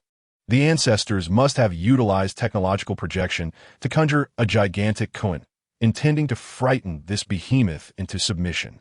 Others' eyes sparkled with revelation as they clapped their hands, suddenly struck by the thought. Indeed, the majority concurred with this theory. The emergence of a colossal Cohen on Earth was one thing, but the fact that this Cohen sported a middle parting was utterly bizarre. Phew, that nearly terrified me. The planet devourer inhaled sharply, patting his chest. The oppressive aura emanating from the giant Cohen was a shadow that would accompany him throughout his life. Although the reason for its disappearance remained a mystery, it was ultimately a fortuitous occurrence. Thus, this planet was perilous beyond measure. He longed to return to the cosmos, to his homeland, to live out his days in peace. Yet, regrettably, Peter had no intention of granting him such an opportunity. What is happening? Why did this Cohen vanish so suddenly? Was it not summoned by your magical artifact? Magneto inquired, his brow furrowed in confusion. Quite so. However, to fully summon it, I require the assistance of my friend, and yours. Peter nodded, extending the basketball to him. What must I do? Holding the basketball in his hand, Magneto felt nothing extraordinary about it, as if he were merely grasping a genuine basketball. The contrast with the artifact capable of summoning the ancient Leviathan was stark. The method of utilizing this item was simple. One need only perform a dribbling maneuver beneath their legs and utter the phrase "Gianai Time." A smirk crept onto Peter's lips. The reason he had not fully summoned the Leviathan was exactly this. He lacked the audacity to do so himself. Hence his intention to delegate the task to another, dribbling under one's legs while shouting such an odd incantation. A look of embarrassment crossed the face of the King of Words, who remained unmoved while clutching the basketball, his persona ill-suited for such antics. The sentinel behind him chuckled discreetly. "Why are you laughing? Go ahead." At the sound of laughter, Magneto suddenly had a brilliant idea, tossing the basketball into the sentinel's hands. The sentinel, momentarily bewildered, glanced at Peter and with no other option, began to dribble the ball on the ground, blushing as he shouted, "Gianai Time." At that very moment, the sky darkened once more, and the fearsome silhouette of the ancient Leviathan re-emerged. The planet devourer trembled at the sight, collapsing to his knees in terror. Chapter 76. The Power of 100 Suns. I am willing to submit to you. I beg you to send him back. In the astonished gaze of all, the planet devourer, after kneeling, expressed his fear and pleaded with Peter. Good heavens, this is utterly terrifying. Panic surged within everyone. Even this monstrous devourer of stars was bowing to his ancestors. Did this not imply that, even if human civilization were to be restored, the rulers would still be the ancestors they found distasteful? Oh no, oh no. Remembering their previous words, they realized they had grievously offended their forebears, and the consequences in the future would not bode well. At that moment, they wished they could slap themselves in regret. "Oh, you are putting me in quite the predicament." Peter waved his hand, halting the advancing Leviathan. No matter how the Sentinel wielded the artifact, he maintained absolute control. "It is well known that my ancestors are beings of integrity. Since you failed to respond within 3 seconds, I suppose it is time for you to meet the Spider God. However, upon further reflection, to kill you just like that would be too regrettable, yet I cannot go back on my word, which makes this quite a dilemma." He shook his head again, his expression seemingly one of regret. "No, in truth, I'd already made my decision. It is merely your power that astonished me, leaving me, as your subordinate, in awe. I must apologize for this. The planet devourer's face turned grim, yet he forced a smile and offered his apology. What do you all think? Peter refrained from making a decision, instead handing the choice to his two formidable allies. I shall stand by and observe. Magneto spoke calmly, asserting that from this day forth, no matter how outrageous the events surrounding Peter might become, he would never again exhibit the same expression as before. I observed with a smile. The Sentinel's lips curled into a slight grin, cradling the basketball in his hands with great affection. Very well then. With this, Peter resolved within himself, cleared his throat, and proclaimed, "It is a well-known fact that as an ancestor, one is the least trustworthy when it comes to keeping promises. Thus, I offer you this opportunity, though having you serve under me is a gross underutilization of your talents. Instead, let us consider you my slave." What? Such a declaration caused a shift in the demeanor of all present, as they believed that the planet devourer would vehemently refuse and perhaps even rage at the proposal. Yet, the planet devourer's response astonished everyone. "Yes, my lord." Although his expression was strained, the planet devourer knelt on one knee, placing his right hand over his heart in a solemn vow. He had not wished to acquiesce, but the ominous presence behind him, seemingly poised to devour him at the slightest hint of dissent, compelled him to comply. Faced with this imminent threat, he endured, and his loyalty was thus rendered evident. However, Peter remained unfazed. The loyalty of individuals mattered little to him. What was paramount was that he had effectively completed his task. As long as he could enhance his own power, the fates of those rebellious souls lay entirely within his whims. If they truly vexed him, he would simply bid them farewell. Witnessing the successful completion of his mission and the substantial prestige he had garnered, Peter's spirits soared to great heights. He subsequently organized his forces to advance towards the survivors' base. During this time, he initiated a series of lottery draws. Without any extravagant embellishments, 100 consecutive draws concluded in an instant. Most of the items he obtained were familiar to him, having been previously cultivated, thus requiring little commentary. Furthermore, Peter had no intention of saving his prestige for future use. He resolved to exhaust it all in one go. Instantaneously, a dazzling array of effects illuminated the air, with an influx of items in various colors and qualities flooding forth. Peter disregarded the purple-tier items, his gaze fixated on the rows of golden treasures, filling him with immense joy. Suddenly, amidst a riot of colors, yet another legendary item emerged. Huh, how curious. Observing this legendary artifact, Peter displayed a look of bewilderment. For it was merely a tablet computer. Just a computer? Why is it classified as legendary? He was perplexed and could only extract the device. Noting it bore the Apple brand, Peter couldn't help but exclaim in wonder. Then he pressed the power button, revealing a simplistic human interface. It appeared rather unremarkable, offering little more than an option to enhance a single cell, indicating that 100 prestige points could facilitate the upgrade. What is this? Upon reading the description, Peter gasped in astonishment, for the function was extraordinarily impressive. What he now beheld was the ability to convert one of his internal cells into one that encapsulated the solar star, all for the cost of 100 prestige points. Indeed, you read that correctly. It is astonishing. Peter was taken aback. With this newfound power, he felt utterly invincible. One could only imagine the devastation if a force equal to the sun were unleashed. Not only would Earth be obliterated, but the surrounding celestial bodies would likely vanish into thin air. After all, the sun's volume is over 1,000,000 times greater than that of Earth. Merely contemplating this filled Peter with immense joy. Without hesitation, he clicked to enhance his abilities, and an exhilarating sensation coursed through his entire being. This feeling surpassed even the exhilaration of releasing countless tiny lives. In that moment, Peter experienced a transformation in his power that was monumental. The disparity between his former self and his current state was unfathomable. Most significantly, as one of his cells was akin to the sun, the heat generated by this solar essence allowed him to grow stronger at an astonishing rate. Instantaneously, his hearing, vision, and all his sensory capabilities underwent a profound metamorphosis. Moreover, he acquired numerous extraordinary abilities. At this juncture, one could argue that he was even mightier than a sentinel possessing the power of 1,000,000 stars. At least in this universe. It was quite absurd that the sentinels of this world could be overrun by zombies, a testament to their diminished prowess. Excitedly, Peter contemplated how, with such a formidable tablet, it wouldn't be long before he could cultivate numerous universes. He imagined that anyone who dared to approach him would face his wrath. Enraptured by this exhilarating sensation, he gazed at the display of his tablet, eager to continue augmenting his strength. The next level of cellular enhancement required a staggering 100,000 prestige points, transforming his cell from a sun into a Stevenson 218. Stevenson 218, indeed, was a celestial body 100 billion times larger than the sun.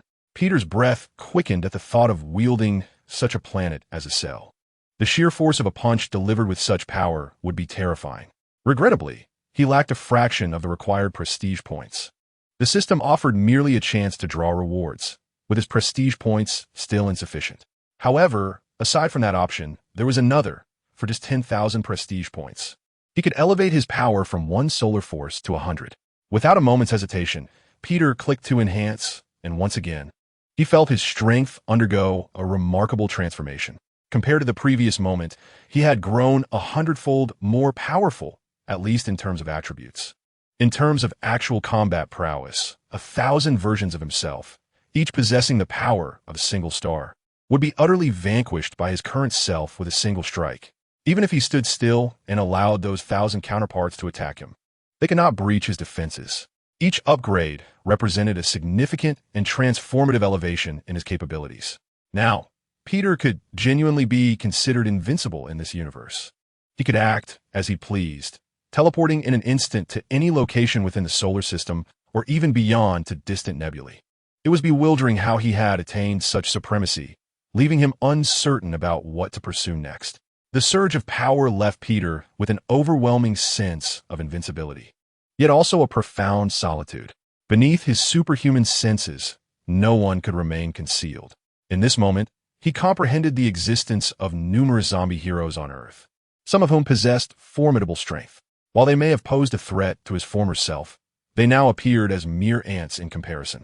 With a mere thought, he could extinguish them with a glance. Reflecting on this, Peter surveyed the marching individuals below who remained oblivious to the strength of the one among them. Their pace was exceedingly slow. Ascending into the sky, he addressed the crowd beneath him. With these nuisances present, what course of action do you propose? Magneto soared towards him, inquiring, as he too was reluctant to squander time in this place. The individuals below were causing significant delays. It was imperative that they, the strong, moved ahead. Encountering a powerful zombie hero would be undesirable. After all, these individuals could be considered the sparks needed to rekindle human civilization. With a subtle smile, Peter mused, "It just so happens that I have grown a tad stronger." With a snap of his fingers, the ruins surrounding them abruptly transformed into walls of steel. The scene shifted dramatically, stirring tumultuous waves within the hearts of all present. "Who are you? And how did you get in here?" A startled voice rang out, and a woman emerged, accompanied by a hulking green figure, the red-suited Spider-Man, and a dark sentinel in the rear. It became evident that these individuals were familiar faces, superheroes who had been healed from their zombie forms back to humanity. Their expressions reflected confusion and astonishment upon seeing the group of survivors. Just moments ago, the area had been devoid of life, yet in the blink of an eye, it was teeming with people. Among the crowd stood the intimidating figure of the planet-devouring behemoth. Magneto and the Sentinel. Quicksilver recognized the two superheroes leading the charge. Friends he hadn't seen in years. "You have also returned to humanity. It seems you have met him," Dr. Banner remarked, adjusting his glasses as he assessed the scene. "Ah, so you transformed back into humans long ago. No wonder I haven't seen you lately."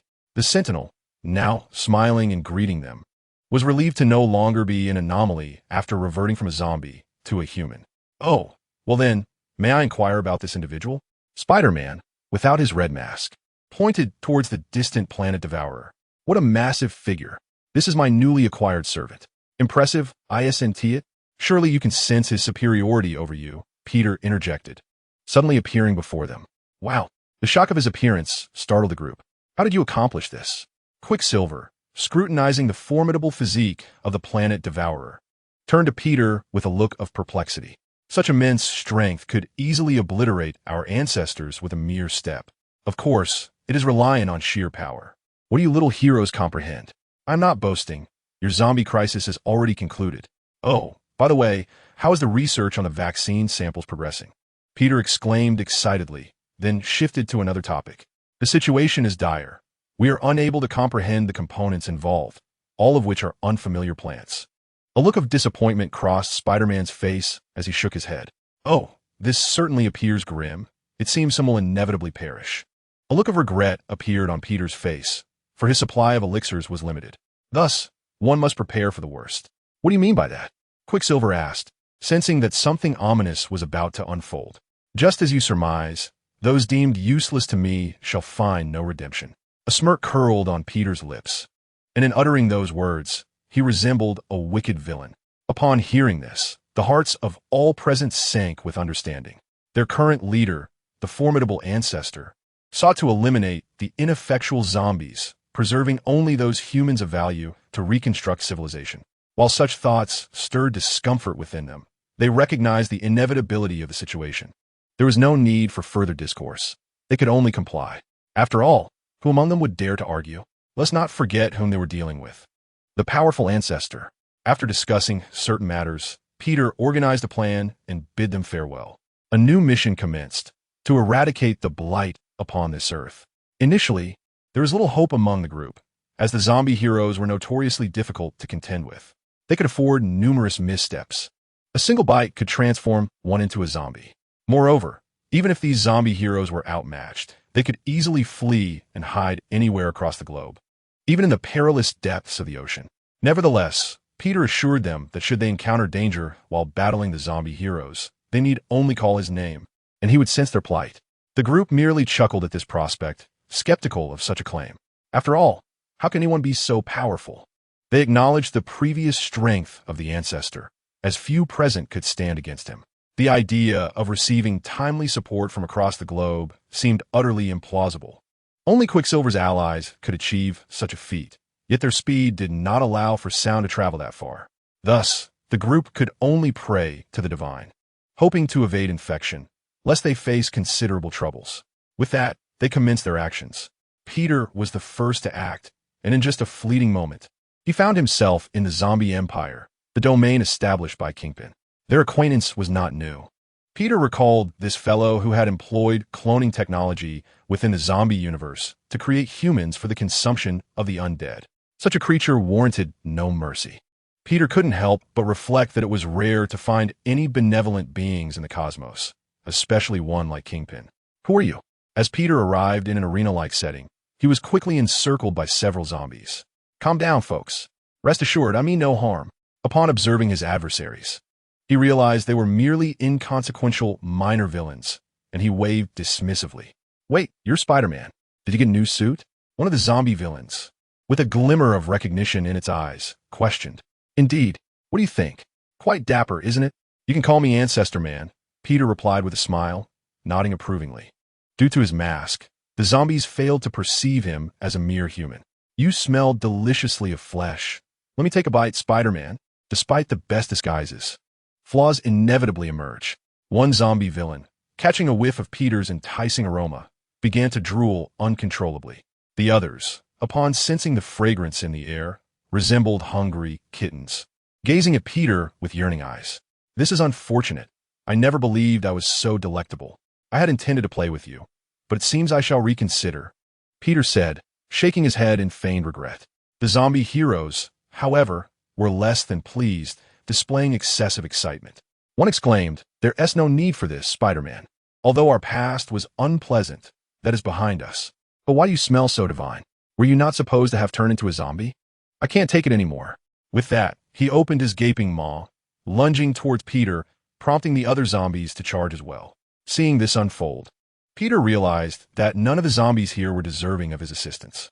Thus, he decided to hold nothing back. Taking a deep breath, he merely exhaled. The temperature around him plummeted dramatically, and suddenly, a flurry of snow began to fall. The charging zombie heroes instantly transformed into frozen statues. The expressions on their icy visages revealed sheer terror. As zombies, they were no longer mere mortal beings. They were simply immobilized, retaining their consciousness. Their eyes could only gaze forward, and it became evident that not only they were encased in ice, but the entire arena had succumbed to a wintry prison, enveloped in frigid ice. How does it feel? Peter stepped forward, a smile gracing his face as he patted the frozen zombie antagonist.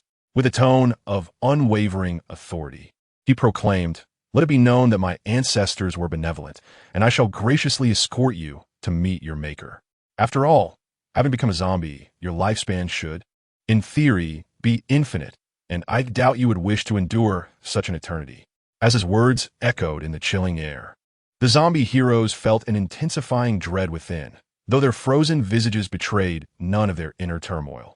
One could only surmise that they were thrashing violently against their icy constraints. It was no jest. His ancestors were indeed demons of the abyss. "Very well.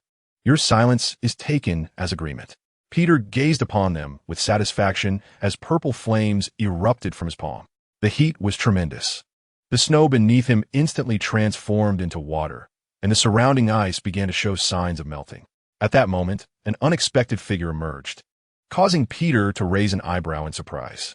This individual, clad in a cloak, bore the appearance of a middle-aged man who, had he not been a zombie, might have been considered quite handsome. "Dr. Strange, is that you? How have you come to be in such a state?" Chapter 78. Another zombie universe? Peter's expression shifted to one of alarm as he recognized the figure before him. Was this not the Earth's protector, the supreme sorcerer? Yet, his current condition was far from favorable, transformed into a zombie and drooling vacantly. If Peter's assumptions were correct, Dr. Strange had become a mere shell of his former self. Was there any hope for such a zombie? The answer was undoubtedly affirmative. His magical prowess alone was enough to entice Peter. If employed wisely, he could become a formidable ally. Meanwhile, the zombie version of Dr. Strange remained silent, emitting only guttural groans. Upon catching sight of Peter, he lunged forward, a creature driven solely by hunger. "Do not rush." As the zombified sorcerer charged at him, Peter swiftly maneuvered behind him, grasping his cloak. He then produced a syringe, scrutinized Dr. Strange, and injected it directly into his skull, hoping to ameliorate the mindless state. Soon, the effects of the serum became evident as Dr. Strange fell to his knees, a look of anguish crossing his face. The vacant expression vanished, and the once decaying flesh began to sprout new life.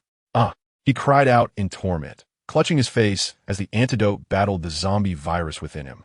Peter patiently awaited the transformation, witnessing the gradual return of Dr. Strange to his human form. "What has happened to me? Why does it hurt so much?" At last, perseverance bore fruit as Dr. Strange gazed at his hands, clarity returning to his eyes. After enduring a wave of pain, the memories flooded back. Yes, the zombie virus outbreak. I was bitten and became a zombie. No, heavens above, what have I done? Cough, cough, cough. What you did previously is of no consequence. What matters now is what you must do. Peter's words suddenly echoed in his ears, causing his expression to shift in surprise as he turned to face him. "Who are you? Did you somehow transform me back into a human?" Dr. Strange scrutinized Peter closely, realizing that the uniform he wore evoked a sense of familiarity. It was just that he had only recently reverted to humanity, and the memory eluded him for the moment. "My name is Peter Parker, though you may refer to me as Ancestor Man. Of course, Super Spider-Man works too, but I prefer Ancestor Man for the freedom it embodies." Peter confidently introduced himself, appearing somewhat loquacious. "Oh, I remember you now. You're Spider-Man, the one who gives me headaches," Dr. Strange mused, rubbing his head as the recollection of Peter dawned upon him. Yet, he soon displayed a look of bewilderment. "Have you discovered a cure for the zombie virus?" "Sort of," Peter nodded, acknowledging that the system had provided it to him. Thus it was indeed his own, albeit not one he had developed. "My goodness, you are remarkable. Before the outbreak of the zombie virus, I attempted to research it myself. But even magic could not eradicate this affliction." Dr. Strange expressed his astonishment, almost wishing to immediately bestow upon Peter the title of Sorcerer Supreme. "All right, enough chatter. You are fortunate. My supply of antidote is limited and can only assist those who contribute to the preservation of human civilization. As for the other zombies, I regret to inform you that I cannot aid them," Peter interjected, raising his hand to halt further conversation before outlining the tasks at hand. Upon hearing this, Dr. Strange refrained from further comment. He understood that a virus impervious even to magic could not be resolved effortlessly, even if an antidote existed. It could not be administered to all, a reality he grasped. Subsequently, Peter informed him of the actions required and entrusted him with certain items, to which Dr. Strange patted his chest in assurance. Thus, they parted ways once more. Proceeding one by one is rather cumbersome. Peter mused as he hovered above a city that resembled a decaying wasteland, his emotions turning restless. After all, should he intervene? Eliminating a horde of zombies at once would be a monumental task. He could not fathom how long it would take to cleanse the entire planet of the undead. Therefore, he resolved to take the simplest approach, performing a ground-shattering cleanse. Clenching his fist, he struck downward with a punch. An unremarkable blow, yet it wrought devastation upon the city, erupting in a cataclysm akin to a nuclear explosion, sending mushroom clouds soaring into the sky. This was Peter's swift method as he traversed to various cities, delivering similar punches with calculated ease. His mastery over his own strength was paramount. Otherwise, a single blow could have reduced the entire planet to ashes. Of course, if there were any survivors within the city, he would prioritize their rescue. In the blink of an eye, those fortunate enough to be saved found themselves transported to a base, instantly bewildered by their sudden change in surroundings. Should Peter encounter a capable zombie hero, he would readily extend his assistance. However, such instances are exceedingly rare. Despite ravaging a significant portion of the American territory, he has scarcely discovered a handful of useful allies. This, however, does not surprise Peter. Everything is progressing in a favorable direction. Yet, matters cannot commence too early. Just as he was preparing to traverse other nations to cleanse the surface, a figure obstructed his path. It was a large-headed doll, and Peter pondered the identity of the individual before him. A traveler from another universe. Has he realized the gravity of his transgressions? The observer, with pale eyes, regarded Peter with utmost seriousness. "Ah, I recognize you. You are the large-headed doll, a connoisseur of the multiverse," Peter remarked, snapping his fingers as memories of previous narratives flooded back. The observer, taken aback by such an impolite greeting, furrowed his brow but chose not to dwell on it. Instead, he continued, "You are aware of the havoc you have wrought. You have disrupted the temporal loop, allowing the zombies to invade the multiverse and plunging countless universes into peril." All right, I understand. It's merely a minor inconvenience that can be resolved." Peter waved his hand dismissively, exuding confidence with those words. "No, you fail to comprehend." The observer gazed into the distance, shaking his head. "No one understands the multiverse better than I do." With a smile, Peter unleashed a fraction of his formidable power. Sensing the overwhelming energy, the observer's expression softened, and he let out an exasperated sigh. "I hope you can indeed resolve this crisis." With those words, he vanished into thin air. As Peter watched the direction of the observer's departure, a sense of calm washed over him, and he resumed his mission. Days passed, and progress unfolded smoothly. The number of surviving zombies across the planet dwindled significantly. The strength of human civilization burgeoned, establishing a heroic emblem in honor of their ancestor, Peter. Everyone understood that without him, humanity would likely have faced extinction. On another front, after bidding farewell to several newly inducted superheroes, Peter settled into a chair, contemplating the next phase of his plan to shatter the previous time loop of the zombie universe and activate the Multiverse Watch. Notably, he had drawn a higher tier quality previously, one with more comprehensive and efficient functions. Choosing a universe, he prepared for his journey, opting not to take other superheroes along. After all, their powers seemed trivial in comparison to his. Their presence could potentially complicate matters, thus he preferred to operate independently. Moreover, it is worth mentioning that through his recent efforts, his reputation soared to an astonishing level, allowing him to acquire numerous valuable items, resulting in a significant surge in his power. As for Peter's own strength, he was uncertain, only aware that within his 10,000 cells resided a galaxy-sized star system. It could be said that his combat prowess was nearing that of a singular universe.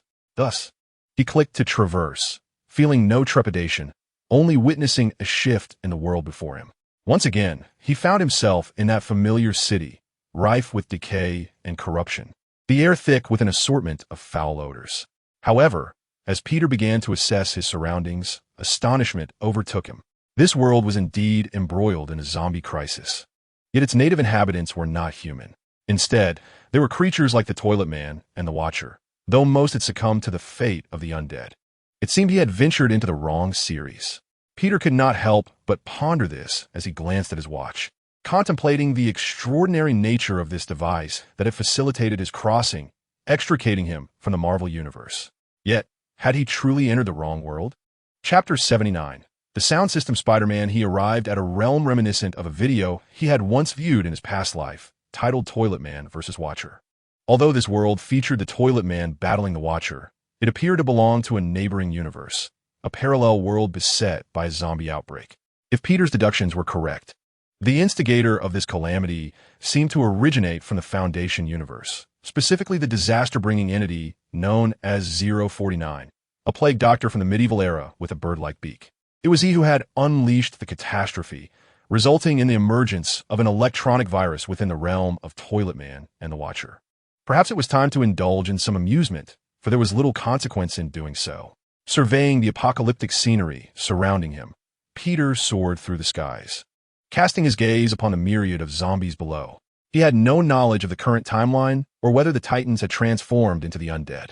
At that moment, his attention was drawn to a distant bridge where a resounding explosion erupted, illuminating half the city with fiery brilliance. It was evident that something intriguing was unfolding there. Without hesitation, he immediately flew towards that direction, for he, being invincible, felt no fear of these electronic zombies. Just like in his previous universe, he could act as he pleased, unfettered by any obstacles. In mere moments, Peter's cape descended upon the scene, where zombies of both the Watcher and Toilet Man variety roamed. Strangely, there was an absence of zombies resembling the sound system variety. As he landed, the undead seemed to sense him, turning their heads in unison, drooling and ravenous, charging towards him. It appeared that even here, he had his admirers. His ancestral reputation was evidently well regarded. Observing the zombies that appeared intent on devouring him, Peter felt a peculiar charm, realizing that such attention was, in its own right, a form of sin. At this moment, the zombies lunged towards him, yet Peter remained unperturbed. In his eyes, these creatures were nothing more than mere phantoms. Not only would he allow them to gnaw at his defenses, but even if he were to sever his own limbs, he possessed a regenerative ability surpassing that of Deadpool. This led him to ponder whether such a formidable healing power might spawn a second version of himself. Although he had never tested this theory, he preferred to avoid the complication of an additional sibling. As Peter took a step forward, the advancing zombies were reduced to mere puddles of blood. Such is the solitude of invincibility. With his current prowess, he could swiftly conclude this journey. However, he found it unnecessary, for such an outcome would be exceedingly dull. Moreover, he had new amusements to engage in, such as the surveillance individuals he had drawn, along with an object that permitted him to transform at will. With this thought in mind, Peter concentrated and instantly morphed into a sound-themed figure adorned with headphones. Compared to becoming a surveillance individual, he found greater joy in being a dancing sound entity. This sound figure was no ordinary creation.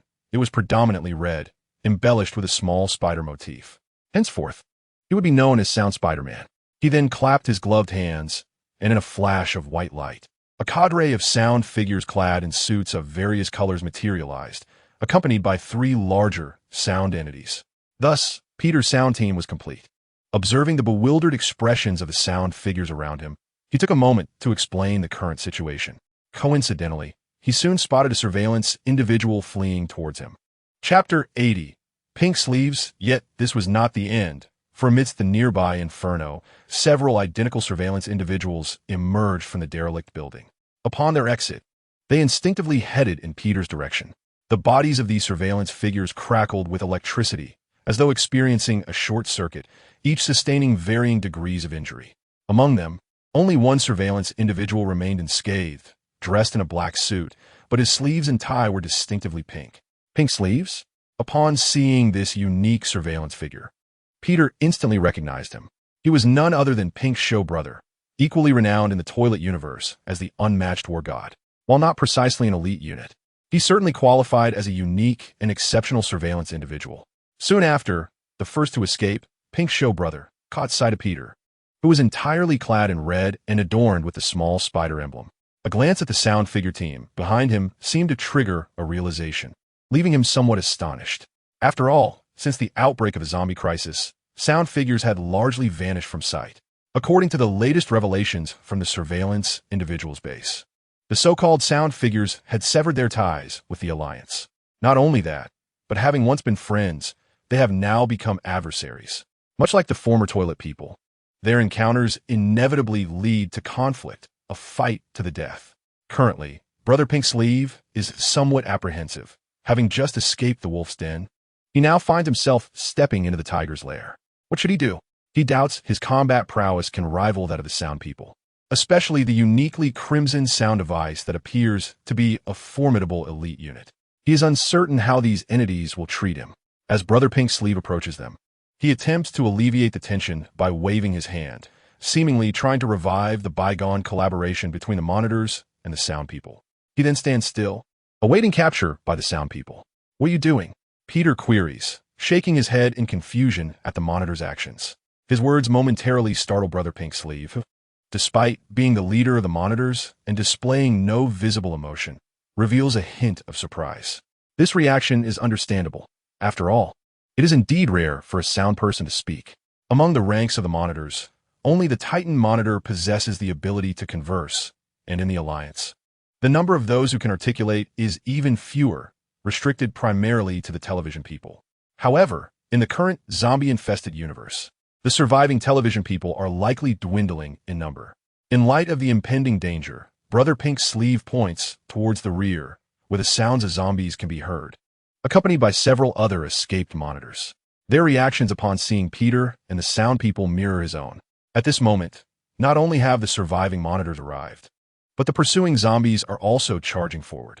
Witnessing this scene, the monitors instinctively retreat behind the sound people, anticipating an inevitable fierce battle. Are we missing certain varieties? Peter muses, observing the zombies with curiosity. Among them, there are only monitors and toilet people zombies. Strangely absent are any of the sound television zombies that he has yet to encounter. What could be the reason for this? Peter is not entirely sure. Yet there is no time for contemplation, as the zombies offer no opportunity for thought. Previously, he had refrained from directly commanding the sound people to launch an attack. Now, they are unarmed, devoid of any weapons, unlike the toilet people who wielded excessively powerful armaments in their later stages. This indicates that engaging in hand-to-hand combat with the zombies is inadvisable. Otherwise, the zombies would have countless opportunities to bite the sound people's subordinates, transforming them into zombies. Such losses are something Peter is keen to avoid. Upon this realization, he accessed the system repository, gliding through the panel in search of available weaponry.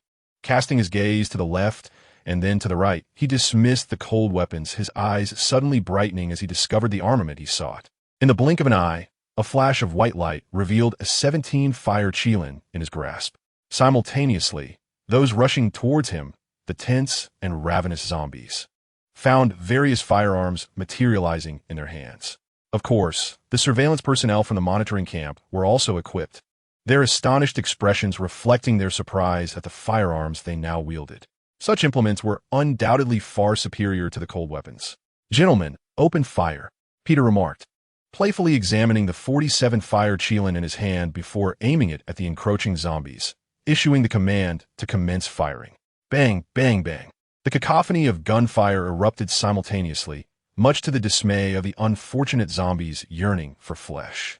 Just as they neared, a barrage of bullets claimed their lives. Although the slaughter of the zombies appeared effortless, one shot and they fell en masse. The repercussions were evident, as the gunfire attracted nearby zombies, all converging upon their location. Alas, an ever-increasing horde of zombies descended upon them, including several unique units. However, the distinction was minimal. They merely absorbed a few more bullets before collapsing lifelessly to the ground. This virus is rather intriguing, Peter mused as time wore on. Yet, he soon discovered an issue concerning these zombies. Although they possessed infinite ammunition and did not require reloading, akin to having an unfair advantage, the drawback was glaringly apparent. Their mechanical forms were not adept at utilizing firearms. While they could strike the bodies of the zombies, their accuracy in hitting the head was alarmingly low. The problem lay therein. Without targeting the head, the downed zombies would, over time, rise again as if fully revived. This posed a significant dilemma. It seemed necessary to deploy something more substantial. Observing the encircling horde of zombies, Peter contemplated his next move. Without hesitation, He withdrew a rocket launcher with both hands and aimed it at the mass of zombies, unleashing a devastating shot. Boom! The resounding explosion reverberated, fundamentally resolving the issue. No longer would the failure to strike the head result in the zombies rising anew. A single rocket obliterated not just their heads, but their entire forms, reducing them to dust. Moreover, this system's rocket was formidable, creating a vast devastation upon detonation. The chaotic scene of Peter's relentless bombardment left the monitoring personnel in awe. Pinky, one of the observers, extended a grand thumbs up to Peter, seemingly impressed by such an extraordinary display, just as they believed that all the zombies were destined for annihilation. The unexpected loomed. The earth began to tremble, and the surrounding buildings started to collapse as a colossal drill emerged from the ground. Chapter 81. The Unmatched Warlord. The Zombie Drill Man. This immense mechanical entity, predominantly red, was adorned with numerous powerful drills, but its chest bore a grotesque mouth filled with repulsive teeth. Peter, an enthusiast of unconventional toilets, had indeed encountered similar phenomena in various fan series. Thus, he immediately recognized the Titan before him as a drill man from a neighboring universe. However, it seemed he had arrived a tad late. This Titan had succumbed to the electronic zombie virus and had transformed into a zombie itself. Roaring, the behemoth opened its gaping maw, unleashing an overwhelming stench that filled the air. Peter, being the only one to truly perceive it, promptly shut off his sense of smell, for the odor was unbearable. Without needing to utter a word, Peter observed the monstrous figure before him. All surveillance and audio personnel opened fire simultaneously, the cacophony of gunfire resonating throughout the vicinity. Yet, when the smoke cleared, the zombie drill man appeared unscathed. This revelation profoundly illustrated to Peter the principle of smoke without harm. It seemed that conventional firearms were adequate for dealing with ordinary zombies, but they fell short against such titanic foes. It was imperative to bring forth more formidable weaponry. At that moment, Peter's thoughts crystallized, and he swiftly produced an extraordinarily long sword, measuring a staggering 40 meters.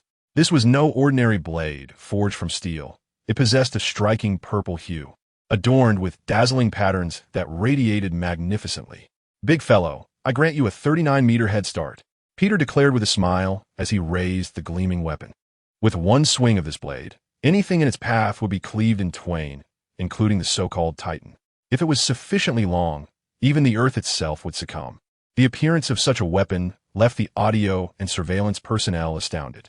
Particularly, the character known as Pink Show Brother approached Peter, intrigued, observing and touching his hand. Deep in contemplation, it seemed he pondered how this hand could wield such formidable objects. If magic were the explanation, it would be utterly absurd. However, if technology was the key to such wonders, then it implied that the audio personnel had developed exceptionally advanced technology. No wonder collaboration was unnecessary with such remarkable advancements. Resolving the zombie crisis was merely a matter of time. It would not be long before the audio personnel devised a vaccine against the zombie plague, holding a significant possibility of restoring their once zombified Titan comrades. By then, it would become evident that the zombie crisis had reached its conclusion, and what lay ahead was the formidable technological prowess of the audio personnel.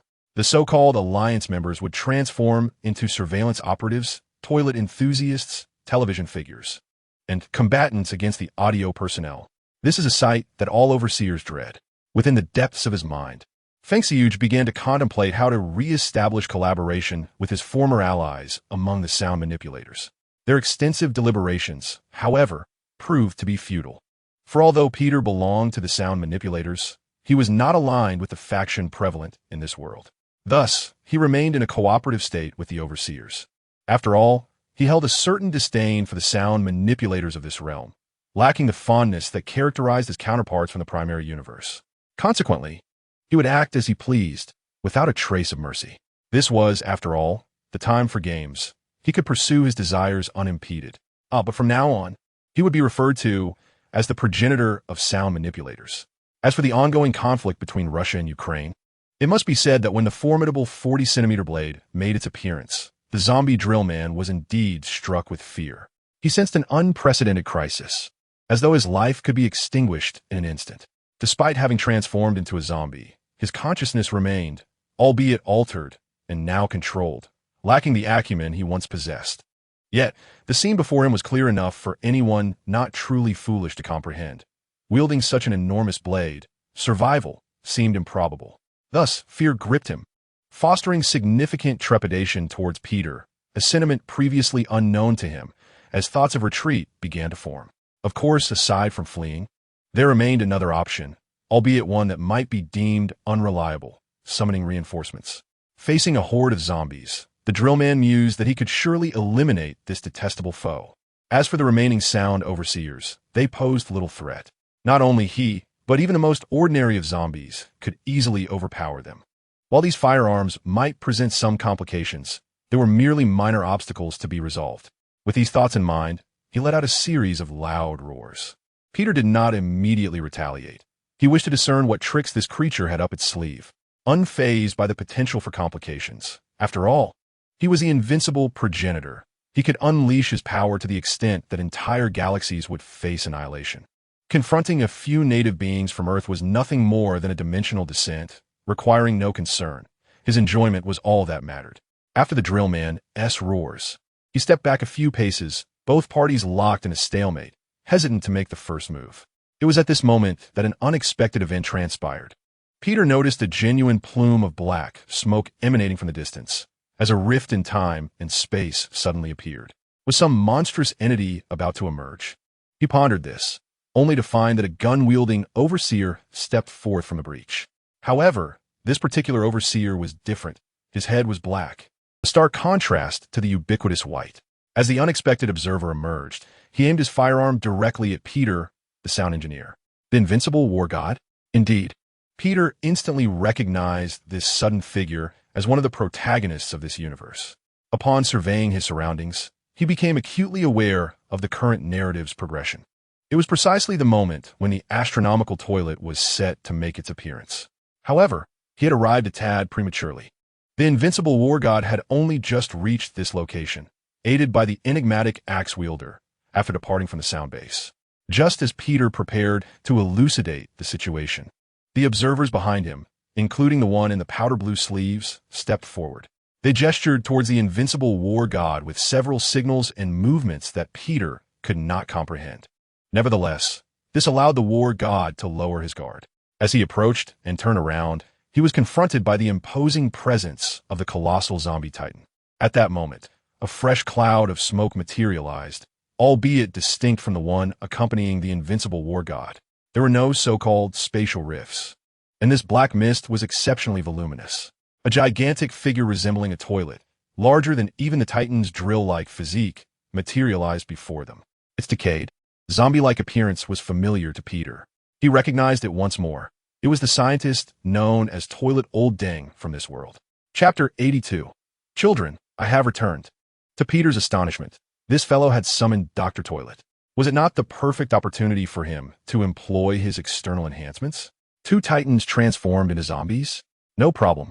He could undoubtedly remedy the situation. There was nothing beyond his capabilities. Peter mused that once this universe returned to normalcy, war would be a thing of the past. Whether it was the observers or any other adversaries, they would no longer be able to wreak havoc in his domain. They must submit to his rule and collaborate in technological advancement, striving to provide him with valuable innovations. As he contemplated this, the 2 Titan-level zombies commenced their assault. The familiar sounds of battle echoed once more, albeit now with the addition of the invincible war god. With the core technology in his possession, their combat prowess was undoubtedly significantly enhanced. Peter, however, had no desire for such advancements, as they were merely trivial to him. After all, he was capable of obliterating entire galaxies with a mere flick of his wrist. What utility did such technology hold for him? He could traverse time with his rapid movements, surpassing even the renowned speedster of another universe. Moreover, as he grew stronger, so too would his abilities. It would not be long before the so-called universe was merely a marble in his grasp. At that point, his identity within the Marvel universe would signify a true powerhouse. There was no need to fear these trivialities. Most importantly, he was confident that his accomplishments extended far beyond this. Transported into the realm of the Toilet Man zombie universe, this merely marks a promising beginning. In the future, he shall undoubtedly transcend the confines of Marvel, soaring through countless worlds across the vast multiverse. At that juncture, he shall encounter adversaries of true significance. Presently, however, it is time to swiftly conclude this farce, as the game time is drawing to a close. Were it not for his burgeoning interest in this universe, coupled with the system's assurance that certain accomplishments would yield rewards, he would have no desire to waste his time here. With this thought, Peter retrieved the familiar syringe. He initially contemplated using it immediately, but upon witnessing the tireless efforts of the unparalleled war god, he decided to wait a moment longer. After all, the pivotal characters had yet to arrive. It would surely be more entertaining to wait for everyone to gather. In any case, he was quite content, particularly now, as yet another protagonist had made an entrance. It must be noted that they seemed to possess some form of telepathic connection. Lo and behold, the Chicken Man soared into the scene, immediately launching an assault on Toilet Old Deng, employing a human-like form crafted from steel. Observing the dashing Chicken Man, imbued with a futuristic aura, Peter couldn't help but remark on the advanced technology of this universe. It was at the very least more sophisticated than the time he witnessed the three titans of the main universe being effortlessly dominated by the astronomical toilet. Before long, it became evident that the Chicken Man was no match for the two titans. In that moment, the unparalleled war god received a devastating blow. Would he truly meet his end here? No, that seemed unlikely. As one of the protagonists of this world, bolstered by the aura of his narrative significance, even if he refrained from action, others would inevitably intervene. A wave of laser energy surged forth, repelling the Titan drill man who was poised to deliver a fatal strike to the war god. In a swirl of smoke, a white flying toilet of notable caliber appeared, wearing a hat and supported by a plate beneath it for flight. This was the astronomical toilet of this universe. Clearly, any species that was not a zombie would come forth to rescue the living. Well then, the time has come. With all the necessary characters assembled, Peter deemed it unnecessary to continue spectating. He was now poised to swiftly conclude this chapter. First, he needed to transform these titans, now turned into zombies, back into humans. It was time for the protagonist to make his entrance. As the titans clashed in battle, Peter suddenly ascended into the sky and shouted towards them. At that moment, regardless of who they were, all actions ceased in response to his voice, and their gazes shifted toward Peter. Confusion was evident on their faces as they pondered the meaning of his interruption. How could such a diminutive being possibly impede their conflict? The Chicken Man shook his head in resignation, doubting that this peculiar sound-emitting individual could offer him any assistance. Instead, there exists a considerable likelihood that it may bring him trouble, ultimately necessitating his intervention to rescue these individuals. The unparalleled god of war was equally perplexed. He inquired of the nearby observer, gesturing towards Peter, seeking clarification on the meaning of this. Their confusion was entirely reasonable, for among those present, the only beings capable of combat prowess were the Titans and the core gun wielded by the god of war. The lesser figures present were merely fodder, devoid of any substantial utility. As they pondered this, Peter revealed the pivotal answer. All eyes were drawn to the peculiar vial and syringe in his grasp. Rather than directly administering it to another, he forcefully hurled it toward the direction of the zombie Old Deng. Naturally, Old Deng did not stand idly by, awaiting salvation. However, at the moment he prepared to evade, everyone was astonished to witness the syringe, propelled by an inexplicable force, under their watchful gaze. The first syringe soared through the air while the subsequent one embedded itself in Old Deng's neck, disintegrating and being absorbed into him. What on earth was happening? This question echoed in the minds of all present. Even Chicken Man stood agape, his face a mask of disbelief as he regarded Peter, a stark contrast to his previous demeanor. Yet, amidst their astonishment, they wondered, even if it struck true, what difference would it make? Could the efficacy of this vaccine truly eliminate an enemy instantaneously? As the god of war shook his head and prepared to fire, Old Deng underwent a transformation. His body writhed uncontrollably, and from the decayed flesh of his head, fresh shoots began to sprout. His previously vacant gaze gradually regained intelligence. Chicken Man was initially taken aback, but tears of gratitude soon filled his eyes, for in that moment, they all witnessed Old Deng's metamorphosis from a zombie back into a semblance of his former self. "Children, I have returned," Old Deng exclaimed, rubbing his drowsy eyes before gracing Chicken Man and the others with a smile. Boom! Witnessing this spectacle, the Titan drill man was instantly paralyzed with fear, hastily burrowing into the ground to escape. No one paid heed to his departure. After Chicken Man relayed the events to Old Deng, all attention shifted back to Peter, the architect of this miraculous transformation. Chapter 83. The Zombie Army, Why Are You All Staring at Me? Peter felt a wave of discomfort wash over him, an unsettling chill creeping down his spine. Although he understood that the object he had produced was indeed astonishing, it was far from being a relic of this era. The ability to cure even the zombie virus, to restore life to a zombie, was indeed remarkable. Yet, this was merely the fundamental operation. If one were to fully reveal their capabilities, it would undoubtedly leave others in a state of astonishment. However, Peter's thoughts were indeed accurate. The onlookers gazed at them with a mix of surprise and intrigue, pondering the sudden emergence of such an extraordinary entity within the sound camp. Was it the result of an individual's endeavor or a collective effort? If the latter were true, the feats achieved by a single person would seem implausible, yet to attribute it to a collective would also raise questions. Despite the advanced technology of the influential camp, the likelihood of developing a vaccine for the zombies is exceedingly slim.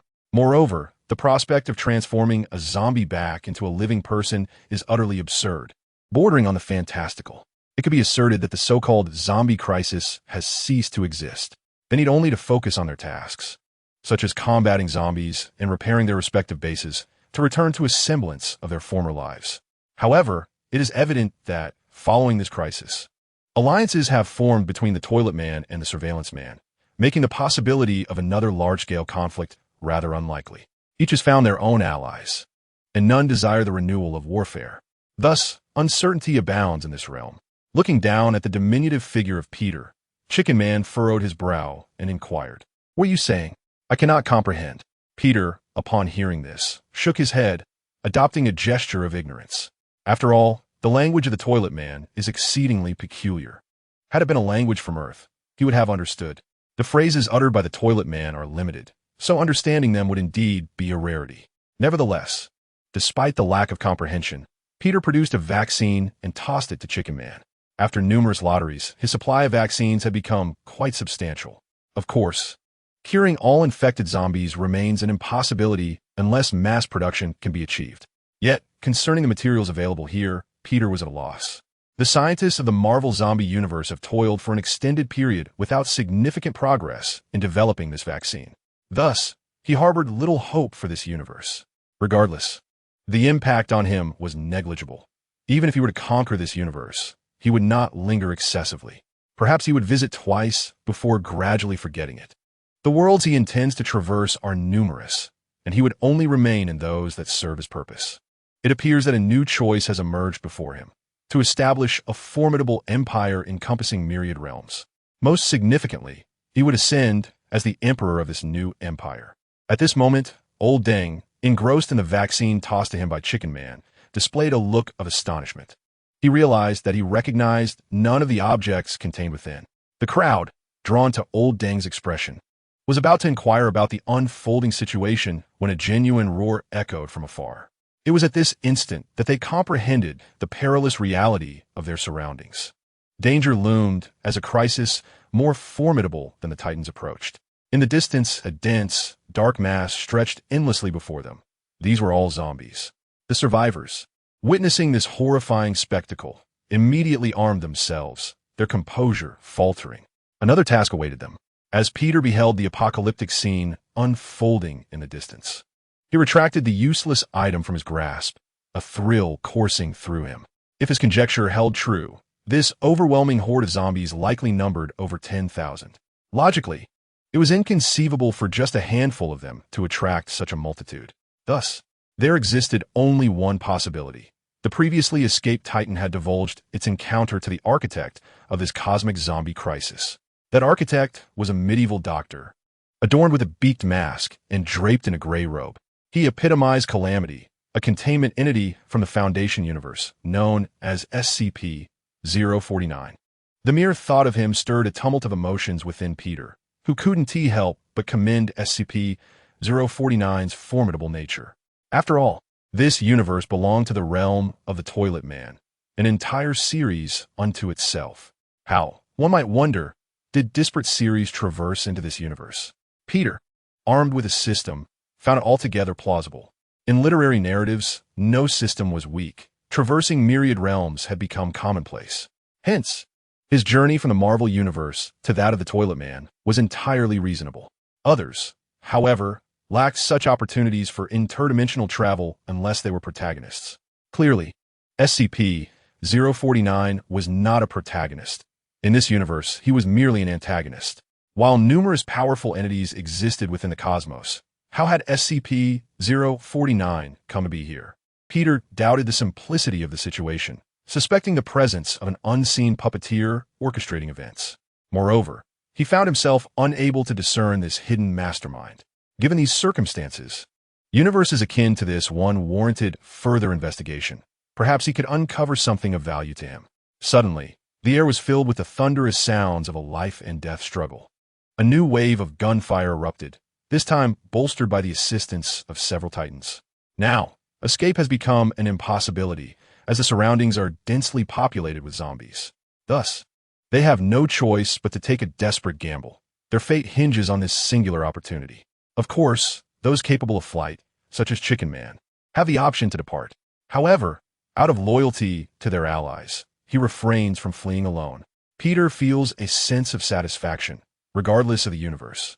Chicken Man proves to be a commendable commander. Given this, he can no longer withhold his strength. It is time to reveal a bit more of his power. Arise, my troops, clear away all obstacles, for you shall be the saviors of this world. Chapter 84. Good heavens, who is he? As the gentle breeze stirred, Peter extended his arms, and a brilliant white light flickered behind him, revealing a battalion of human soldiers clad in elite gear. Not only that, but an array of advanced weaponry and previously uncalled surveillance personnel also emerged, all equipped for battle. At that moment, without needing further instruction from Peter, everyone unanimously agreed to open fire. In an instant, the sounds of cannon fire reverberated through the air. This spectacle naturally drew the attention of the indigenous inhabitants, who were utterly astonished and bewildered by the sudden appearance of an entire battalion. They could hardly comprehend why an additional force had materialized, especially when many of these soldiers were remnants of a nearly extinct humanity. Indeed, they had not encountered humans for quite some time, as by the time they emerged, humanity had become a rare species, compounded by the outbreak of the zombie virus. Though they could not grasp the mechanics of this unexpected arrival or the presence of these long-lost kin, one among them began to comprehend the situation. He had just witnessed the figure of the unparalleled war god while slaying zombies. He had inadvertently cast a glance toward Peter and was struck by the astonishing scene before him. This revelation left him profoundly shaken, stirring tumultuous emotions within. Though he had previously learned of this extraordinary sound-based individual capable of conjuring bizarre phenomena from unknown dimensions, he had not anticipated that these so-called humans could also be summoned. The sight left him utterly speechless, causing even his prized weapon to slip from his grasp unnoticed. Even Old Deng, a scientist of considerable renown, was left astounded by this unprecedented display. As a Ph.D. who thrived on technological research, he found himself witnessing a method of creation unlike any he had ever encountered, an act akin to divine creation. In that moment, Old Deng formed a hypothesis. The scientists of the Sound faction could not possibly produce such technology. Therefore, this realization illuminated the fact that Peter was far more than a mere sound-based individual. It is entirely possible that a remarkably powerful entity, feeling ennui, transformed into a state akin to that of a sound man through technology. Subsequently, this being arrived in their apocalyptic world, seeking amusement in the midst of chaos. The likelihood of such a scenario stands at an impressive 90%. The venerable Old Deng has already discerned this truth. All else pales in comparison. This entity is not merely the savior of this world, but also the scientist whom he has revered throughout his life. The war rages on. Countless varieties of zombies continue to fall, one after another, as time marches forward. The heaps of corpses have accumulated to the point where they resemble towering mountains. The number of these undead exceeds tens of thousands, even reaching into the millions. After merely a few minutes of carnage, the survivors can hardly recall how many zombies they have vanquished. Fortunately, thanks to Peter's presence, They possess a weapon of seemingly infinite ammunition, crucially requiring no magazine changes. They can fire at will, resulting in some fatigue in their backs and arms, yet every effort is deemed worthwhile in the pursuit of restoring peace to this world. No one dares to complain, for they must first seek Peter's approval. Without delay, Peter has taken action, eager to explore other intriguing possibilities. For instance, he extends his arm, unleashing an endless stream of spider silk that envelopes the undead. Fortunately, he has grown immensely powerful, and this endeavor does not leave him feeling fatigued or weak. It can be said that such a phenomenon is entirely at his command. He can conjure as much as he desires without a hint of concern. This spectacle leaves the surrounding crowd in awe, wondering at the sight of such spider silk being shot forth so abundantly. Hey everyone, attention please. It is now game time. Cover your noses, for something marvelous is about to unfold, albeit the scent may not be particularly pleasant, Peter exclaims, his heart brimming with joy. He then snaps his fingers, summoning a purple flame from his fingertips. What's he up to? The crowd is perplexed, but they will soon understand. The flame, as if under his control, soars into the sky before landing on a nearby web, igniting instantly in a matter of moments. The onlookers lower their weapons, realizing their assistance is no longer required. Before them, the fire bursts forth, the flame igniting the web, and, in turn, setting ablaze the surrounding zombies and corpses. From all directions, an infinite expanse is filled with purple flames, illuminating the sky. The scene is nothing short of breathtaking, even among those who are mechanical beings. Their reactions mirror those of ordinary humans, displaying a shared sense of awe. All gazed at Peter with astonishment and admiration. Some pondered inwardly, who exactly is this individual? What is it that he cannot accomplish? Not a single zombie could escape Peter's relentless onslaught. In no time, the charred corpses emitted an odor reminiscent of something roasted, though distinctly foul, far removed from the savory scent of barbecued meat. No soul would desire to partake in such grotesque fare. Listen closely, comrades, he declared. We shall establish a stronghold and gradually eradicate the zombies plaguing this world. However, we are a collective in need of a new leader. This leader must possess unparalleled strength, and I propose myself for this esteemed position. Do you concur or support my claim? I assure you, I will provide ample assistance. My words are concluded. Thank you all. Peter clapped his hands and observed their reactions. His allies were of little concern. His focus lay on the indigenous inhabitants of this realm. He trusted they would not refuse him, for he had been accommodating thus far. Should they rebuff him, he might well be incensed, and that would render matters rather unpleasant. The natives of this universe were acutely aware of this dynamic. The unparalleled warrior raised his hand, offering a nod of approval, signaling his support. Witnessing this, the others recognized their lack of options to dissent. Moreover, there was no need for rejection. Without Peter's intervention, they would still be grappling with the menace of zombies. Thus, even in the absence of his proclamation, they had tacitly accepted him as their leader. Well done. Those who discern the times are indeed wise. You have performed admirably.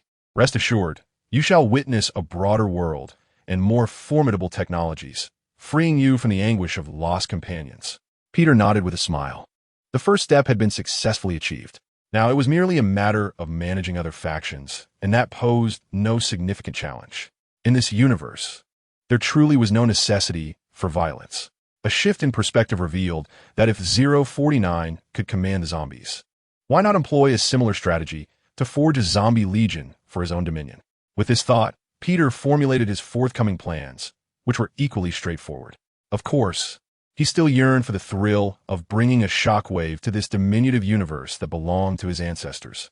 In an instant, the scene shifted to a technologically advanced base, where Peter soared through the sky, observing the bustling individuals below.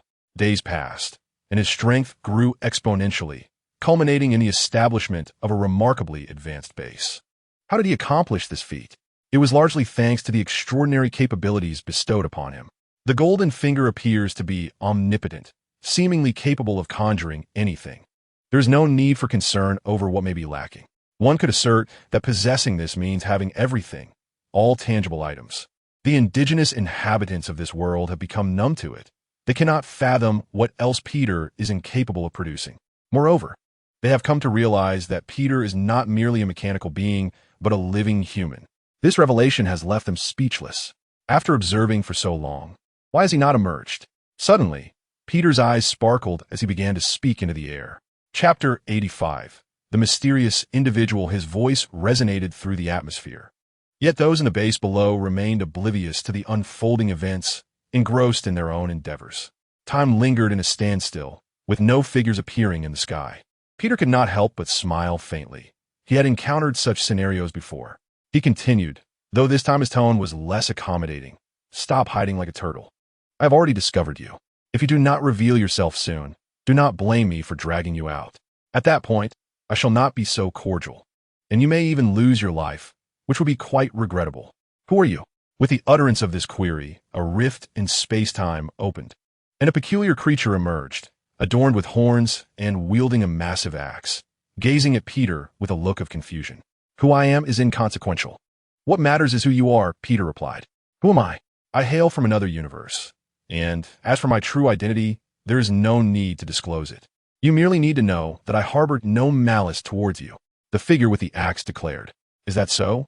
How fortuitous, for I too come from another universe. Peter's brow furrowed slightly, clearly intrigued. You come from another universe? The mysterious individual expressed surprise, then shook his head in resignation, stating, I have traversed the known universes and have not encountered your presence. Your identity is even more enigmatic than mine. Naturally, it would be strange if you could find me. As I am just an ordinary person, Peter waved his hand dismissively and continued, Please share your origins. My time is limited, and I do not wish to engage in idle chatter here. Forgive my rudeness, esteemed sir, but could you kindly enlighten me with your name? The mysterious figure placed his right hand over his heart and bowed slightly. I am Peter Parker, a Spider-Man from the Marvel Universe. Of course, I prefer to be called Ancestor Man now. What brings you here? Peter smiled faintly, resembling a cheerful young man. I wish to collaborate with you to address the zombie crisis plaguing this world. The mysterious individual nodded and revealed his own origins. Ah, I see. Upon hearing this, Peter comprehended entirely the intentions of the other party. It was merely a matter of coveting his formidable strength, wishing to become his subordinate. This was not entirely out of the question. However, he did not immediately acquiesce to the proposal. Instead inquired, Your words are intriguing. May I ask what you can offer me, or what utility you possess, considering you have already witnessed my capabilities? I have no need for worthless entities devoid of value. The enigmatic figure wielding the great axe spoke thusly, demonstrating his prowess by cleaving the air with his axe. Instantly, a rift in the fabric of time and space manifested, revealing a scene within. In the vision, a titan adorned in gold, resembling a clock, engaged in combat against a band of toilet beings. This is my ability, the great axe wielder proclaimed. It may indeed be so, yet it lacks a certain allure for me. It simply won't suffice, Peter remarked, tapping his shoulder lightly and shaking his head with a smile. This response left the great axe wielder at a loss. His ability was already deemed formidable, likely unmatched across myriad universes. Countless had sought his allegiance, presenting various extraordinary skills and treasures. Yet, he had not consented, and now he found himself seeking collaboration, only to be rebuffed, an utterly perplexing situation. One must realize that beings of his caliber are exceedingly rare throughout the cosmos. What manner of identity does this individual possess to deem him unworthy? With this realization, the great axe wielder found himself at an impasse. It appeared that this encounter would yield no fruit. Forgive the intrusion, he stated politely, preparing to depart by slicing through the adjacent space with his axe. 1 foot poised to step into the unknown. Hold on, Peter interjected, understanding that he could not leave the other in suspense. I am open to negotiations. Provided you are willing to heed my conditions, then I may be inclined to consider. Such a request cannot be entertained. However, before the great axe wielder could respond, a sudden plume of black smoke erupted, from which emerged a figure clad in a gray robe with a beaked visage. Ah, you have finally arrived. It has been several days, and I feared you were too intimidated to show. Peter was not surprised by the arrival. Everything unfolded within his perception. Evidently, you were aware of my presence, and perhaps recognized my identity. The beaked figure remarked, a hint of astonishment in his voice, then relaxed slightly. So what say you? Have you reached a decision? You have all witnessed my prowess. I can now assert with confidence that this is merely the tip of the iceberg. Seize the opportunity, for it may not present itself again. Chapter 86. Relics. Peter continued to inquire, fully aware that his actions bordered on excessive. Yet, such was the nature of existence in a world where the strong prey upon the weak. Your abilities are lacking, leaving you with no choice but to heed the words of others. His conditions are indeed quite benevolent. To disagree would be tantamount to disrespecting the other party, and therefore, he bears no blame. To be frank, I found myself intrigued. The enigmatic figure wielding the colossal axe nodded in agreement, ultimately acquiescing to the request. Deep within, a voice urged him to comply, cautioning that refusal would lead to a lifetime of regret. Thus, in pursuit of his own desires, he consented to this option. After all, it was merely an experiment. Should it prove futile, one could easily discard it like a piece of worthless paper. You will certainly regret this. Upon hearing this, the masked individual known as Birdbeak 049, despite concealing his expression, conveyed a palpable fury through his tone. The one who ought to feel regret is you. The colossal axe wielder retorted, directing the axe's blade towards him, a clear indication of his readiness to strike. The atmosphere became increasingly tense, infused with a sense of impending peril that saturated the air. It would not be long before this place, once the battle commenced, would be reduced to ruins. Yet, there was no need for concern regarding such a scenario. The newly established base boasted formidable defenses, a testament to its superior craftsmanship. Moreover, among these individuals stood our heroic figure, Peter, who would not remain passive. After all, the value of the belongings here was considerable, the fruit of his labor, not to be trifled with. Clearly, they were also affording Peter a degree of respect, perhaps out of jealousy for his prowess. We shall see. Just as a fierce conflict seemed imminent, 049 broke the stalemate, turning to depart as a veil of black smoke enveloped him, causing him to vanish from sight. Ultimately, the outcome was favorable, as no tragic war ensued. Peter did not impede his departure, merely watching him leave, recognizing that the time was not yet ripe for detaining him.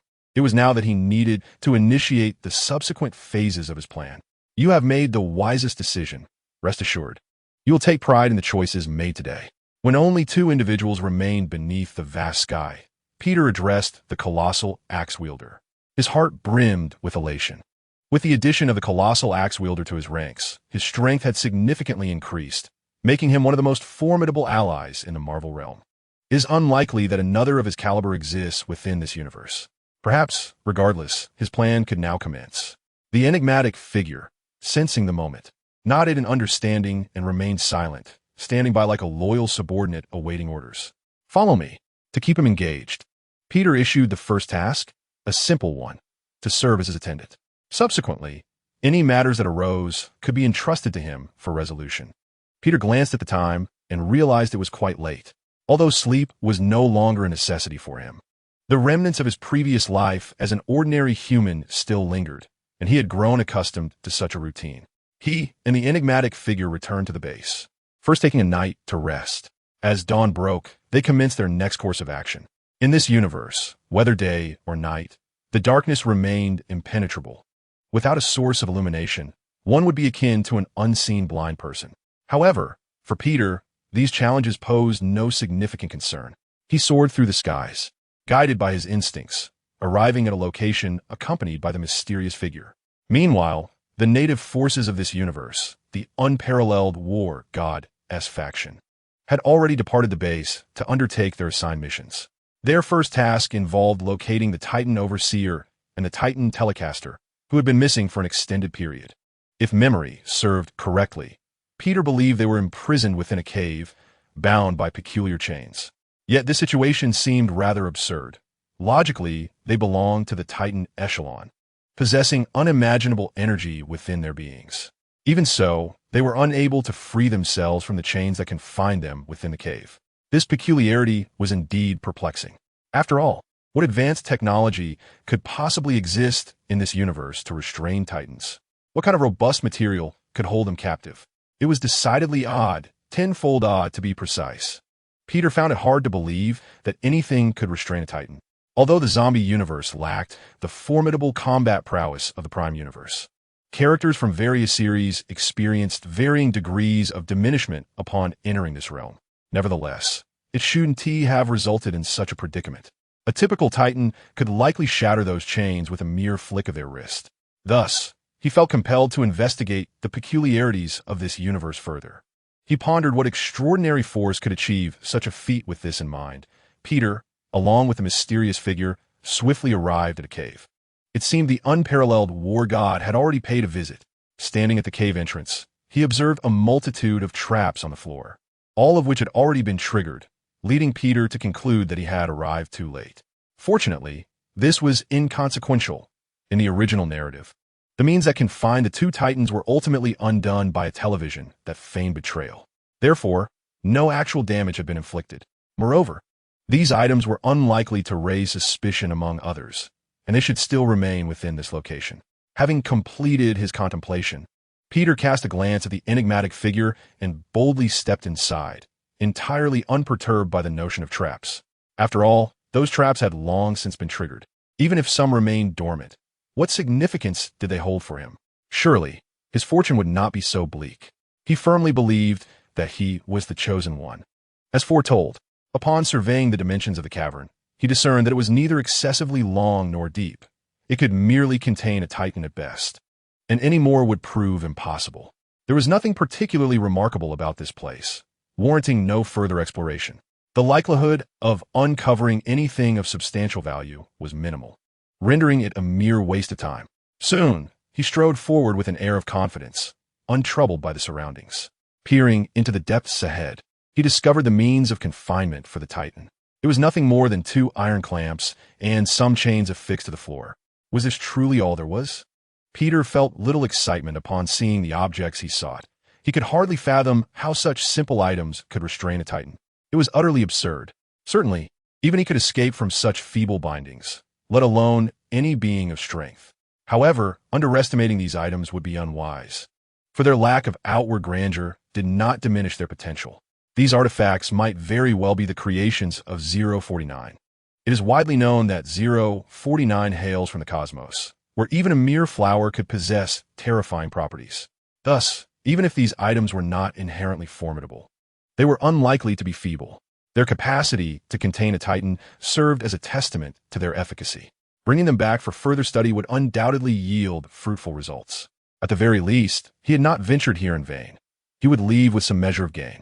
Even if their utility for him was limited, they could provide amusement for his subordinates, thereby enhancing their loyalty, which was a notable advantage. As Peter continued onward, listening to the rhythmic sound of dripping water, an unsettling sensation suddenly washed over him.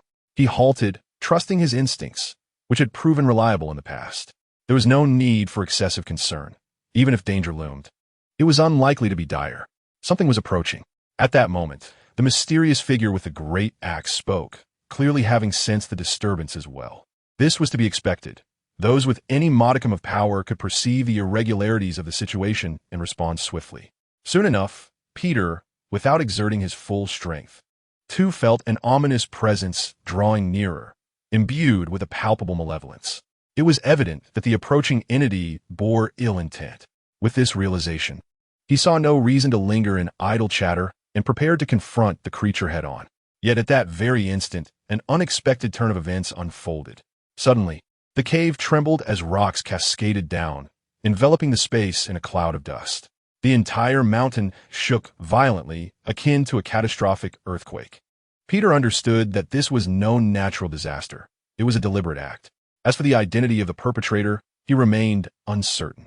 However, one thing was clear: this individual was undoubtedly malevolent. Such actions could only stem from ill intent.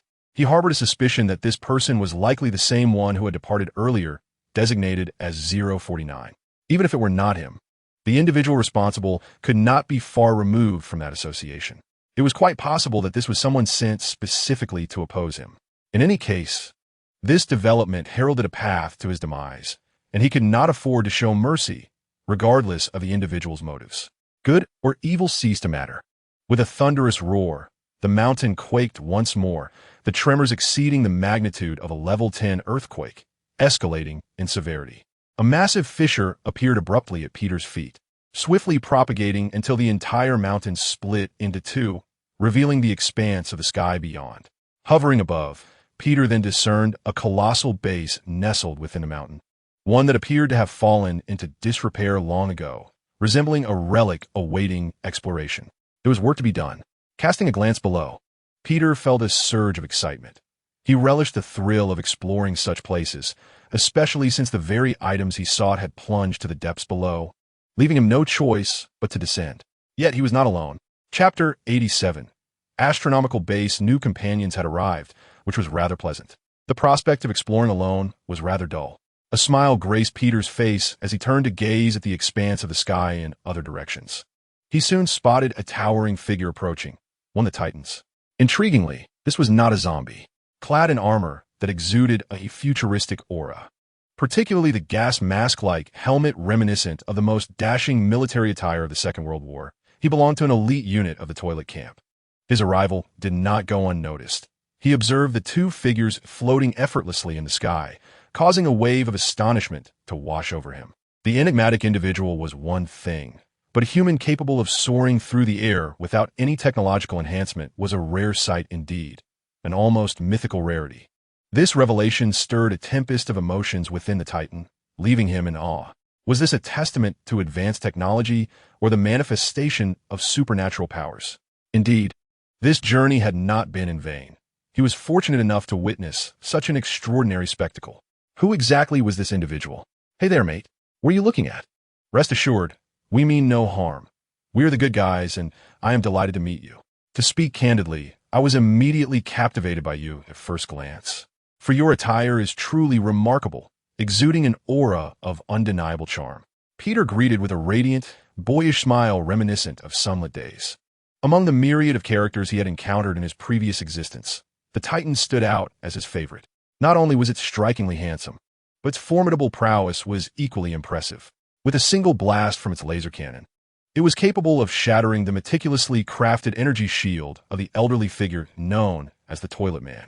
Despite this, the Titan still endured considerable damage.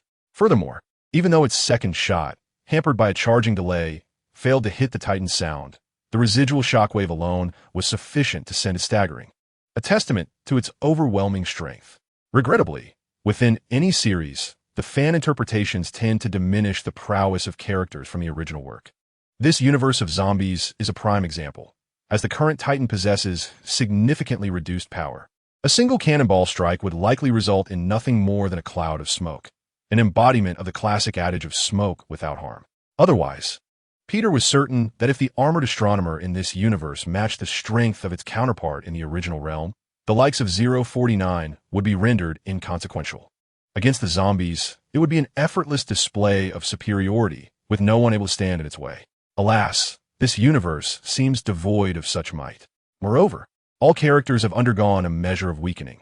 Otherwise, even in the face of a zombie crisis, the scenario would not be so dismal. It is disheartening to witness Titans falling prey to infection and subsequently joining the ranks of the undead, continuing their nefarious deeds. Why so shy? Come closer. My ancestors won't bite, Peter thought as he observed the armored astronomer, who stood unmoved in the distance, perplexed by its apparent apprehension. Was he truly that intimidating? He was undeniably handsome, a figure that would be revered as a national heartthrob in any other universe, the object of countless dreams for numerous women. Although the aesthetic appreciation of the Toilet Man might differ, no, that was not quite right. It was just not the intended meaning. At that moment, before the armored astronomer could respond, the ground began to tremble once more, albeit not with the same intensity as before.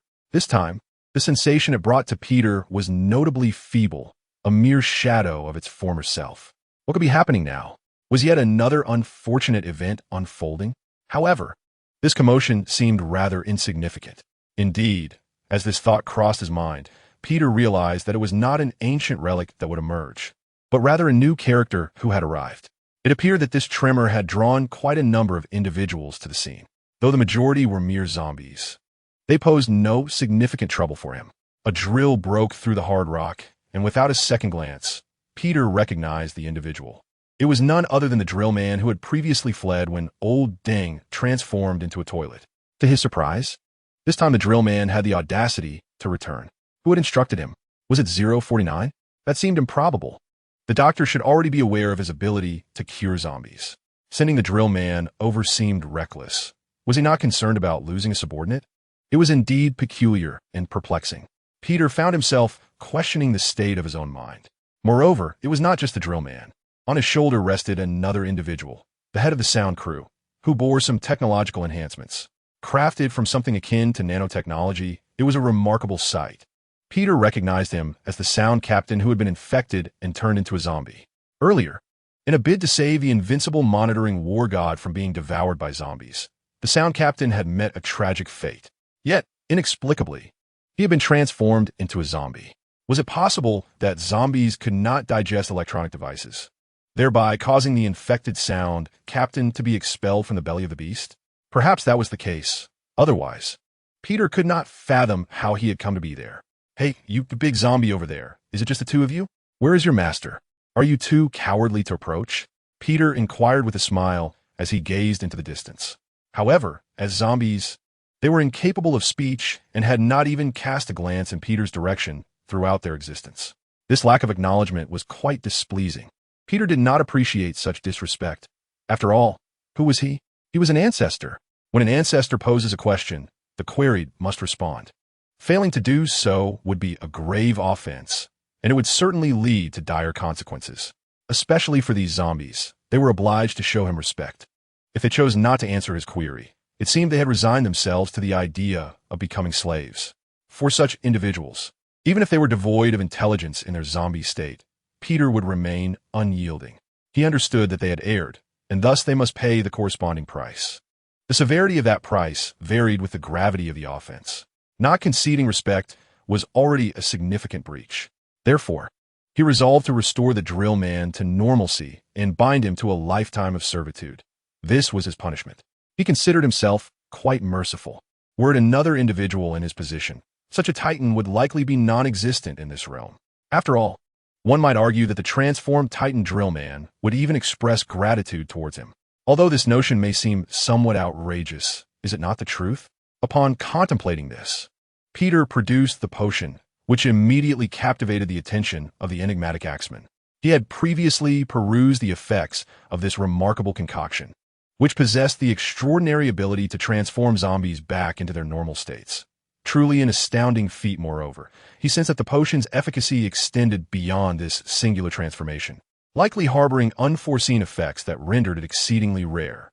Such an item, regardless of the wealth one might possess, was simply unattainable. In all his travels through various universes, he had never encountered or heard of anything akin to it. Even the drill man, upon witnessing this, was taken aback, realizing that should it fall into his possession, control over his very being would be jeopardized. Fortunately, he had not arrived here without forethought. He possessed a crucial item bestowed upon him by his master. Just then, a familiar voice emerged, not from the armored astronomer, but from below, where a black toilet man appeared.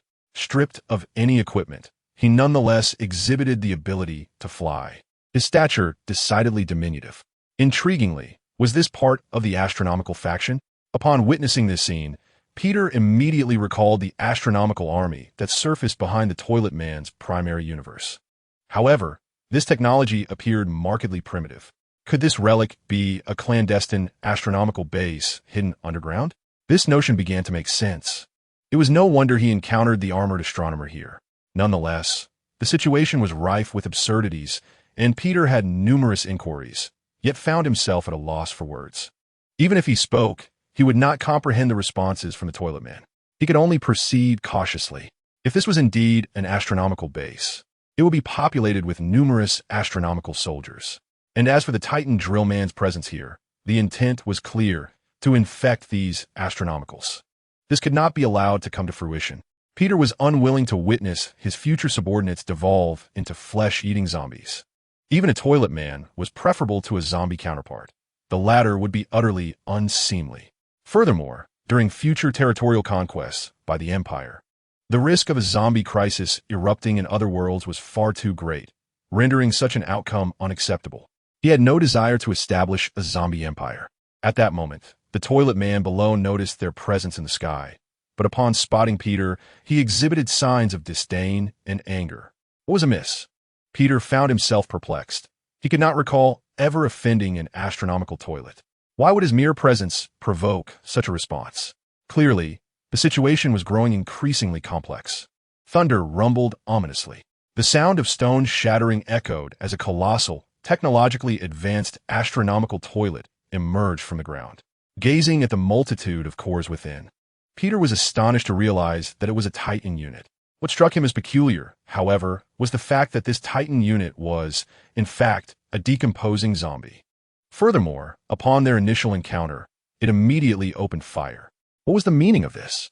To add to the bewilderment, more astronomical toilets began to materialize at that moment. Chapter 88. Unexpected Developments. The numbers were astounding. As Peter beheld the sky filled with a dense army of astronomical toilets, he felt an overwhelming sense of shock. What a spectacle! It was undeniably exhilarating. From where had they originated? Why were there so many astronomical toilets? Intriguingly, among these astronomical toilets, in addition to the ordinary minion toilets, there were numerous larger toilets capable of flight, equipped with remarkably advanced weaponry that clearly indicated they were an elite force, likely unmatched by any adversary. Most importantly, within this assembly of toilets, Peter noticed several zombie toilets. Yet, they did not attack their fellow astronomical toilets. What was the explanation for this? Peter was puzzled as to why these zombies did not behave like typical zombies who would perceive humans as mere sustenance. Instead, these zombies appeared to be under some form of control. Thus, Peter found himself captivated by this astronomical toilet battalion. Not long ago, he had contemplated how to harness abilities to control zombies and create a formidable undead army, which would be quite advantageous for him. Now, a solution presented itself before him. If astronomical toilets had the capability to control zombies, could he not also exert control over them to forge his own undead legion? Suddenly, a deafening noise erupted as various projectiles were launched towards Peter's direction. Not only that, but the nearby zombie titan also fell victim to the onslaught from the astronomical toilet army. This scene vividly illustrated their ability to control zombies. Peter felt a surge of excitement. If he could ascertain what entity governed these zombies, he could possess his own legion of the undead. However, observing the appearance of these toilets, whether they were zombies or not, evoked a sense of indignation. It would likely prove challenging to acquire whatever it was that controlled the zombies. After all, given their current state, these toilets would hardly engage in civil discourse, attacking upon sight, regardless of whom they encountered. Only the armored toilets belonging to their own faction remained unscathed by the barrage of fire.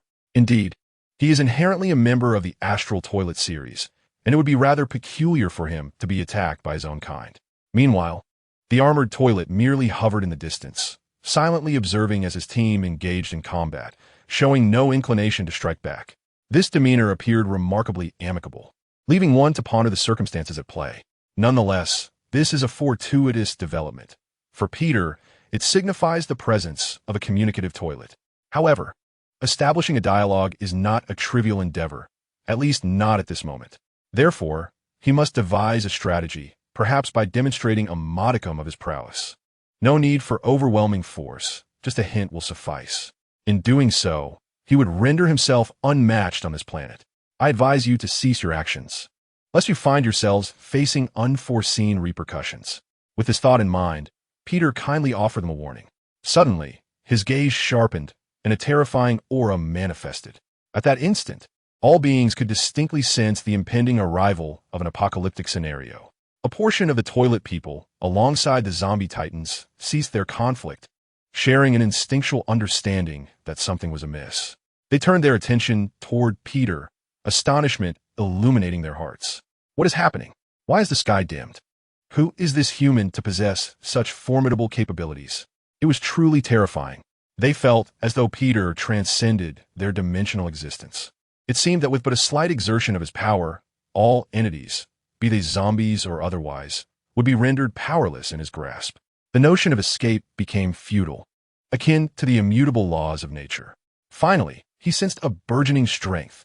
As he gazed at his clenched fist, Peter felt assured that anything beneath his strike would be utterly helpless. This sensation led him to believe that should he unleash his full might, the entire earth might be reduced to ashes before him. Such a vision was one he wished to avoid. This land was destined to be his domain and could not be permitted to fall into ruin. Thus, he recognized the necessity of controlling his strength to maintain mastery over it. After all, upon acquiring these powers, he had ventured beyond the Milky Way for leisure, only to encounter an extraterrestrial race that, without provocation, opened fire upon him. The outcome was predictable. Peter, relying solely on his physical might, obliterated the aliens' home system. This was nothing short of terrifying. Even within the Marvel Universe, aside from the exalted deities, who possesses the capability to achieve such feats as he does, it is evident that an ordinary person could not possibly compete, at least within the realm of Marvel's Earth, where aside from the extraordinary worlds depicted in comics, there exists no individual capable of matching him. Such a notion is exceedingly simple and rather mundane. However, in such a powerful world, Peter remains uncertain when he might partake in such adventures. With his current possessions, he cannot even ascertain the coordinates of those universes.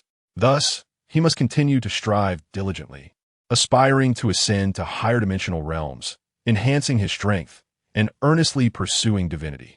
Yet, in contrast to these thoughts, he finds greater affinity in the rich tapestry of Chinese history.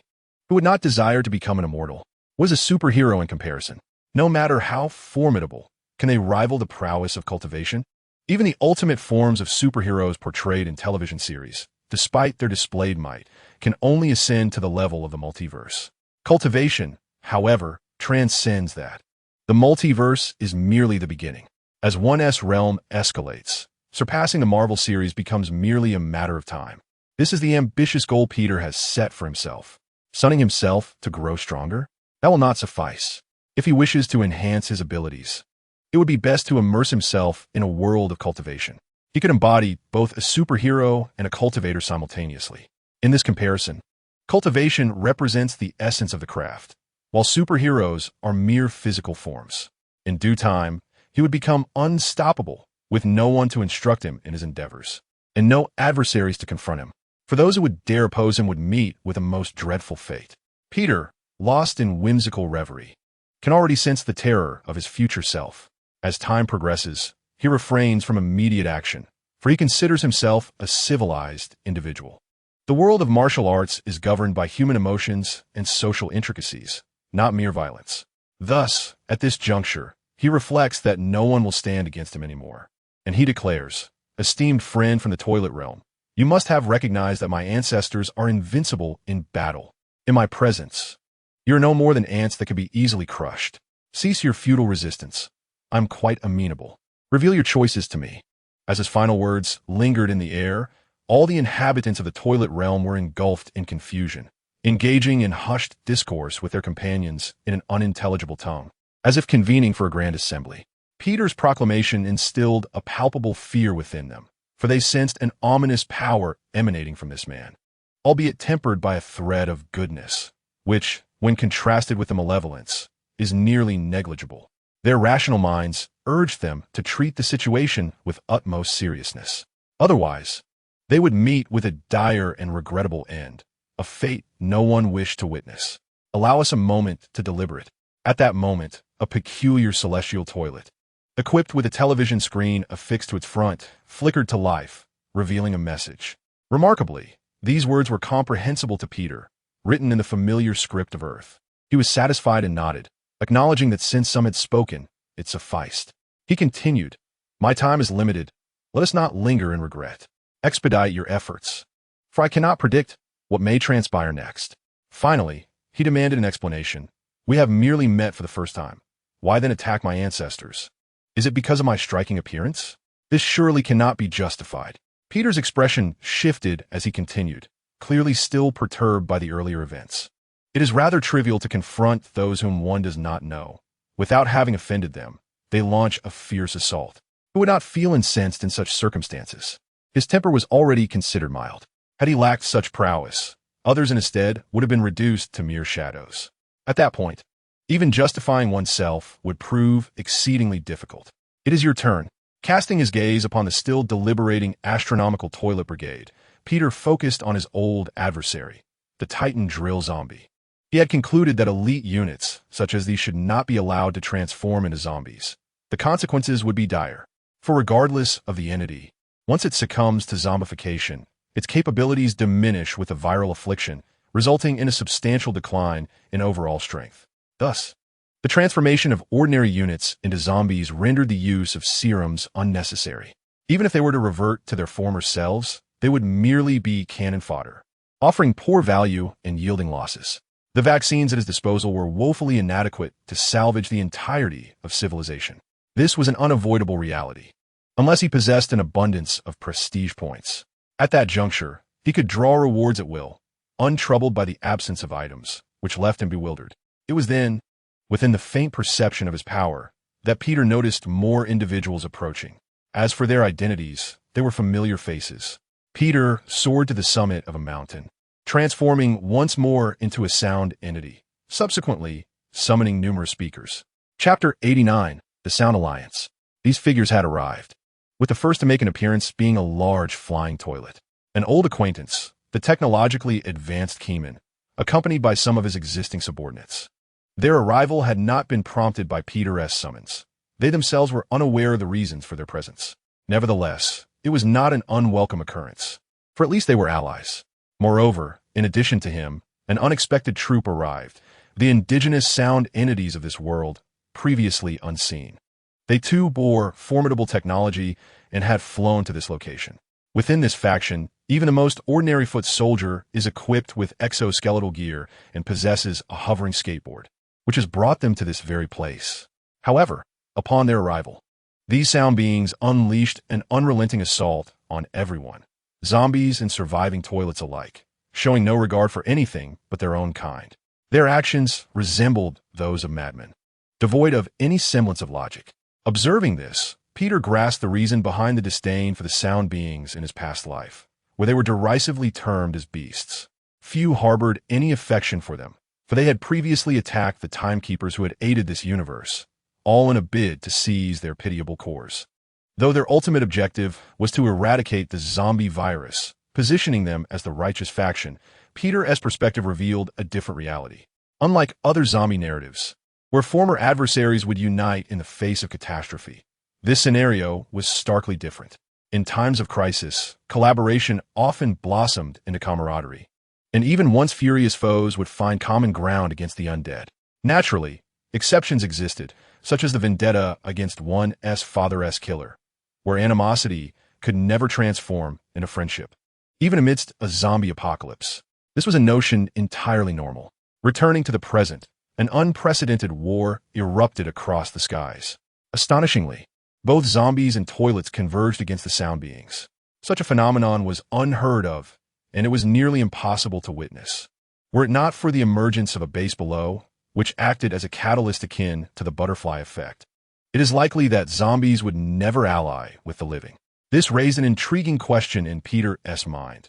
In the zombie narratives he had previously encountered, no such base had been introduced. What was the meaning of this? Moreover, it was located at astronomical distances. Did the butterfly effect truly exist? Perhaps it did. After all, since his arrival in this universe, the storyline had not advanced significantly, leaving him in the dark regarding future developments. This posed a troubling situation. As a transmigrator, ignorance of the plot rendered him no different from native. Arriving in this world only to remain powerless was a disheartening reality. Despite this, one could argue that a person of strength need not fear the unknown of the narrative. Evidently, such was the case for our ancestor, Peter, who remained indifferent to the unfolding plot. With his formidable strength, why should he concern himself with trivialities? A relentless surge of invincibility would suffice. It was at this juncture that a sound being, having just vanquished an enemy, displayed a flicker of confusion and surprise. It was merely because he had caught sight of Peter atop the mountain peak, accompanied by a few other sound entities behind him, that he found himself engulfed in astonishment and perplexity. When? Were there still compatriots lingering outside? For Peter, their attire was undeniably shabby. Apart from a few antiquated firearms, there was little of merit to behold. This led them to perceive Peter at this moment as a compatriot left behind in the outside world. The sound entity conveyed the scene he had witnessed to his companions surrounding him. In an instant, Peter's position became encircled by a greater number of sound entities. However, they merely hovered in the sky, observing rather than engaging in combat upon first meeting. Perhaps it was due to the realization that Peter and his group were not the monitoring entities, and this brought Peter some solace. Although the behavior of these sound entities was beastly, they ought not to regard their pitiful yet endearing compatriots as adversaries. Otherwise, such conduct would be even more inhumane. As the saying goes, sound entities do not slay sound entities. Essentially, not just them, but individuals from every faction are fundamentally similar. While Peter was lost in contemplation, a familiar melody suddenly resonated through the air. With just a fleeting listen, he recognized the tune. It was a melody well known among many. The signature piece of the sound entities. Its first appearance had been in the toilet world of the main universe, coinciding with the moment when the unparalleled war god was tripped by 5 horse-headed entities during a crisis. As the 5 horse entities were flushed away, the sound entities emerged to extend a helping hand to the fallen war god. It was at this juncture that the exclusive melody of the sound entities began to play. Peter was exceedingly familiar with this scenario, yet remained a mere figment of imagination. In reality, the sound entities commenced a discussion. They seemed to ponder the origins of Peter and his companions, questioning why there had been no prior news of them. This was indeed perplexing. Hence, it was said that at present, these sound entities had yet to engage in conversation with Peter, likely still verifying the identities of Peter's group. They must be deliberating whether they belonged to their faction. After all, they had severed ties with the Alliance, and a considerable number of sound entities within their camp were opposed to this option. As for those who opposed, their fate was evident. They had all been fed to the zombies. What they feared was whether Peter's group comprised the collaborators who had fled earlier. This was certainly a possibility. However, it was more likely that they were the sound entities who had gone missing and survived since the onset of the zombie crisis. What are you all doing? Can you not see your kind here? Time seemed to come to a standstill, yet the speakers remained in a state of indecision. This stirred a sense of urgency within Peter, prompting him to voice his dissatisfaction. Since you are unable to decide or confirm, let it be up to me to escalate the situation and make the choice. Indeed, upon hearing this, the speakers exchanged looks of bewilderment, their gazes fixed upon Peter. After all, among the articulate speakers, only their Titan possessed the ability to converse. Neither the ordinary nor the elite units were capable of speech, marking Peter as an extraordinary anomaly. They had never encountered such a being before. Furthermore, the technology enabling speakers to communicate hinted at the presence of a formidable power behind them. This raised the unsettling possibility that these speakers did not belong to their faction. With this realization, hesitation dissipated, and they swiftly launched their assault on Peter, weapons drawn. The fuse was ignited, and a large-scale battle ensued. Although the local faction of speakers boasted advanced technology far beyond Peter's modest firearms, he held a distinct advantage: sheer numbers. Despite the apparent few on the mountain, the majority had been concealed, and, as the battle commenced, they emerged from their hiding places, weapons at the ready against the airborne speakers above. The outcome was predictable. While Peter incurred notable losses, the speakers, aided by his troops and the support of their undead allies, ultimately triumphed, capturing a small portion of their adversaries.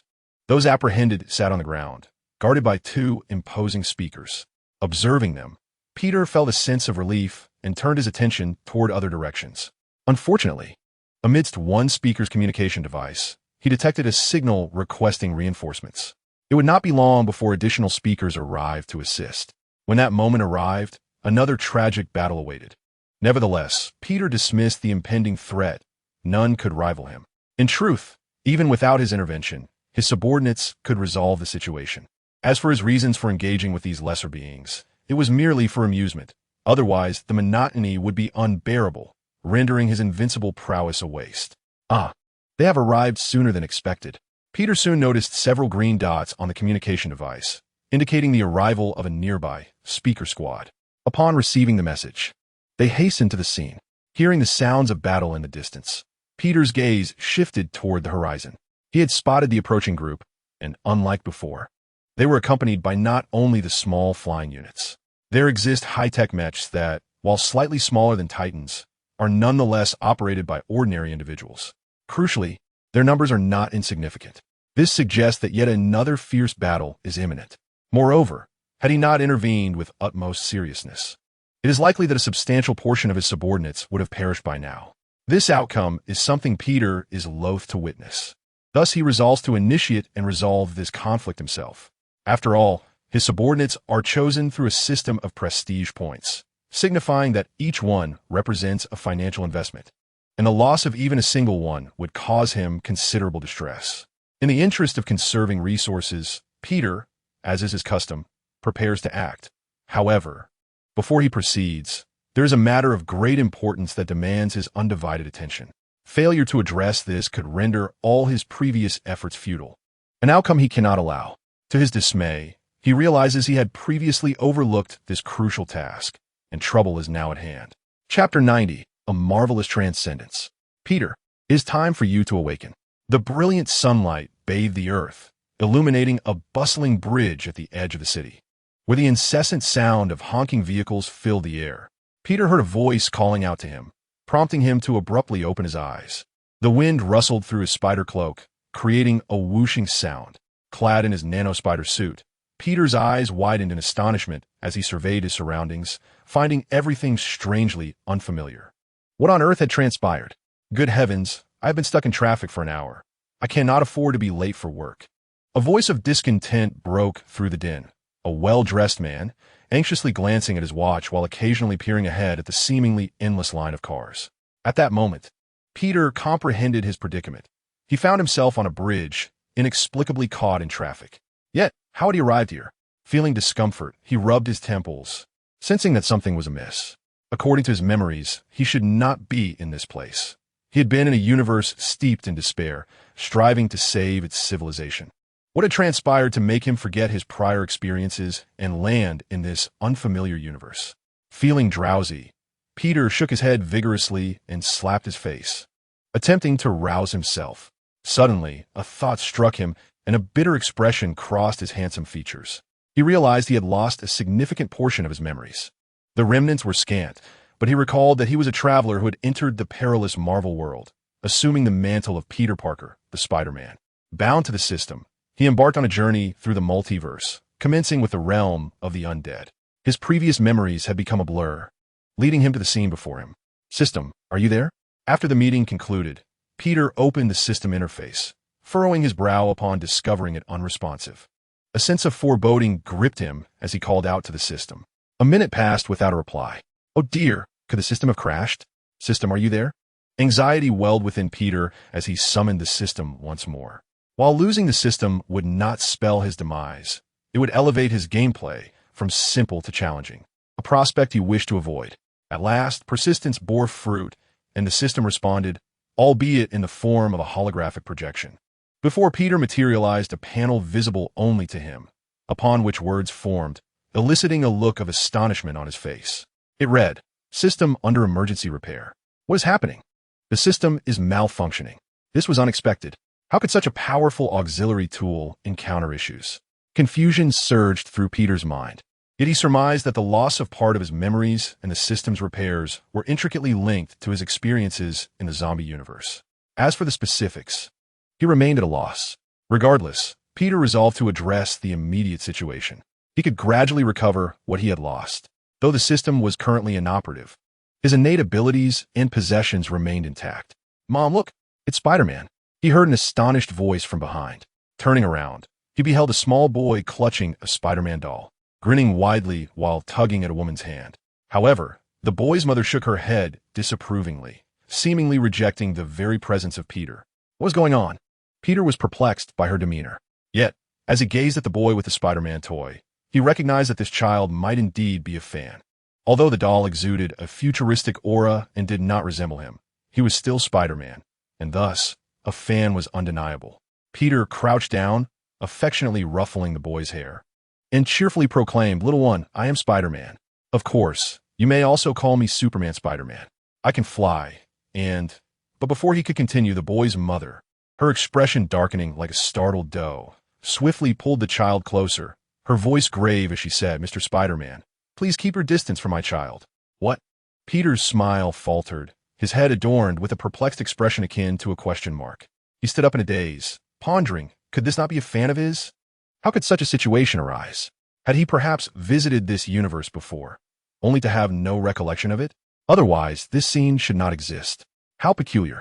Suddenly, A thunderous explosion echoed, accompanied by screams. Peter ceased his contemplation. His spider sense tingled sharply as he spotted flames erupting at the end of the bridge. Good heavens! A monster is attacking us. It was the man in the suit, now cowering behind a luxurious car, panting in terror, seemingly feeling the lack of safety. He trembled as he grasped the black iron cross hanging from his neck, praying fervently. "Hey, buddy, you've made a mistake." Peter approached and gently tapped his shoulder, asking curiously, "Or perhaps your faith lies not with God, but with a certain infamous little mustache?" "No, this is merely a new style of cross. I paid a hefty sum for it." "And who are you? A fan of Spider-Man dressed in such a peculiar manner?" The man in the suit responded in a hoarse voice, scrutinizing Peter's entire being, adorned in Spider-Man's attire. Yet he could not fathom why, in this day and age, there would still be someone like Spider-Man. Was he simply tired of living? "I am Spider-Man, indeed. But tell me, where did you acquire that new cross? I must confess, I also have faith in God." Though Peter could not discern the man's features clearly, he sensed disbelief in his tone. As a devout believer, he would not tolerate any challenge to his identity, causing him to momentarily forget the imminent danger. In a fit of anger, he seized Peter by the collar, exclaiming with evident irritation, "Buddy, are you deliberately provoking me? Donning the guise of Spider-Man has clearly led you to assume a significant role. Let me clarify once more. I am a follower of God. My devotion is unwavering, leaving no room for deceit. Otherwise, divine retribution shall ensue." All right, calm down. "My friend, I understand." Peter waved his hand, attempting to soothe the man's agitated spirit. As for the words spoken, he held no belief in them. The reason was evident. Retribution had already arrived. In the distance, a car was hurtling toward them. The crowd around erupted in loud cries. The man in the suit, sensing the impending danger, released Peter's collar and turned to look behind him. "Oh God, I was wrong." As he beheld the vehicle about to crash into him, he realized why people sat on the ground while God observed from above. This disciple of the little mustache snapped out of his stupor. Just as a life was about to be lost in this world, Peter, out of goodwill, intervened to save the man in the suit. The spot where the car landed was left with a crater, revealing the sheer force required to create such an impact. "Thank God I was saved."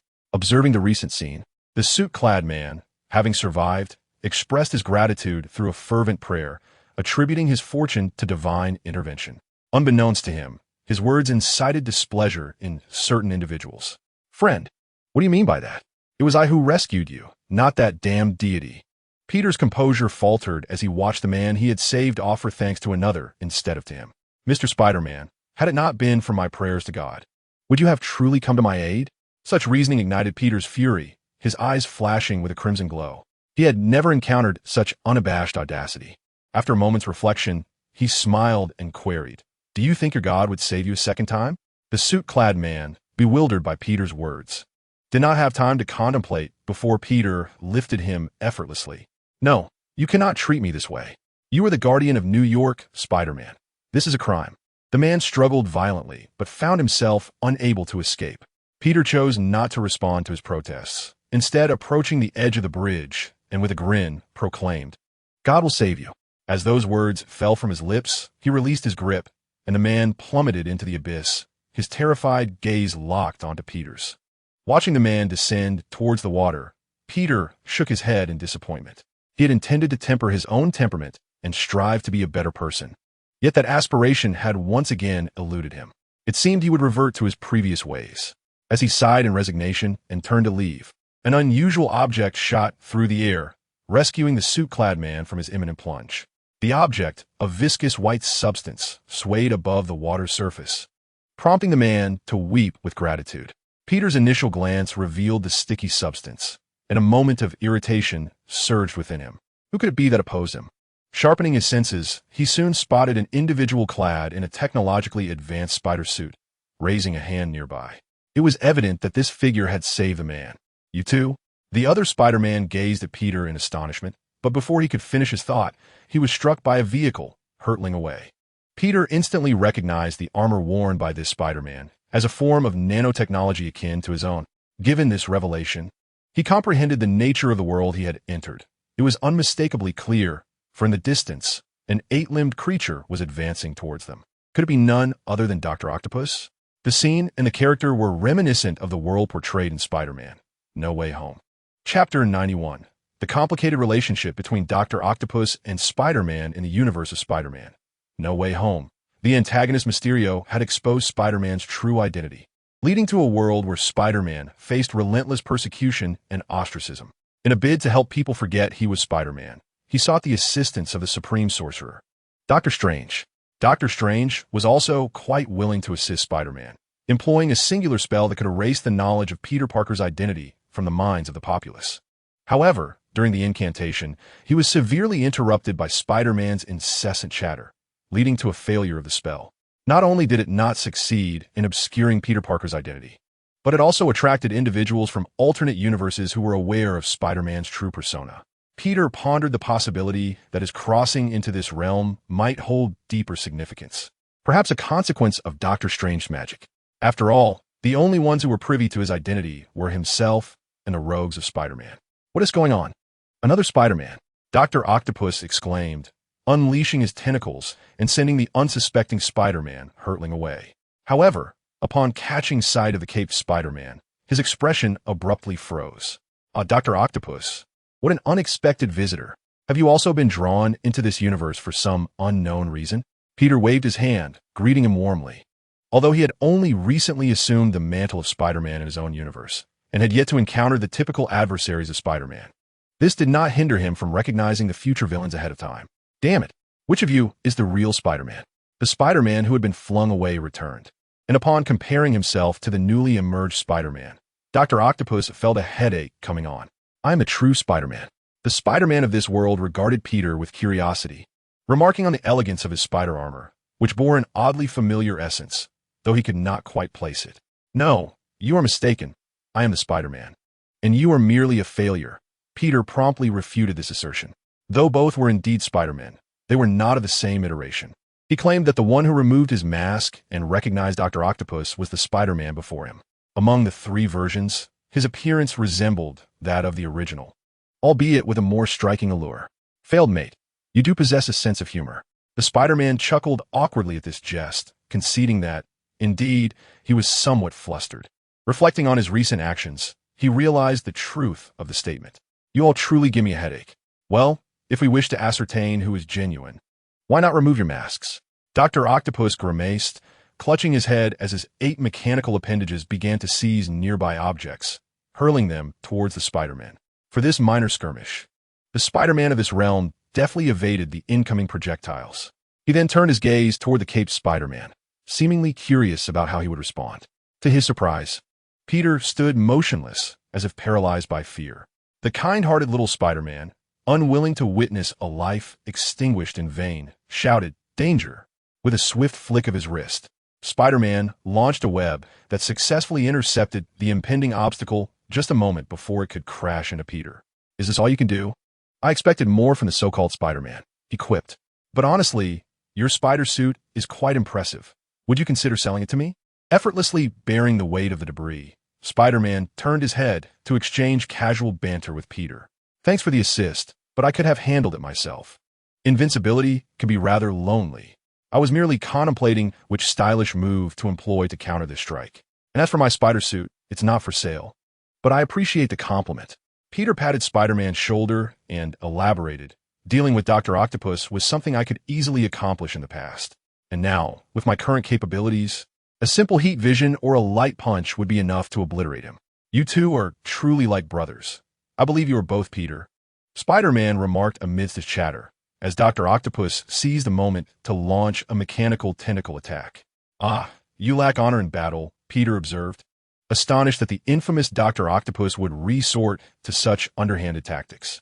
I trust you possess some level of skill as the one portraying Spider-Man. But bullying ordinary individuals is one thing. Confronting this mechanical fiend is another. Allow me to handle this, he declared, as Spider-Man deflected Dr. Octopus's assault while urging Peter to depart swiftly. Is that enough for you? Peter chuckled, feeling underestimated. The last person who underestimated him now has tombstone grass towering 2.5 meters high. He understood the other's concerns, knowing that mere words were insufficient to prove his worth. True validation lay in his abilities. In a blink, Peter, moving at a speed imperceptible to the average eye, manifested two objects in his hands, one belonging to Zhang Yibo and the other to Spider-Man. Don't misunderstand, I merely grasped their arms. Yet to both of them, disbelief washed over their faces, stirring tumultuous emotions within as they simultaneously exclaimed, "How is this possible? Why wouldn't it be possible?" Peter replied with a smile as he released their arms. "What speed is this? It's so rapid that there wasn't even a second for a reaction." Dr. Octopus adjusted his glasses in astonishment. For him, such speed felt akin to a dimensional assault. A thought crossed his mind. If this Spider-Man were to truly focus, he might have already met his demise. Struggling to maintain composure, he pressed his lips together.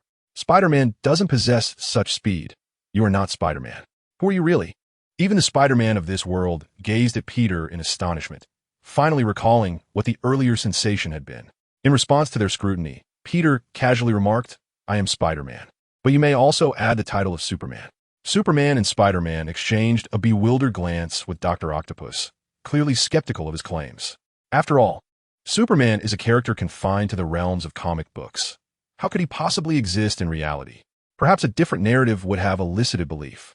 Their expressions conveyed disbelief, a sentiment that Peter keenly observed. Nevertheless, he paid it little mind. It was hardly appropriate to showcase his superhuman abilities in that moment. He was not one to flaunt his powers frivolously. Aware of Peter's prowess as Spider-Man, Dr. Octopus felt no inclination to engage. Just as he was about to utter something, a luminous green sphere tumbled into their midst. Upon closer inspection, they realized it was a bomb, and by the time they contemplated escape, it was already too late. Chapter 92. And you, my friend, are the true hero. The ominous beeping emanating from the glowing green sphere captured everyone's attention. In that fleeting moment, all gazes were drawn to it. The sound of the bomb echoed like the harbinger of death, resonating in the hearts of each individual present. Every person was drenched in sweat, their faces etched with terror as they beheld the countdown ticking away. Alarmingly, someone shouted, "This is a bomb." It was then that Spider-Man and his companions realized that any hope of salvaging the situation had slipped away. Yet, the kind-hearted young hero could not bear the thought of such calamity. Even as time ran short, he charged forward with unwavering determination. If only he could be a fraction quicker. The traffic jam on the bridge posed a grave threat. The explosion would trigger a catastrophic chain reaction, endangering all those trapped in the vehicular gridlock. Tomorrow, as headlines would scream of the most horrific attack in human history on that bridge. This was no ordinary rescue. It represented the hopes of countless families. With great power comes great responsibility. In moments of peril, young Peter would often recall the wise words of Uncle Ben. But what good were those reminders in the face of overwhelming disaster? Humanity was so insignificantly fragile when calamity loomed, and even Spider-Man, endowed with extraordinary abilities, was not exempt from this truth, except for the essence of true strength. No, flames erupted, debris scattered, and in that instant of the bomb's detonation, Spider-Man's anguished scream pierced the air, his hand frozen in a desperate attempt to grasp the bomb. Despite his best efforts, he found himself powerless. "Peter, you have done all you could." A familiar voice resonated in Spider-Man's ears, accompanied by the visage of a compassionate middle-aged man. Then came another voice, distinct, akin to the whispers of ancient deities, imbued with enchanting power. The sound of an explosion, the cries of humanity, and the scattering debris all froze in that singular moment. Time stood still. In this suspended world, a cloaked Spider-Man began to stir. He surveyed the surrounding environment, trapped in this moment, before activating his phone to play music. As the melodies filled the air, Peter stretched his arms and, in the next instant, transformed into a beam of light, arriving beside the Spider-Man of this world. Observing the hero's attempt to grasp the bomb, Peter chuckled, playfully smacking his backside and removing the headpiece crafted from his nanotech suit. Before him appeared a youthful visage, yet despair painted his features. Recognizing the gravity of the situation, Peter set aside his playful demeanor, transforming into a flash of light and transporting Spider-Man to safety. Perhaps in what was merely a blink within this suspended reality, Peter returned, now witnessing a suited man instinctively dodging the incoming shrapnel in terror. Peter smiled and gently elevated the frozen debris in midair. Next, he looked upon the suffering crowd, and in an instant, he became a series of lights. With each return trip, a person vanished from the chaos, until only the suited man remained. Once all others in the explosion zone had disappeared, Peter paused, discarding the explosive vehicles into the sea before retreating to a secure location. Contentedly snapping his fingers, he surveyed the crowd he had saved. Suddenly, the aircraft frozen in the sky began to move, and a tremendous explosion echoed from a distant bridge. The structure crumbled, its central portion collapsing into the water, creating a splash. At that moment, the onlookers regained their senses, bewildered as they exchanged glances, struggling to comprehend the unfolding events. Some could only recall hearing the bomb and then finding themselves in this place, as if they had experienced a blackout. It was only when a voice of astonishment broke through the confusion that they began to grasp the reality of their salvation. "Spider-Man, is this your doing? You used your speed to save us all." Dr. Octopus adjusted his crooked glasses, unable to conceal his astonishment. How did he know it was Peter's doing? Because only Peter possessed such speed. Who else could have saved everyone present at the moment of the explosion? "My goodness, you are incredible." The Spider-Man of this world felt a tumult of emotions as he gazed at Peter. He was aware of the speed of his fellow hero, but had not anticipated it to be so extraordinary. Capable of rescuing everyone in the blink of an eye during the explosion. What formidable and terrifying power was this? His portrayal of Spider-Man was a dismal failure. Had it not been for Peter's presence, he could scarcely fathom the dire consequences that would ensue. The graceful Aunt May, I fear, would have wept copiously at his grave before he departed this world. Amidst the grateful gazes of the crowd, Peter walked alongside Spider-Man, gently patting his shoulder while flashing a radiant, boyish smile. "And you, my dear friend, are the true hero. Spider-Man, Spider-Man." The throng of those saved echoed this sentiment in unison. "Thank you," he said, as he beheld the fervent supporters crowding around him, a long-lost smile illuminating Spider-Man's face. "No need for gratitude. We are comrades, as you well know." Peter, ever the chatterbox, interjected. "Ahem, may I inquire, who was responsible for the bomb?" Dr. Octopus, unable to contain himself, interrupted the burgeoning camaraderie of the Spider-Man. The onlookers responded with approving nods. "I saw it. It was you, black dog.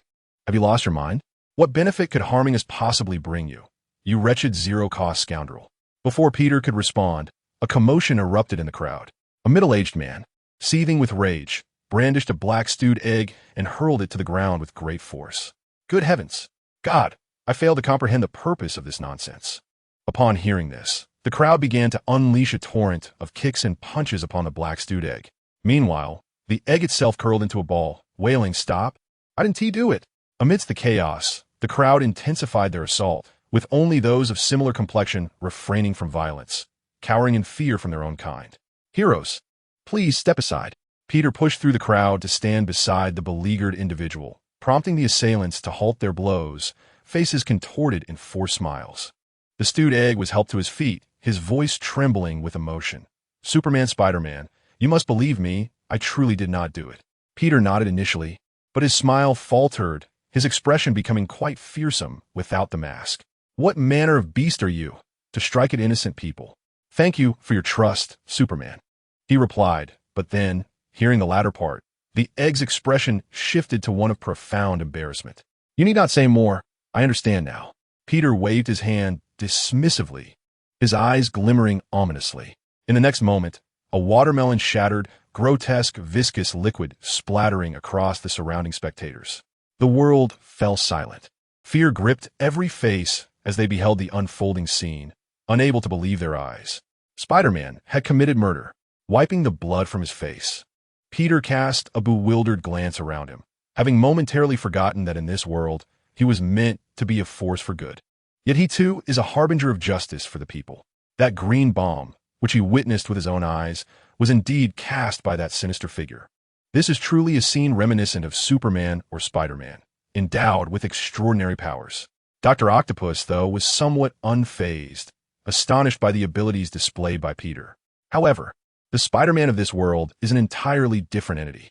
This revelation inflicted a profound blow upon his tender heart, under the teachings of his moral compass.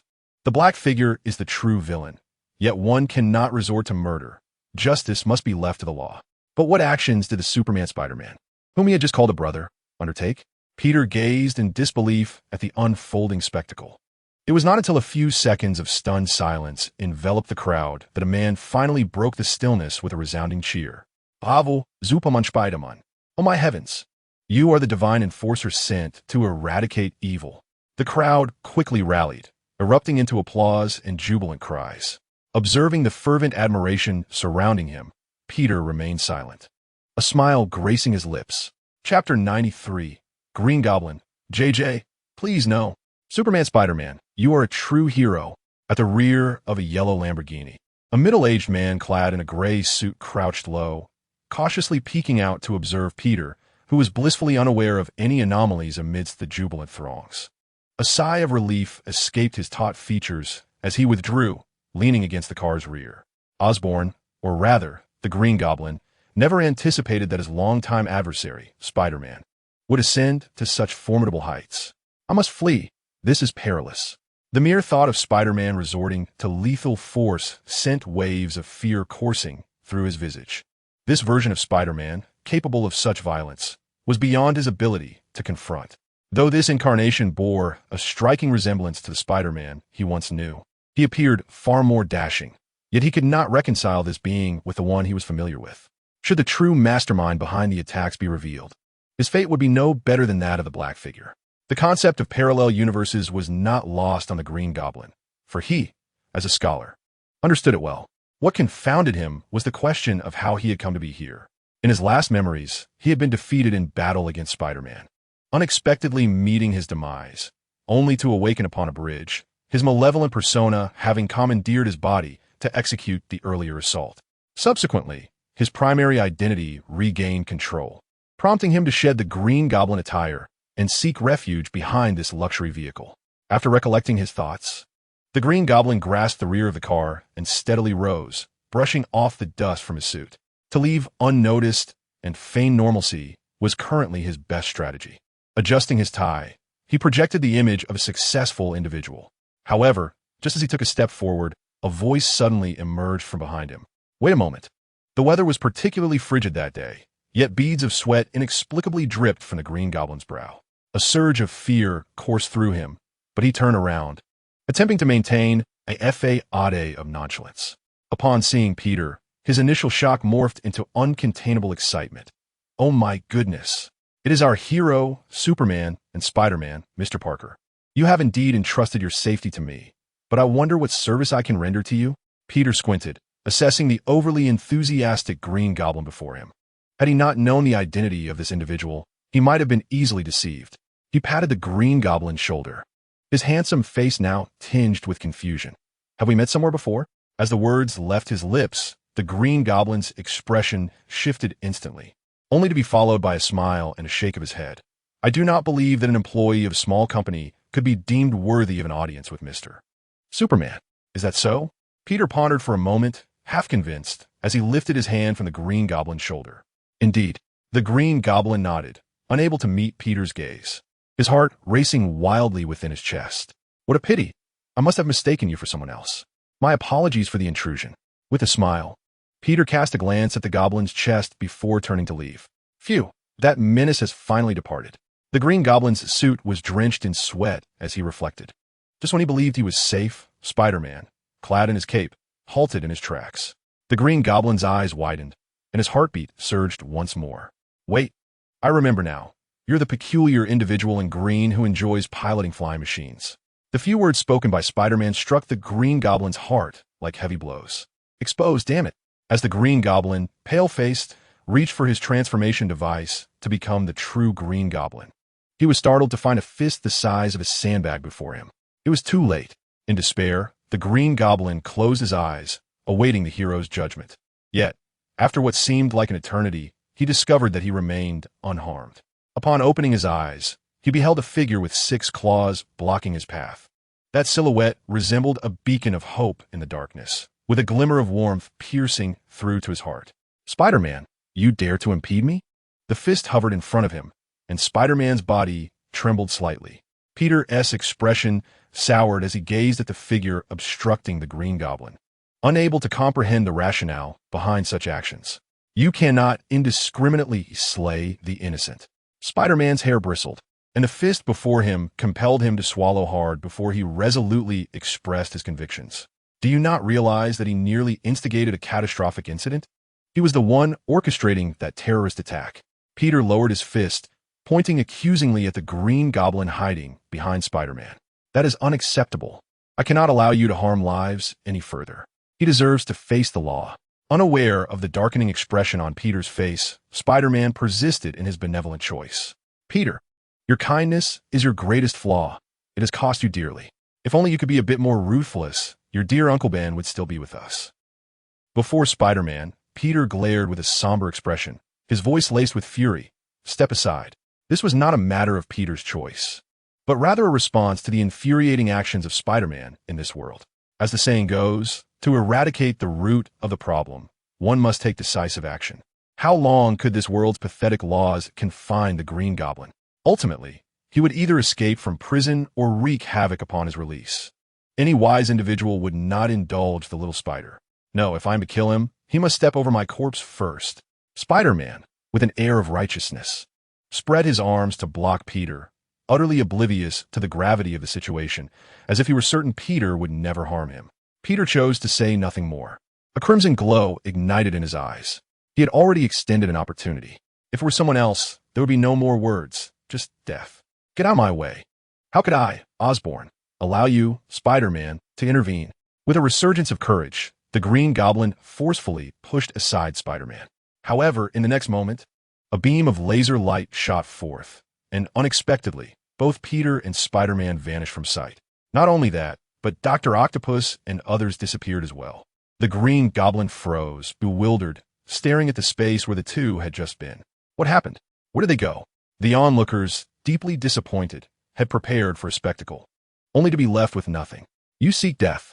Hearing the taunting remarks around him, the Green Goblin turned his wrath upon the spectators. In an instant, they found themselves in an unfamiliar space. Peter stared in confusion at the glass enclosure before him. What transpired? He had suddenly appeared here. Glancing around, he touched the glass, realizing he was confined within a containment vessel. Nearby, a few others were also imprisoned, desperately banging against the glass in hopes of shattering it to escape. Among them, Peter recognized a few faces, a lizard man with a large tail and a menacing glare, and his old acquaintance, Dr. Octopus, who stood with arms crossed, a look of resignation on his face. Upon seeing Peter, his tentacles stirred, and he calmly spoke. Welcome to hell, Mr. Super Spider-Man. It was as if he were an old patron of this place. Ignoring Dr. Octopus, Peter placed his hands on the glass enclosure, beginning to shake it vigorously in an attempt to shatter it. Moments later, astonishment spread across his face as he gazed at his hands, incredulous. Comparing them to the glass before him, he pondered. Was this contraption crafted in China? What sort of device could contain the invincible him? You need not try, a voice interjected, revealing the answer. A middle-aged man clad in a cloak with an eccentric hairstyle approached. Beside him stood a young man, the world's Spider-Man, Peter Parker. Doctor Strange recognized the middle-aged man before him, cloaked in mystery, for his visage was unmistakable. It was a face that seemed to transcend all universes. Ah, it seems you have encountered me before, Doctor Strange remarked, raising an eyebrow, a mix of pride and vanity glimmering in his expression. Is the version of me from another universe handsome? Surely, he is not a mere shadow of a man, bereft of an arm, is he?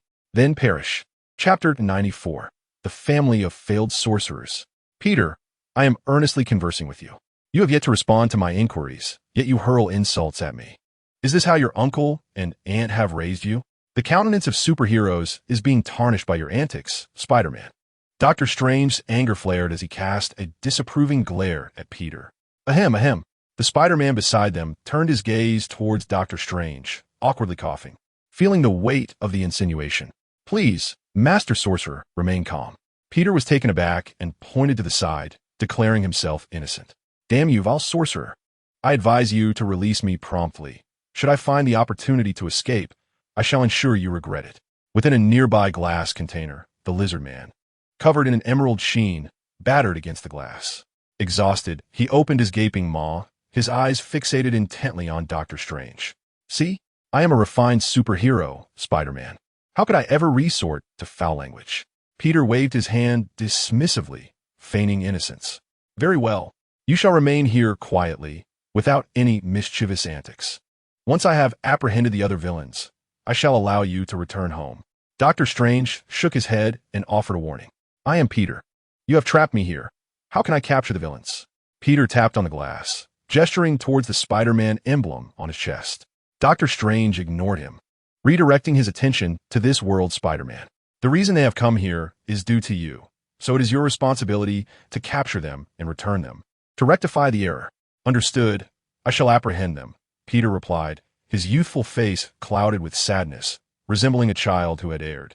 "Hey, Peter," informed that carefree sorcerer dabbling in dark magic, "that with my prowess, I can capture all the villains within a day." Peter tapped the glass again, pointing to his handsome face. Doctor Strange's expression darkened. If a certain agent of S.H.I.E.L.D.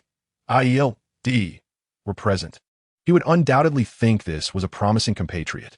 Peter found himself in a quandary, recalling his past. If he were to undertake this task, he might indeed falter, leading to greater calamity. Yet, upon contemplating the deeds of the Superman Spider-Man, an alternate version of himself, he resolved with newfound confidence, lifting his head to meet Peter's gaze. "I do not require your assistance. I shall do this better on my own. This is the Spider-Man I recognize." Doctor Strange nodded in satisfaction, placing his hand on Spider-Man's shoulder, filled with joy. "Go ahead, little Spider. I will assist you when necessary." Spider-Man regained his confidence and bounced toward the exit. "Wait," Peter shouted, extending his right hand. Hearing this, Spider-Man paused momentarily, then continued to leap forward. "I promise an oath, to neither kill nor destroy, to engage in what is right, and to help you capture all the villains." Spider-Man turned his head, and Peter saw a glimmer of hope. He removed Spider-Man's mask, revealing a sunny, boyish smile. "Just let me out." "Peter, do not trust him," Doctor Strange warned, crossing his arms and shaking his head. "When have I ever trusted you? It's merely that my neck is itching." Spider-Man turned half his face with a charming smile, scratching the back of his neck with his left hand. "I shall not release one who disrespects life." Upon hearing this, Peter's smile froze, and he approached with a menacing glare. "You will regret your failure." Spider-Man paid no heed, reaching the entrance and pushing open the heavy iron door, his figure gradually vanishing from view. "I will do as I please." Peter, now somewhat deranged, his eyes flickering with red light, frantically pounded on the glass that barred his freedom. In the next moment, a beam of intense heat struck the glass, yet despite his exertions, it remained unyielding. The seemingly paper-thin glass bore no mark from the scorching gaze. "Save your efforts. I told you, you cannot break this glass." In the face of great magic, Spider-Man was but a jest. Observing Peter's frenzied assault on the glass, Doctor Strange smirked disdainfully. Peter's fury ignited, and his strength surged as if a protagonist had possessed him, gathering the power of a million galaxies in his palm. He clenched his fist tightly, an overwhelming aura of menace radiating from him. "I warned you, there is no need for futile efforts. Brute force will not suffice." As Peter raised his fist, Doctor Strange was entirely confident in his magic. However, reality struck swiftly. In the next moment, his brow furrowed, and his expression shifted dramatically as he sensed an ominous energy coalescing and escalating. His eyes widened as he realized the source of this terrifying energy was none other than the fist of Spider-Man, confined within the glass. What a dreadful energy it was! Doctor Strange could not comprehend it, only knowing that Spider-Man must not be allowed to escape. Otherwise, given this Spider-Man's temperament, the world would soon face the most terrifying villain in history. No, this energy would be invincible even within the cosmos. Doctor Strange abandoned his underestimation of Spider-Man, his hands moving erratically as he conjured an intricate spell, drawing upon all his knowledge of energy to weave a powerful magic. Then, with both palms directed at the container containing Peter, two formidable energies struck simultaneously. At that moment, a thunderous roar echoed, dust cascaded from the walls, and small objects on the table tumbled to the ground, creating utter disarray reminiscent of a chaotic battlefield. Doctor Strange, with a countenance both majestic and grim, spat blood, yet did not relinquish his magical incantations for even a moment. Within him, tumultuous waves of emotion surged as he grappled with the incredulity that the orchestrator of this chaos was none other than the Spider-Man he had ensnared. Intriguing. With that blow, Doctor Strange's aura wavered precariously, growing increasingly feeble. Peter's fury transformed into a smile as he lifted his hand, poised to deliver another strike. Fixated on that fist, Dr. Strange's expression darkened ominously.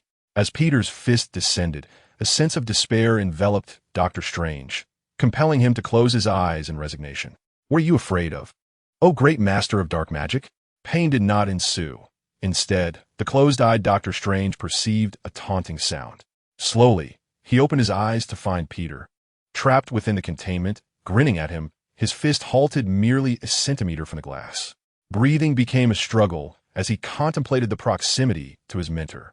The Ancient One, fear not. There is no need for such vigilance. I have already discovered another means of escape, Peter declared, retracting his apocalyptic fist before stretching languidly upon the ground. With a sigh, the energy fluctuations dissipated and Dr. Strange collapsed, his chest heaving as he gazed in terror at the man adorned in Spider-Man's nanotech suit. It was not that he believed in his adversary. Rather, he had been utterly drained of strength. This frail body reminded him of his girlfriend, having been exhausted for 10 days and nights without experiencing such emptiness. Gasping for breath, Dr. Strange surveyed his surroundings and noted the other villains within their respective containment units, now rendered speechless. Even Dr. Octopus, who had previously witnessed Peter's prowess, was astounded. He had assumed it was merely speed, not anticipating such overwhelming strength. The ability to shatter magic with bare hands. Was this truly the pinnacle of human physicality? The astonished expressions of the others seemed to convey that the mighty Sorcerer Supreme, Dr. Strange, could barely withstand a single blow from the superhuman Spider-Man, nearly obliterated in the process. Contemplating such a terrifying presence, Spider-Man stood among them, causing all the villains to instinctively take a step back, fearful of inviting trouble. What's the matter? A dashing Spider-Man like me want to devour you. Why do you all look as if you've seen a ghost? Do you harbor disdain for me? The reactions of the surrounding onlookers left Peter feeling somewhat discontented. Was he being looked down upon? The neighbors immediately shook their heads. Even the hot-tempered lizard man, Dr. Connor, wore a smile akin to a sycophant, exclaiming with exaggerated admiration, "We are left speechless by your unparalleled handsomeness and grandeur. It dazzles our eyes." "Haha, well said. I'm quite pleased," Peter responded with laughter, rising contentedly from the ground. The onlookers cast approving glances at the lizard man. However, when Peter's gaze drifted back to Dr. Strange, he found the once prone figure had vanished. A look of boredom crossed Peter's face. TCH, how dull. Can't he last a few minutes? The sorcerer truly is a lightweight. With a sudden bang, something appeared to fall to the ground at that very moment. Almost instantly, the pure white moonlight streamed through the window, illuminating Peter's blinking face as if he sensed something, prompting him to look toward the doorway. "I can let you out." With the shadows of the night, an Asian man clad in a wizard's attire entered with a smile. "Speak, what are your terms?" Peter pressed his body against the glass, casting a dismissive glance before nonchalantly grooming his nails. "Help me cause some trouble for someone." The Asian man, undeterred by Peter's rudeness, made his demand. "Who?" Peter continued to mindlessly tend to his nails. "Dr. Strange." "Surely you jest," the wizard replied. "To be precise, it is Dr. Strange, along with Spider-Man." Peter dropped his nail clipper and raised his head, signaling with an open palm to indicate he had not misheard, his expression turning to one of astonishment. "Wizard, do you not realize they are my friends? Do you not understand what they have done to you?" The Asian man smiled slightly. Peter placed his hands on his hips and surveyed the area. "These two are my beloved friends and brothers. Then what do you desire? More money?" The Asian man's brows furrowed in confusion, contemplating the absurdity of the situation. "No, I reject your proposal." Chapter 95. This is far more useful than magic. "All right, I will provide you with what you seek." "Wait, what did you just say?" The portly-faced Asian wizard had formulated his response. Yet Peter's unexpected retort left him in a state of bewilderment. Regaining his composure, he glared at Peter seriously. "Do you realize this is your only chance? Besides, they have offended you. Indeed, I appreciate the opportunity you present, but I have no need for it." Peter replied coldly, appearing indifferent as he played with his nails. "I hope you do not come to regret this." The Asian wizard, speechless, shot a glance at Peter before pulling up a chair from the ground and sitting down to rest his eyes. "I am Spider-Man, a superhero. Do you truly believe these little tricks can control me?" Understanding that the individual before him was the one Dr. Strange had summoned to guard the prisoner, Peter realized this man was Wong. Yet, he pondered why Wong would speak in such a manner. Could there be a conflict with Doctor Strange? Or perhaps a disdain for his style? Regardless of the circumstances, this may not be an unfortunate occurrence. Regrettably, his ancestors did not require assistance from outsiders. They were entirely self-sufficient. It seems you are aware of my name, suggesting that you have encountered me in your universe. When Peter uttered the title of the king was somewhat taken aback and rose to his feet. However, upon contemplating the notion of parallel universes, he calmed himself and resumed his seat. As for Peter's assertion that he could transcend Doctor Strange's magic through his own strength, the king dismissed it, disregarding Doctor Strange's warnings. Even the neighboring individuals shared the same skepticism regarding Peter's capabilities. Nevertheless, they harbored a faint glimmer of hope as they sat on the ground, despairing and awaiting death. As it was stated, once the Spider-Man of this world apprehended the villains, Doctor Strange would return them to their own universe. Returning home was not inherently a negative prospect. Yet in their universe, they were already deceased, and returning would equate to embracing death once more. Thus, they could only pray that Peter would lead them through their plight, granting them a chance at rebirth. In the blink of an eye, the moon ascended into the sky, as the moonlight enveloped the heart of the matter. The king opened his eyes. He observed the imprisoned individuals had finally found some respite, and he approached the glass that contained Spider-Man, tapping lightly. At the sound of the crisp noise, Peter, seated on the ground, lazily opened his eyes, stretched, and greeted the king with a casual nod, inquiring about the matter at hand. "Have you reconsidered our arrangement?"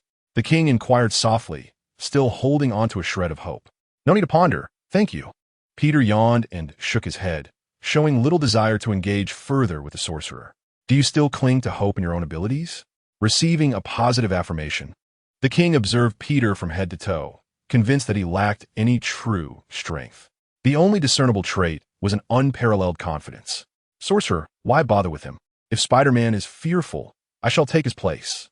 Their conversation, though subdued, roused the attention of those resting nearby, whose gazes drifted towards them. Even the lizard, emboldened by some unknown source, stood up, perhaps recognizing that they were all destined for demise. If that is the case, you shall remain here." The king, irritated by the lizard's remarks, returned to his seat, relinquishing any lingering thoughts about Peter. However, the emergence of a new voice sparked astonishment. Not only the king, but also the nearby onlookers turned their curious gazes towards the source. "But I was just about to step out for a meal," Peter said with a slight smile, as his nanosuit enveloped his entire being. Subsequently, in the sight of others, an electric stun gun materialized in his hand. The crowd expressed their astonishment, bewildered by the spectacle. Only the sorcerer, the king, discerned the underlying truth, staring incredulously at the gun and exclaiming, "Impossible! This is a magical realm. No, I cannot sense any magic. How did you accomplish this?" "Even so, it is impossible to break the magic with merely a handgun." Wong pondered carefully, his expression noticeably improving, as he believed the situation was still under control. Unbeknownst to him, Peter perceived this individual as merely a fool blinded by his studies in magic. In the outside world, firearms are far more practical than sorcery. "My dear friend, times have changed. Ding dong, the system repair is complete, and all functions have returned to normal. The master may continue to utilize the system." A voice resonated within his mind. Indeed, you read it correctly. The external assistance was now fully operational. Peter's heart leapt with joy, disregarding their bewilderment as he aimed the gun at the glass ahead. With a crackle, a white vortex portal materialized, just large enough for an adult to pass through. On the other side of this vortex, Peter beheld Wong, who appeared utterly perplexed and astonished. Wong stared at the weapon in Peter's hand, then glanced back at him, opening his mouth to speak, yet finding himself at a loss for words.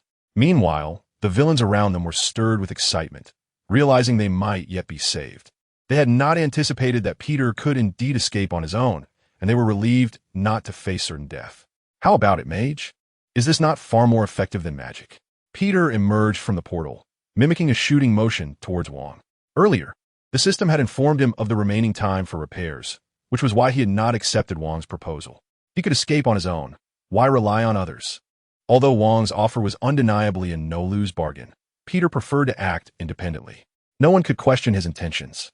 Wong, momentarily stunned, failed to obstruct Peter's exit, but then a realization struck him, and his expression brightened. "I was being overly cautious. I just remembered I have other matters to attend to, so I shall not trouble you further." With that, he turned, performed a magical gesture, and a visually striking magical portal appeared, through which he stepped. Observing everything before him, Peter chose not to hinder Wong, deeming it unnecessary. However, this thought was fleeting. In the next moment, his mind shifted. Peter gazed at the imprisoned doctors and opened their respective teleportation portals. "I knew you wouldn't abandon them, Peter." Dr. Octopus and the other villains gratefully exited the portal. "All right, my friends, I assume you have nowhere to go. Follow me, shall you? Is there anyone who wishes to decline?" Peter clapped his hands, revealing a bright, sunny smile that seemed impossible to refuse. Yet, despite this, there were still some obstinate individuals unwilling to comply. Among them was the green-skinned lizard. Despite being remarkably intelligent as a doctor, was not quite himself in his reptilian form. His face was contorted with rage, and his eyes warily fixed on the prey clad in the stylish Spider-Man suit, oblivious to the absurdity of his situation. "Peter Parker, I cannot accept your proposal." The crowd cast sympathetic yet bewildered glances at the reptilian figure, keeping their distance in fear of inviting trouble. In the next moment, they realized their caution had been well-founded. A fist as large as a sandbag struck out, sending the lizard man hurtling through the air, green liquid spilling from its mouth. It crashed down upon a classical wooden table, shattering it into a chaotic heap of splinters. The lizard man gazed at the bloodied teeth scattered on the ground, clutching its swollen mouth in agony. "If you have grievances, keep them to yourself." Peter disdainfully regarded the now subdued creature, stepping firmly upon its tail, his tone menacing. "Little one, behave yourself, or I shall teach you what true discomfort feels like." With a wicked grin, he adjusted his belt, casting a suggestive glance at the lizard man's lower half. "Oh dear God!" The lizard man tightened in fear, not anticipating that, at its age, it would be reduced to a mere monster, on the verge of succumbing to Peter's torment. "I promise to be good, just spare me." Everyone understood that Peter was not jesting, unable to retaliate and desperate to preserve its dignity. The crowd exchanged knowing nods and awkward smiles. "Excellent." Seeing no dissent, Peter nodded in satisfaction, reflecting inwardly on the allure of their seductive smiles, before opening a portal. "Isn't that the mage?" On the other side of the portal stood a mage, laboriously squatting as if in distress.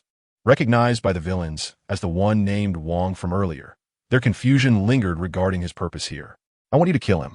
Chapter 96, Moral Coercion. "Yet, I possess no morality?" The night had deepened. In a desolate area far from the clamor of the city, a sizable high-voltage power station stood. Alas! Yet another night shift loomed, and I lamented the separation from my soft, inviting bed and beloved wife. On the dirt road, a vehicle carrying an employee dressed in work attire halted at the station's entrance.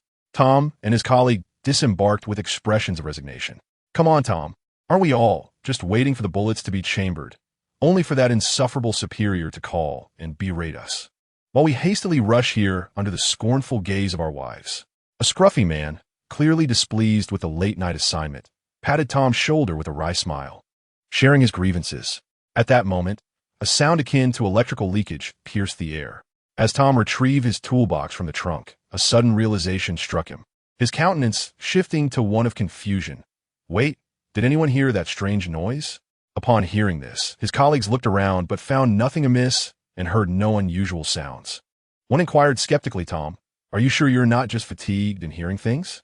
The peculiar sound faded, and Tom hoped it was merely a figment of his imagination. Shaking his head helplessly, "I must have misheard." Clang!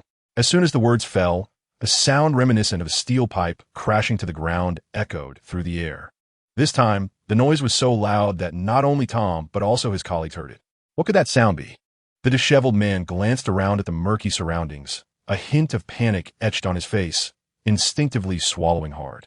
"Gentlemen, grab your tools. We must investigate." "It's likely just some wild animal," Tom said, his complexion slightly pale as he brandished a hefty hammer, leading his anxious colleagues toward the source of the sound. The reason for their trepidation was clear. At this hour, it was highly improbable for anyone to be in this desolate area. Moreover, how could a wild animal create such a thunderous racket? Their minds involuntarily drifted toward one unsettling possibility, a creature of ethereal existence. Minutes later, the group arrived at the rear of the power station, where they beheld a power tower emitting sparks of electricity, and nearby, a charred wildcat lay sprawled on the concrete ground. How peculiar! How could a wildcat have toppled this tower? Sensing the absence of other creatures nearby, they collectively exhaled in relief, though confusion still lingered. Perhaps it's due to the tower's aging structure. Come on, we need to make repairs. We have a mountain of work ahead. Tom turned to his colleagues, assuming the role of their steadfast leader. However, as soon as he spoke, he noticed the expressions on their faces, which resembled that of someone who had just tasted something vile. What's wrong? Tom questioned, perplexed. Surely, there was no need for such grim faces over simple repair. Behind you, one voice trembled, filled with dread, pointing toward Tom's rear. Realization struck Tom like a bolt from the blue. His face paled as he stiffly turned around. There, amidst a dazzling display of electric light, stood a humanoid figure radiating raw energy. A monster. Tom collapsed to the ground, his body instinctively retreating, his expression one of sheer terror as he faced the electrifying creature. He yearned to flee, but an invisible force seemed to bind his legs, rendering him immobile. Desperate for his colleague's assistance, he turned to call out, only to find nothing but a cascade of falling leaves in the void where they once stood. Despair washed over him. After all they had been through as brothers, where had they gone? He shut his eyes, resigned to the fate of being devoured. Yet after several agonizing seconds, he felt no pain. When he finally opened his eyes, he was met with the sight of a figure clad in vibrant red and blue attire. My heavens! It's Spider-Man. Thank you, God. Tom gasped in astonishment, realizing he had been saved. Get to safety, my friend. Spider-Man glanced back at him momentarily before fixing his serious gaze upon the looming threat ahead. Why do these pesky little crawlers always show up everywhere? The creature, enveloped in crackling electricity, or rather the Electro-Man, glared with palpable irritation at the individual who had thwarted his nefarious intentions. Cut the nonsense. You have no business being here. Surrender, and I shall escort you back, Spider-Man declared, raising his hand to launch his web. No, Spider-Man, do not presume I am oblivious. I shall not return. Electro-Man retorted vehemently, swiftly evading the web that shot towards him. He then retaliated, his body aglow with electric energy, unleashing bolts of lightning from his palms into the sky, akin to a thunder god descending upon his foe. Spider-Man sensed the impending danger and skillfully swung away.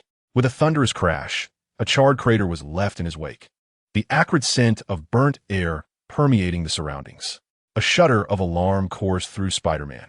The consequences of failure to evade were all too clear. He soared towards Electro-Man with newfound seriousness. Yet, Electro-Man wasted no time and unleashed a barrage of formidable lightning strikes, meticulously calculated in their trajectory. Spider-Man found himself momentarily disoriented, realizing too late that evasion was no longer an option. Just as the strikes were about to connect, a swirling vortex of yellow sand materialized before him, erecting a wall of sand. The lightning struck the sand, producing a plume of black smoke that quickly dissipated. Who dares to ruin my plans? Electro-Man seethed from above. I am here to assist you, Spider-Man. A voice emerged from the newly formed mound of sand. Spider-Man scratched his head and chuckled. Thank you, though I'm unaware of your identity. Curse it all. You shall all perish. Electro-Man raged, unleashing a frenzied onslaught of lightning. Easy there, my friend, another voice interjected, instantly capturing the attention of everyone present. It was yet another Spider-Man. In the distance, Tom and his companions had not departed. Instead, they had concealed themselves, eagerly observing the unfolding drama. What began as a confrontation between Spider-Man and the electric menace had now transformed with the emergence of a sandy creature, and before long, another dashing Spider-Man in a cape appeared. Is this a Spider-Man melee? Wait, isn't he the one known for his incredible speed on the internet? Tom suddenly recalled the news he had seen that morning, instantly recognizing the new Spider-Man. Indeed, I saw it too. He is a good person, his colleagues nodded in agreement. Their curiosity piqued as they gazed at Peter soaring above. Peter stood behind Electro-Man, compassionately asserting, Who are you? You cannot be Spider-Man. Electro-Man gasped in disbelief, glancing at the Spider-Man below before fixating on Peter. There is nothing impossible, Peter replied with a smile. Impossible? You emerged so suddenly. Electro-Man was not the only one bewildered. Even the Spider-Man of this world found the situation hard to fathom. In a formidable dungeon, where the powerful supreme sorcerer Dr. Strange is imprisoned, how did Peter manage to escape? What is going on? This Spider-Man is a villain. Upon hearing Spider-Man's revelation, Tom and his companions sensed something amiss, their expressions darkening.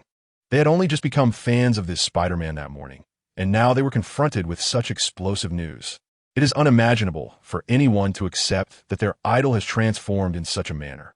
I have stated before, nothing is impossible. Peter, unfazed, raised his hand and gestured a middle finger. You will regret this, remember? Spider-Man was taken aback, fearing the worst. Nevertheless, he still urged, Spider-Man is a superhero. Do not err again. If we are brothers, heed my advice. Very well. Peter smiled, and with a sudden punch, he incapacitated Electro, leaving him to the ground. Spider-Man was stunned. Could he truly be so agreeable? Of course, we are friends. Holding the unconscious Electro aloft, Peter approached Spider-Man. Good job. Hand him over to me. My friend. Spider-Man regained his composure, realizing that as long as Peter did not take a life, it was acceptable, and he extended his hand with a smile. However, the next moment, he found no joy in it. We are no longer friends, and we may even become foes. Peter retracted the unconscious Electro from Spider-Man's grasp, nodding regretfully. Chapter 97. The Fourth Generation Spider-Man. Uncle Ben would not wish to see you act this way. Spider-Man spread his arms in an attempt to persuade Peter, blocking his path. How dare you mention Uncle Ben? Peter laughed, holding the unconscious Electro, and disregarding Spider-Man's pleas, he resolutely departed. I will not let you leave. Spider-Man grasped Peter's cloak. Are you seeking death? Peter's expression darkened. He believed he had shown too much leniency. He resembled a saint, bearing the weight of everything upon himself. Were it not for their half-brother bond, the last person who dared to speak to him in such a manner would have long since met their demise. No. Spider-Man shook his head sadly. Peter narrowed his eyes slightly, a mocking smile gracing his lips, his tone laced with disdain and arrogance. Fine, I give you a chance.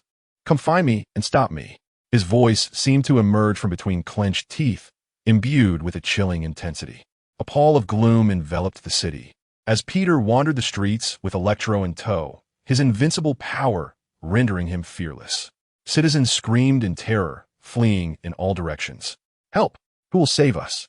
A woman cried in despair. Ha ha, you foolish civilians. Shout for Spider-Man to rescue you. Peter laughed maniacally, relishing the moment. Reflecting on his past actions, he realized he was either saving lives or on the path to do so. If this were a novel, readers would chastise him for being too saintly. Now, he was free to act as he pleased. Oh my, the once celebrated superhero has transformed into a formidable villain. What on earth has transpired? The media's cameras fervently capture this chaotic scene, while the government and law enforcement appear utterly powerless in the face of such an overwhelming force. It has been 2 days since the nuclear power plant incident, and during this time, Peter has been reveling in his newfound freedom. Everyone despises Azu, yet everyone yearns to be Azu. He has finally grasped the truth. Being a progenitor is indeed exhilarating. Possessing invincible power, all the superheroes attempting to thwart his zero-cost escapades have been unceremoniously discarded. He is free to pursue his desires unimpeded. Initially, he had no intention of wreaking havoc, still harboring goodwill towards the world. However, upon seeing news reports of himself on the screen, he lost all hope in humanity. Superman and Spider-Man's destruction of a nuclear power plant, along with their brutal assault on Spider-Man, raises questions of intent. Footage exists, though it is unclear who recorded it. Otherwise, he would have dealt with them accordingly. Thus, Peter finds himself branded a villain, and since that is the case, he shall embrace it. Over the past 2 days, he has dined at 5-star restaurants without cost and indulged in a bit of mercilessness against some nefarious entities. The outcome was predictable. No one dared to intervene. Presently, he holds the incapacitated Electro in one hand while devouring a chicken leg with the other, the juices dripping down his chin. Life is, after all, quite straightforward. Peter is now in a state of anticipation, waiting for what, you may ask, the arrival of his old friend, Spider-Man. Since their last encounter, Spider-Man has not sought him out, leaving Peter in profound sorrow, feeling abandoned by his beloved. This time, he would not allow Spider-Man to slip away again. Indeed, patience proves to be a virtue, for Peter soon spots Spider-Man swinging through the city. Yet, a sense of unease washes over him. Something feels amiss, though he cannot quite place it. Peter, you cannot do this. Hand over Electro to me. Spider-Man's voice echoes from a distance. Spider-Man, mind your own business. Peter retorts disdainfully, relishing the prospect of thwarting Spider-Man's mission. How mundane it would be otherwise. You knew I would come, Spider-Man declares, but each time he draws near, he encounters Peter's meticulously laid traps. High-voltage shocks and explosive devices fail to deter him. As Peter watches these gadgets falter, he scoffs and takes to the skies above the city. Having never intended to rely on them, they were merely for amusement. Meanwhile, Tom and his colleagues dash through the panicked crowd, desperately seeking safety. What is happening? Is the world coming to an end? Tom gasps, recalling the near-death experience he had just moments ago when a vehicle nearly struck him while dining with his coworkers. A cacophony of screams fills the air. Tom is bewildered, yet he observes his colleagues frantically navigating the throng. And then, suddenly, a figure emerges in the distance. He recognized him. It was Spider-Man.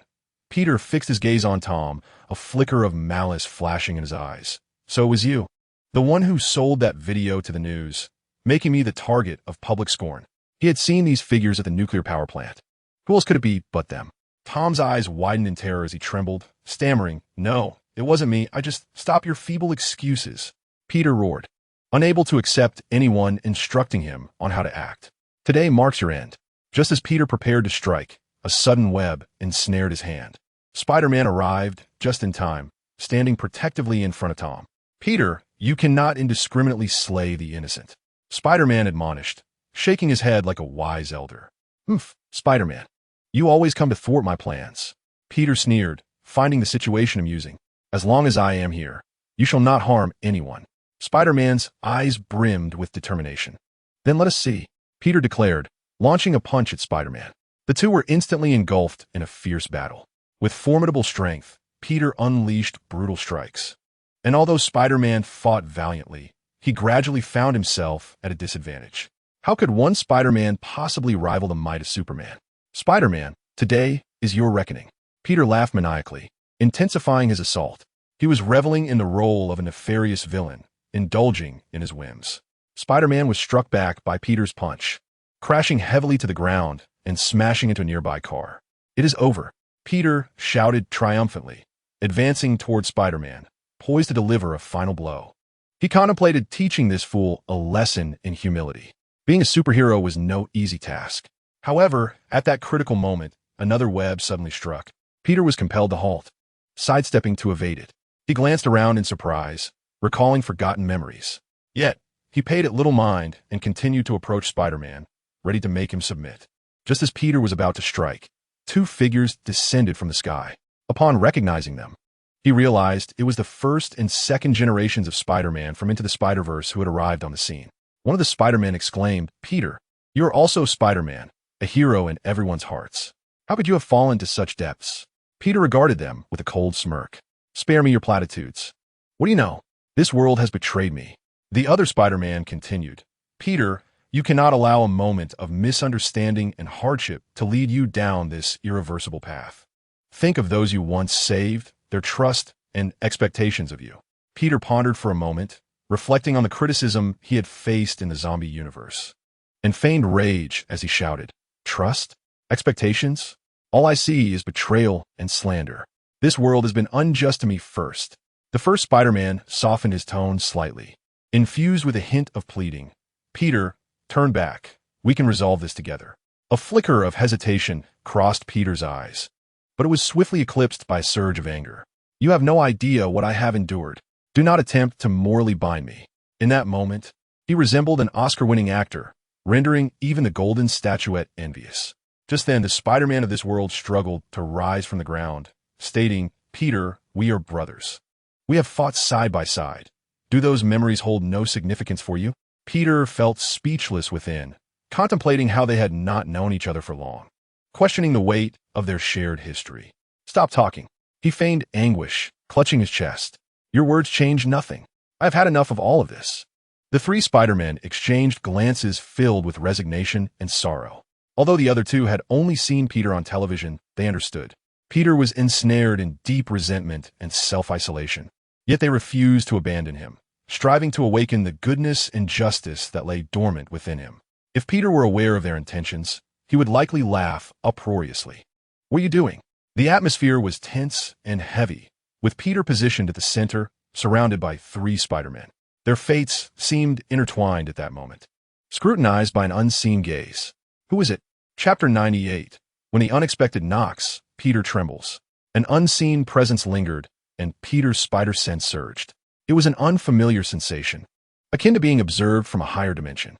Yet he knew the situation was likely more complex than it appeared. In the face of adversity, Peter would never yield. Moreover, let us not forget who he was, the Spider-Man. Even if that gaze truly belonged to a higher dimension, before his superhuman prowess, it would have to kneel in submission. Forget those unpleasant memories. You are the true hero, Spider-Man. Peter's movements became peculiar, though the 3 generations of Spider-Men failed to notice anything amiss, interpreting it merely as him grappling with a difficult decision. No, I cannot return to the past. Disappointed, Peter shook his head, weary of further dialogue. With his eyes glowing red, his expression turned fierce. Now, I will do whatever the hell I want. As the words left his lips, a crimson laser shot forth, aimed directly at the 3 Spider-Men. In that instant, an unprecedented crisis emerged, igniting their spider senses into frenzied alertness, allowing them to narrowly evade the attack. The ground, however, was less fortunate, as the red laser carved shocking gashes, cleaving several cars in half along the road. Had a skilled craftsman been present, they would have marveled at Peter's aptitude for automotive repair before being reduced to mere remnants. Peter, you have truly disappointed us, Spider-Man. Upon witnessing Peter's poor decisions, the 3 Spider-Men shook their heads in disappointment. Thus, they had become adversaries. Enough of the idle chatter. Are you not superheroes? Come and defeat me, Peter declared, pointing at them with anger, yet secretly amused. He was curious to see how formidable their combined efforts would be. Would they possess even 1% of the strength required to vanquish him? That seemed rather unlikely. However, one could only ascertain their capabilities through trial. Peter was willing to engage them, with no intention of employing any extraordinary abilities, as that would be far too overwhelming for them. Not to mention, just his speed would leave these Spider-Men utterly unable to react. In truth, it was not just them. All Spider-Men faced the same predicament. Among the younger Spider-Men, who could possibly rival him? The Cosmic Captain Spider-Man, perhaps? It was evident that none could defeat him, even if they all united. Consequently, as he contemplated the group of Spider-Men before him, Peter pondered how much strength he should exert to ensure their safety without incapacitating them. It was indeed a conundrum. Being invincible is truly lonely, Peter lamented. Well, it must be done. The Spider-Men exchanged knowing glances and nodded, ceasing their idle talk. What must be done? Peter wondered, taken aback, realizing that they had not approached him recklessly, but rather had devised a meticulous plan. It felt reminiscent of Iron Man's involvement, crafting strategies to deal with uncontrollable superheroes. Alas, if Iron Man were present, he would likely pay them due respect. These inexperienced Spider-Men were far too juvenile to contend with him. They would need several more centuries to even come close. No, in fact, they were nowhere near. Just considering his superhuman physique basking in the sun, there was essentially no one in the universe who could rival him, not even those exalted deities. Of course, this was not meant in the literal sense. One must understand that the level of destruction capable of annihilating the multiverse was but a thought away. Merely basking in the sun would not yield that magnitude of power. However, with the aid of a system, different circumstances might arise.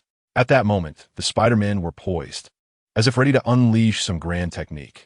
Peter remained unperturbed, with no immediate intention to strike.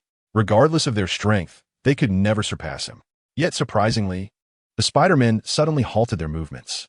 Peter furrowed his brow slightly, sensing once more the feeling of being observed. This time it was not just him. The Spider-Men, too, had noticed it. It was indeed a curious occurrence. What was happening? This was the question on everyone's mind. You believe I am at your mercy. Peter could no longer endure the sensation of being belittled. Instantly, every ounce of his strength surged forth, unleashing a formidable mental force that enveloped the entire Earth, gradually expanding outward at a velocity surpassing light. What had he discovered? Naturally, Peter's unusual behavior captured the attention of the Spider-Man. Upon encountering a group of peculiar figures in an unknown realm, a smile graced Peter's handsome visage. Yet to others, this smile appeared ominous and terrifying. The Spider-Men felt a chill run down their spines, bewildered by the inexplicable fear that had overtaken them. What have you truly uncovered? The tone of the Spider-Man was steeped in confusion, for he detested riddles. Batman should have eliminated the celebrity long ago. What nonsensical principle of refraining from killing? It is but a joke within the comics. You shall come to know. Peter cast a knowing glance, shrouded in mystery, evoking an urge to strike him. Shall we continue? One Spider-Man queried, perplexed. Proceed. Another Spider-Man nodded. Having come this far, it would be a shame to leave without purpose. I shall not bully you, Anno. That is incorrect. I shall not yield to you. His handsome face bore a grave expression. Peter sought not amusement, but rather a sense of ritual. Behold, how solemn he appears. At the very least, the Spider-Men felt awkward, uncertain of the play being enacted. Nonetheless, their resolve remained unchanged. I am prepared. Peter elegantly produced a mirror, attending to his appearance, recalling a lesson imparted by Uncle Ben.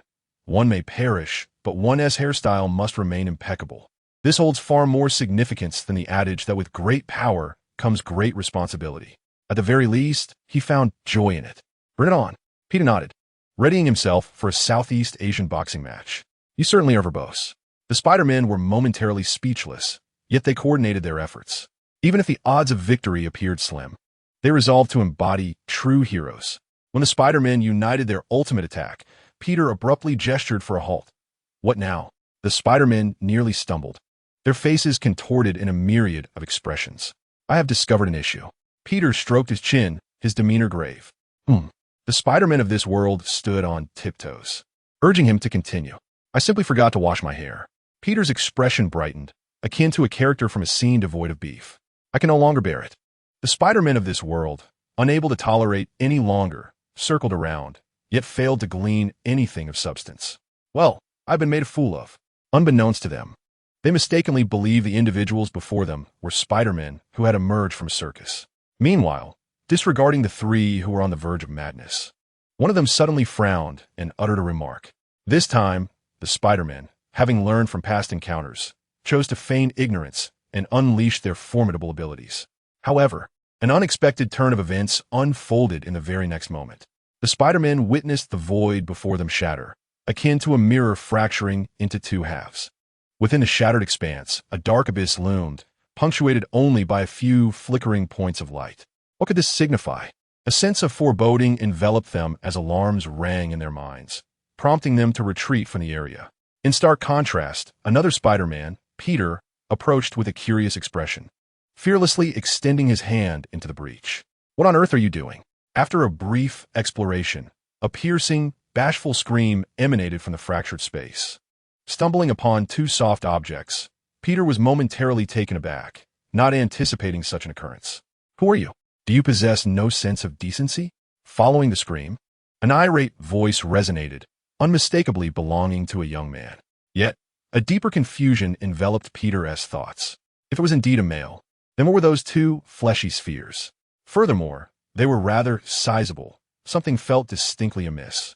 A sense of dread began to creep in as Peter pondered. Could it be?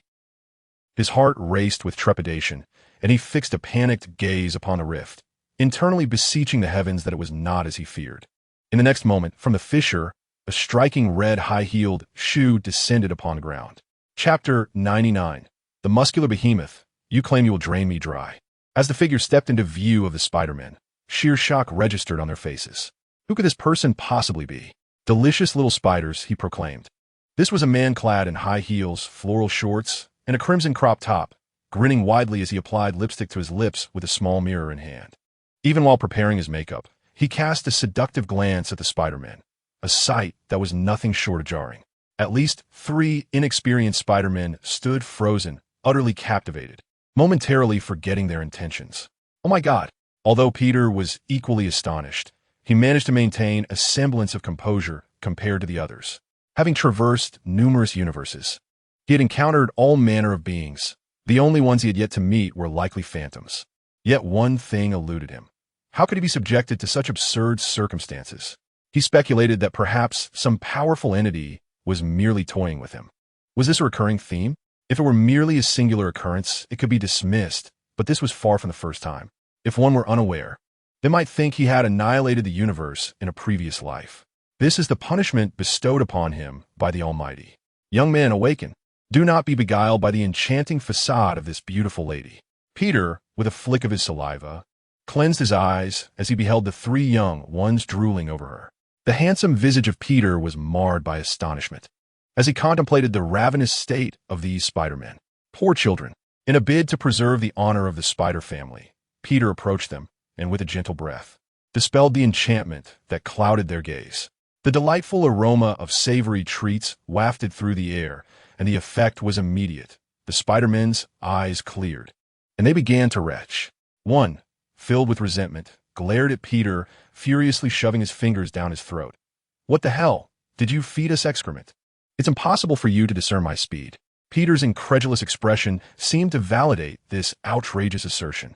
Upon hearing this, the three Spider-Men, akin to old comrades of a decade, simultaneously expelled their contents. The aromatic congee poured forth like it was free, littering the ground.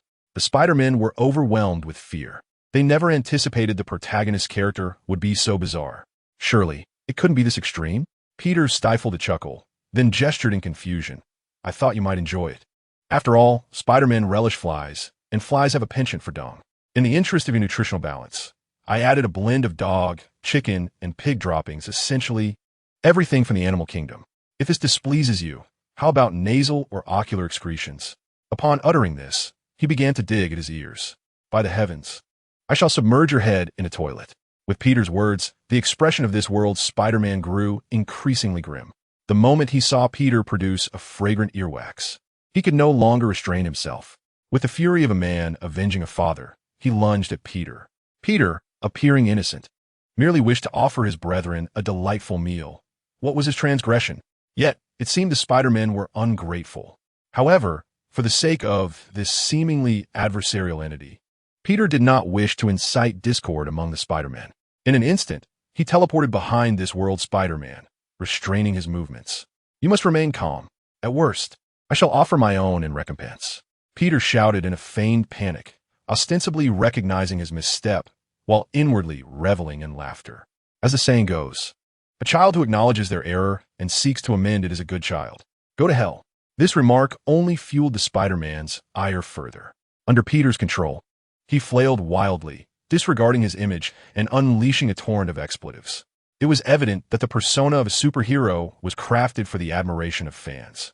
Due to certain peculiar circumstances, this place has been sealed off, forbidding outsiders from entering. Spider-Man revealed his true nature as a wayward youth.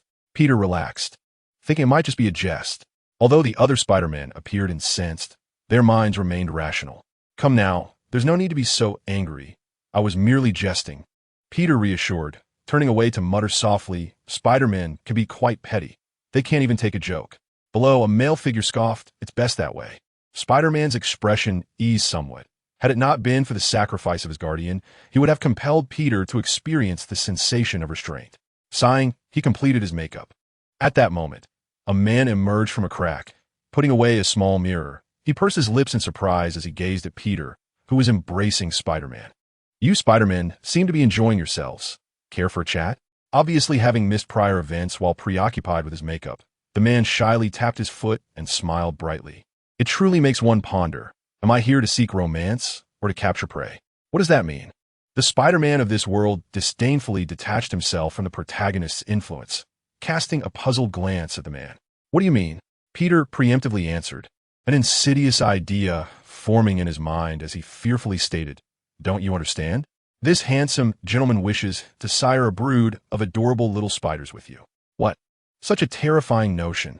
Seeing Peter's earnest expression, Spider-Man felt a chill run down his spine, trembling involuntarily. His instincts warned him that this strange man possessed formidable power. The implications of his extraordinary beauty were alarming. If he were truly coerced, what would become of him? No, such an occurrence must not transpire. Spider-Man slapped his face, forcing his heart to steady. Beneath the nanotech mask, his expression grew serious, his gaze pleading as he looked at his companions. "He is not from this universe. My intuition warns me to send him back swiftly, or else calamity will ensue." "I concur." The first Spider-Man nodded rapidly, feeling nauseated by Peter's words. He had his own beloved, Mary Jane. "I disagree." The second Spider-Man shook his head. In an instant, not only did he capture Spider-Man's attention, but I too looked on in disbelief. There truly was someone with an insatiable appetite, ready to consume anything. Peter felt a pang of inadequacy, forced to acknowledge this fact. Oh dear, how embarrassing, the uniquely fragrant man observed their exchange. Upon realizing that one Spider-Man did not disdain him, admiration blossomed within him, an unattainable desire. He recalled the earlier days when Spider-Man had rejected his affection. The man's shy demeanor abruptly shifted, as he found himself confronted by someone who deemed him unattractive. The only inevitable resolution was for this individual to willingly merge with him. The man's gaze was infused with lethal intent, since two Spider-Men had chosen to ignore the obvious. He resolved to deal with them swiftly and decisively. As for the remaining one who remained silent, his expectant eyes immediately turned towards Peter, greeting him with a disconcerting invitation. "Esteemed Spider-Man in the cape, I implore you not to make the right choice." Peter was momentarily taken aback, utterly bewildered by the notion of making an incorrect choice. Otherwise, he warned, your stamina would surely be drained. The man's smile lingered ominously in that instant, exuding a chilling aura. Such words were not those of a mere mortal. Peter felt overwhelmed, grappling with the absurdity of this encounter, which was far more outrageous than his initial experience with the formidable King Kong Barbie. Fortunately, he had a specific target in mind. Otherwise, uttering such a phrase might have caused the world to reset altogether. He began to speculate about the man, suspecting he hailed from a peculiar lineage within the multiverse, one that thrived on totems and was characterized by its heirs. "Have you made a decision, young sir?" I can hardly contain my anticipation. A lack of response would imply acquiescence, and he continued, "Here I come, Spider-Man." Chapter 100. When the flower comes knocking, Peter agreed. Peter gazed at the insufferably arrogant man, feeling a wave of nausea wash over him. His orientation was perfectly normal. Thank you very much. However, since the adversary had chosen to engage, he felt compelled to act rather than merely observe. Yet the thought of taking action himself felt a tad distasteful. After a moment's contemplation, a brilliant idea struck him. Peter raised his voice, calling out, "Spider-Girls, charge forth. Show this insufferable brute that we are not to be trifled with." Not to be trifled with? What on earth does that mean? It was incomprehensible to decipher this Spider-Man's thought process. Though the Spider-Men felt a twinge of doubt, they steeled themselves and advanced. "I will restrain him," declared one of the Spider-Men, shooting out webs with the intent of ensnaring the man like a large dumpling. The original Spider-Man, meanwhile, scurried stealthily from the side, preparing to strike unexpectedly. Seeing this unfold, Peter found it rather mundane and shouted from behind, "Are you all a bunch of cowards? Come on, can't we throw some expletives into the mix?" He urged, "Honestly, why must we heed his commands to act first? Why not let this blathering little insect in the back deal with him?" As the Spider-Men listened to Peter's incessant buzzing like a swarm of flies, the original Spider-Man was left speechless. Just as they were distracted, the man casually waved his hand, severing the webs as if they were mere strands of pasta. In an instant, he darted forward, closing the distance to the original Spider-Man. The first Spider-Man's eyes widened like saucers, and before he could comprehend the situation, he was struck by a man and sent flying like a cannonball, crashing against the wall with a resounding thud that left a significant dent. The Spider-Man of this world, incensed, charged forward with a furious howl, engaging the man in close combat. However, his punches barely tickled the man, who seized the opportunity to deliver a swift kick to his rear, sending him tumbling to the ground in a most undignified manner. At this critical juncture, the second Spider-Man intended to showcase his newly acquired skills, but before he could even assume the correct stance, he was slapped and spun around several times, leaving him dazed and disoriented. "Oh dear, is that all you've got? Go home and find your mother for comfort, or better yet, come find me." The man chuckled, shaking his head, his face resting against his right hand, lost in sweet reveries. The Spider-Man lay on the ground, gasping for breath, feeling a mix of frustration and disgust. Peter couldn't help but revel in the spectacle, muttering to himself, "Why are these inept Spider-Men so useless? It seems I must personally step in to save the day." For reasons unknown, he found himself increasingly amused by the plight of the Spider-Men. In this chaotic melee, their attacks appeared no more than mere tickles to the man, each one growing wearier, collapsing like exhausted puppies on the ground. The man swaggered over, grinning broadly as he seized the ankle of the Spider-Man from this world, dragging him along as if he were a ragged sack. "Oh dear, let me go," cried the Spider-Man, struggling, resembling a child being towed by an adult. The first and second Spider-Men contemplated assisting, but the moment they attempted to move, They groaned in pain, feeling as though their bones were dislocated. Peter was momentarily stunned, questioning the man's intentions. His imagination conjured up a disturbing scenario, causing goosebumps to rise all over his body, his expression frozen in horror. Overall, this repugnant man, whose name remained unknown, seemed intent on taking his prize home. A wave of nausea washed over Peter. Though he was eager to know whether reality would diverge from his grim fantasies, he stepped forward to defend the Spider-Man's safety, declaring, "Stop right there, you shameless fiend. You cannot take these poor souls." Yet the man paid him no mind, humming a cheerful tune like an ecstatic maiden, as he dragged the Spider-Man towards the rift. The remaining Spider-Men watched, tears glistening in their eyes, as their companion was taken away. After their recent encounters, they could only imagine the unspeakable fate that awaited him at the man's hands. "It's all my fault for being so weak, unable to save even one comrade." The second Spider-Man plopped down onto the ground, weeping uncontrollably, with bubbles of snot emerging from his nose. He found himself enveloped in profound guilt, his thoughts drifting to the woman he cherished most, a haunting memory he could never shake, her demise, a consequence of his inadequacy. Peter glanced at the man's wicked grin and the anguished cries of Spider-Man, contemplating his next move. Since the Spider-Man had already faltered, he, a kindred spirit, could not stand idly by as they were dragged away. Watching Spider-Man being taken against his will ignited a sense of urgency within Peter. Should he confront the adversary? His fastidious nature recoiled at the thought of getting dirty, yet he could not allow his companion to remain in peril. Resolutely, he clenched his jaw, stomped his foot, and, with a flourish of his cape, charged forth like a hero. "Halt! Release him, or I shall make you regret it," he bellowed. The man paused, turning to face Peter, laughter spilling from him until tears formed in his eyes. "Ah, look at you, dashing little spider. I intended to save you for last, but it seems you've grown impatient." With that, he lunged forward to strike. Without hesitation, Peter retaliated with a punch. The man raised his hand to block, but the force of Peter's blow sent him stumbling backwards, nearly toppling to the ground. "Well, I've done my best," Peter thought, momentarily abandoning the idea of fighting. The other Spider-Man, witnessing Peter's intervention, felt a flicker of gratitude, believing that he would not remain indifferent to a fellow in distress.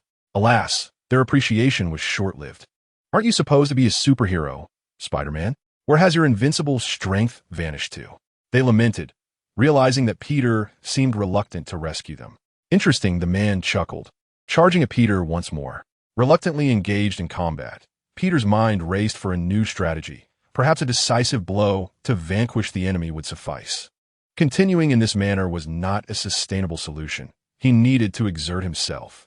Drawing upon years of combat experience, Peter dodged and weaved, seizing the opportunity to strike. "You wretched little insect, you have marred my exquisite visage. I shall make you pay dearly," the man exclaimed, reeling from Peter's blows, his face a mosaic of bruises, ultimately collapsing to the ground. Yet, this did not grant Peter the satisfaction he had hoped for, leaving him disheartened for a time. "Let that be a lesson for your arrogance, for bullying my fellow spider," Peter declared, unleashing his ultimate technique, the so-called 7-star kick, landing a decisive blow to the man's head, sending him sprawling far away, too dazed to rise. "Brothers, you must be all right." Without a second thought for the defeated foe, Peter hurried to the fallen Spider-Man, unbinding him from his restraints and helping him to his feet, his concern evident in his voice. "Are you all right? You still harbor kindness, don't you?" The Spider-Man, burdened with his own struggles, lifted his head and offered a faint, weary smile at Peter. "So, as a fellow Spider-Man, am I impressive or what? You pathetic weaklings can't even defeat a mere sissy." Truly pathetic. Peter, brimming with pride, refrained from responding to Spider-Man's taunts, secretly relieved that the legacy of the Multiverse of Spider-Man was not as formidable as he had anticipated. Understanding Peter's unspoken thoughts, Spider-Man weakly remarked, "Impressive indeed. You are my great hero," just as Peter and the Spider-Men were preparing to revel in their victory. The surrounding space convulsed as if caught in a tempest. Out stepped a peculiar figure, a woman with an ample bosom and a finger in her nose. At first glance, she appeared enchanting, adorned in a lovely dress, capturing the attention of the injured Spider-Men who stood in awe. However, it was not merely her beauty that rendered them speechless. She bore an uncanny resemblance to a flower. "Oh dear, what a lively scene we have here," she proclaimed, flicking away a snack extracted from her nose with an air of sarcasm. Upon hearing her voice, Peter was rendered speechless.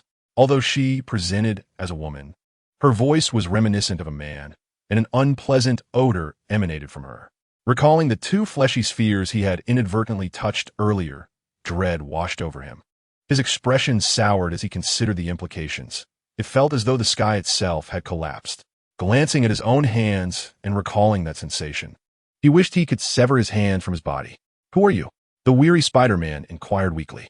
"My identity is of little consequence. What matters is that I can assist you in overcoming your significant troubles. However, you must provide me with a favor," the flower-like woman said, rubbing her hands together with a grin. "What do you require?" Peter sensed something amiss and chose to hold back, deciding to observe further. After all, she appeared to be a counterpart of the sissies, albeit with differing ideologies. The woman chuckled mischievously. "Hand over your essence, and I assure you, you will be heroes every day without a care in the world." Peter, bewildered, found the request rather perplexing, yet it made sense upon realizing she belonged to the Legacy family. After all, members of that lineage were known for capturing Spider-Men across the multiverse for sustenance. It seemed this universe had caught their eye, making her proposition rather ordinary. However, one thing eluded him. What on earth was this essence? Peter's mind drifted towards darker interpretations, prompting him to halt his astute reasoning. He scrutinized the woman more closely. Her face was dotted with freckles, her nose flat, and her lips resembled a sausage. As she noticed Peter's gaze, she blew him a kiss. In that moment, Peter shielded his eyes, which had endured countless trials, nearly blinded by the absurdity of it all. "Oh, my eyes! I fear they may never see again." The original Spider-Man wore a bitter smile, fully aware of Peter's current state. Even after emptying his stomach, he felt the bitter taste rise again at the moment of his flight, his already pale face growing even more ashen. "I swear, if it were possible, I would no longer wish to be a superhero." Upon uttering these words, the air around him became increasingly foul, seemingly reflecting their disdain for him. At that moment, Peter's spider sense tingled ominously, forcing him to set aside his pride. Chapter 101, A Fine Castle. "She is mine now, yet I have conditions."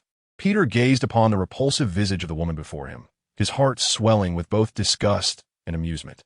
He understood that the emergence of the Inheritors family was no mere coincidence, and the current predicament of Spider-Man was perilous indeed. Even if he were to eliminate these two members of the Inheritor family, the Spider-Man from his universe would still remain under the relentless pursuit of the Inheritors. However, in a bid to extricate himself from this endless turmoil, he resolved to make a rather amusing choice. He contemplated letting the tiger return to the mountain, knowing full well what that entailed. "You say?" The woman assessed Peter with a piercing glance, nodding her beautiful head, urging him to continue. Peter took a deep breath, his gaze filled with disdain as he addressed her loudly. "This deal is quite simple. If you leave this place immediately and never return to discuss me again, you may take these Spider-Men with you." "Is this for real?" The woman, upon hearing Peter's words, displayed a look of astonishment, her flat nose and plump lips appearing even more contorted. She narrowed her eyes, scrutinizing Peter as if evaluating the veracity of his statement. After a moment, she burst into a sharp, piercing laugh. "Ha ha, little spider, you truly possess a heart of stone to relinquish your companions to me merely for a chance at survival." Peter bit his lip, his eyes glowing with a fierce red light, feeling belittled once more. Yet, he chose to set aside his grievances for the time being, intending to repay them later. With a tone laced with anger, he said, "Enough of your prattle. Do you accept or not?" The woman ceased her laughter, the corners of her mouth curling into an eerie smile. "Very well, I shall accept this deal, but do not regret it." "Are you jesting?" The Spider-Men were taken aback by Peter's decision. Peter offered no reply, his gaze never straying from them, his demeanor serious enough to convey that he was not speaking in jest. "Peter, how can you do this? We are comrades in arms," the original Spider-Man exclaimed in anger. "Apologies, but I shall do as I please," Peter replied calmly, his eyes shimmering with resolve as he regarded the disgruntled Spider-Man. "I have much to express. A band of failures dares to blame him for his actions. Come now, my dear ones, you must be eagerly anticipating." Upon witnessing Peter's disinterest in saving Spider-Man, Ruhua triumphantly waved her hand. A peculiar radiance enveloped Spider-Man and the man, transporting them into a spatial rift. I simply relish in stirring up trouble. As Peter beheld their receding figures, tears welled in his eyes, not from sorrow, but from derision of his own choices. Should an outsider glimpse into Peter's innermost thoughts, they might deem him mad.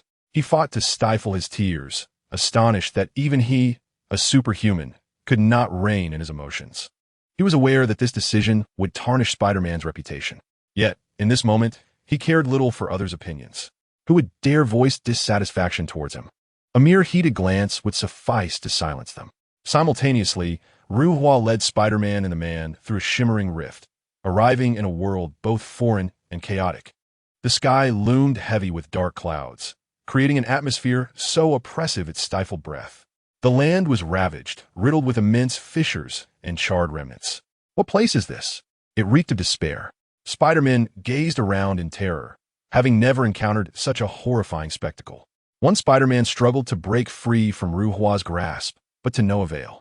The man appeared bewildered, seemingly not yet fully roused from unconsciousness. Unbeknownst to them, a figure stealthily trailed behind, none other than Peter, seeking amusement. He carefully concealed his presence, wary of any lapse in vigilance. After all, this was the enemy's stronghold, likely inhabited by formidable beings. Should his unique existence be discovered, it would not only spell trouble, but also rob this journey of its enjoyment. Peter had no desire for an abrupt end to this conflict. He was invincible. Even when faced with the lineage of the multiversal successors, it would be but a matter of a few strikes.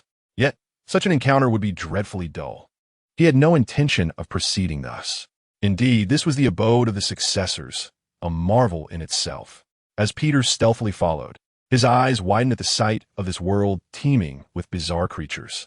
On Earth, one would never witness such colossal beings, akin to moving mountains. Some armed with sharp claws and fangs, emitting spine-chilling roars. Cautiously, Peter maneuvered around these creatures, closely tailing Ruhua's footsteps. He observed as she led Spider-Man and the man into a desolate desert, where fierce winds whipped up clouds of sand, obscuring vision. At the desert's end loomed a massive black castle. As Ruhua led the group straight towards the castle, Peter concealed himself behind a massive rock, meticulously observing their every move. His heart brimmed with exhilaration. This place held an air of mystery, and he envisioned that castle as his future abode. At that moment, Ruhua entered the eerie fortress alongside Spider-Man and a man, the heavy doors gradually closing behind them with a somber thud. Entering through the main entrance risked discovery. Guided by the hand of fate, Peter hesitated momentarily outside the castle, ultimately resolving to scout for an alternative entrance. On one side of the castle, he stumbled upon a dilapidated door, ajar, as if beckoning him to enter, guided by destiny. Peter found this entirely reasonable. After all, he was Spider-Man, a protagonist in a narrative. Any hint of opportunity seemed entirely natural. Ahem, this scent is more fragrant than my stifled bathroom at home. He gently pushed the door open, and a wave of decaying odor assaulted his senses, causing him to fan the air before his nose, his expression turning grim as he pondered unsettling thoughts. After a brief pause, he ventured into a dimly lit corridor, where torches flickered weakly upon the walls. As Peter mused about where this passage might lead, he was suddenly startled by the rustling of foliage. Oh dear, I'm losing my mind. When will God come to our rescue? Following the sound, he arrived at a square-like area. There, a multitude of ragged figures gathered, their attire tattered, faces gaunt, and their eyes reflecting despair and helplessness. His appearance piqued their interest, and they regarded him with wary gazes. Hey there, allow me to introduce myself. As for who I am, I shall be your future employer, Peter declared with a boyish grin, attempting to engage them in conversation. However, the beggars recoiled in fear, perhaps unsettled by the term employer, and began to retreat. Could you show a little goodwill? Your reaction will surely break the heart of your future boss. Peter's smile faded, for he believed himself to be a good person, deserving of better treatment. Ah, how intriguing. Just as he felt a pang of helplessness, he noticed an individual sitting alone in a corner. This person exuded an enigmatic aura that piqued Peter's curiosity, prompting him to approach. As he drew closer, he observed the figure, disheveled hair and a face marred by filth. Yet his gaze was strikingly profound, as if capable of perceiving all truths. The man lifted his head to meet Peter's gaze, surprisingly unafraid, and offered a slight smile. You have finally arrived. Peter was taken aback, immediately sensing that this individual was no ordinary person. This figure knew of his arrival, suggesting a prophetic nature. It seemed this journey would yield unexpected revelations. Do you know me? Peter stared incredulously at the man before him, aware that the necessary formalities must be adhered to. I have been waiting for you. The man nodded in acknowledgement. Are you from Gotham? Why all the mystery? Speak plainly, if you would. Peter expressed his dissatisfaction, as was his nature. I understand your impatience, but please remain calm, the man replied, his gaze fixed on Peter with anticipation. This castle conceals a monumental secret, a crucial artifact that requires your assistance to obtain. Furrowing his brow, Peter questioned, what exactly is this artifact? Why do you need my help? The man sighed softly, responding, it is a treasure capable of saving this world, yet it is guarded by formidable magic. You, possessing unique abilities and courage, are the only one who might navigate the obstacles to retrieve it. Am I correct, Superman Spider-Man? The man spoke cryptically, his profound gaze on Peter, as if any mortal might have knelt before him in reverence. Are you mocking me? Peter hesitated, his expression darkening. Unable to contain himself, he struck the man squarely in the face. The impact left the man's visage swollen, blood trickling from his mouth, a few teeth missing. He rose, clutching his bruised face, tears welling in his eyes as he gazed at Peter in disbelief and fury. How dare you strike me? And what of it? I hit you just like a clown? Lacking any real skill while trying to imitate the Riddler, Peter retorted, growing increasingly incensed, believing such a person unworthy of his respect. Indeed, aside from Aunt May and Uncle Ben, he realized he had never respected anyone else. Yet, that was of little consequence. The man, taken aback, stumbled back 3 paces, swallowing hard for a few seconds. Realizing his own identity, he was suddenly enraged, raising his fist to strike Peter. Chapter 102. The Flyman. So you're feeling feisty? Are you? What strength do you possess to dare confront me? The man's eyes glinted with a mix of cunning and ferocity. Peter, dismissive, chuckled, entirely unfazed, projecting an air of bravado. His spider sense suddenly alerted him to imminent danger. In the instant the man prepared to attack, Peter swiftly pivoted, a glimmer of lethal intent flashing in his eyes. In a blink, he materialized before the man, extending his hand to seize the oncoming punch, his formidable strength rendering the man's fist immobile. The man's expression morphed into one of sheer terror. Although he was aware of Peter's prowess as Superman Spider-Man, he had not anticipated such rapid reflexes and overwhelming power. It had far surpassed his expectations. Peter let out a cold snicker, denying the man any chance for a response. With a powerful swing, he hurled the man against the distant wall. Upon impact, the man emitted a painful grunt and then slid down, collapsing to the ground, unconscious. The entire episode transpired so swiftly that the onlookers scarcely had time to comprehend Peter's actions before the man was vanquished. The beggars, wide-eyed, gazed at Peter in awe, their hearts filled with reverence. Peter dusted off his hands, devoid of any expression of triumph. To him, such an adversary was a disgrace to his identity. The fact that he had not killed the man on the spot was an act of mercy. Approaching the unconscious figure, Peter kicked him lightly and sneered, "Hey, are you dead yet? Consider this a lesson. My ancestors despise when others lay hands on me. Should you dare to offend again, you shall find yourself amidst a sea of chocolate, wishing for death." The man, with his eyes tightly shut, instinctively swallowed hard, realizing he was feigning unconsciousness. The earlier encounter had deepened his understanding of Peter's prowess, and the petty thoughts in his mind dissipated instantaneously. Observing the man's lack of intention to awaken, Peter's murderous intent became unabashedly apparent. It was an overwhelming aura of malice, and the beggars in attendance felt as though they had descended into hell. No, even hell could not be as terrifying. I jest. Do not take it to heart, Superman, Spider-Man, he chuckled, though the formidable killing intent loomed like a mountain of corpses. The man, beads of sweat forming on his forehead, awkwardly rose, nervously scratching the back of his head. He sensed that if he continued to feign unconsciousness, Peter might truly end his life. Speak up. I shan't inquire further. My ancestors harbor no penchant for prying into others' little secrets. Just tell me, what business do you have with me? Peter's tone was unfriendly, his eyes flickering with a crimson light, as if on the verge of unleashing a torrent of fury. Do not move, do not move. I will tell you everything. The man stammered. "Follow me. This place is not suitable for lingering." Seeing Peter's persistence in pressuring him, the man felt utterly exasperated, but hurriedly led Peter deeper into the castle. They traversed through dark, damp corridors, the air thick with a pungent stench. "Here we are." The man finally paused before a dilapidated door. Cautiously, he pushed it open, and an even more potent foul odor assaulted them. "What on earth is that foul stench?" Peter exclaimed, unable to restrain himself from covering his mouth and nose. Upon closer inspection, he discovered a filthy basement, cluttered with all manner of refuse, leaving little room to stand. Among the debris, Peter spotted numerous rat droppings, significantly larger than those of ordinary rats, emanating an utterly repugnant odor. Moreover, swarms of flies buzzed around, their incessant noise creating a sense of unrest. "Is it too late for me to back out now?" Peter furrowed his brow, a pang of regret washing over him for having followed the man to this wretched place.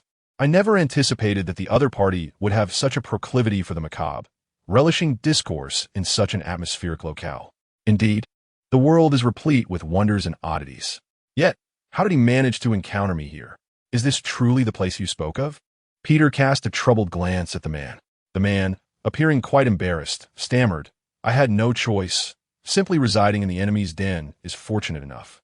Alas, how did I end up with such a clever fool?" Peter sighed in resignation, stifling his disgust as he waved his hand through the air before him. "Speak. What do you want from me?" "Of course, I wish for you to escort me away from this cursed place and save my friend," the man stated, his face betraying no color, only a glimmer of desperation in his eyes. "Ah, on what grounds do you believe that one of my lineage would assist you? Do you think you are worthy?" Peter placed his hands on his hips, a fire of indignation igniting within him. Who asked for help in such a manner?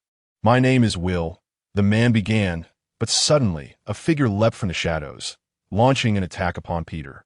"Who dares to ambush one of my ancestry? Are you so weary of life?" Peter reacted swiftly, sidestepping the unexpected strike. Upon closer inspection, he realized it was a Spider-Man. This particular Spider-Man donned a classic red suit, albeit ill-fitting, lending him an air of absurdity. The mask atop his head was equally comical, resembling a failed attempt at a viral meme, appearing distinctly bizarre. "Flyman?" Peter blurted out upon witnessing the scene. The so-called Flyman offered no response, instead lunging at Peter once more. His movements were clumsy and frantic, drawing attention more for his peculiar hand-washing technique than for any combat prowess. Peter effortlessly evaded his assaults, his mind swirling with confusion and amusement. Where had this strange Spider-Man emerged from? Why would the lineage of successors contain such a creature?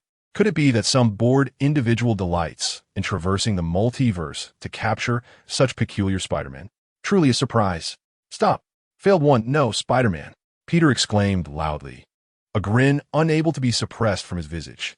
Yet the Flyman seemed impervious to his words, growing darker in expression as he continued his relentless onslaught. "I command you to halt. Are you deaf? Unable to comprehend?" Peter's patience began to wane. He resolved to cease evading and directly apprehend the hapless creature. His eyes gleamed with a lethal intensity, and in the next moment, it appeared as though the Spider-Man might be obliterated. "Do not harm him. Why the fury? He is one of our kind," the man interjected, unwilling to witness a tragic occurrence unfold.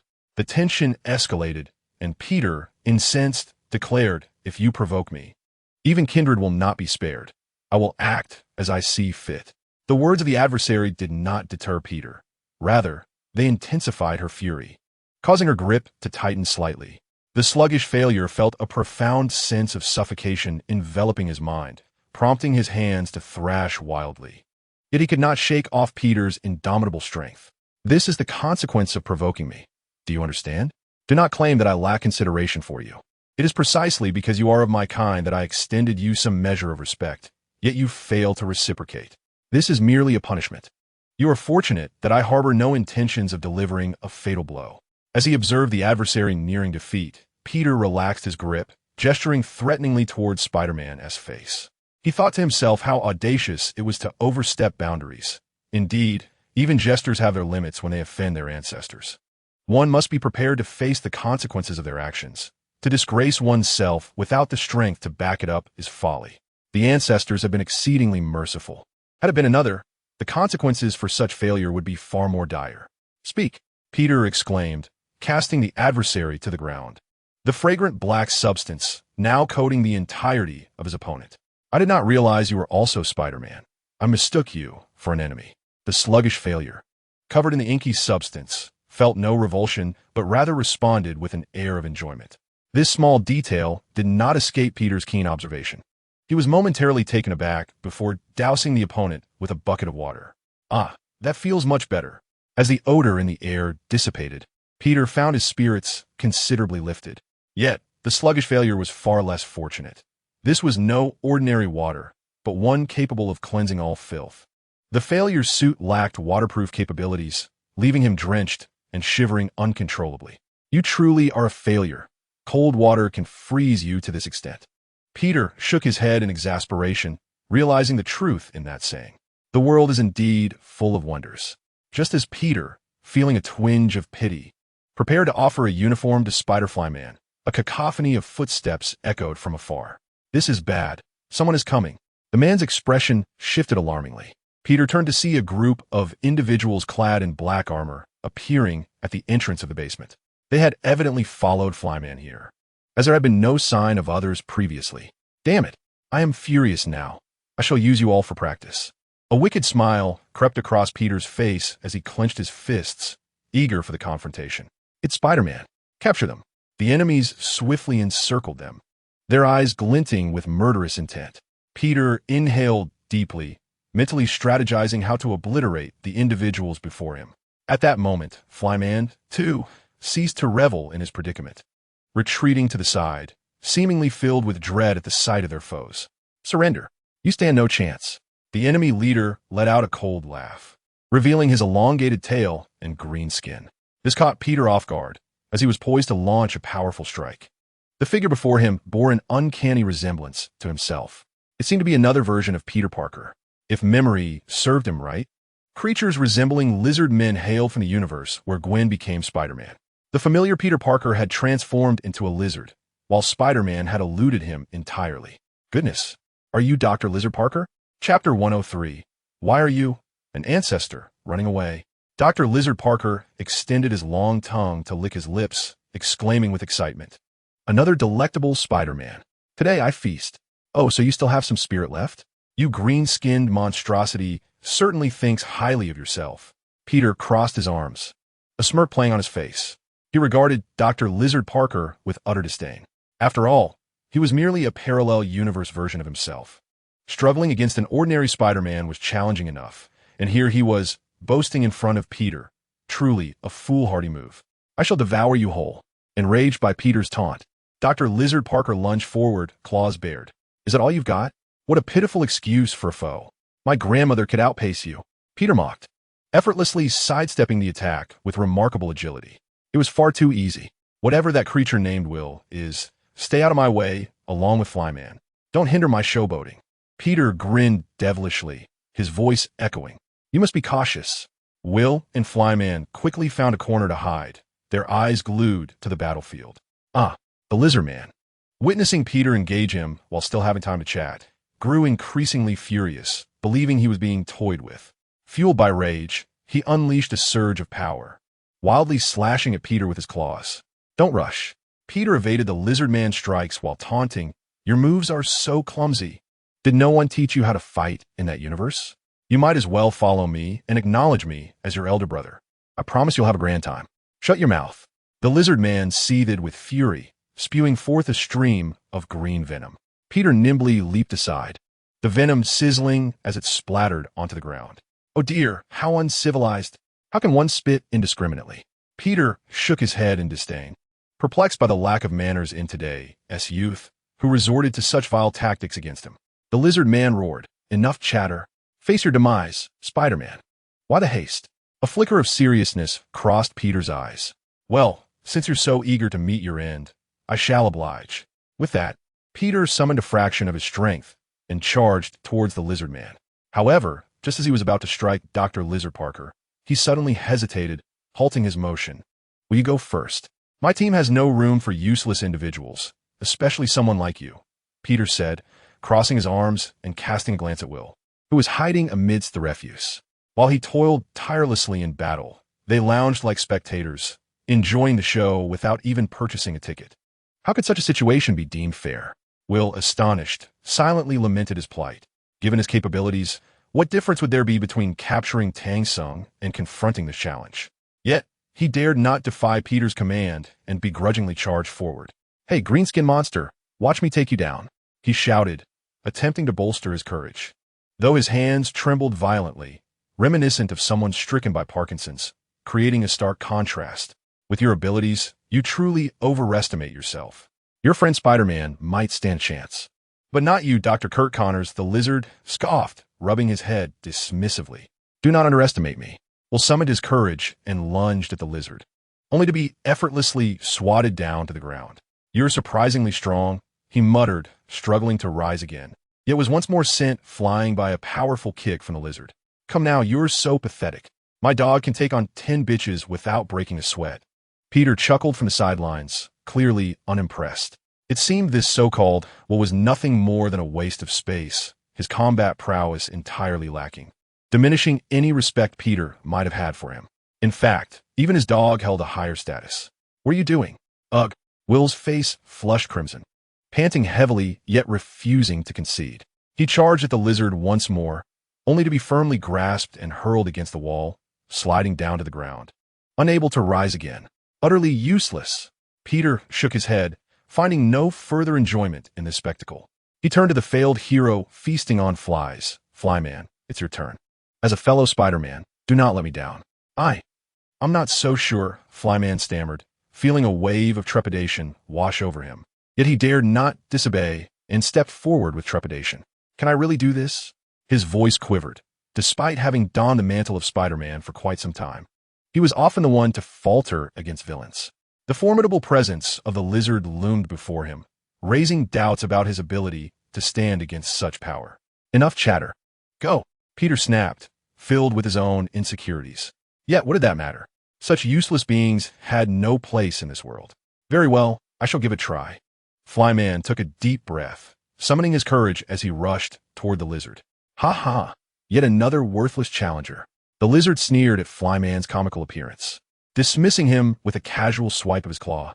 "Not bad," the lizard noted, taken aback when Flyman unexpectedly evaded the strike with remarkable agility. The fly hero discovered, to his astonishment, that he could evade the lizard man's attacks, which instantly bolstered his confidence. He began to employ his agile movements, darting swiftly around the lizard man, making it difficult for him to land a hit. "Damn you, little reptile. Dodging will only hasten your demise."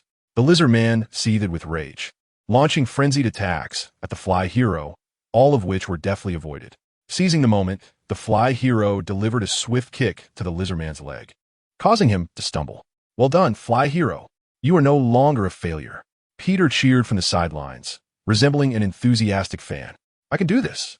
Encouraged, the fly hero became even more courageous, leaping up to land a punch on the lizard man's face.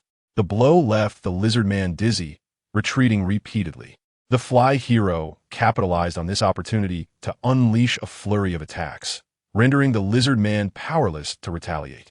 At last, the fly hero executed a powerful flying kick, sending the lizard man crashing to the ground. Struggling to rise, the lizard man found himself utterly exhausted. "Haha, I never imagined you, this pitiful creature, could be quite formidable. I sense a hint of my own strength." Peter joked with a smile, though in truth, his own prowess far surpassed this. The fly hero, shedding his timid demeanor, chuckled with pride. "Of course, I am not to be trifled with." "Then what are you, a fool?"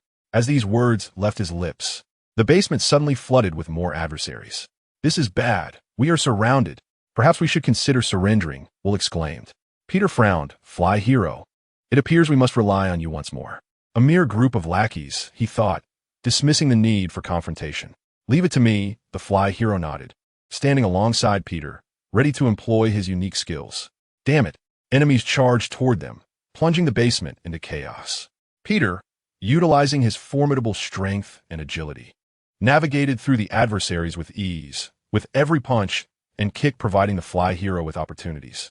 "What are you doing?" The fly hero, not to be outdone, maximized his nimbleness to dodge attacks, only to be confronted by yet another foe the next moment. Will, on the sidelines, sought opportunities to strike, but his efforts proved futile, merely adding to the Fly Hero's troubles. In their trio's coordinated efforts, the Fly Hero gradually found himself at a disadvantage. Alarmingly, enemies continued to pour in, as if the battle would never cease. This cannot continue. We must devise a way to break through, the Fly Hero exclaimed, harboring little hope in Peter, merely wishing to avoid further complications for himself. But the exit is blocked. Will replied anxiously, if this persists, we will be in dire straits. Let us proceed. It is not yet my moment to act. Peter nodded. Although the adversaries posed little threat to him, he had no desire to engage. Rescue is at hand, Will exclaimed, gesturing towards a ventilation duct. Without hesitation, the trio rushed toward it, struggling to advance amidst the relentless pursuit of their foes. Could you refrain from crowding? Peter led the way, with Fly Guy and Will closely trailing him. At last, they successfully squeezed into the duct. Phew, we have finally eluded them, Fly Guy gasped. Do not celebrate too soon. You still have new tasks ahead, Peter remarked. They cautiously crawled through the ventilation system, wary of making any noise that might attract attention. Suddenly, an odd sound reverberated through the duct. How delightful! Trouble approaches, Peter said with a grin. A swarm of enormous spiders crawled toward them, blocking their path. What in the world is that? Will exclaimed, his face turning pale. Fly Guy recoiled in fear. I absolutely detest spiders. Peter, somewhat exasperated, replied. Why would Spider-Man fear spiders? He extended his hands, shooting webbing to entangle several of the arachnids. However, there were too many. They quickly broke free and continued their advance. Run, Peter shouted, his expression devoid of amusement. The trio turned to flee, only to discover that spiders were pursuing them from behind as well. They found themselves in a dire predicament. At that moment, Peter noticed a side passage. Do not go that way. Yet his companions disregarded his warning and entered the fork, discovering a narrow space within, where the spiders could not yet follow. What now? Am I truly destined to perish here, so dashing as I am? Will lamented in despair. Fly Guy remained composed. Do not panic. There must be a way out. Suddenly, he pointed upward. Look, there appears to be an exit. Indeed, there was a small opening. Who shall go first? I certainly shall not, Peter said, glancing up at the hole. I'll venture up first, Fly Guy declared, shooting a web to anchor himself to the wall and slowly climbing. Beyond the opening lay a room that resembled an enemy storage chamber. Hurry up, Fly Guy called down. Understood. No need to rush me. Peter grumbled as he and Will ascended along Fly Guy's web. We should be able to find an exit here, Fly Guy suggested. As they cautiously searched the storage room for a way out, they suddenly heard footsteps approaching. Someone is coming. Do not hide, Peter lamented, exasperated that even leisure time eluded them. You need not conceal yourselves. I've already spotted them. Chapter 104. When the hero arrives, Peter Cohen moves. As the sound resonated, a figure clad in attire reminiscent of a pursuer stepped into the storage room, his gaze rife with suspicion. He strained to catch every subtle sound, treading softly as if to avoid disturbing the seemingly tranquil space. However, after a meticulous search, he found nothing amiss. The atmosphere remained unsettlingly calm, as though the noises he had perceived were mere figments of his imagination. The Spider-Men concealed themselves in the shadows, scarcely daring to breathe, their hearts racing within their chests. Flyman firmly covered Will's mouth, fearful of any inadvertent noise. Beads of sweat adorned Will's forehead, his eyes wide with terror, as he huddled in the corner, trembling slightly. After a moment, the pursuer furrowed his brow, muttering to himself, Could I have misheard? He slowly turned to exit the storage room. Just as the Spider-Men believed the danger had passed and began to exhale in relief, disaster struck. Will, for reasons unknown, slipped and knocked over a bottle. The bottle rolled across the floor, producing a distinct clattering sound that echoed loudly in the otherwise silent storage room. The pursuer, on the verge of leaving, abruptly halted, spinning around with piercing eyes directed toward the source of the noise. Who is there? Show yourself, the pursuer bellowed, advancing step by step toward their hiding spot. Why does this person always seek trouble? Flyman's expression darkened, internally cursing Will's carelessness. Will, filled with guilt, trembled uncontrollably, nearly gasping for breath. As the pursuer drew closer, both their hearts raced to their throats. In the critical moment when the pursuer was about to discover them, a figure suddenly descended from above.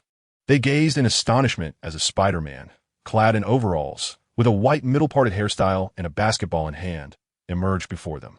Goodness, this extraordinary Spider-Man wasted no time, launching himself toward the pursuer with breathtaking speed.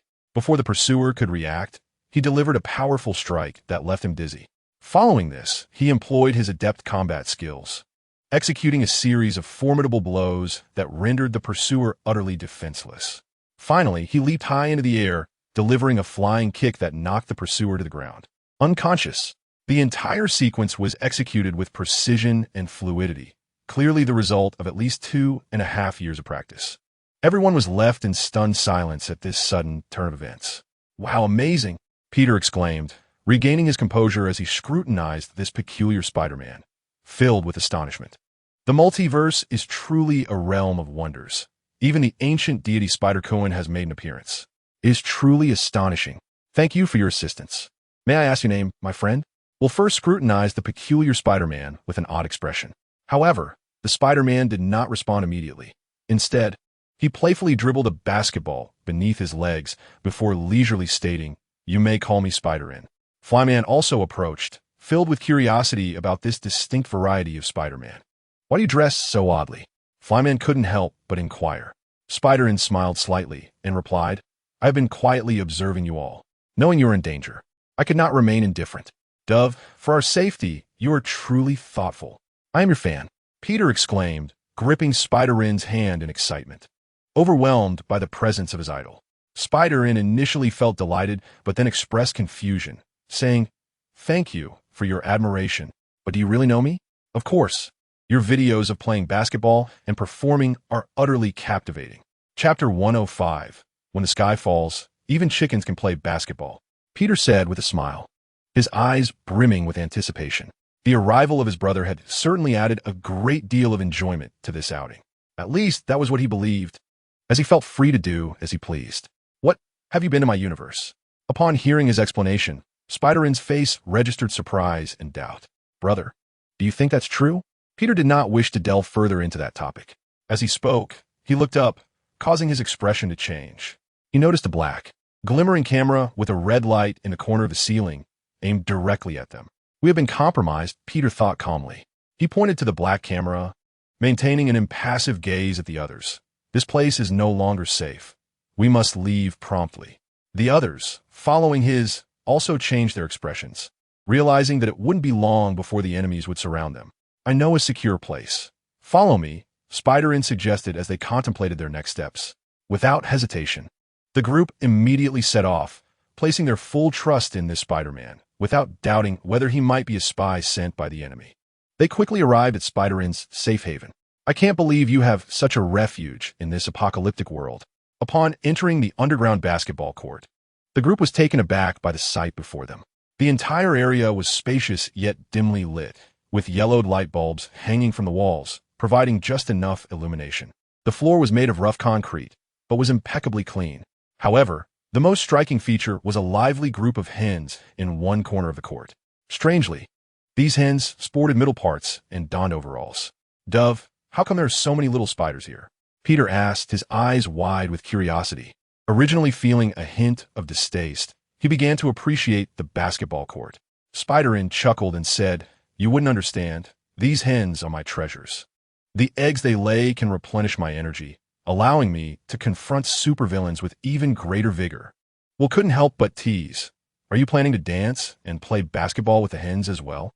At that moment, a hen suddenly darted to the feet of Flyman, performing an indecorous act that startled him into jumping up. What a lively creature. Why is this hen so enthusiastic? I have a tale to share. Just as the hero beckoned everyone to take a seat, he began recounting his adventures.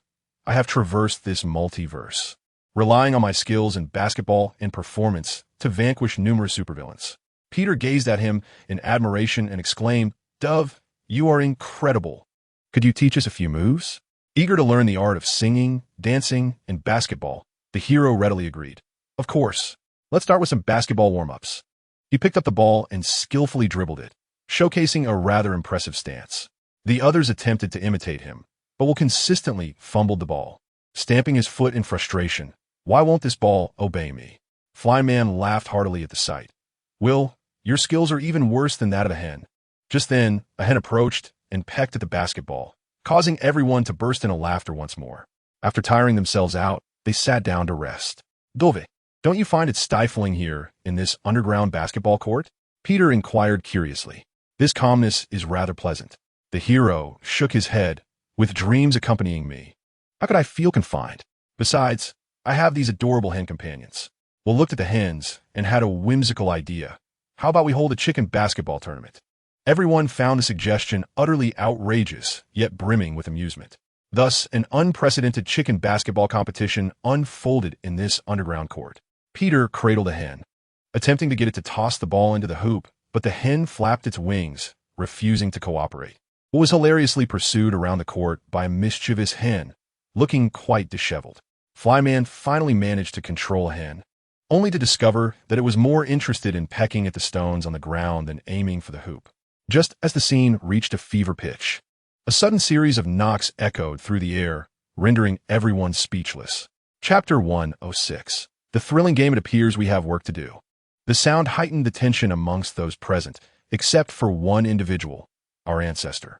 With unmatched strength, he faced any peril with calm assurance. Nothing could instill fear in him. If one were invincible, this would be the case. If something still experienced fear, it would be afflicted with a condition known as a lack of firepower phobia. As long as the firepower is sufficient, all dangers will dissolve into nothingness.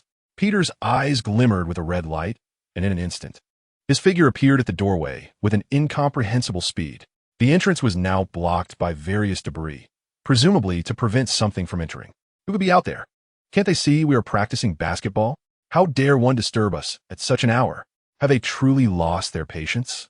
Despite possessing unparalleled strength, Peter refrained from unleashing his full power, relishing in the thrill of the unknown. It was not a peculiar obsession, but rather his natural disposition.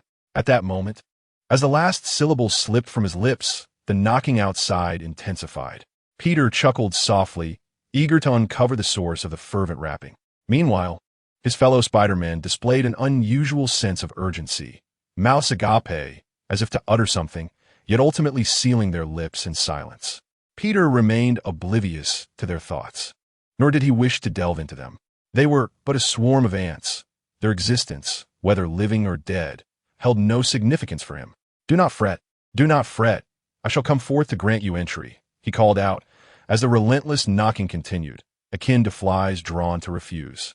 Peter rubbed his hands together in anticipation. After a brief moment, the door swung open.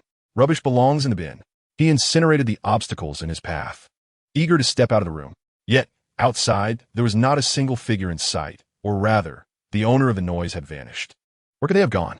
Peter's excitement surged. He relished such scenarios. Let the chase commence. The deeper they hide, the better. They must not be discovered by him. With this mindset, he felt as if he had entered a game, one that would ensure he was never bored. As before, he refrained from tapping into his extraordinary prowess. After all, should he do so, monotony would be inevitable. Thus, it was prudent to hold back. Peter stood still, his face alight with exhilaration as he surveyed his surroundings. This place was subterranean, characterized by damp earth and the warmth emanating from torches adorning the walls. In such an environment, one would find it nearly impossible to conceal themselves. Hence, it was clear that the individual who had been pounding on the door possessed significant skill. This realization only heightened Peter's excitement, a sensation unlike any he had experienced before, reminiscent of a cat hunting a mouse. He was the feline in pursuit of its prey. One mustn't reveal their hand, or else this game would lose its charm. With each step, Peter's feet sank into the moist earth, leaving him alone in the echoing cavern. His excitement, the soul, sound reverberating through the confined space. Suddenly, a faint noise broke the silence, causing Peter to halt, his face instantly alight with enthusiasm. He turned to the source of the sound, discovering a crossroad behind him, and with uncontainable glee, he exclaimed, "I have found you." Chapter 107. What are you? Peter dashed towards the intersection, yet when he arrived at the source of the sound, the exhilaration on his face instantly froze, replaced by a sense of resignation. It turned out that the faint noise was merely a basketball rolling away. He couldn't help but chuckle at his own folly. Was I truly so anxious as to be deceived by a mere ball? Shaking his head, he continued his exploration. No, he would not be mistaken. There had to be something significant here. As he walked, he heard a rustling sound nearby. This time, he approached with greater caution and a hint of amusement, slowing his pace and carefully drawing nearer. Upon discerning the scene before him, his eyes widened in surprise. It was a chicken, flapping its wings in a state of panic. Damn it, yet another false alarm. Was this a midnight ghost? Peter muttered, delivering a kick towards the chicken. The creature was preoccupied with a basketball that had mysteriously appeared, blissfully unaware of its impending doom. By the time it realized, it was too late. Peter's kick struck true, feathers flying and blood splattering. The chicken was no more. Wiping the blood from his face, Peter relished the sensation. After a moment of dazed reflection, he did not relent. His desire to uncover the source of the sound grew ever stronger. A chicken could not possibly produce a knocking sound. He resumed his exploration of the dim, damp underground cavern. Suddenly, Peter sensed an unusual presence. He halted, holding his breath and attuning himself to the sound around him. This time, he was certain that the noise could not have been made by a basketball or a chicken. His gaze sharpened, and he whispered, "At last, I have found you." Stealthily, he approached the source of the aura, moving as quietly as a cat. In a shadowy corner, he discovered a figure curled up in concealment. "Huh, finally, I have uncovered you. Hiding is futile," Peter said coldly. However, the figure remained motionless, seemingly oblivious to his words. Frowning, Peter advanced step by step, quietly gathering his strength. He had announced himself, yet this person still chose to remain hidden. How utterly disrespectful. It was as if they were inviting demise. Just as he was about to close in on the figure, it suddenly sprang to life, darting swiftly deeper into the cavern. Trying to escape? Not so easily, Peter shouted, his eyes ablaze with intent, pursuing closely behind. The atmosphere in the cave grew increasingly tense, and Peter's heartbeat quickened in response. He reveled in the thrill of the chase. It was exhilarating. He had to capture this mysterious individual to discover their true motives. The figure zigzagged through the narrow passageways, attempting to elude Peter's relentless pursuit. Yet Peter, relying on the ancestral prowess bestowed upon him, relentlessly pursued his quarry.